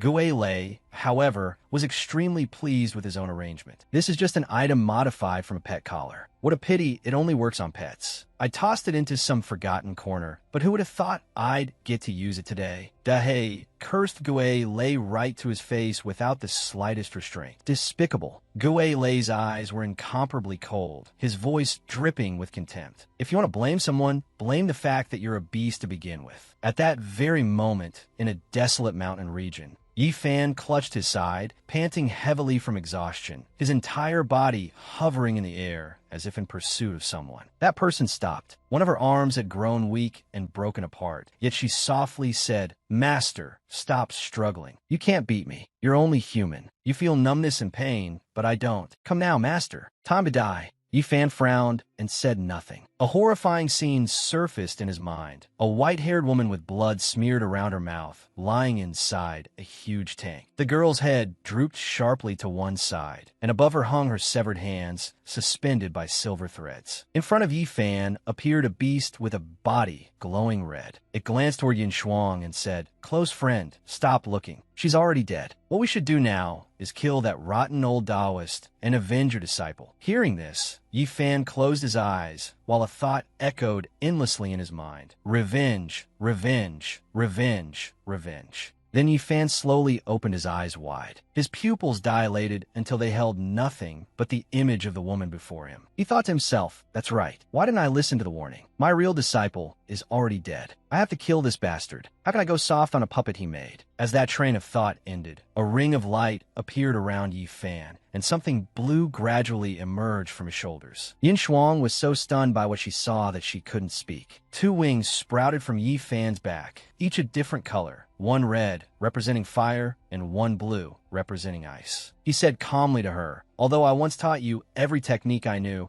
there's still one move your master never taught you. It's a new technique I created myself." The sword carved a sharp arc through the air, and at once two spiritual beasts burst forth from the blade, an ice dragon and a fire tiger. This was the move Yifan had just mentioned, Frost Flame Art, Melting Frost. The two beasts charged Yin Shuang at the same time, but she reacted quickly and raised her sword to block. The red and blue currents twisted together in midair and exploded. Even though she had managed to defend in time, she still could not withstand such a powerful attack. Yin Shuang's whole body slammed hard into the ground, and one of her arms shattered off her body. Yifan landed shortly after. Yin Shuang struggled to prop herself up and said with what little strength she had left, "So this is really the end. My limbs are broken off again. Next, are you going to cut off my head?" He frowned and demanded, "Tell me where that Taoist is." She burst into loud laughter. "You'd better just strike already. Master is about to turn your own master into a puppet." Yifan coldly raised his flaming sword before her shattered body. "I never intended to spare you."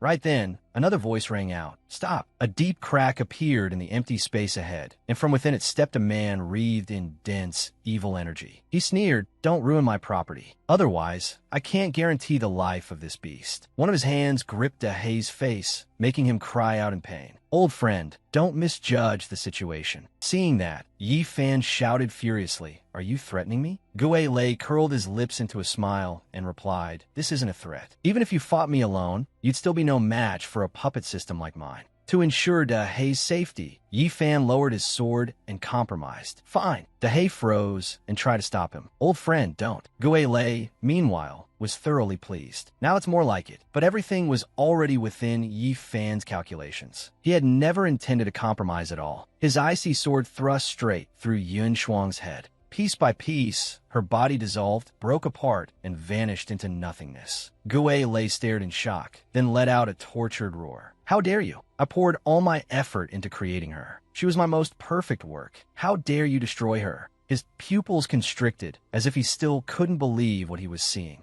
Gue Lei tightened a cord around Dahe's neck and shouted, "Since you don't care about this beast, then I'll kill him." At that moment, a purple-haired girl suddenly appeared behind Gue Lei. She kicked the arm that was restraining Dahe, making Gue Lei cry out. After making her move, Liang Ying happily called out to her system, "So this is the system's power? It's amazing." Hong Hong proudly replied, "That's right. This is the compensation the system gave me." Grinding his teeth in rage, Gue Lei demanded, "Who are you? Why do you have a system?" Liang Ying struck a pose and introduced herself loudly. "Destroyer of worlds, protector of ponds and sandbanks, magical girl supernova." On the air, as soon as she said it, she felt it sounded ridiculous and thought to herself, "Why does that line feel totally wrong for someone with my Dark Witch persona?" Yifan's system had returned, smiling brightly as it said to him, "Host, we're back." Yifan showed a helpless expression, then let out a relieved breath. "Oh, your timing couldn't be better." Seeing this, Gue Lei mocked them while dark power spread dangerously around his body. "They're just two low-level systems. So what if they've come?" He curled his lips upward, his blood-red pupils gleaming with menace. I played enough. Right now, I'm in a very bad mood. Gue Lei released a wave of energy and gave an order. By now, those puppets should have slaughtered a fair number of cultivators. It's time to return and flatten Ziyun's sect. Puppets, come back to me. Yifan frowned in annoyance and thought the human wave tactic again. 5 seconds, 10 seconds, then 15 passed, and still nothing happened. Gue Lei jolted and looked around in alarm. What's going on? How did the puppets I sent out get cut off so quietly? Who did it? Seeing him flustered, Yifan said, I don't know what happened, but it looks like you've made some kind of mistake. Gue Lei hurriedly tried to recover. Don't get cocky. Did you forget I still have that move? Supreme Area Control. Threads appeared once more around his body from all directions. He laughed smugly and threatened, go ahead and attack. If you dare, then just wait to collect the corpses of your master and senior sisters. Without a word, Yifan flashed straight above Gue Lei, sword raised high. Then he brought down one clean slash, shattering the threads extending from Gue Lei's body. Gue Lei stepped back and shouted, Yifan, you're insane. Are you really not worried I'll kill the people around you?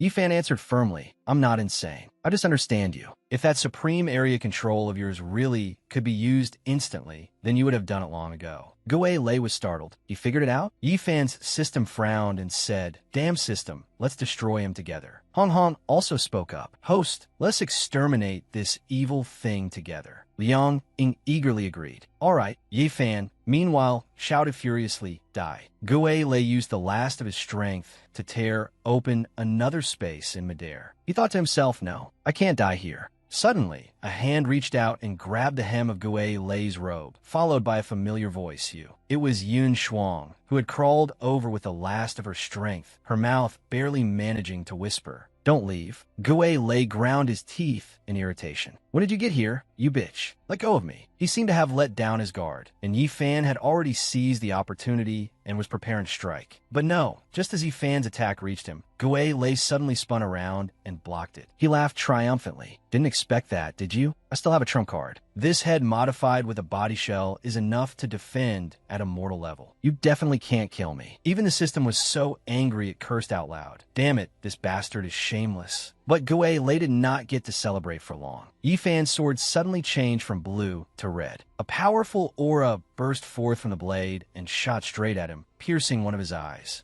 Gue Lei trembled, speaking in broken, pain-filled gasps. What is this? Why can your sword fire bullets? Even Yifan was bewildered by what he had just seen. The system quickly explained this power. It seems to be Xiao Yi's myriad extermination gun. Unlimited ammo, never jams. Once Yifan realized the weapon he had forged had succeeded, he laughed smugly. Didn't expect that, did you? I successfully forged this weapon. Meanwhile, Gue Lei was still frozen in shock. With his eyes wide, he covered his mouth and cursed inwardly. Damn it, my chip is damaged. Now not only can I no longer control my puppets, even my most basic system functions are being affected. Seeing him lose, Yin Shuang could not help but smile mockingly. Rotten old Taoist. Retribution. Gue Lei's eyes clearly showed his shock at what was happening. The sword in Yifan's hand continued to radiate a fiery red glow. In a deep voice, he commanded, it's time for all of this to end. Shurdi's sword, finish him. The sword replied inwardly, understood. None of them noticed that a purple sphere was already flying toward them. 3 of them came in rapid succession, slamming into the ground hard enough to crack it open with 3 deep holes. Even Yifan was startled and stepped back. He whipped around and was stunned to see 3 figures standing on a rooftop not far away. Those 3 were, respectively, the villain system, the Great Desolation system, and the demonic modification system. Seeing that his systems had arrived late, Gue Lei ground his teeth in anger. Why are you only getting here now? I was almost killed. Having just appeared and already being blamed, the villain system grabbed a corner of Gue Lei's robe and snapped. Shut up. Aren't we here to clean up your mess? Keep yapping and I'll smash your chip. Gue Lei forced out a weak whisper. Help me. Kill them.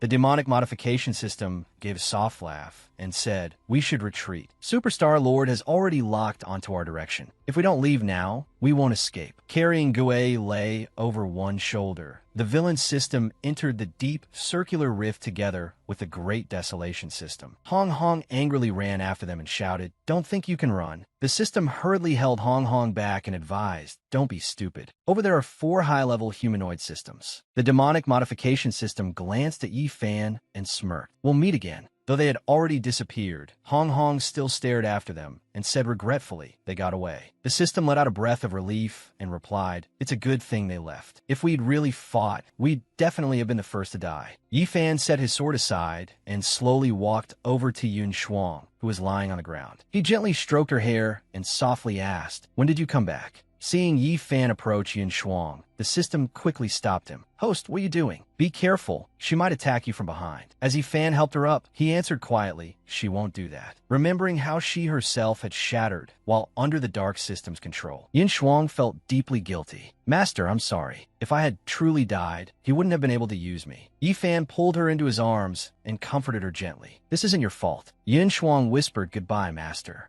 At last, her body continued to break apart. Seeing that scene, Hong Hong's eyes immediately welled up with tears. "System, is there any item that can save her?" Though it also wanted to save her, it could only helplessly shake its head. "No." Seeing Yi Fan sitting there, using the last of his strength to keep Yun Shuang's body a little more intact, Zi Bing could not bear it and stepped forward, calling softly, "Little junior brother." Yi Fan said in a low voice, "Help me bury her in the rear mountain. Her name is Xiang Yun Shuang." She immediately replied, "All right, we understand." Even though it was all over, Liang Ying still felt a bit uneasy inside. "Senior, do you think those people might suddenly come back and attack again?" Yi Fan replied, "Who knows? Right? How are the casualties of the 10,000 Beast sect? Didn't that old Taoist send a lot of experts, saying he wanted to slaughter the cultivation world?" Holding a small talisman in her hand, Liang Ying frowned and nodded. "That's right. I need to hurry and ask that master of mine who fell from the sky." Then she suddenly widened her eyes and looked ahead in surprise when she heard Jun Su's voice say, "Casualties? What casualties?" I didn't hear any of the other sects asking for help. In a nearby courtyard, Fei Yi was using all the strength she had to pull at the cord Gue Lei had left around Dehei's neck. Tugging at it, she shouted, "This thing won't come off." Dehei could only crouch on the ground helplessly. "I already tried. It's not something human strength can destroy." Standing beside them were Zi Bing, Zi Yin, and Zi Qing, all looking on with judging expressions. Dehei touched the collar at his neck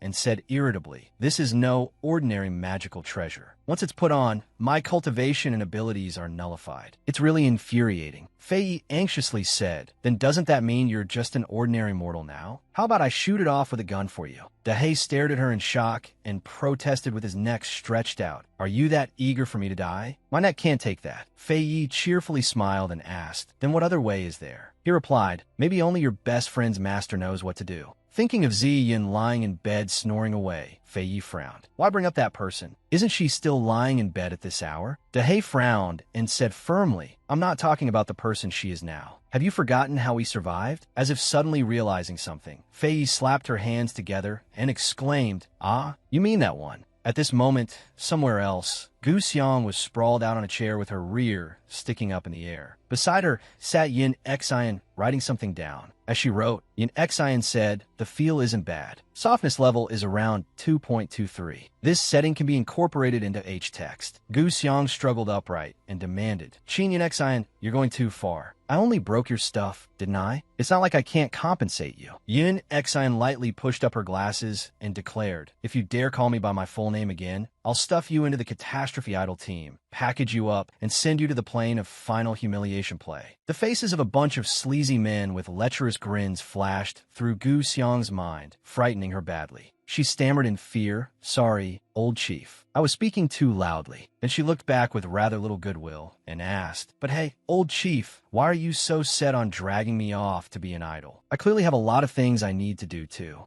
Yin Xian flicked her painfully on the forehead. "As an unemployed system, you've interfered with other planes and even tore apart two systems. Do you think no one dares manage you? 3. For systems are all helping you, Fan. If the saintess of time and space decides to pursue the matter, I won't be able to protect you." Gu Xiang grimaced, a huge bump rising on her forehead, but still tried to ask for, "Who else is there?" Yin Xian explained gently, "She's one of my juniors. After her mission failed, she violated the rules and interfered with the plane on her own, saving many people connected to the host. According to the rules, she should have been executed, but the saintess of time and space turned a blind eye and only expelled her, while still leaving her with part of her combat power." After hearing that, Gu Xiang said, "I think I saw it before in Yi Fan's file. Her name seems to be the Disciple Acceptance System. In her mind appeared the figure of a girl holding a bow, surrounded by many people under attack. The scene then shifted elsewhere to what seemed to be a research room filled with all kinds of machinery. Glass chambers lined the space, each containing incomplete body parts. The Great Desolation System shone a flashlight into the huge hole in Gue Lei's face and clicked her tongue. The damage is way too severe. Standing beside her, the Demonic Modification System asked with a smile. Well, she answered simply, there is absolutely no possibility of recovery. Gue Lei was so furious his teeth nearly cracked from grinding. He muttered curses through clenched teeth. Yifan, damn you. If my subordinates hadn't lost contact, I definitely wouldn't have lost. The villain system crossed his arms, looked down at Gue Lei's trembling body, and said, who told you to be the weakest one in our group? You can't even beat a mere cultivator. All you know is how to rely on puppets and tools. Even the Great Desolation System is stronger than you.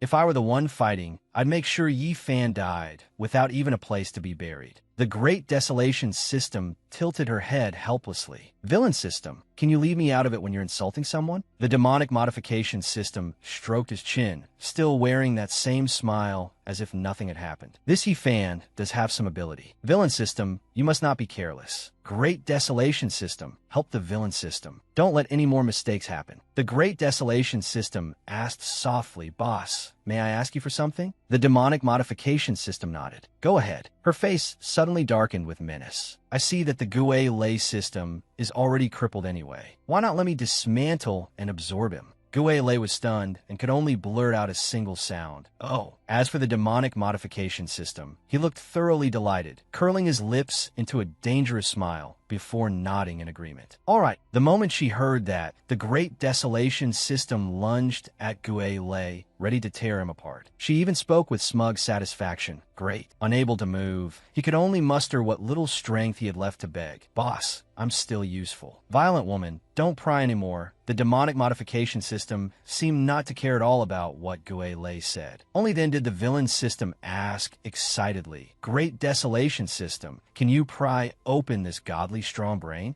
Gue Lei's body was instantly ripped apart piece by piece, accompanied by the Great Desolation System's voice. It's actually pretty simple. The system rolled up its sleeves, its face brimming with enthusiasm as it shouted, Host, are you all ready? Yifan nodded. Begin. Liang Ying smiled brightly. I don't have any problem with it either. Lying on the bed was Ziyun, with wisps of dark smoke surrounding her. The system and Hong Hong flew closer to her and said, Please drip a little essence blood onto the creation jade plate. I'll use the essence blood of the Child of Fortune to connect with the heavenly Tao and summon the host's master back. Yifan and Liang Ying each cut a tiny nick in their fingertip and let their blood drip onto the so-called jade plate. As the system watched, it prayed anxiously. This time it has to work. The moment the blood fell, a black hole appeared in the sky above the house. Golden light shone down into the room where they stood, but then the light quickly vanished. The system frowned and cried out. Yifan's face fell. Looks like it failed again. Liang Ying rubbed her forehead in frustration. This is already the 29th attempt this month. The system shouted irritably, That's impossible. I've tried everything. I even bought the items in the shop. How could it still fail? Hong Hong was just as downcast. She said, System, maybe your direction was wrong from the very beginning. For example, my master, she may have died long ago. Seeing that Hong Hong seemed dispirited,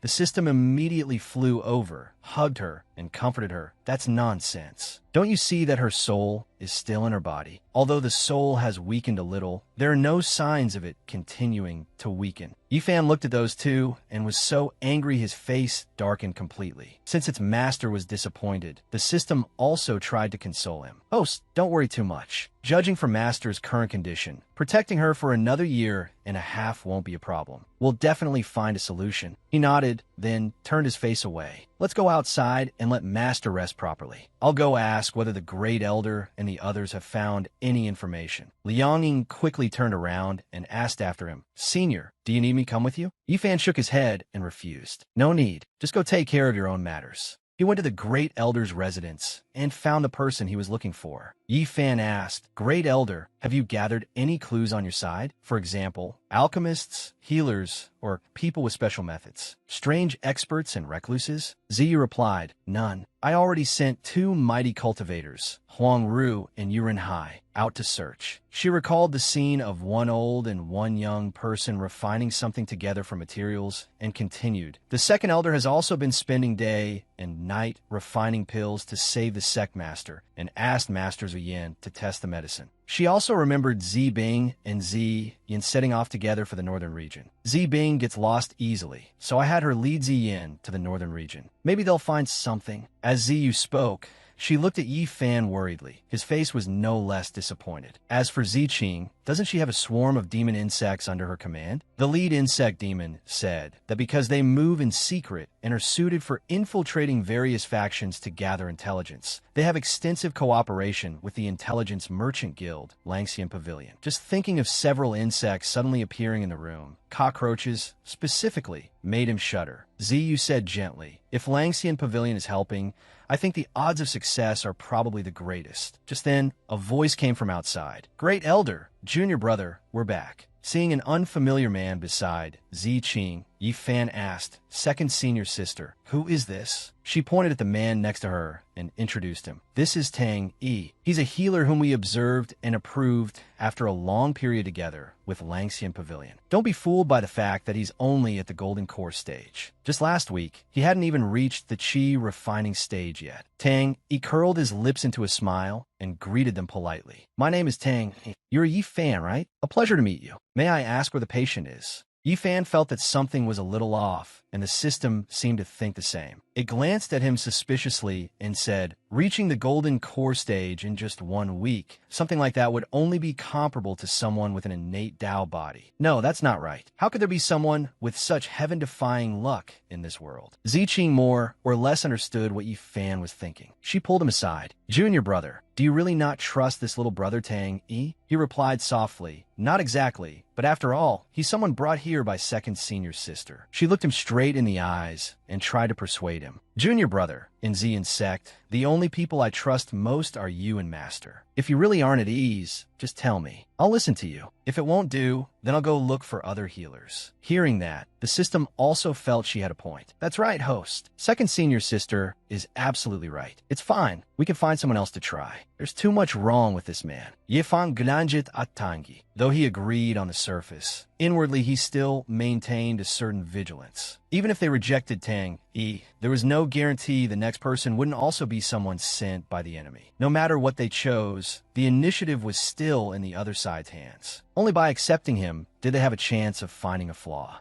Turning back to him, Yifan raised a hand slightly and said, Daoist Tang Yi, please follow me. Tang Yi smiled in response. Lead the way. Fragrant smoke drifted from the incense burner around Zi Yun's still body, and her face was furrowed as though she were deeply uncomfortable. Tang Yi looked at the woman on the bed, then curled his lips into a smile and thought to himself, Oh, so this is true person Ziyun. She really does still carry the same bearing as before. Come to think of it, every female disciple under her is indeed a stunning beauty. Seeing him stay silent for so long, Yifan grew anxious. Dao is Tang Yi. Is there any way to treat her? Tang Yi lifted the jade bowl in his hand and explained confidently, What's so difficult about this? These are merely symptoms caused by an imbalance in heavenly fortune. As long as I take a drop of blood essence from someone with great destiny, the problem will be solved immediately. The system folded its arms and raised a brow. Isn't that exactly what I tried this morning? It was completely useless. Yifan Fronit, then use my essence blood. Tang, he waved his hand. No need. I have some. He took a sharp knife, cut his index fingertip, and let a drop of blood fall into the jade bowl. A powerful aura appeared there at once. Tang, he curled his lips in smug triumph, while the system was dumbfounded. How is that possible? That force acted on Ziyun's body, and only a few seconds later, she slowly opened her eyes. As if unable to believe what it was seeing, it cried out, "My God, she really woke up." Tang, he calmly clasped his hands behind his back. "See, this is my ability as a healer. As long as it's sickness, there's nothing I can't cure." Yifan hurried over to help Ziyun sit up and asked worriedly, "Master, are you all right?" But suddenly Ziyun shrank back, causing him to jolt in surprise, unable to understand why she was reacting that way. Her face went pale, and she stammered, "Why you? Who are you?" When Yifan heard that, his eyes widened in shock at once. In a low voice, he probed, "Master, have you lost your memory?" The system flew over to Yifan's side, looked Ziyun over once, and said softly to him, "Host, I don't think Master is pretending, but I feel she's very..." Before the system could finish, Ziyun had already interrupted, "Sorry, I don't know who you are, and I don't know what happened either." As she spoke, she seemed somewhat evasive, making him think painfully, "Is Master wary of me?" While he didn't know what to do next, Tang, he had already stepped over to Ziyun's side. He lowered his head and examined her for a moment before saying, "Ah, Yifan, it seems your master's soul has been damaged, leading to memory loss. It appears that as a healer, my skills still aren't enough. I wonder if I might stay at Ziyun's sect for a few days to observe further? It would also be good for helping your master recuperate." Yifan frowned, clearly displeased, but in the end he could only agree. "Then I'll trouble you." Ziyun still did not understand what had happened, but there was a vague turmoil in her heart that made her a little frightened. "You all call me master? So that means you are my disciples, right? Could you go out first? I want to be alone for a while to process all this information." Yifan glanced at Ziyun and wondered, process information? But didn't she lose her memory? He opened the door and walked out. Outside stood Ziyu and Ziqing, both already waiting. When Ziqing saw him come out, she sighed and asked without much hope, "Junior brother, you too came out so quickly. How is Master? Is it still the same as before?"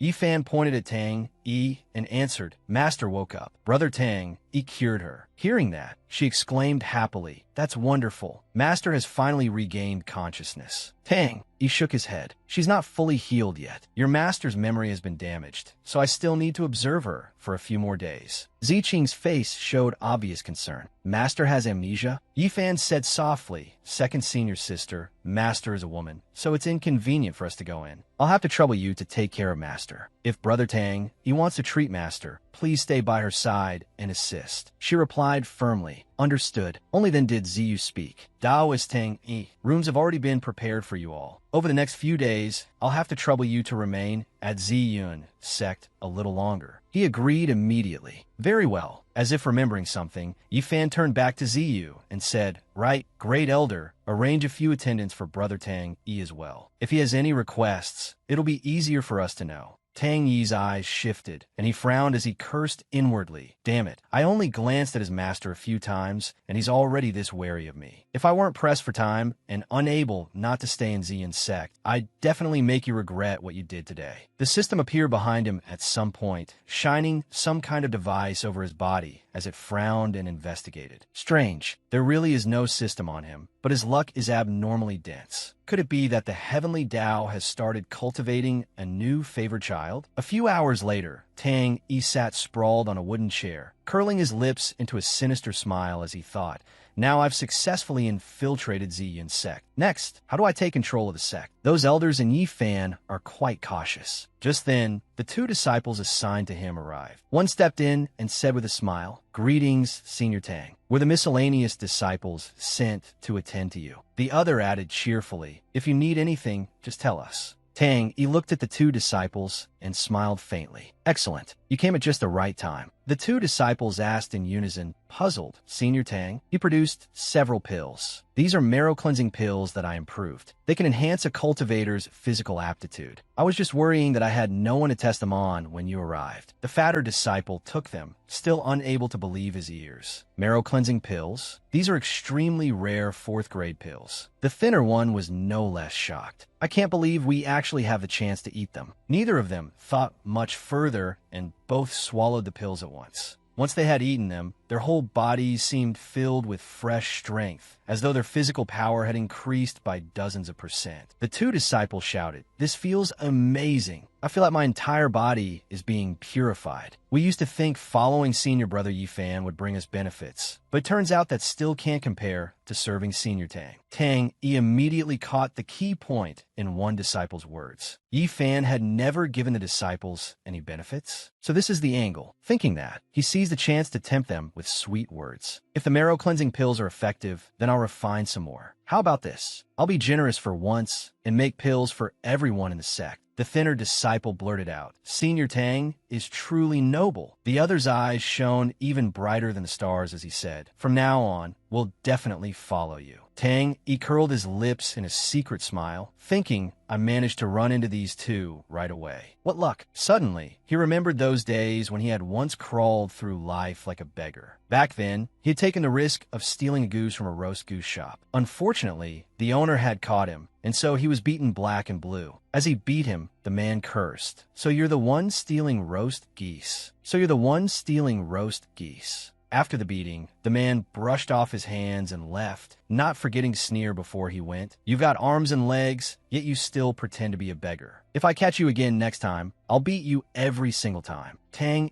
trembled with rage, gnashing his teeth as he thought, wasn't it just one goose? And yet you humiliated me like that. Just wait until I rise in rank and power. I'll definitely take your dog head. Suddenly, a question drifted out from nowhere, making him freeze. Rise in rank and power. He wondered who was that. Emerging through a haze of green smoke were two figures, none other than the villain system and the Great Desolation system. Tang dropped to his knees on the ground, his dusty face lifted upward as he begged, "Mercy, my lords. Please give me a little money to buy food." Great Desolation couldn't understand what the villain system was thinking and asked, "You even need someone like this?" He curled his lips into a smile and said, "Quiet. You just stand there and watch." Great Desolation let out a breath and shrugged indifferently. "Fine. Then I'll sit back and not care about a thing." The villain system strode toward Tang with lofty arrogance. "You're Tang right?" Hearing that, Tang immediately asked in fear, "How do you know my name?" The villain system had clearly read Tang Yi's thoughts and knew exactly what he wanted. He conjured a book into his hand and smiled dangerously. "Do you want to become someone proud and exalted? Someone respected by all?" The scene shifted elsewhere. In a wide courtyard of a house, three disciples were standing together and talking. The blonde-haired youth hurriedly told the other two, "Did you hear? Senior Tang Yi's cultivation has already reached the golden core stage." The purple-haired youth replied, "That fast?" When he first arrived at Xian's sect, wasn't he only a Qi refining or maybe foundation establishment? The chubby youth nodded in admiration. "Exactly. That speed is on par with Senior Brother Yi." As soon as the purple-haired one heard Yi Fan mentioned, he immediately frowned and retorted, "Don't bring up Senior Brother Yi anymore. How could someone with his lack of drive possibly compare to Senior Tang?" The fat one agreed. "That's right. While cultivating,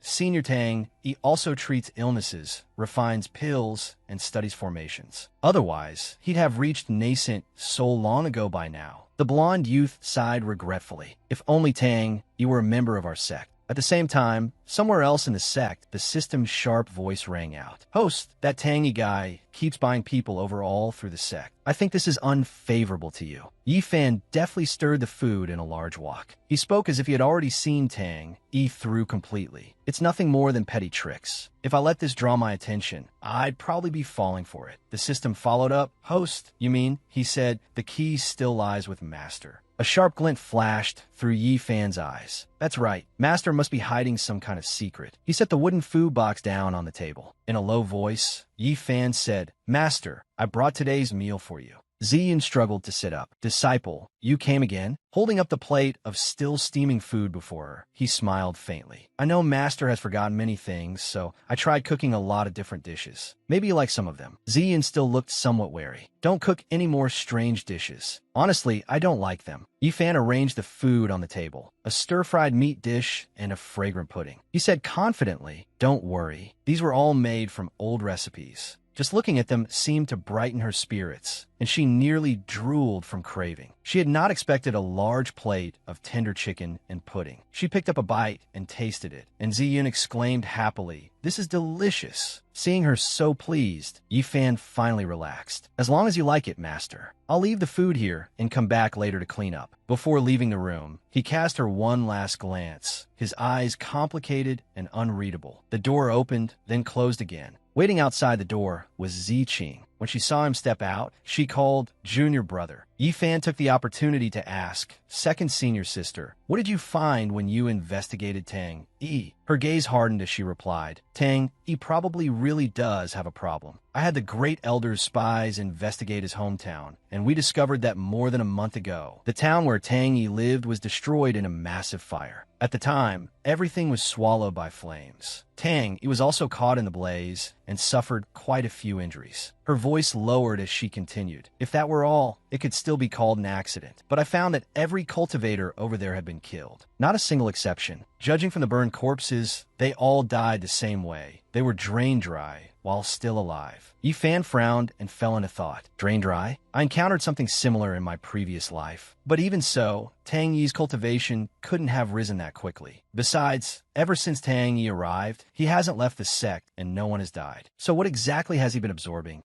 Ziqing seemed to remember something else she had not yet told him. She said, "Right, Junior Brother. Junior sister Liang Ying from the 10,000 Beasts sect told me that recently a highly gifted all-around genius with extremely high beast affinity also appeared in her sect. His name is Shaoshan." Yifan froze at once. A genius. It was as if he had suddenly understood something. A child of destiny? So that's how it is. Yifan immediately said to Ziqing, "Second senior sister, help me investigate this. How many geniuses like Tang, Yi, and Xiao Shun have appeared recently?" She shifted back into the form of a giant serpent, her eyes gleaming dangerously. "All right, I'll ask the Great Elder Spies and Lingxian Pavilion to investigate." At that moment, Tang Yi was in his room. Sitting in the middle of it, he began circulating his inner energy. Streams of vital essence surged and spread from his body. Tang Yi looked down at his hand and smirked. "The profound heaven creation art really didn't deceive me. I've finally broken through to nascent soul." He thought sinisterly, "Looks like my old method of killing the chicken to get the eggs was a huge loss. Better to raise a bunch of fools loyal to me than absorb their luck. Now that I've reached nascent soul, my power is stronger than that of an ordinary nascent soul cultivator. It's time to go see her alone." At this time, Ziyin was still happily enjoying the delicious food she had just eaten. Tang Yi used a teleportation technique and vanished. He muttered, "True person, you seem to be living rather comfortably." In the blink of an eye, he appeared inside Ziyun's room. When she saw him, she was alarmed. "Tang Yi, how dare you come in here on your own?" Tang Yi said arrogantly, "True person, I came today to ask for the position of direct disciple or elder." Her face darkened in fear. "A position? You've been in Ziyun's sect for less than a month, and you already want to climb to high rank? How would you convince everyone?" He raised his brows and said in a confident tone, "Whether I can convince everyone or not, you'll know as soon as you step outside. Based on my strength alone, I could already serve as sect master. Give me 1 month, and I guarantee this sect will bear the surname Tang."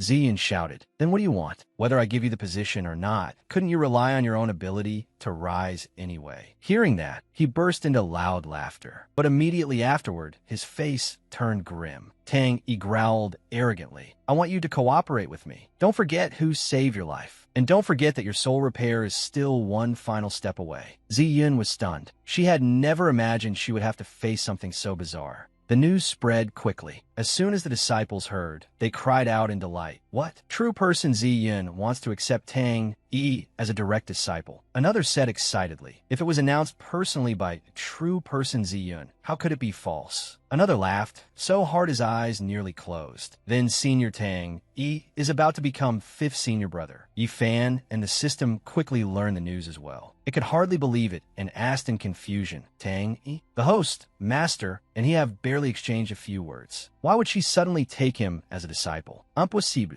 Yifan crossed his arms in thought. Looks like there's definitely some kind of connection between them. The system asked anxiously, "Master will officially accept Tang Yi as her disciple tomorrow. Do you have a plan, host?" Yifan clenched his fist and said firmly, don't worry. Tomorrow, I won't let Tang Yi succeed in becoming her disciple. The sect was surrounded by towering mountain ranges. At this moment, Ziyun and Tang Yi were walking side by side. She looked at him and said, I've already done as you demanded. I've given you the identity of a direct disciple. Tang Yi nodded excitedly. Very good. Next, I'll gradually take control of Ziyun's sect. Suddenly, he put an arm around Ziyun's waist, startling her. Once I get rid of Yi Fan, how about you become my woman? Ziyun's eyes turned cold. She swung her hand and slapped him across the face, then shouted, sorry. That was just my body's reflex. Tang Yi roared and was about to lunge at her. You. Ziyun quickly stepped back, pointing at his face furiously. She said, we're only partners. If you dare lay a hand on me, then let's see whether you can even walk out of Ziyun sect alive. Tang, he turned his back and snorted. You don't know what's good for you. There are plenty of beautiful female disciples in Ziyun's sect. Do you really think I'm interested in your old face? Once I become the overlord of the Eastern Wasteland, even if you kneel and beg to sleep with me, I still won't want you. She frowned and thought, overlord of the Eastern Wasteland? We'll have to see whether you're lucky enough to live until then. After that, in the main hall of Ziyun's sect, Yi Fan leaned against a pillar, observing the situation. One disciple cried out, look, Tang Yi is here. Yi Fan turned his head and smiled toward the place where Tang Yi had just pushed the door open and entered. Tang Yi walked towards Ziyun, who was seated, then cupped his fists and bowed. Tang Yi greets true person Ziyun. She nodded and said, serve the tea. The disciples immediately erupted into chatter again. This is even grander than when the senior sisters and Yi Fan were accepted. Another replied, that's true. Ever since our Ziyun sect accepted senior brother Yi, we really have gone through quite a few calamities. Another added, don't talk nonsense. If it weren't for senior brother Yi, the 7 great sects would have wiped us out long ago. Yi Fan stepped forward and blocked a young woman who was about to bring the tea over. Wait, Ziyun froze. Yi Fan, what are you doing? He said firmly, I object to Tang Yi becoming Master's disciple. She stood up and moved to stop him. Yi Fan, stop causing trouble. This is the formal disciple acceptance ceremony. Just stay quiet and watch. Yi Fan turned around and said seriously, Tang Yi doesn't deserve it. A disciple immediately retorted, he saved the sect master, so why doesn't he deserve it? Yi Fan shot him a cold glance. Because he isn't qualified. Those words startled the man at once. Tang Yi said loudly and magnanimously, Senior brother Yi, perhaps in your eyes I truly am unqualified. But in less than a month, I've already entered the Golden Core realm and long surpassed third senior sister. Are you mocking everyone present here? Yi Fan turned his face away and replied, it has nothing to do with cultivation. I'm saying your character is rotten. Tang Yi gritted his teeth. My character is rotten? Senior brother Yi, then what exactly would I have to do to count as decent? Yi Fan answered sharply, fight me. Tang Yi curled his lips into a smile. Senior brother Yi, how could I possibly be your opponent?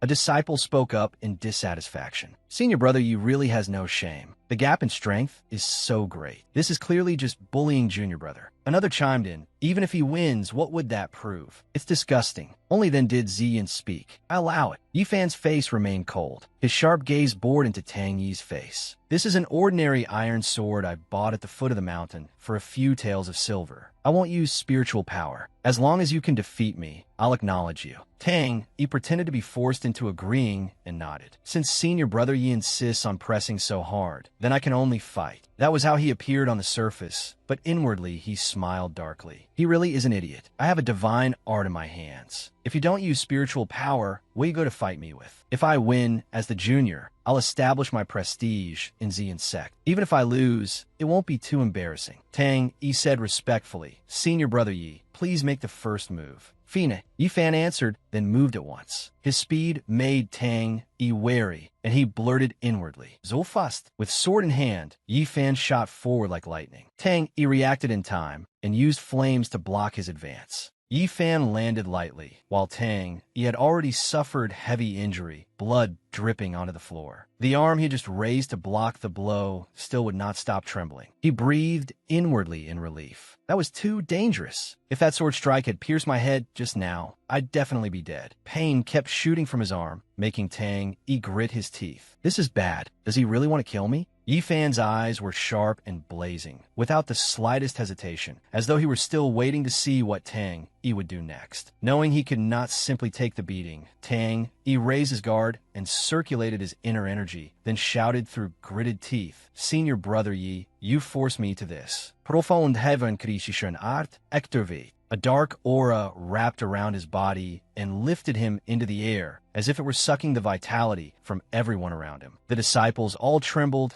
and could barely remain standing. One, clutching his chest, said shakily, "Why do I suddenly feel a little weak?" Another, leaning against a pillar, answered in equal pain, "Me too." That aura then coiled around Yi Fan's body. Tang Yi said arrogantly, "Senior brother Yi, you really do have a lot of luck on you. But very soon, I'll show you what a child of destiny really is." Yi Fan swung his sword and replied impatiently, "You talk too much." As the sword came down, two powerful beams of light shot toward Tang Yi. Seeing Yi Fan attack so quickly, the system immediately appeared beside him and warned, "Host, be careful. Don't let him steal your luck. It's powerful enough that even in a certain death situation, he could turn things around on the spot. If your luck drops too low, then even if you merely squeeze an ant, you could still break your bones and die." Yi Fan frowned, unwavering, and shouted, "Then let's see whether my attacks are stronger or whether he can absorb luck faster." In a flash, Yi Fan appeared above Tang Yi's head and slashed down at lightning speed. His deadly sword strikes swept across Tang Yi's arms, cutting them open and drawing blood. Tang Yi tiremblet inyardly. Ling Feng step. At that moment, Yi Fan shouted, still resisting.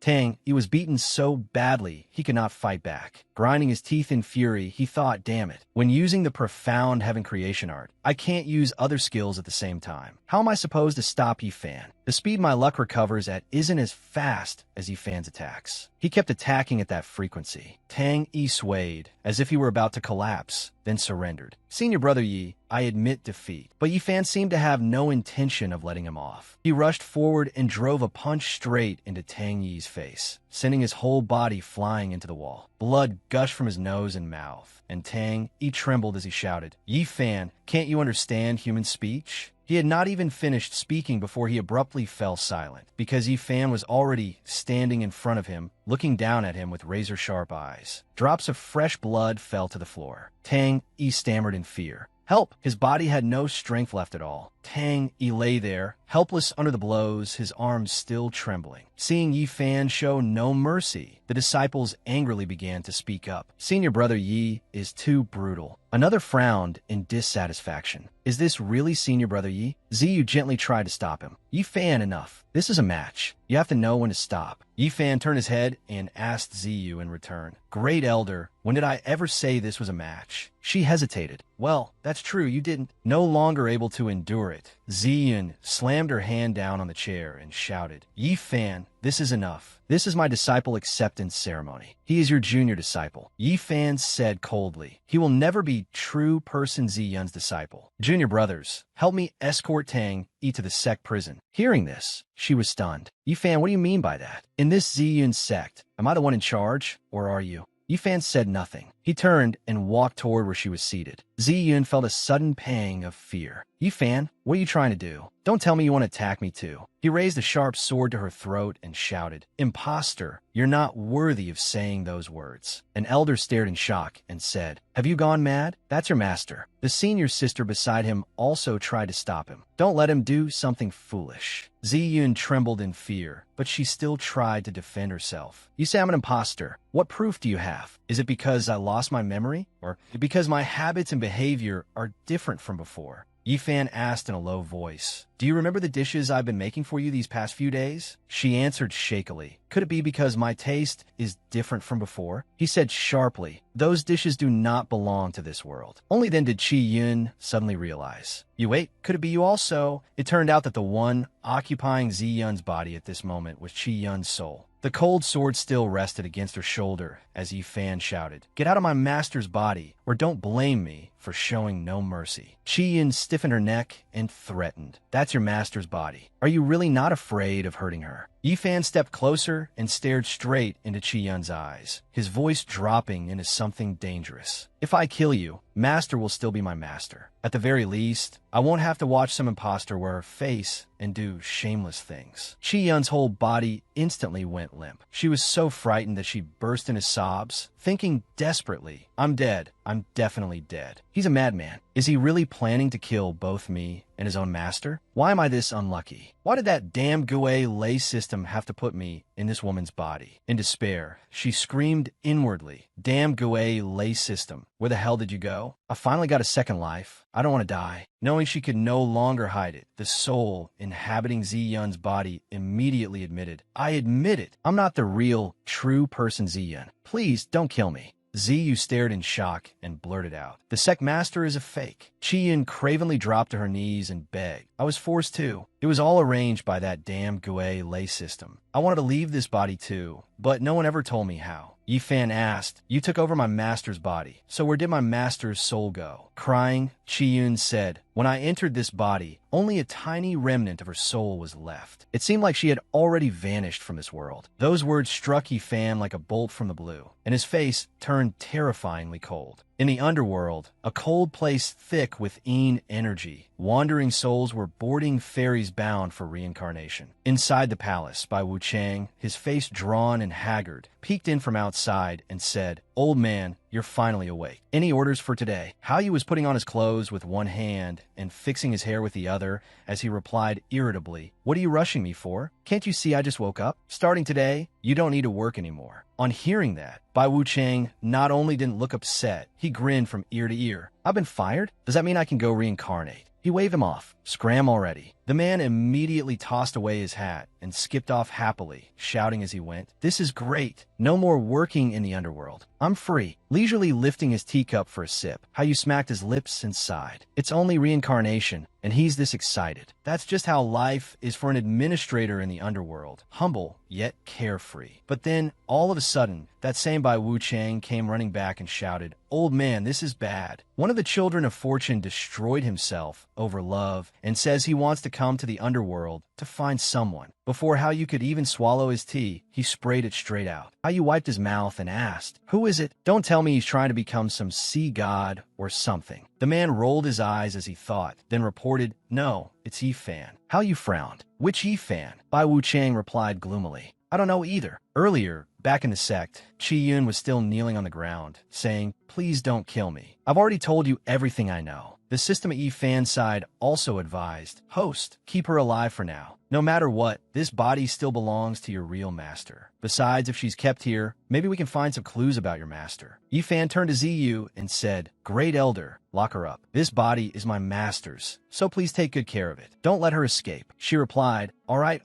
After everything had finally been settled, Yifan left the main hall with the system. As he walked, he asked, "Has Master really vanished from this world?" It rubbed its forehead and replied, "If your master is truly dead, then her soul should have gone to the underworld to report in. But if that were the case, Heaven's Tao should have informed me." Yifan asked in confusion, "The underworld? This world has an underworld too." The system immediately explained, "Of course. It's just that people with systems are handled directly by us, so they usually don't go through the underworld." Hearing that, Yifan immediately asked, "Then do you have any way to get me to the underworld?" The system panicked, thinking he was about to do something reckless. "Host, you're not trying to get yourself killed, are you?" Yifan put on a helpless expression. "Of course not." Only then did it relax. It conjured out a blade and said, "So you only want to visit the underworld for a short time? I have a fake death knife here. If you stab it into your heart, you can enter a state of death for 7 days and 7 nights. But if it isn't pulled out within that time, you'll really die." Without even thinking, Yifan snatched the knife and drove it straight into his heart, giving everyone around him the fright of their lives. Calmly, he said, "That's enough." Seeing him act like that, the system cried out in shock, "Damn, host, don't do things like that in public. You'll scare people to death." Back in the gloomy underworld, Hao had already changed into proper robes and was striding down a deserted corridor. When he caught sight of someone standing in the middle of his main hall, he hid behind a pillar and frowned at Yifan's back. "So it's him? Don't tell me this guy's addicted to dying? No, that's not right. His life and death were never under the underworld's jurisdiction. So who did he come here for?" He gave a light cough, curled his lips into a smile, and asked, "You're Yifan?" Yifan respectfully cupped his fists. "This is our first meeting. Judging by your bearing, you must be the ruler of the underworld." How you nodded. That's right. Hearing that, Yifan got straight to the point. I came to find my master, true person Ziyun. Once how you learned why he had come, he frowned in annoyance. Find someone? What do you think my underworld is? You think you can just look for whoever you want? And after finding them, are you planning to snatch them away too? Yifan answered honestly, yes. How you snapped. Don't think you can act recklessly just because you're a child of fortune. The system whispered into Yifan's ear. Looks like this approach isn't very useful. How about we take a walk around the underworld and check the reincarnation well? Now how you turned his irritation on it instead. He grabbed the system and growled, System, don't tell me you thought I couldn't see you. It was so startled, its eyes practically popped out. You can see me? He jabbed a finger at it and barked. Otherwise, where do you think your systems arrange your hosts? My place is one of the underworlds, the transit station between life and death. Thinking there was no point negotiating with Hao Yu, Yifan ordered, System, get ready to fight. Not to be outdone, the system shouted. Then today I can only throw my life away and accompany my host to the end. Hao Yu sighed and waved a hand. Don't make a scene here. There are still plenty of ghosts waiting to be registered. If you delay things and throw the underworld into disorder, it'll be a huge problem. Lowering his tone, he offered fine. I don't want to get involved with children of fortune like you anyway. I'll check the book of life and death for you. If the person you're looking for hasn't exhausted their allotted lifespan, I can let you take them away. Yifan Beamit. Many thanks. The system was just as surprised. Wow, I didn't expect you to be this easy to talk to. How you conjured up an electronic record book. Seeing that, Yifan asked in confusion, Hey, why is your book of life and death digital? How you shot back. Why do you think we don't use paper versions? The three of them fell silent at once, all thinking of the same person. Yet for a moment, none of them said a word. Brushing past the strange atmosphere, How you asked, What's the name of the person you're looking for? Male or female? Yifan answered, My master. Female. True person Ziyun. How you shook his head. That's just your master's title. What about her real name? Yifan froze and answered curtly, I don't know. How you spun around and scolded him angrily. If you don't know, then what exactly did you come to my underworld to look for? Yifan Bilinkit. You mean you can't find her? How you frowned and said heavily, If I search by title, it would only take a little time to find her. It's just that I don't think someone as willful as you is worth making an exception for. And besides, you wouldn't be able to take her away. Yifan stammered, Beautiful. I wouldn't be able to take her away. Folding his arms, How you gazed into the distance, his voice dropping lower. You're not the only child of fortune who's come to me to save someone. Some came to save family, some their closest friend, some a master whose kindness was as great as a mountain. Without exception, all of them used their feelings like a rope to pull the dead back into the world of the living. But you're willing to risk your life, come to the underworld, search for someone, demand someone, yet you don't even know that person's name. Tell me, is she some saint who saves the world, or did she once recreate your very life? He cast Yifan a sidelong glance. What reason do you have that makes saving her absolutely necessary? Is she really that important to you? Yifan's face darkened, and for a moment he stammered without being able to speak. How you wave his hand. Think it over carefully. Come ask for my help after you've figured it out. Otherwise, the rules of the underworld cannot be interfered with by anyone. With that, he turned and left, leaving Yifan alone with the chaos of thoughts swirling endlessly in his mind. Later, in the prison of Ziyun's sect, Tang Yi sat in his cell, clutching his injured arm, covered in blood from head to toe, cursing under his breath. Yifan, damn you. You actually severed the tendons in my arm. What'd I do now? If that person finds out, won't they blame me for failing the mission? Suddenly, a voice rang out. What are you thinking about? The villain appeared through a cloud of dark mist. Tang, he stared in shock and cried out, Why are you here? The villain sneered. What? Not happy that I came to save you? Like a drowning man clutching at a lifeline. Tang, he quickly replied, No, I'm very happy. It's just that I failed to seize control of Ziyun's sect and was even defeated by Yifan. The man cut him off in a low voice. Why would I blame you? Whether your mission succeeded or not, I was always going to come take you with me. Tang Yi laughed excitedly. Take me with you? Where are you taking me?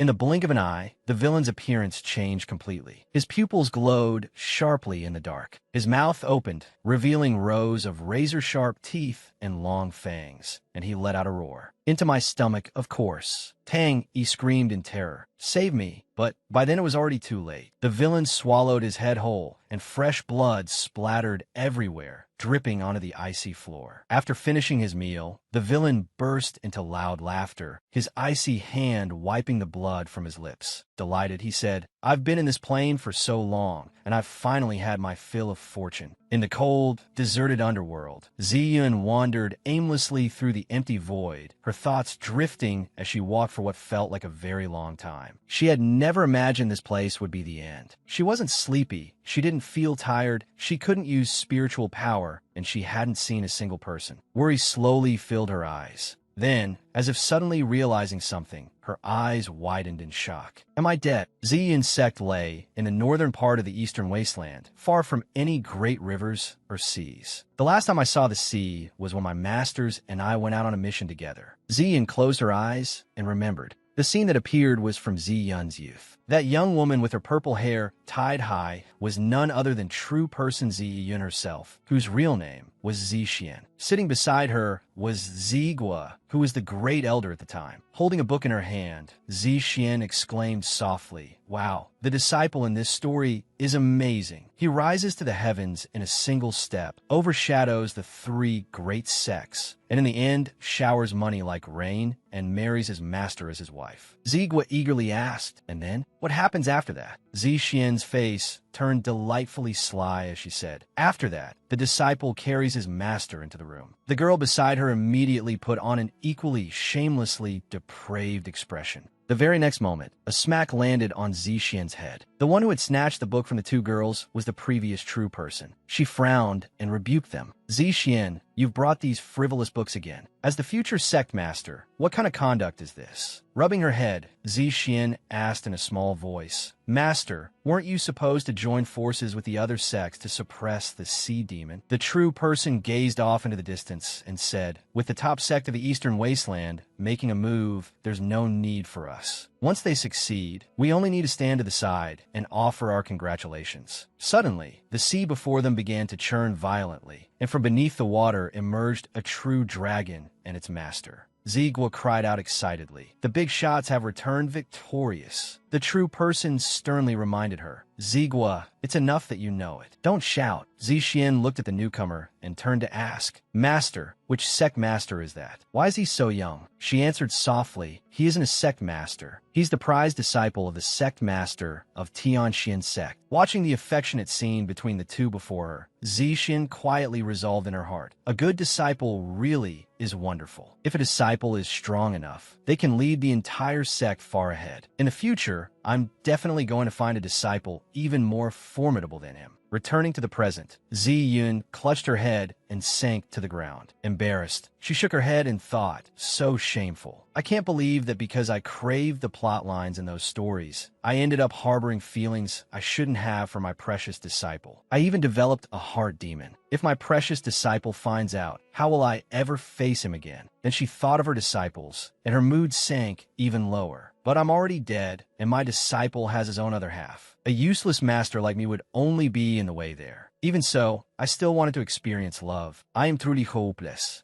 Ziyun remained kneeling on the sand like that, while the waves rolled onto the shore with soft, peaceful murmurs. Suddenly, a voice drifted over from afar. "Huh, how is there a person in a ghostly place like this?" Ziyun looked up and saw a masked man approaching in a small boat. She asked softly, "Who are you?" Hao Feng revealed half his face beneath the low brim of his hat, his voice blending with the sound of the sea. "I made plans to drink with a friend. Passing through the land of nothingness, I saw you sitting here, crying alone, so naturally I got a little curious. Need any help?" Ziyun widened her eyes and asked, "But haven't I already died?" He explained gently, "More or less. But if you manage to come here, that proves your body still has a faint breath left in it. You can still be saved." She immediately brightened. "So I can come back to life? Senior, please help me." He said, "Come aboard." Ziyun quickly stepped onto the boat. Looking at her innocent face gradually filling with hope again, Hao Feng thought to himself, "This little girl is really foolish. If I hadn't come here on purpose to find you, who would be wandering past this ghostly place for fun?" He curled his lips into a smile and snapped his fingers. "Then let's get going. See tights." The boat began moving along the rough, uneven current. Suddenly, the water changed violently. and a monster surged up from beneath the surface, with 5 blood-red eyes and a mouth full of sharp fangs. Ziyun was so terrified, she nearly burst into tears. She shouted, "Senior, what is that?" Hao Feng chuckled softly. "Just a water ghost trying to replace a living soul." His eyes flashed as he murmured an incantation, "Divine Eye of Destruction." The instant the words fell, the technique fired like a bullet straight at the water ghost. The moment it was hit, it vanished,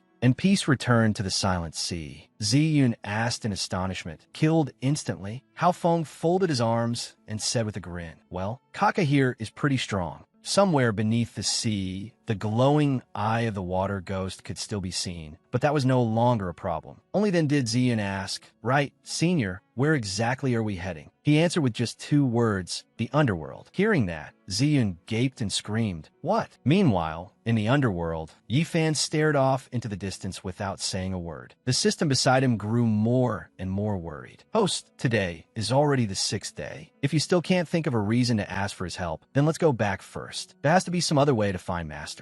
How you appeared right behind him. Curling his lips into a smile, he said, "Looks like you're very lost when it comes to feelings. Or are you simply too indifferent to even lie?" Yifan looked at him and replied quietly, his eyes full of worry, "A bit of both. I do have feelings of affection between a man and a woman for Master, but mostly, I feel guilty." The smile on Hao Yu's lips widened. He raised his hand, crackling with electricity. "Looks like you still don't understand. In that case, let me help you once." As soon as he finished speaking, the powerful current rushed forward and wrapped around Yifan, making the system cry out anxiously, "Host!" The lightning swallowed Yifan's body whole, and then he vanished. When he regained his bearings, Yifan found himself standing on a rocky outcrop near the sea. He looked around and thought, "Where is this?" Then suddenly, a familiar voice rang out from behind him, "Precious disciple." The boat carrying Ziyun slowly approached the rock where he stood, and the voice calling out just now was unmistakably Ziyun's. After all that time apart, Master and disciple were finally reunited. Yifan called out in surprise, "Master!" Ziyun was equally stunned. "Disciple, why are you here?"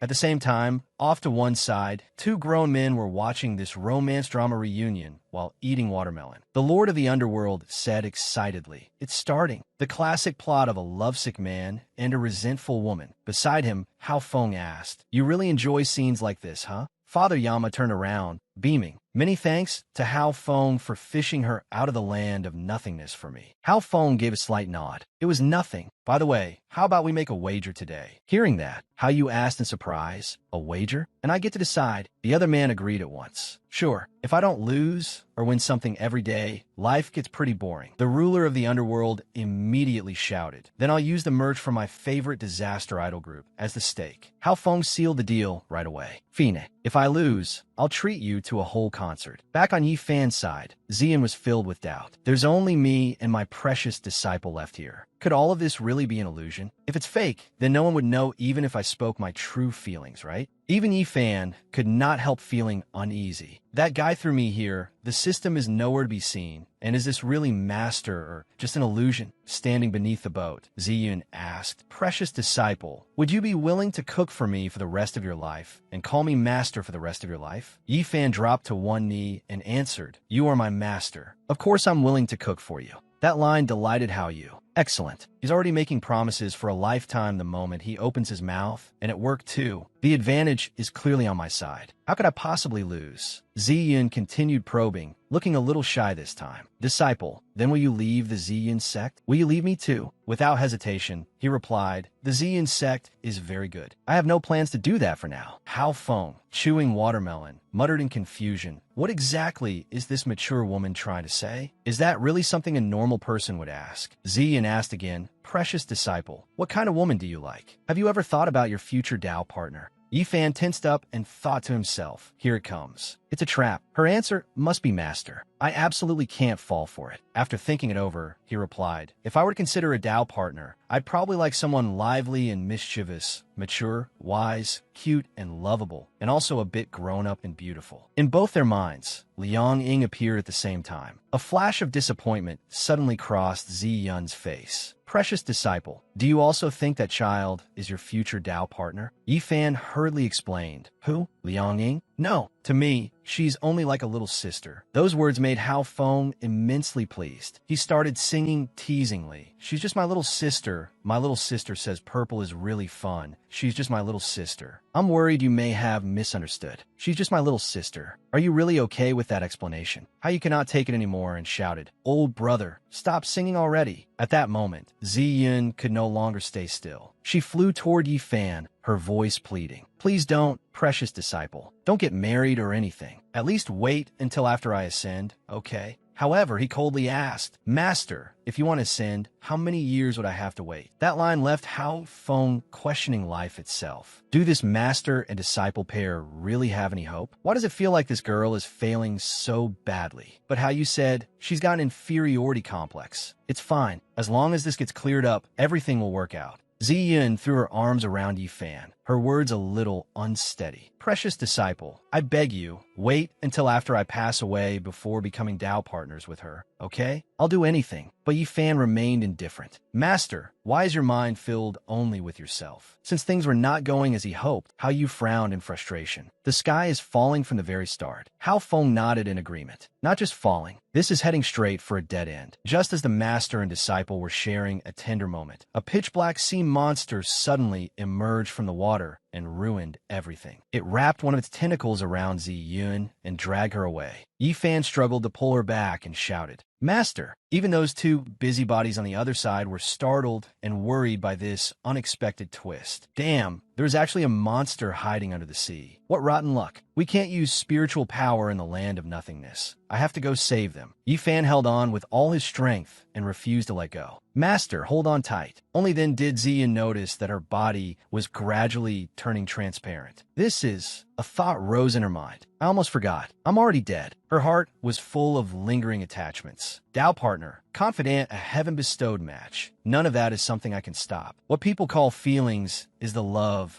I selfishly longed for and selfishly hoped for. If I disappear completely and carry all my wishes into the void, I truly cannot accept it. With that thought, Ziyun took a piece of jade from her chest and confessed, Yi Fan, I love you. If there is a next life, I still want to be your wife. That scene changed Hao Feng's attitude at once. So this little girl was carrying a life-bound protective jade. Suddenly, I don't feel like saving them anymore. Even Hao Yu sneered. That's Yi Fan's life-bound jade, isn't it? How stupid. Who hides jade in their cleavage? Back to the main pair. Yi Fan finally spoke his heart as well. Master, my life has been nothing but trouble. The more I want to break free, the more the people around me get hurt. If I could still live an ordinary life, then I would also want to be with you and become husband and wife. Those emotional words put Hao Yu in high spirits, and he even praised the sea monster. This is no ordinary monster. This is a monster with merit. Hao Feng nodded in agreement. If that monster had any IQ, I could recommend it for a job as a matchmaker. Then he shouted a reminder. You two, throw the life-bound jade into the sea. The thing can guide you back to the world of the living. Hearing that, Ziyun asked blankly, Isn't this my precious disciple's fate jade? Hao Yu snapped angrily. Which idiot told you it was a fate jade? That's a life-saving jade used to ward off disaster. Ziyun smiled.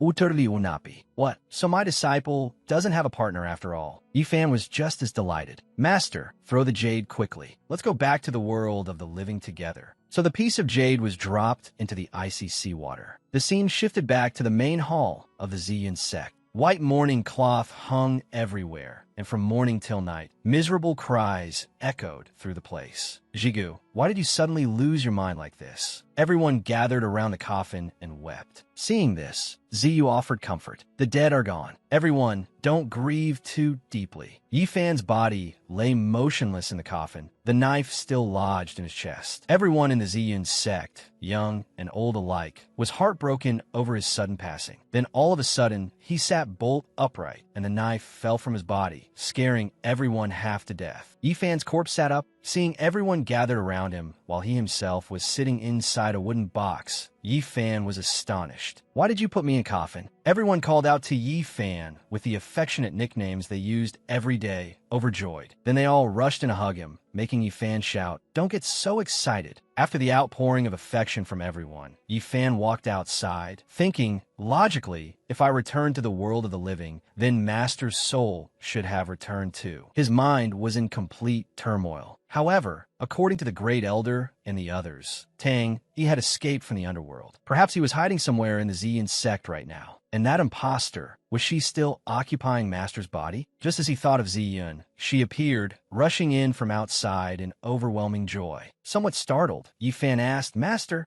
Ziyun ran over, unable to contain her emotions, tears shimmering in her eyes. "Precious disciple, even your companion Jade in the world of the living shattered too." Deep inside, Yifan breathed a sigh of relief. "This personality, it really is Master," Yifan gently replied. There was no helping it. After all, the purpose of Jade is to block disasters. But Ziyun still sounded a little regretful. "I still wanted to keep it as a memento. Later, I'll find a craftsman at the foot of the mountain and see if it can be repaired." Just as they were talking happily, a voice suddenly came from behind them. "The two of you are young, yet you still have no idea how to pick the right time and place to flirt." Startled, Ziyun turned around and saw a tiny Hao Feng, then instinctively asked, "A little friend?" Yifan recognized him immediately. "Wait, you're that person from the underworld?" He replied irritably, "What nonsense. If not me, then who? And you forgot your system." As he spoke, he took out the tiny system, which cried miserably, "Host, I finally came back." Then it flew over and clung to Yifan. Curious, Yifan asked, "Did you just come to return the system?" Hao Feng answered, "Of course not. I'm here on behalf of Hao Yu to retrieve the soul of that transmigrator. How you can't leave the underworld, so I have to do it instead." But seeing the look in Yifan's eyes, he asked, "This is a bit awkward to ask, but why are you looking at me so strangely?" "Yifan Simidet. So you're just a kid?"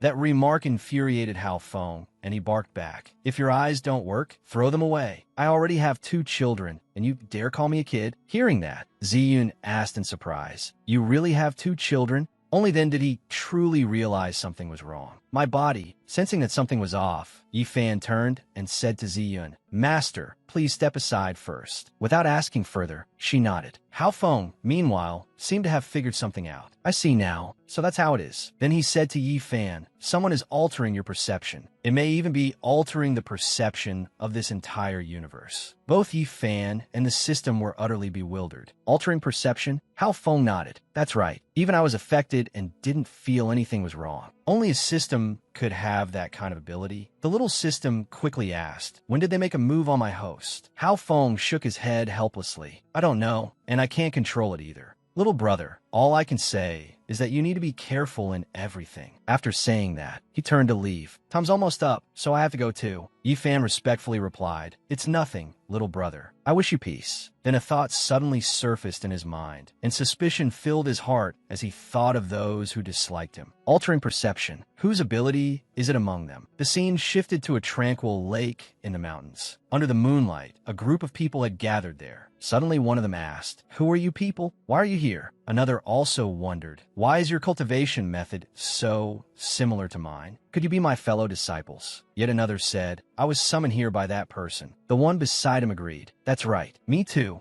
While everyone was arguing, the villain appeared atop a rocky outcrop, with Tai Huang beside him. Looking down, he called out, "Is everyone here?" They were all shocked. One of them asked, "My lord, may I ask why you summoned us?" He leaped up and shouted, "The white feather chickens have left the coop." Everyone below was utterly stunned when they heard those 3 words. White feather chickens. He bared his sharp teeth and explained, "It's a breed of fast-growing chicken. There's no need to wait until they're fully grown. After just over 40 days, they're ready to be cooked. And I've waited for this day far too long." Only then did the crowd begin to feel fear. "This is bad. You want to kill us." But before they could do anything, the villain had already dropped down and seized one of them by the throat. "You're pretty smart." The others quickly shouted to one another, "We can't let him have his way. Fight back together. We may be weak, but in the end you're only one man." Brothers attack. But he did not seem to care in the least. Instead, he looked even more pleased. "Go ahead and fight. Meat is firmer when it panics, and the flavor is even better." As soon as he finished speaking, he opened his mouth and took a huge bite of human flesh, chewing noisily. In an instant, half that man's head was gone. The remaining people were terrified out of their wits. At that moment, they could only scream 2 words, "Monster!" Without another thought, they turned and fled. But how could he let his food escape so easily? Moving like a whirlwind, he chased after them at once. "You won't get away." In utter terror, one of them screamed and begged, "Please, spare me. Even so, he was still caught by the villain. Excellent, I caught another one. Suddenly, a divine arrow shot toward them. Then it pierced straight through the head of the man in the villain's grasp. Grinding his teeth in anger, he turned and roared, "Who dares interrupt my fun and kill my food?" A pair of dainty feet stepped lightly onto the still lake, sending ripples across the surface. A stunning beauty in a black slit dress, holding an icy bow, stepped forward and said, "It was me." The villain looked somewhat surprised. "You,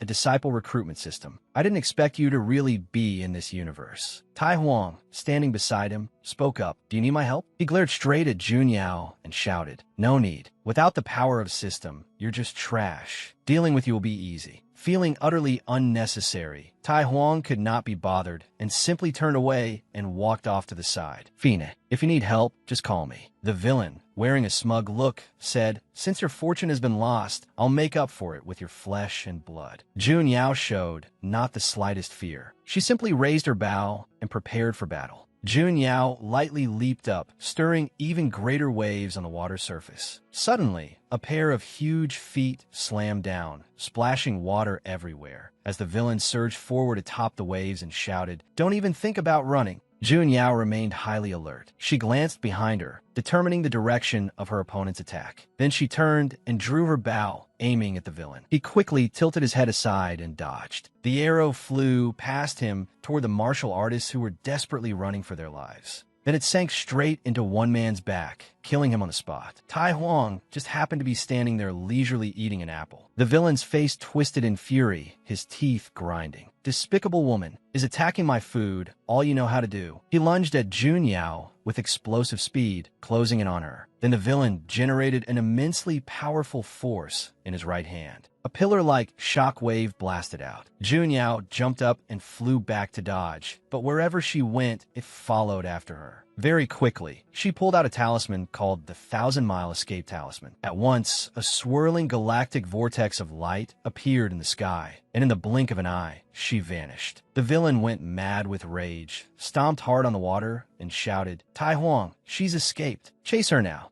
She immediately seized the chance to name her terms. "Same rules as always. Don't forget to pay me." It was bad enough that his opponent had enraged him. Now even his own side was making demands, making the villain even hotter with anger as he yelled, "Go!" Although Tai Huang still did as told, she was clearly displeased, grumbling as she flew off. "All you ever do is order people around, and in the end you couldn't even catch someone who already lost her system powers." After searching for a while, she spotted a vague, dark shadow floating in the sky. "So you were hiding here?" Gripping her weapon tightly, Tai Huang smiled smugly and said, "Come out now, or I'll make your death very ugly." But that shadow did not seem to be the person she was looking for. Tai Huang turned pale with fear and blurted out, "Why is it you?" Early morning at the Ziyun sect, Yifan woke up after a good night's sleep. Suddenly, he felt that something on his body was damp. Startled, Yifan sat bolt upright and discovered that there was something inside his blanket. A trace of anxious suspicion instantly rose in his heart. "What is going on?" When he pulled back the blanket, he saw that Ziyun was hugging Yifan tightly in her sleep. He let out a sigh of relief. Thank goodness, it was only drool. Ziyun woke with a start and said affectionately, "Good morning, my precious disciple." Yifan suddenly jolted and shouted, "Wait, that's not right, master. Why are you in my bed?" Ziyun explained, "I noticed that lately, my precious disciple seemed very tired. As your master, I wanted to take care of you, but I accidentally fell asleep." He protested, "But aren't you awake right now?" She gave an awkward smile in reply. Her hand had touched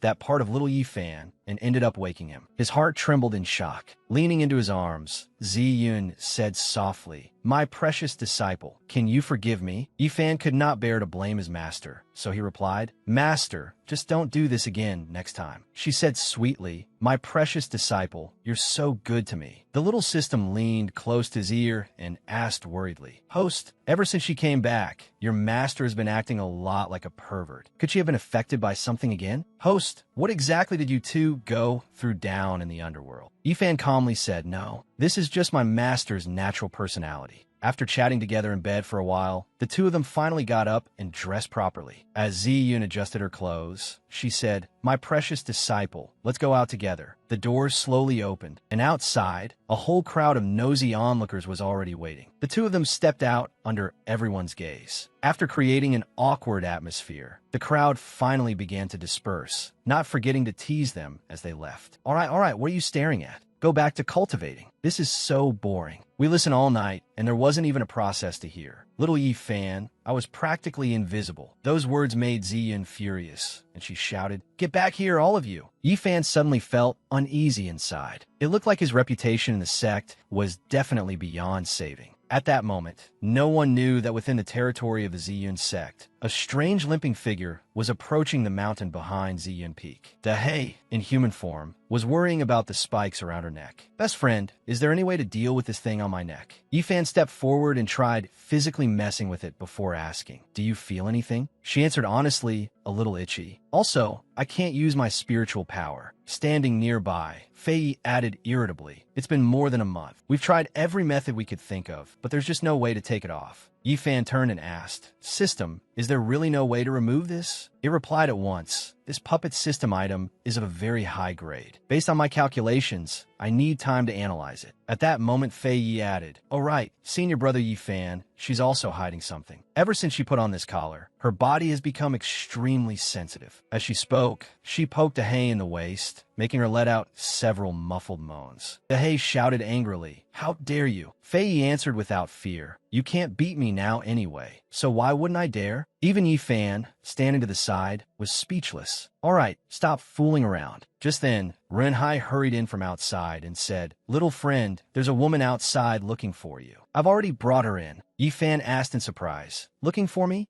It was Junyao. She walked in with a smile on her lips. Yifan was extremely surprised to see her here. "Why are you here? Don't tell me you're injured." Even the little system was just as shocked. "It's the disciple recruitment system." Dahei and Fei, you were stunned as well. "This is the sovereign's master? The master of our master?" Junyao said nothing and simply walked straight over, opening her arms as if she wanted to hug Yifan. Renhai looked at the scene with clear displeasure. "Little friend, what exactly is your relationship with this woman?" Yifan said awkwardly, "Do we really have to do this the moment we reunite?" "Fine then." He opened his arms and embraced the beauty. But just as she got close, Junyao stomped down for momentum and jumped into the air. She opened her mouth wide and bit Yifan on the head, making everyone stare in horror. Seeing water spray from his head, the system asked worriedly, "Host, your head is bleeding." Yifan forced a smile and replied, "It's fine, just a minor wound." He had thought it would be a tearful reunion between master and disciple, but instead one bite ruined the entire mood. After a while, he helped Junyao back down and asked gently, "Master, after biting me for that long, your anger should have gone down by now, right?" She was still fuming. "You stupid, rebellious disciple." Yifan asked with concern, "Master, what happened to the injuries on your body?" But Junyao was still angry, so she answered curtly, "It's nothing." Yifan recalled the past. "Back then, when I fell into the sea, I refused her help and wasted all her years of effort. But she only bit me to get revenge. This former master of mine really is just like a cat." Renhai asked curiously, "Little friend, this lady is..." Yifan introduced her. "She was my former master. Her name is Junyao."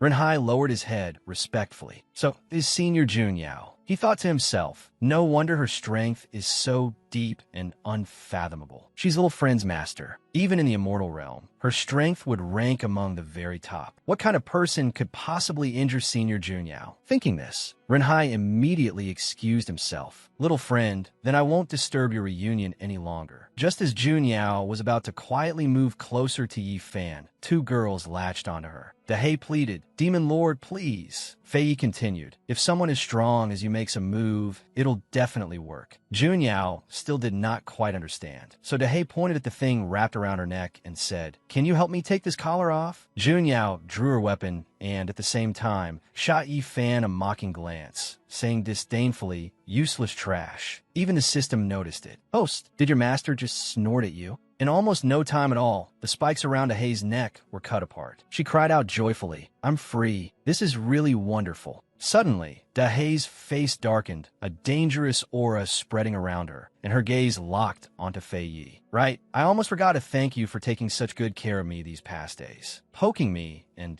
tickling me was really fun, wasn't it? As a result, Dahei dragged Fei Yi outside to give her a beating. By the time Fei Yi finally felt fear, it was already too late. Qing Lanshu, you can't remember grudges and forget kindness like this. I'm still your companion. After all, Fei Yi screamed in despair. Master, senior brother Yi Fan, save me. Jun Yao leaned against Yi Fan, drowsy and comfortable. He asked worriedly, Master, how are you? Are your injuries really all right? She only replied with 2 words, tired now. Ye fan similit genti. Then go get some rest and recover. The scene shifted to a fantastical place filled with mist and many metallic crystal blocks floating in the air. A crystal gave off a voice. Are you still not planning to act? One person calmly placed a chess piece on the board and replied, relax. Mo Guy lounged comfortably in a chair, propping up her chin with a charming smile. Everything is in the palm of my hand. Even if he has a high-level system backing him, he's still no match for me. Hearing that, the crystal seemed satisfied. It had better be so. Mo Guy resumed her calculating tone. Speaking of which, I can't be the only one making a move. You and I both serve that sovereign. So when are you going to act? When will you send out your heavenly soldiers and generals, immortal emperor? On the crystal block, a vague figure gradually became clearer. The person answered in a low voice, I too am waiting for an opportunity, one sufficient to end this cycle. The scene changed to an open-air bathing pool. Fairy Ingda was happily splashing around in the water. But what truly drew attention was the mysterious symbol at her slender waist. Back at the Ziyun sect, Jun Yao was sleeping peacefully in Yi Fan's arms. After scanning her physical condition, her personal system immediately produced the result. External body damage, 26. Internal body damage, 78. Estimated remaining operational time, unable to determine how many days. Weapon function, disabled. Item function, suspended. Detection function, suspended. Using memory fluid for repairs. Would you like to inspect the contents of the memory? An old memory surfaced in Jun Yao's mind. She saw herself slowly walking over to a beggar by the roadside. That person asked coldly, another one? Who are you? She said that she was a system. Those 2 words instantly drove the beggar into a rage, and that beggar was none other than Yi Fan. He shouted, your kind has tormented me through 80 lifetimes, and it still isn't enough? You have to make me suffer through all 81 tribulations too? Get lost. Don't ever appear in front of me again. That reaction left Jun Yao somewhat stunned, so much so that she could not speak for a moment. Suddenly, she remembered something in Xian had once said, men are easy to coax when they're angry. As long as you give them something they like, they'll be wildly delighted. And the worse the circumstances, the more stimulating it is. The effect is even better. Applying that knowledge, Jun Yao cautiously looked around, her sneaky manner making Yi Fan suspicious. What are you doing now? She gave a short reply, comforting you.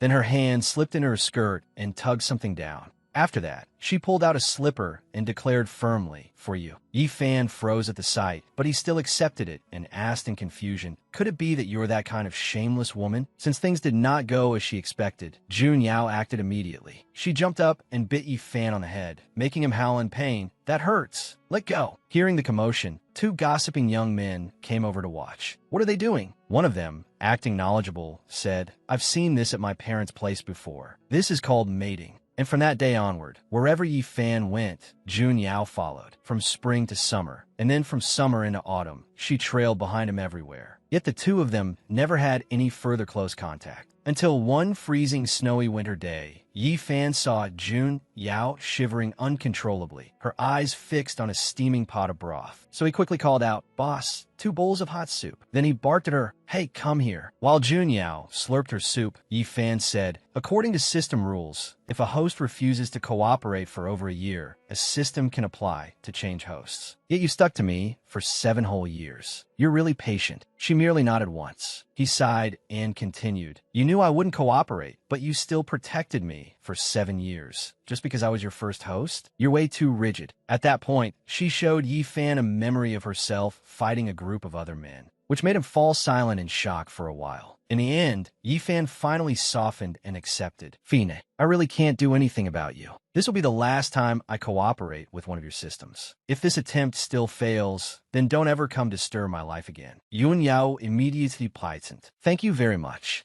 At this point, Yi Fan pulled a stuffed bear out from inside his clothes. It still had the pink bow clip from that slipper back then. Looking embarrassed, he said, "Right, there's something I've always wanted a chance to return to you." But the moment Jun Yao saw the bear, her face darkened and anger was obvious in her eyes. Without another word, she pounced and bit Yi Fan on the head so hard that blood spurted everywhere. He screamed in terror, "Stop biting, my brains are about to leak out." To make matters worse, even the shop owner chimed in, "Don't worry, sir, the ingredients can be pre-processed for you." Time flew by, and another 6 years passed. On the high mountain at the back, Jun Yao stood in silence, looking down at a group of martial cultivators practicing swordsmanship. Suddenly, Yi Fan appeared and said, "Master, are you watching your disciples practice again?" She nodded. "That's right." He took out a comb and said, "Master, this is a gift for you." Jun Yao took it and cradled it tenderly in her hands. Moved by the moment, she softly recited 2 lines of verse. "When my lord was young, his hair was dark. In dreamlike drifting years, it turned white. I embroider my gifted scholar's robes, drawing thread and hoping for his return." She pushed the comb back toward Yi Fan and shyly turned her face away, making him misunderstand. "Master, don't you like it? If you don't like it, then please don't bite me. At worst, I could just give this comb to my junior brothers." Hearing that, Jun Yao shouted right in his face, "No." Yi Fan gave an awkward smile and asked softly, "Then what exactly do you want me to do?" She returned to that same shy expression and said gently, "Help me." Yi Fan quickly understood. "So you just don't want to comb your own hair? Then let me help you." This tender moment made both of them think the same thing in their hearts. Can a system and its host, a master and disciple, really do this? The main system attempted to carry out an order, but failed and reported back. Failed to erase stored memory fluid. Selecting another memory fluid for repair. An unrecorded memory has been detected. Would you like to inspect its contents? In response, Yin Xian answered yes, then remarked, "Transporting a human across planes and causing such a huge mess. Yet the saintess of time only punished you by stripping you of your system body. That's really quite lucky." Jun Yao was also present. Seeing that she said nothing, Yin Xian comforted her. "Just do your best for now. In a few days, you can take the system selection exam again." At that moment, Jun Yao noticed a girl tied up from head to toe, writhing on the ground, and asked curiously, "Who is she?" Yin Xian replied, "She's the successor I found. Look how happily she dances." Suddenly, Yin Xian turned and asked, "Are you worried about your host?" Yun Yao nodded slightly. Yin Xian continued, "Judging from the current situation, it really is rather miserable. He's failed and died continuously through 80 lifetimes, and every time he has to start over from nothing. If it were an ordinary host, they probably would have broken down long ago." At this point, Jun Yao's voice turned sorrowful. "I heard that the lifetime I was in charge of was the one that came closest to success. But in the end, his disciple died miserably, the sect was destroyed, and even the plane itself perished. He probably doesn't intend to keep living anymore, does he?" Hearing this, Yin Xian fell silent for a moment and glanced at her, not knowing what to say. Then she took out a black card. It was some kind of authorization card. Then she said a few vague, cryptic words. "I accidentally lost this. If someone wanted to use it to do something, what could I do? I wouldn't know, and I couldn't stop it anyway." Jun Yao held the card, lost in thought. Even with the card in hand, Jun Yao still had doubts. Could this really change her disciple's emotions? Suddenly, something appeared in front of her and startled her. "What is this?" The system immediately began reading the thing aloud. Then a shadow crawled along the ground, slowly growing larger, and a cold voice echoed, as if from the underworld. "And you, relying only on yourself, dare covet what belongs to me? Don't think that dying will let you escape." A blood red eye opened wide and darted about. In a loud voice, it asked, "Who is there?" In that space, 2 huge mouths opened wide, their rows of sharp teeth exposed. The great system also appeared directly before Jun Yao. Those jaws snapped as if they wanted to devour her whole. Jun Yao screamed in terror. Then it turned out that it had all been a nightmare. She woke to find herself in the Ziyun sect and breathed a sigh of relief. Thank goodness. Suddenly, a rustling sound from behind the bushes caught Jun Yao's attention. It turned out to be Ziyun's group whispering among themselves. Ziyu asked in puzzlement, "Sect Master, if you want to see her, then just go see her. Is there really any need to sneak around like this? Si Yunan said the Saisibri. No, she is, after all, my precious disciple's former master. I need to know the gap between the two of us."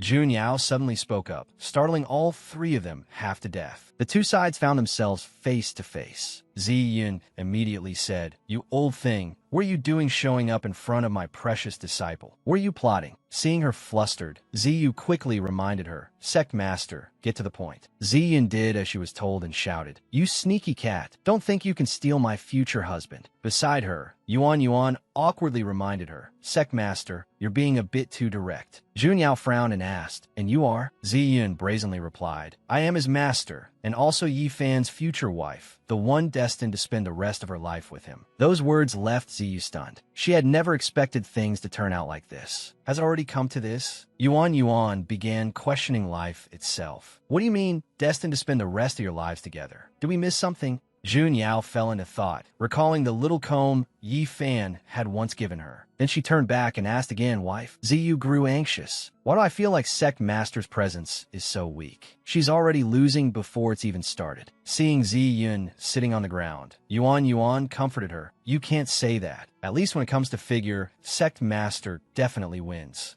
So the two old ladies joined forces to cheer her on. "Sect Master, don't be afraid. Your conditions are no worse than hers. We support you. Go on." Ziyun blinked blankly. "I have to handle this alone." But her own people immediately shot back. "What nonsense. Yi Fan is your disciple, not ours." Provoked, Ziyun shouted at the top of her lungs, "Come at me then. I won't lose to you." Ziyu and Yuan excitedly cried out, "It's coming, it's coming." But in the very next moment, her voice dropped several notches, and her face turned red with embarrassment. "Only, could you tell me a little about my precious disciple's past?" The other two old ladies were utterly disappointed. "Hopeless. On a personal score, you lose even Charsiu." And when she heard Jun Yao say that she could, Ziyin was overjoyed and ran over to grab her arm. "Really?" Jun Yao nodded once more to reassure her. Ziyin looked at Jun Yao with sparkling grateful eyes. "Thank you." As for Jun Yao, she didn't think it was a big deal, so sharing a little was fine. Only then did Ziyu notice a faint cry coming from the bushes nearby.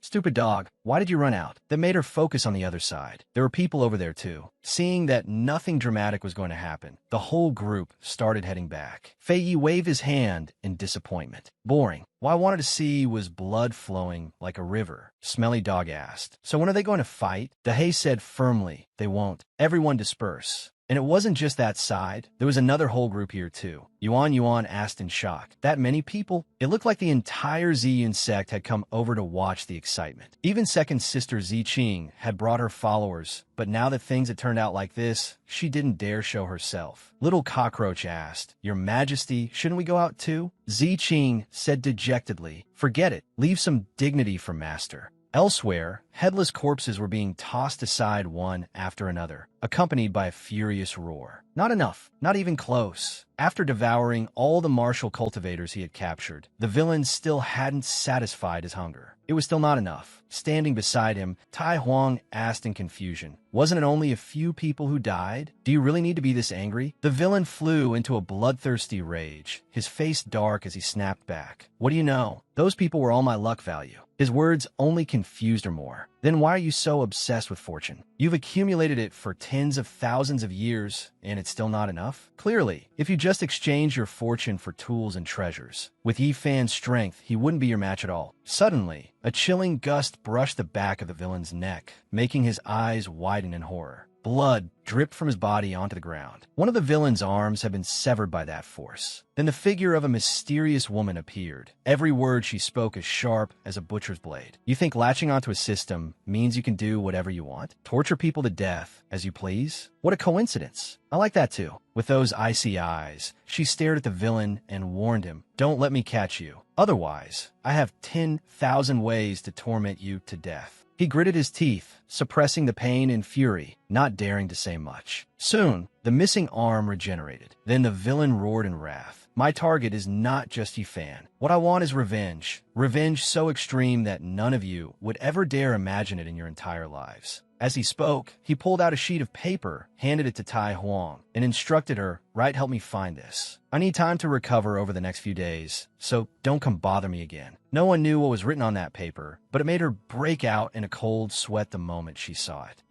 So this is your true goal. The villain licked his lips sinisterly and thought, "Once I recover, I'll devour that little girl with abundant fortune and make them regret it for the rest of their lives." At the Myriad Beast sect, dark clouds now covered the sky. Liang Ying hurried to Liang Liang's room and shouted, "Senior sister, hurry to the main hall. Master is still waiting for us." From inside, she answered, "I'm coming." As they passed through the corridor, Liang suddenly noticed the sky. "It's so dark. Is it going to rain?" Liang Ying looked up as well. "Seems like it." The moment she finished speaking, a streak of black energy shot over from the back mountain toward the two girls. Hong screamed in fear. "This is bad, host. Danger. Leave this place now." Hearing the little system's warning, Liang Ying quickly grabbed Liang Liang's hand and pulled her away. "Senior sister, run." But that thing moved far too fast. It lunged at them, attacking the two of them, though thanks to their quick reflexes they still managed to dodge. Only then did the villain fully reveal himself, even praising them. Pretty quick reactions. When Liang Ying saw him, he looked strangely familiar. "I remember you." "I remember, but who are you again?" He laughed. "Just Blacken, that's all. I won't need that name anymore in the future." At the same time, the sect master of Myriad Beast sect and the elders had also rushed over. Jun Su shouted angrily, "Who dares attack my Myriad Beast sect? This man is extremely dangerous. We absolutely cannot let him live. Attack at once." Everyone struck together. Liang cried out in delight when she saw them. "It's Master, Patriarch Lu Ruyan, and Patriarch Gui Bada." Hong also ran over and told Liang Ying, "I've contacted the Yifan Association and the systems. They'll definitely be here soon." Facing the fierce attacks of the Great Elders, the villain showed no concern at all and disdainfully said, "A pack of worms." Liang Ying saw black energy gathering in his hand, and her face immediately turned pale as she shouted in terror, "Patriarchs, run!" That dark power burst forth and sped ahead, meeting the attacks of the two approaching elders head-on. Then boom, the two elders were blown apart by that power. All that remained was fresh blood spraying in every direction. Everyone who witnessed it was horrified out of their minds. Though Jun Su could hardly accept the patriarch's deaths, she still forced herself to shout, "Disciples, let's go." The villain gathered power in his hand once more and sneered, "Did you really think you could escape?" Sensing the danger, Liang Ying shouted, "System, protect Master!" Hong flared with energy, wrapping all three of them in light. "All right, I'll do my best."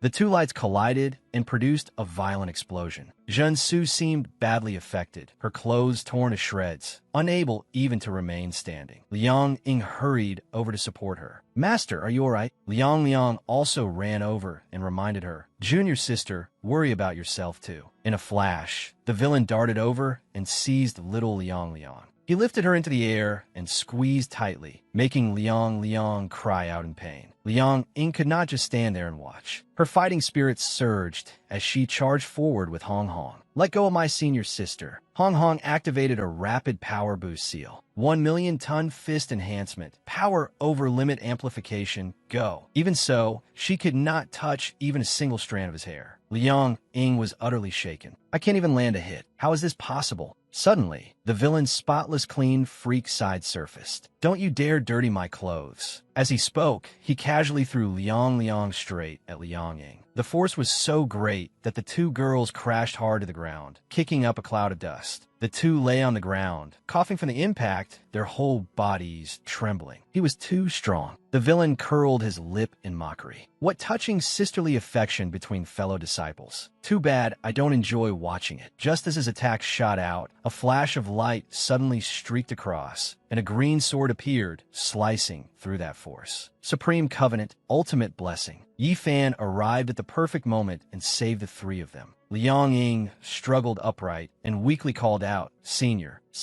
Having achieved his goal, the villain laughed. "You came quickly enough." The system rushed over furiously and cursed him out. "To keep watch against your dirty tricks, I've been monitoring all the major events in the cultivation world for my host during this period." He laughed disdainfully. "Dirty tricks? Against you lot, I don't need any dirty tricks." He openly stated his goal without hesitation. "I want to devour every single person you protect. right in front of you. Yifan replied through gritted teeth. Devour them all? The number of people you've devoured is no small number already. Ruining my life and disturbing my peaceful days was bad enough, but again and again you've hurt the people around me. At this point, he shouted, I won't let history repeat itself. In this life, I will end things with you completely. Just then, the system flew over and warned him, Host, this is bad. He's about to attack again. Yifan quickly turned and instructed Liang Ying, Little sis, take your master and Liang and go first. Don't distract me. She nodded immediately. Got it. The attacking power gathering in the villain's hand was terrifying, and the amount of energy he used this time was even greater than the previous 2 times. Faced with that, the system basically threw out everything it had. AT field, 7-layer round ring of heavenly endowment, mosaic, and even the ultra shield. Whatever, use everything. But it still didn't seem enough. In fear, it screamed for help. Host, save me. I can't hold on much longer. Yifan shouted. Endure just a little longer. Wait until they're gone. The villain seemed rather amused and wasn't in a hurry at all. A low-level system, yet you do have quite a few life-saving tools. If you have any more moves, go ahead and use them. But the villain's hesitation made Yifan suspicious. What is he looking at? What is he waiting for? Suddenly, Yifan jolted in alarm. No, Master once told me he feeds on fortune. He came to Myriad Beast's sect definitely not just to kill people. Just as things were getting tense, Myriad Beast's sect welcomed yet another uninvited guest. Tai Huang arrived holding a glowing object and said cheerfully, Finally found it. Dug it out from the dragon vein. I am exhausted. The villain's face lit up with delight, and he turned around to urge her loudly. Quick, give it to me. He barked again. Give that to me. At once, the iron shard flew toward him. Having gotten his hands on the good stuff, the villain muttered joyfully to himself, After searching so many places, at last I've caught you. Even though he died a long time ago, his fortune is still incredibly dense. Yifan asked the system anxiously, What is that in his hand? It answered tensely, I don't know either. Both of them focused on the iron fragment in the villain's hand. Then, to their shock, he drove it straight into the center of his own chest with a look of utter delight. Yifan and the system were both horrified. Is he trying to kill himself? At that moment, from the darkened heavens above, a brilliant column of pinkish-purple light came pouring down. The villain roared, Dragon breath remains. Serve me. His body began to change. First drumbeat. Dragon opens its eyes. Dragon Emperor remains fusion rate 40. Second drumbeat. Clouds and thunder. Dragon Emperor remains fusion rate 50. Third drumbeat. Clouds cover the sea. Dragon Emperor remains fusion rate 60. Yifan exclaimed in horror, Star-Lord level strength. Wouldn't that be on par with a heavenly Tao? Even the system was stunned by the evolution. The little system kept muttering in confusion. No, that's not right. His strength is still rising. What exactly did he use? Even Tai Huang could not believe her eyes. She shouted, Villain system, didn't you say we'd withdraw after completing the third Dragon Emperor remains? He burst out laughing. You trash picker, remember your place. You were sent here to assist me. I am now the Dragon Emperor, no longer the limited copy of the third Dragon Emperor. I need you to support me with your full strength. Open up all your tools. Tai Huang didn't even argue. She pulled out a huge bag and said, Fine then. Crimson Blossom Arsenal, open. Countless tools flew out of the bag. Yifan stared in amazement. That's the Pangu Axe, the Chinkuan Cauldron, the Godslayer Spear, the Jade Disc of Creation, and even the Immortal Slaying Sword Formation, the 24-petal Green Lotus of Creation, the 5 directional flags, and the 3 books of Heaven, Earth, and Man. The system added, out of that pile, just grabbing any one item at random would be enough to instantly kill a bunch of great Luo golden immortals. Yifan said quietly, looks like he really came prepared. The villain glared down at Yifan and shouted, Open! A gigantic axe descended from the sky. The system immediately prepared and reported, Host, the subsidiary systems have been transferred away. Yifan answered quickly, Good. Cover me. But the little system was deeply worried and warned him, Host, are you planning to face him head-on? Don't be reckless. If that divine weapon touches you, one hit is certain death. We should still run. Yifan agreed. All right, I should run. The system flew behind him and sighed. No other choice. Super speed, one use of intangible phasing. The villain said excitedly, Keep running. We can play slowly. Firmament Emperor's Sword. The moment he finished speaking, a colossal sword point that covered the sky plunged down and blocked their retreat. The system began to panic. We're done for. A supreme, divine treasure. That sword chi is far too powerful. How are we supposed to block it? We can't, host. We really should retreat. Yifan answered bluntly, retreat. And where exactly can we retreat to?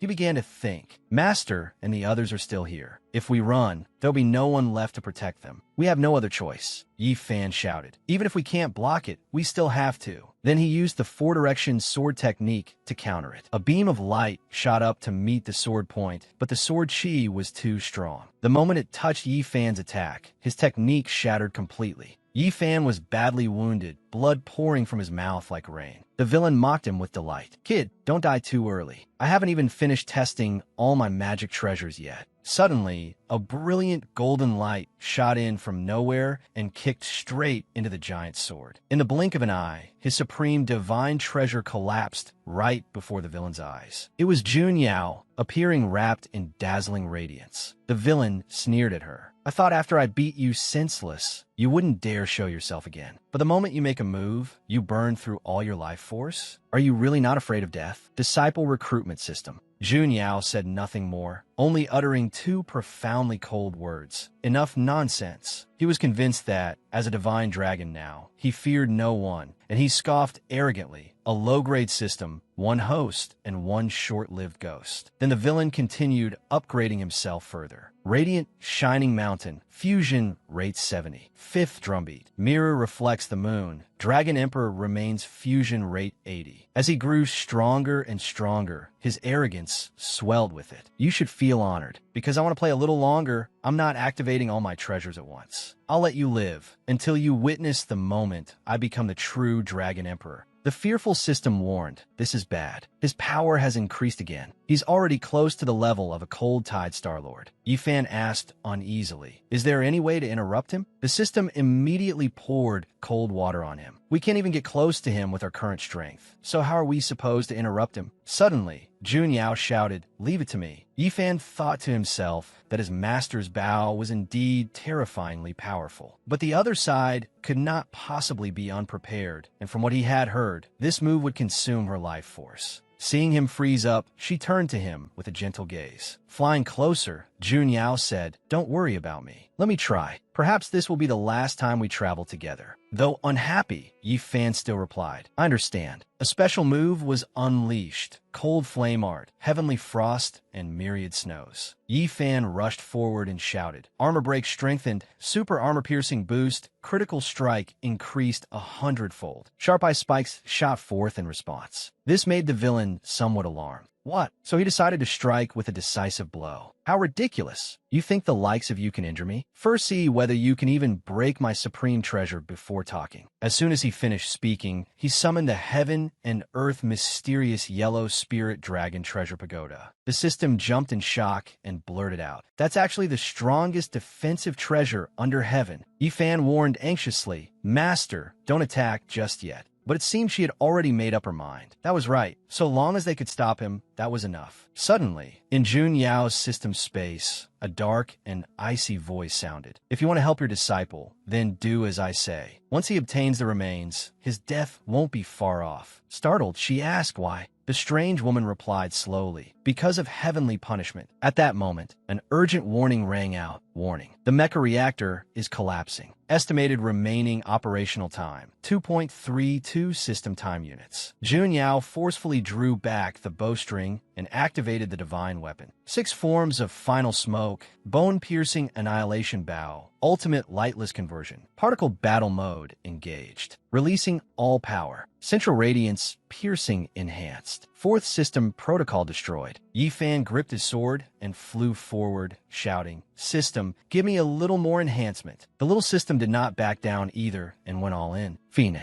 today I'll risk my life with you, host. You'd better be mentally prepared to spend the next year and a half unable to get out of bed. Overload enhancement mode. By then, the villain had already reached ancient sixfold communion, earth flow heaven, Dragon Emperor remains, fusion rate 90. He laughed arrogantly. Even if you risk your lives, at most you can break my defense. And even if you pierce through it, so what? Even with just my fleshly body, I can recover as if nothing happened. No matter how much he babbled on. Jun Yao had already raised her bow and gathered her strength. The villain spread his hand and summoned the power of the heaven and earth mysterious yellow spirit dragon treasure pagoda. Unexpectedly, it was snatched from his hand in an instant. The one who took it was the spendthrift system. With a stern expression, she said, "So powerful, and you still rely on a treasure to save your life? You've got some nerve." The villain ground his teeth and cried out, "Give it back." Behind him, Yifan had already raised his sword and charged in with overwhelming force. The villain turned angrily and said, "It's all useless." Unexpectedly, the spendthrift system rushed in with the spirit dragon treasure pagoda in hand and smashed it down. "Let me see whether your body is tougher than a defensive treasure." She struck downward and shouted, "Open!" At that same moment, Yifan thrust forward with his sword. The combination of those two attacks made the villain cough up blood, leaving him badly wounded. He flung his arm and blasted Yifan away, shouting, "Get lost!" The little system immediately flew over and caught him with its ultimate move, the 70% damage reduction shield. The spendthrift system stuck out her tongue and mocked him. "I thought your fleshly body was truly invincible under heaven." Aggrieved, the villain reached up to touch his wound and retorted, "What kind of skill is 4 against 1? Don't think I don't have helpers. Tai Huang's system, help me at once." But the space all around remained silent. Tai Huang had disappeared at some point, leaving him utterly flustered. "Tai Huang, what's going on? Where's the treasure?" Only then did they see Tai Huang sprawled weakly on the ground, pretending to be dead. That infuriated the villain, and he kept cursing, "Useless trash." The spendthrift system flew over again to attack, cheerfully asking, "Where do you think you're going?" The villain, still fearless, sneered, "So what if you're a superstar lord? In just a moment, you won't be my match anymore." The spendthrift system laughed. "Of course I know that." With that, Shi Yifan and Jun Yao charged in from all sides and surrounded the villain. The spendthrift system said, "Your turn." Penetration enhancement, resource burning level. What she used was none other than the 500 million immortal crystals enhancement. The villain was struck instantly, and his face went pale. He spat out a horrifying lump of black blood. It seemed everything had truly enraged him. Lowering his head, he said, "So what if you have the spendthrift system helping you?" Then he suddenly threw his head back and roared, "I am now a superstar lord as well. I'll kill every last one of you." The villain let his body transform into 7-fold communion ancient dragon star body. Current status, dragon star remains, fusion rate 100.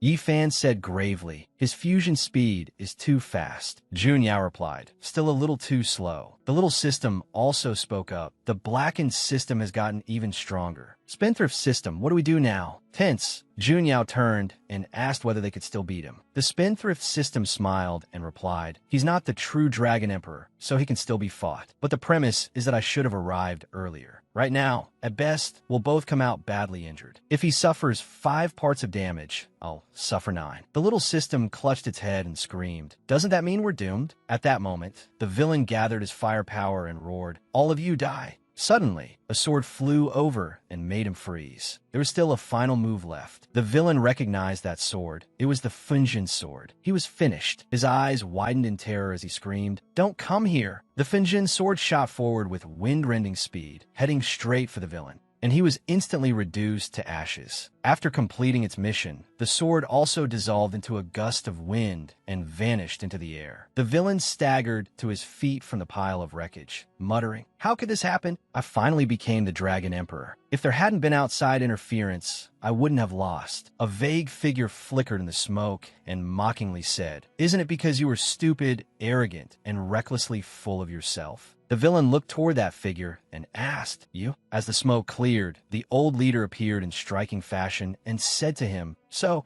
how did it feel using the bones of my ancestor from the 9th generation?" The villain trembled with rage. "You set me up. The Dragon Emperor's remains were a trap arranged by you." The leader stepped forward and lightly raised her hand, lifting the strings of life and immobilizing him completely. She mocked him, "Weren't you supposed to be very clever?" Only then did the villain realize it. This is the power of the puppet system. Why do you know how to use it? The leader glanced toward Tai Huang, who was standing nearby, and praised her. "That child is very sensible. If she wants to live, then of course I'll give her a chance." With a bright smile, she replied. My lady is absolutely right. How would I dare be the bad one? Meanwhile, the villain gritted his teeth, glared at Tai Huang, and cursed, so you were the traitor. The leader did not care. She turned to leave while instructing, I'll leave him to you. Tai Huang replied eagerly, mission guaranteed. The villain ground out a curse under his breath. You bitch. Over here, Jun Yao asked excitedly. So this is how heavenly punishment is dealt with. The spendthrift system replied casually, help's done. Matters settled. The leader also confirmed, with the Saintess of Time acting as a deterrent, they probably won't dare be so blatant anymore. Yifan raised a brow and asked, Who are you? The spendthrift system spoke up to introduce her as the old leader. The little system blurted out, It's that woman. Then she turned and said, Come with me. I'll tell you the whole truth. The leader explained, Outside the plains, there exists a kind of crystal monster called the Eternal Expanse. Their strength cannot be judged in terms of simply strong or weak. Very few dare provoke them. But they have one weakness. They can collapse with time. In order to continue living, they will stop at nothing for immortality. However, one cultivator, after tens of thousands of years of cultivation, broke through the shackles of the plane and touched something called immortality. The consequences of doing so are obvious. The cultivator died, but he also took away a part of immortality with him. An incomplete immortality is of little use to them. Yifan asked in confusion. Also, if that cultivator took immortality away, does that still count as death? Am I the one who obtained immortality? At last, he understood why they had been targeting him. The enemies the host has to face are terrifying, the little system said. The leader sighed. To endure torment through 100 lifetimes without going mad, I rather admire you. Do you want to escape the suffering of this 100-life reincarnation? Yifan was suspicious and asked bluntly, Why are you helping me? We've never even had any contact, have we? Tilting her head, the leader replied, My reason for helping you is very simple. First, it's for the performance of the systems. After all, you've occupied far too many of our resources. Second, it's for the innocent people who've been implicated because of you.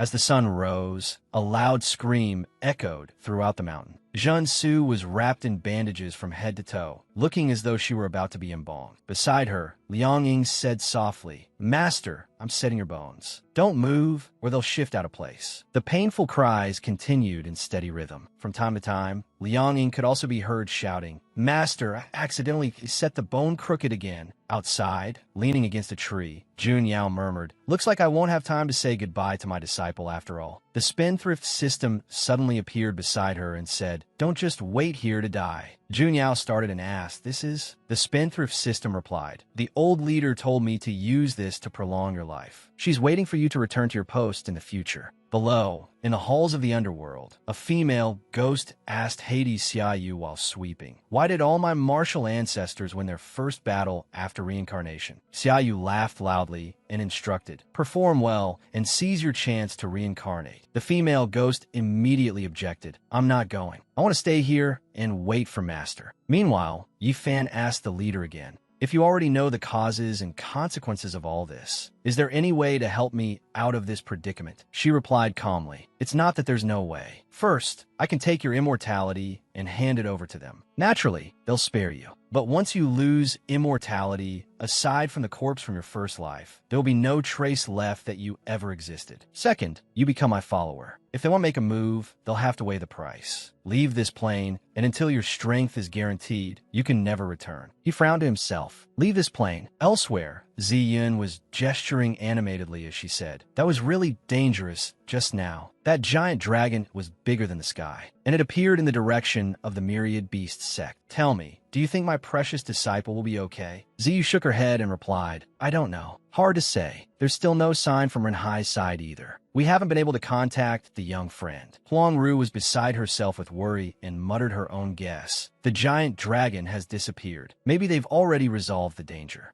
Over here, Zi Bing shouted furiously, Put down the memorial tablet. Zi Qing, face dark with anger, said, How could little junior brother possibly be dead? Zi Yin gripped her blade tightly and said, I'm going to chop it apart right now. Ming Bai just clutched the spirit tablet and bawled, Senior brother. Dahei said, worriedly, That broken sword left with the remains during the battle. Why hasn't there been any news at all? The nine-tailed fox hesitated and asked, Big sister Dahei, Master will be okay, right? Sugo immediately comforted her. Fox little sister, don't worry. Master will be fine. What are you saying? Master will definitely be fine. From the sound transmission jade, Fei Ye's voice rang out. Hello? Anyone there? Dehei cried out in delight. There's a response. Zian came running from afar. Quick, quick, give it to me. She was overjoyed. It's good as long as they're safe. On this side, the leader asked, well, have you thought it over? The little system said firmly, I'll follow the host's decision. Yifan answered, I've made my choice. The leader continued, in truth, there's nothing much to consider. After all, no one wants to die. Unexpectedly, his answer was, I want to stay here. She turned back in surprise and asked clearly, what did you say? Yifan remained unmoved and spoke each word clearly. Immortality was the choice I made in my previous life. The me back then went through 9 times 9 tribulations and still didn't hand it over. I believe there must have been a reason why my past self did that. The me now will not surrender immortality either, no matter how indifferent my previous life may have been. In this life, I also have true friends who care about me and people I love. If I leave, I may indeed be able to protect them from harm. But for how many years would I have to stay away? To make them wait in anguish for hundreds, thousands, even tens of thousands of years. By the time I return, everything may look the same, but the people will have changed. Whether they're even alive would be another question entirely. What meaning would a world have for me if everyone in it had already departed? I said before that I want to live an ordinary life, but I do not want to live while hiding like a fugitive. I don't just want to remain here. I want to cut down every enemy that stands in my way. If my energy isn't enough, then I'll cultivate until it is. The leader half closed her eyes and sighed. As expected, you really are different from everyone else. No wonder they all say you're a hard bone to chew. He asked in surprise, You've already met them. She suddenly raised a hand and cast a spell, opening a spatial gate. But attitude alone isn't enough. Let me see what you're capable of. Tai Huang move. Yifan was sucked into the spatial gate, and it slowly closed behind him. He had returned to reality and immediately jolted awake, asking blankly, Is this reality? Tai Huang, in the guise of a sexy nurse, walked over holding a watch and asked, You're back? May I ask, since when did you start having the illusion of entering another world? She leaned close to Yifan, her eyes glowing with spiritual light. Welcome back, Mr. Yifan. Although it's rather sudden, from here on, I will be serving as your attending physician. Let's get along well.